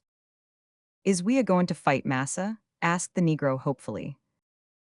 "Of course we are," said Hawkins. "No, my friend, we are not," said the secretary. "Our only hope now is in God." "It seems to me," rejoined Ravanino, "that God is our only hope at all times, whether in danger or in safety. But he makes it plain just now that our duty, as well as our wisdom, lies in quiet submission." Ebony received this remark with a groan, and Hawkins with something like a growl. Just then the covering of their hiding place was thrown off, and several bayonet points appeared. "Come out, one at a time, quietly, else we will shoot you where you stand," exclaimed a stern voice. The secretary translated this. At the same time, Ravanino clambered out of the rice hole and was instantly seized and bound. "It's all over now, may the Lord have mercy on us," exclaimed Hawkins, dropping his weapon and following his friend. Whatever might have been the various feelings of the unfortunate party, the example thus set was accepted, for each one submitted, and when Mark looked round on the large band of armed men by whom they were surrounded, he perceived the wisdom of Ravanino's advice, and how hopeless would have been any attempt on the part of himself and his friends to break through and escape. Silently, and without a word of explanation, the officer in command led his captives into the town. They were too much overwhelmed by their calamitous circumstances to pay much attention to anything, yet they could not help observing that greater crowds of people than usual were hurrying through the streets, and that every one wore, more or less, an air of excitement. Our friends had expected to be cast into their old prison, but they were led straight to the palace, where they were handed over to the officer on duty. In spite of the depression of his spirits, the secretary could not resist his feelings of curiosity, and asked what all the stir meant, but he received no answer. The prisoners were now conducted into a large room, where they found Prince Rakota standing, surrounded by a crowd of people, male and female. Beside the prince was his cousin, Ramanya. Ravanino and Lehova observed, with a gush of feeling which may be understood but not described, that Raffaravavi and Raruth were among the ladies. Poor Rinny Mamba was also there, her mild face showing unmistakable traces of the suffering caused by the loss of her only son. "Welcome, my friends," said Rakota, hastening forward to receive the prisoners. "You are now safe and free." "Safe, free," repeated the secretary in surprise. "Yes, have they not told you the news?" he asked, while an expression as of pain passed over his face. "My mother, the queen, is dead. But come," he added quickly, as if he wished to avoid the subject, "I wish to consult with you, for serious dangers threaten us. Come." He left the room quickly, followed by the secretary, while Ravanino and Lehova were drinking in the news from the respective lips that pleased them best. The facts were soon communicated to all the party. The queen, they said, who had been declining in health for a considerable time past, had latterly become much worse.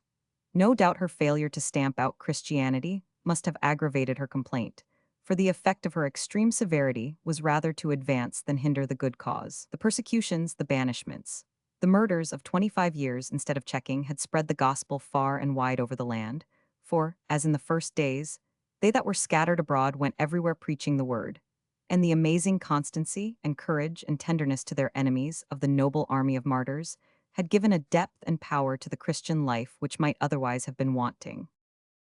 At all events, whatever the cause, Rane Valona I sank rapidly, and on the 15th of August, 1861, after a reign of 33 years, the tyrant queen of Madagascar passed away to the tribunal of the King of Kings. Her son, Prince Rakota, was her successor, but his succession was not to be unopposed. He had a rival claimant to the throne in his own cousin Rambazalama, an able, wary, and unscrupulous man, who, on perceiving that the end was approaching, had laid his plans secretly and extensively for seizing the reins of government. Prince Rakota, however, was so much beloved that all his cousin's plans were revealed to him by his friends, but the disposition of the prince was too humane to permit of his adopting the usual savage means to foil his foe. "All has been told to me," he said to the secretary. "My cousin has gained many to his side, especially of those who hate the Christians. He has even hired men to kill me. I know it, because one of the assassins came last night and warned me. At the same time, he confessed that he had intended to commit the crime. But have you not taken steps to thwart your cousin?" "I have. For some time past, every allowable measure for our protection has been taken, but the religion of Jesus, as you know, forbids me to resort to poison, the chain, or the spear. My reign shall not begin with bloodshed if I can help it. You know that my good friend, the commander-in-chief of the troops, Rainaharo's son, is on our side. Finding that my cousin went about armed, he recently issued an order that no one should be allowed to carry arms in the palace. As I myself bowed to this order and submitted to be searched, of course Rambazalama had no excuse for refusing. Then, as a precaution, we have concealed from all except sure friends the orders which, from day to day, have regulated the movements of the troops. I have met daily in council those on whom I can depend, and our course of action is all arranged. Only one point remains unsettled, and it is that which I ask you to undertake, for your will is resolute. Whatever my prince requires of me shall be done, if it be not against the laws of my God," said the secretary. Rakota looked pleased with the reply. "I want you," he said, "to stand in the passage here till Rambazalama appears. He is sure to pass, being now in the death chamber, to which I return speedily. His followers will be in force in the palace yard. I hear the multitudes assembling even now. When he passes this way, it will be to give the signal of revolt. You will stop him. If he resists, use force. You are strong, you understand." The secretary looked intelligent, and bowed as the prince rose and left him. Then he hastily sought for and found his friend Ebony, with whom he had struck up a sort of happy-go-lucky friendship. Meanwhile, the multitudes, who had heard early in the morning that the queen was dying, had crowded every street that led to the palace. Some had even pressed into the courts in their anxiety to know the truth. Laxity seemed to prevail among the guards, for many people who carried weapons ill-concealed in their lambas, and whose looks as well as movements were suspicious, were allowed to enter. These were the partisans of Rambazalama. Indeed, it is probable that even among the guards themselves there were adherents of the pretender. But the faithful commander-in-chief was on the alert and had laid his plans. He stood in the chamber of death where the mourners were weeping. He watched with keen eye the movements of Rambazalama, and when that prince left the room for the purpose of giving the signal to his followers, he slipped quietly out and gave his countersignal, which was the waving of a scarf from a window. Instantly a trumpet sounded, and more than 1,000 trusty soldiers who had been in waiting marched into the palace courts. Hearing the trumpet, the pretender hastened along the passage that led to the court. At the end of it a door opened, and the secretary, stepping out, confronted him.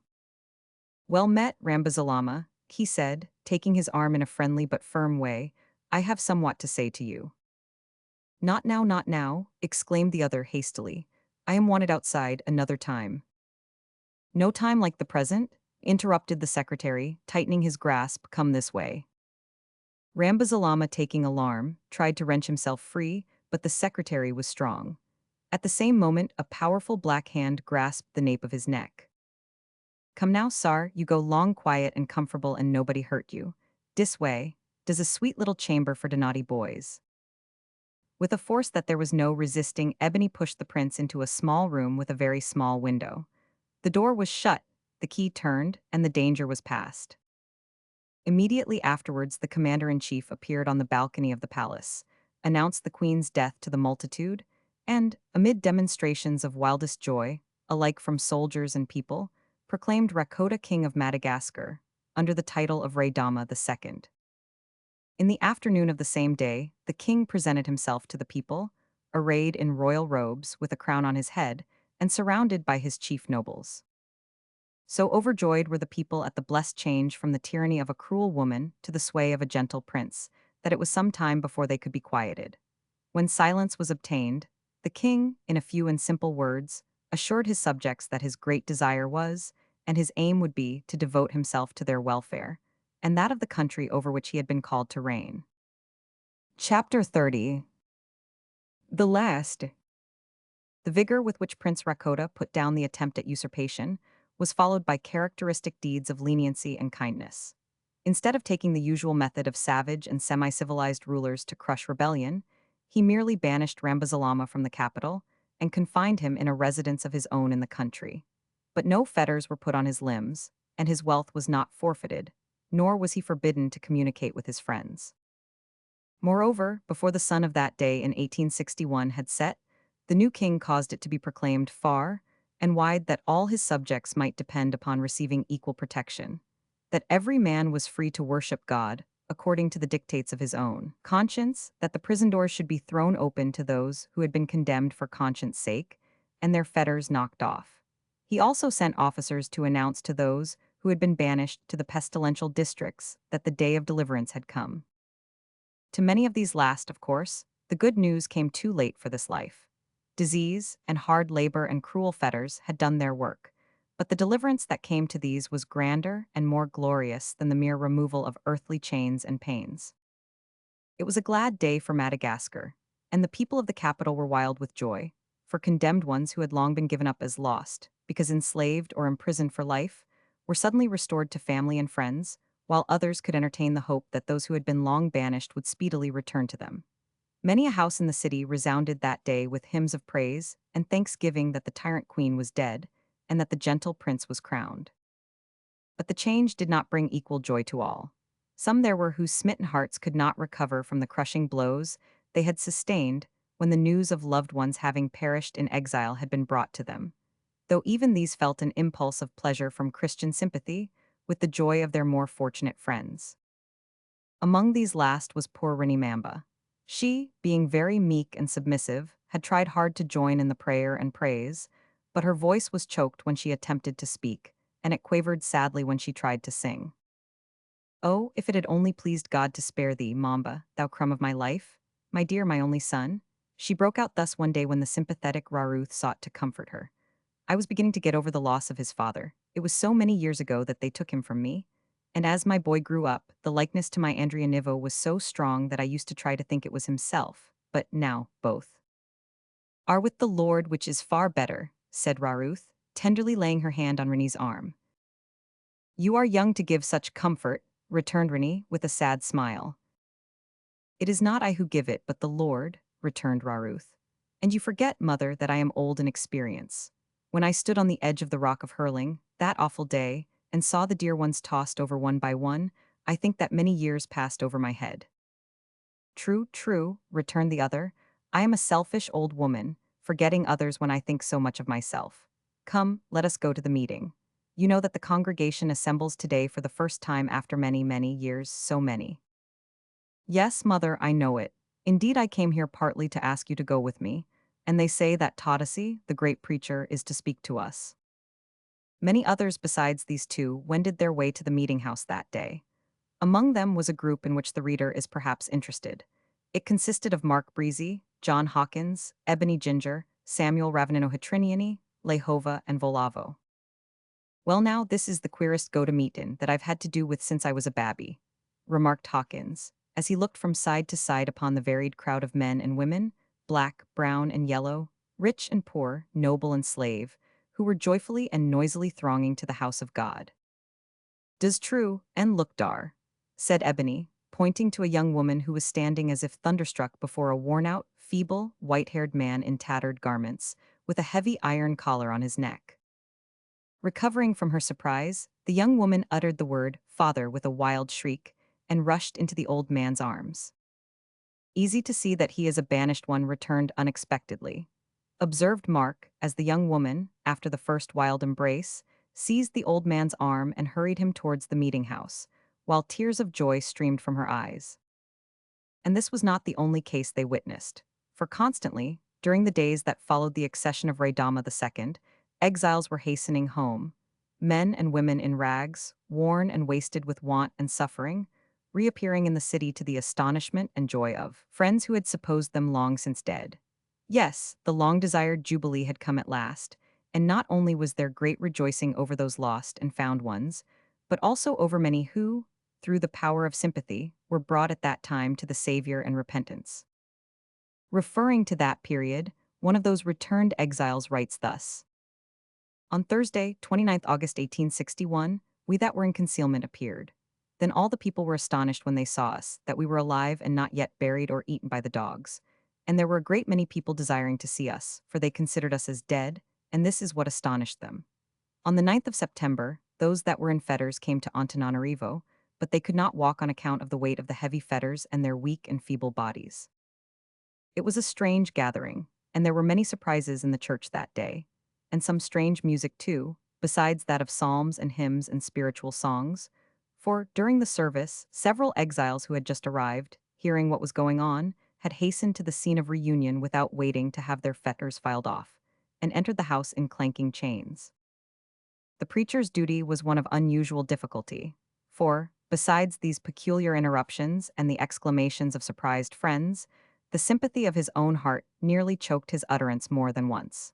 But Tadasi was equal to the occasion. His heart was on fire, his lips were eloquent, and the occasion was one of 1,000, never to be forgotten. Despite difficulties, he held his audience spellbound while he discoursed of the wonderful words of God and the shower of blessing which had begun to fall. Suddenly, during a momentary pause in the discourse, the clanking of a very heavy chain was heard, and a man was seen to make his way through the crowd. Like Saul, head and shoulders above his fellows, gaunt, worn, and ragged, he had been standing near the door, not listening, apparently, to the preacher, but intent on scanning the faces of the congregation. Discovering at length what he looked for, he forced his way to the side of Mamba, sank at her feet, and with a profound sigh, almost a groan, laid his head upon her lap. Mamba, grown to a giant, seemed to have come back to her. But it was not her son. It was Andrianivo, her long-lost husband. For one moment poor Rini seemed terrified and bewildered, then she suddenly grasped the man's prematurely gray head in both hands and covered the face with passionate kisses, uttering every now and then a shriek by way of relieving her feelings. Great though the preacher's power was in overcoming the difficulties of his position, Rini Mamba's meek spirit, when thus roused, was too much for him. He was obliged to stop. At the same moment the gaunt giant arose, gathered up Rini in his great arms as if she had been a mere baby, and without a word, stalked out of the meeting to the music of his clanking chains. A Malagasy cheer burst from the sympathetic people. "Praise the Lord, let us sing," shouted the wise Tadasi, and in a few seconds the congregation was letting off its surplus steam in tremendous and jubilant song, to the ineffable joy of Ebony, who must have burst out in some other way had not this safety valve been provided. But there were more surprises in store for that singular meeting. After the sermon, the preacher announced that 2 marriages were about to be solemnized by him in the simplest manner possible. "My friends," he said, "one of the bridegrooms is only half a Malagasy, the other half of him is English. He objects to ceremony, and his friend, the other man to be married, objects to everything that he objects to, and agrees to everything that he agrees to, which is a very satisfactory state of mind in a friend, so they are to be married together." Immediately after this speech Ravanino led forward Rafaravavi, and Lehova advanced with Raruth, and these 2 couples were then and there united in matrimony. Raydama II and Prince Ramanya, who had been recalled and reinstated with the secretary, and Soa and other courtiers graced the wedding with their presence. From this time, Raydama II, or Rakota, as we still prefer to call him, began systematically to undo the mischief which his wicked mother had done. He began to build a college. He reopened the schools throughout the country which had been closed in the previous reign, and acted on principles of civil and religion's liberty and universal free trade, while the London Missionary Society, which had sent out the first Protestant missionaries in 1820, were invited to resume their beneficent labors in the island, an invitation which, of course, they gladly accepted, and at once dispatched the veteran Mr. Ellis and other missionaries to the reopened field. See Note 1. But all this and much more historical matter of great interest we must leave untouched, in order that we may wind up the record of our heroes' fortunes or misfortunes, as the reader pleases to consider them. The events which we have described occurred in such rapid succession that our trio, Mark, Hawkins, and Ebony, had scarce found breathing time to consider what they should do, now that they were free to do as they pleased. "Go home, ob course," said Ebony, when the question was mooted. "Ain't my black darlin' awaitin' ob me dar?" "I incline to the same course," said Mark, "for well, I won't say who, is awaiting me there also." "Unless she's falled in love wid someone else. Tinkin' you was dead, massa, you know," suggested Ebony. "Ditto, says I," answered Hawkins, when appealed to, "for, to the best o' my belief, my old 'ooman is a-waitin' for me, too, over there." He pointed to England with the stem of his pipe. "To say nothin' o' 3 thumpin' boys and a gal, Also an old grandmother and a maiden aunt, etc., all awaitin' with great patience. I have no manner o' doubt. But how's we to get dar? Does de question, as Hamlet said to his mater's ghost. The question was answered sooner than they expected, for while they were yet speaking, a summons came from the king commanding the immediate attendance of the court physician. The object was to offer Mark his appointment permanently, but Mark respectfully, yet firmly, declined the honor. I feared that, said the king, for I doubt not that you has friends in your native home which draws you. Well, you wishes to go, I say, go with my good will. There is British ship loading at Tamatave now. If you and you's friends muse, go, there be your chance, and I will send you to Tamatave and palanquins. We all very sorry you go, for you was useful to us, and you was be kind to my mother.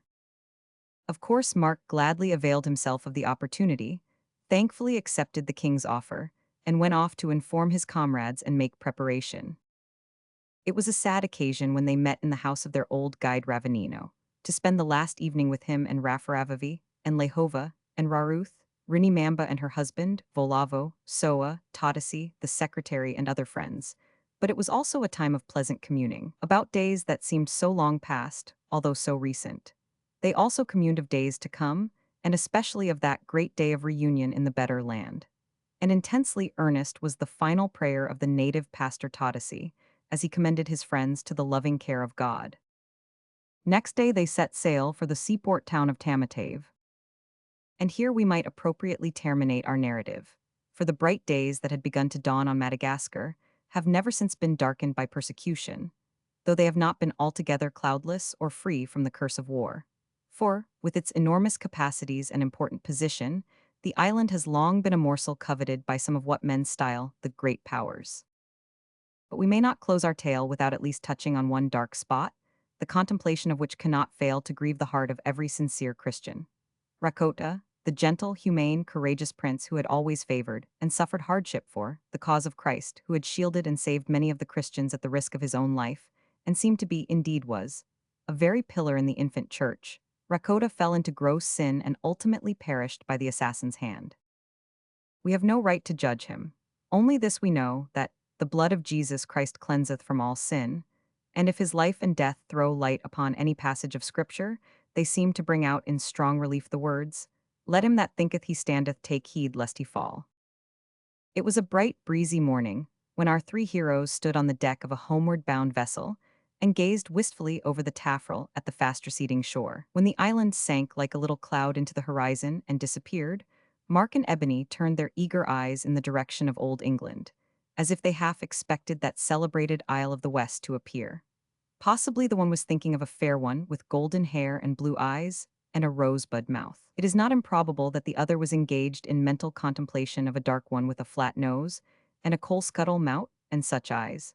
As for Hawkins, he stood with his sea legs wide apart, his hands in his breeches pockets, and his eyes frowning severely at the deck. Evidently his thoughts, whether of past, present, or future, were too deep for utterance, for, like his comrades, he maintained unbroken silence. Leaving them thus in pensive meditation, we regretfully bid them, and our readers, farewell. Note 1. Those who wish for fuller information will find it in such works as Madagascar and Its People, by James Sibrey, Jr., Madagascar, Its Missions and Its Martyrs, The History of Madagascar, etc., by Reverend William Ellis, Madagascar of Today, a threepenny volume by G. A. Shaw, FCS, etc. The end.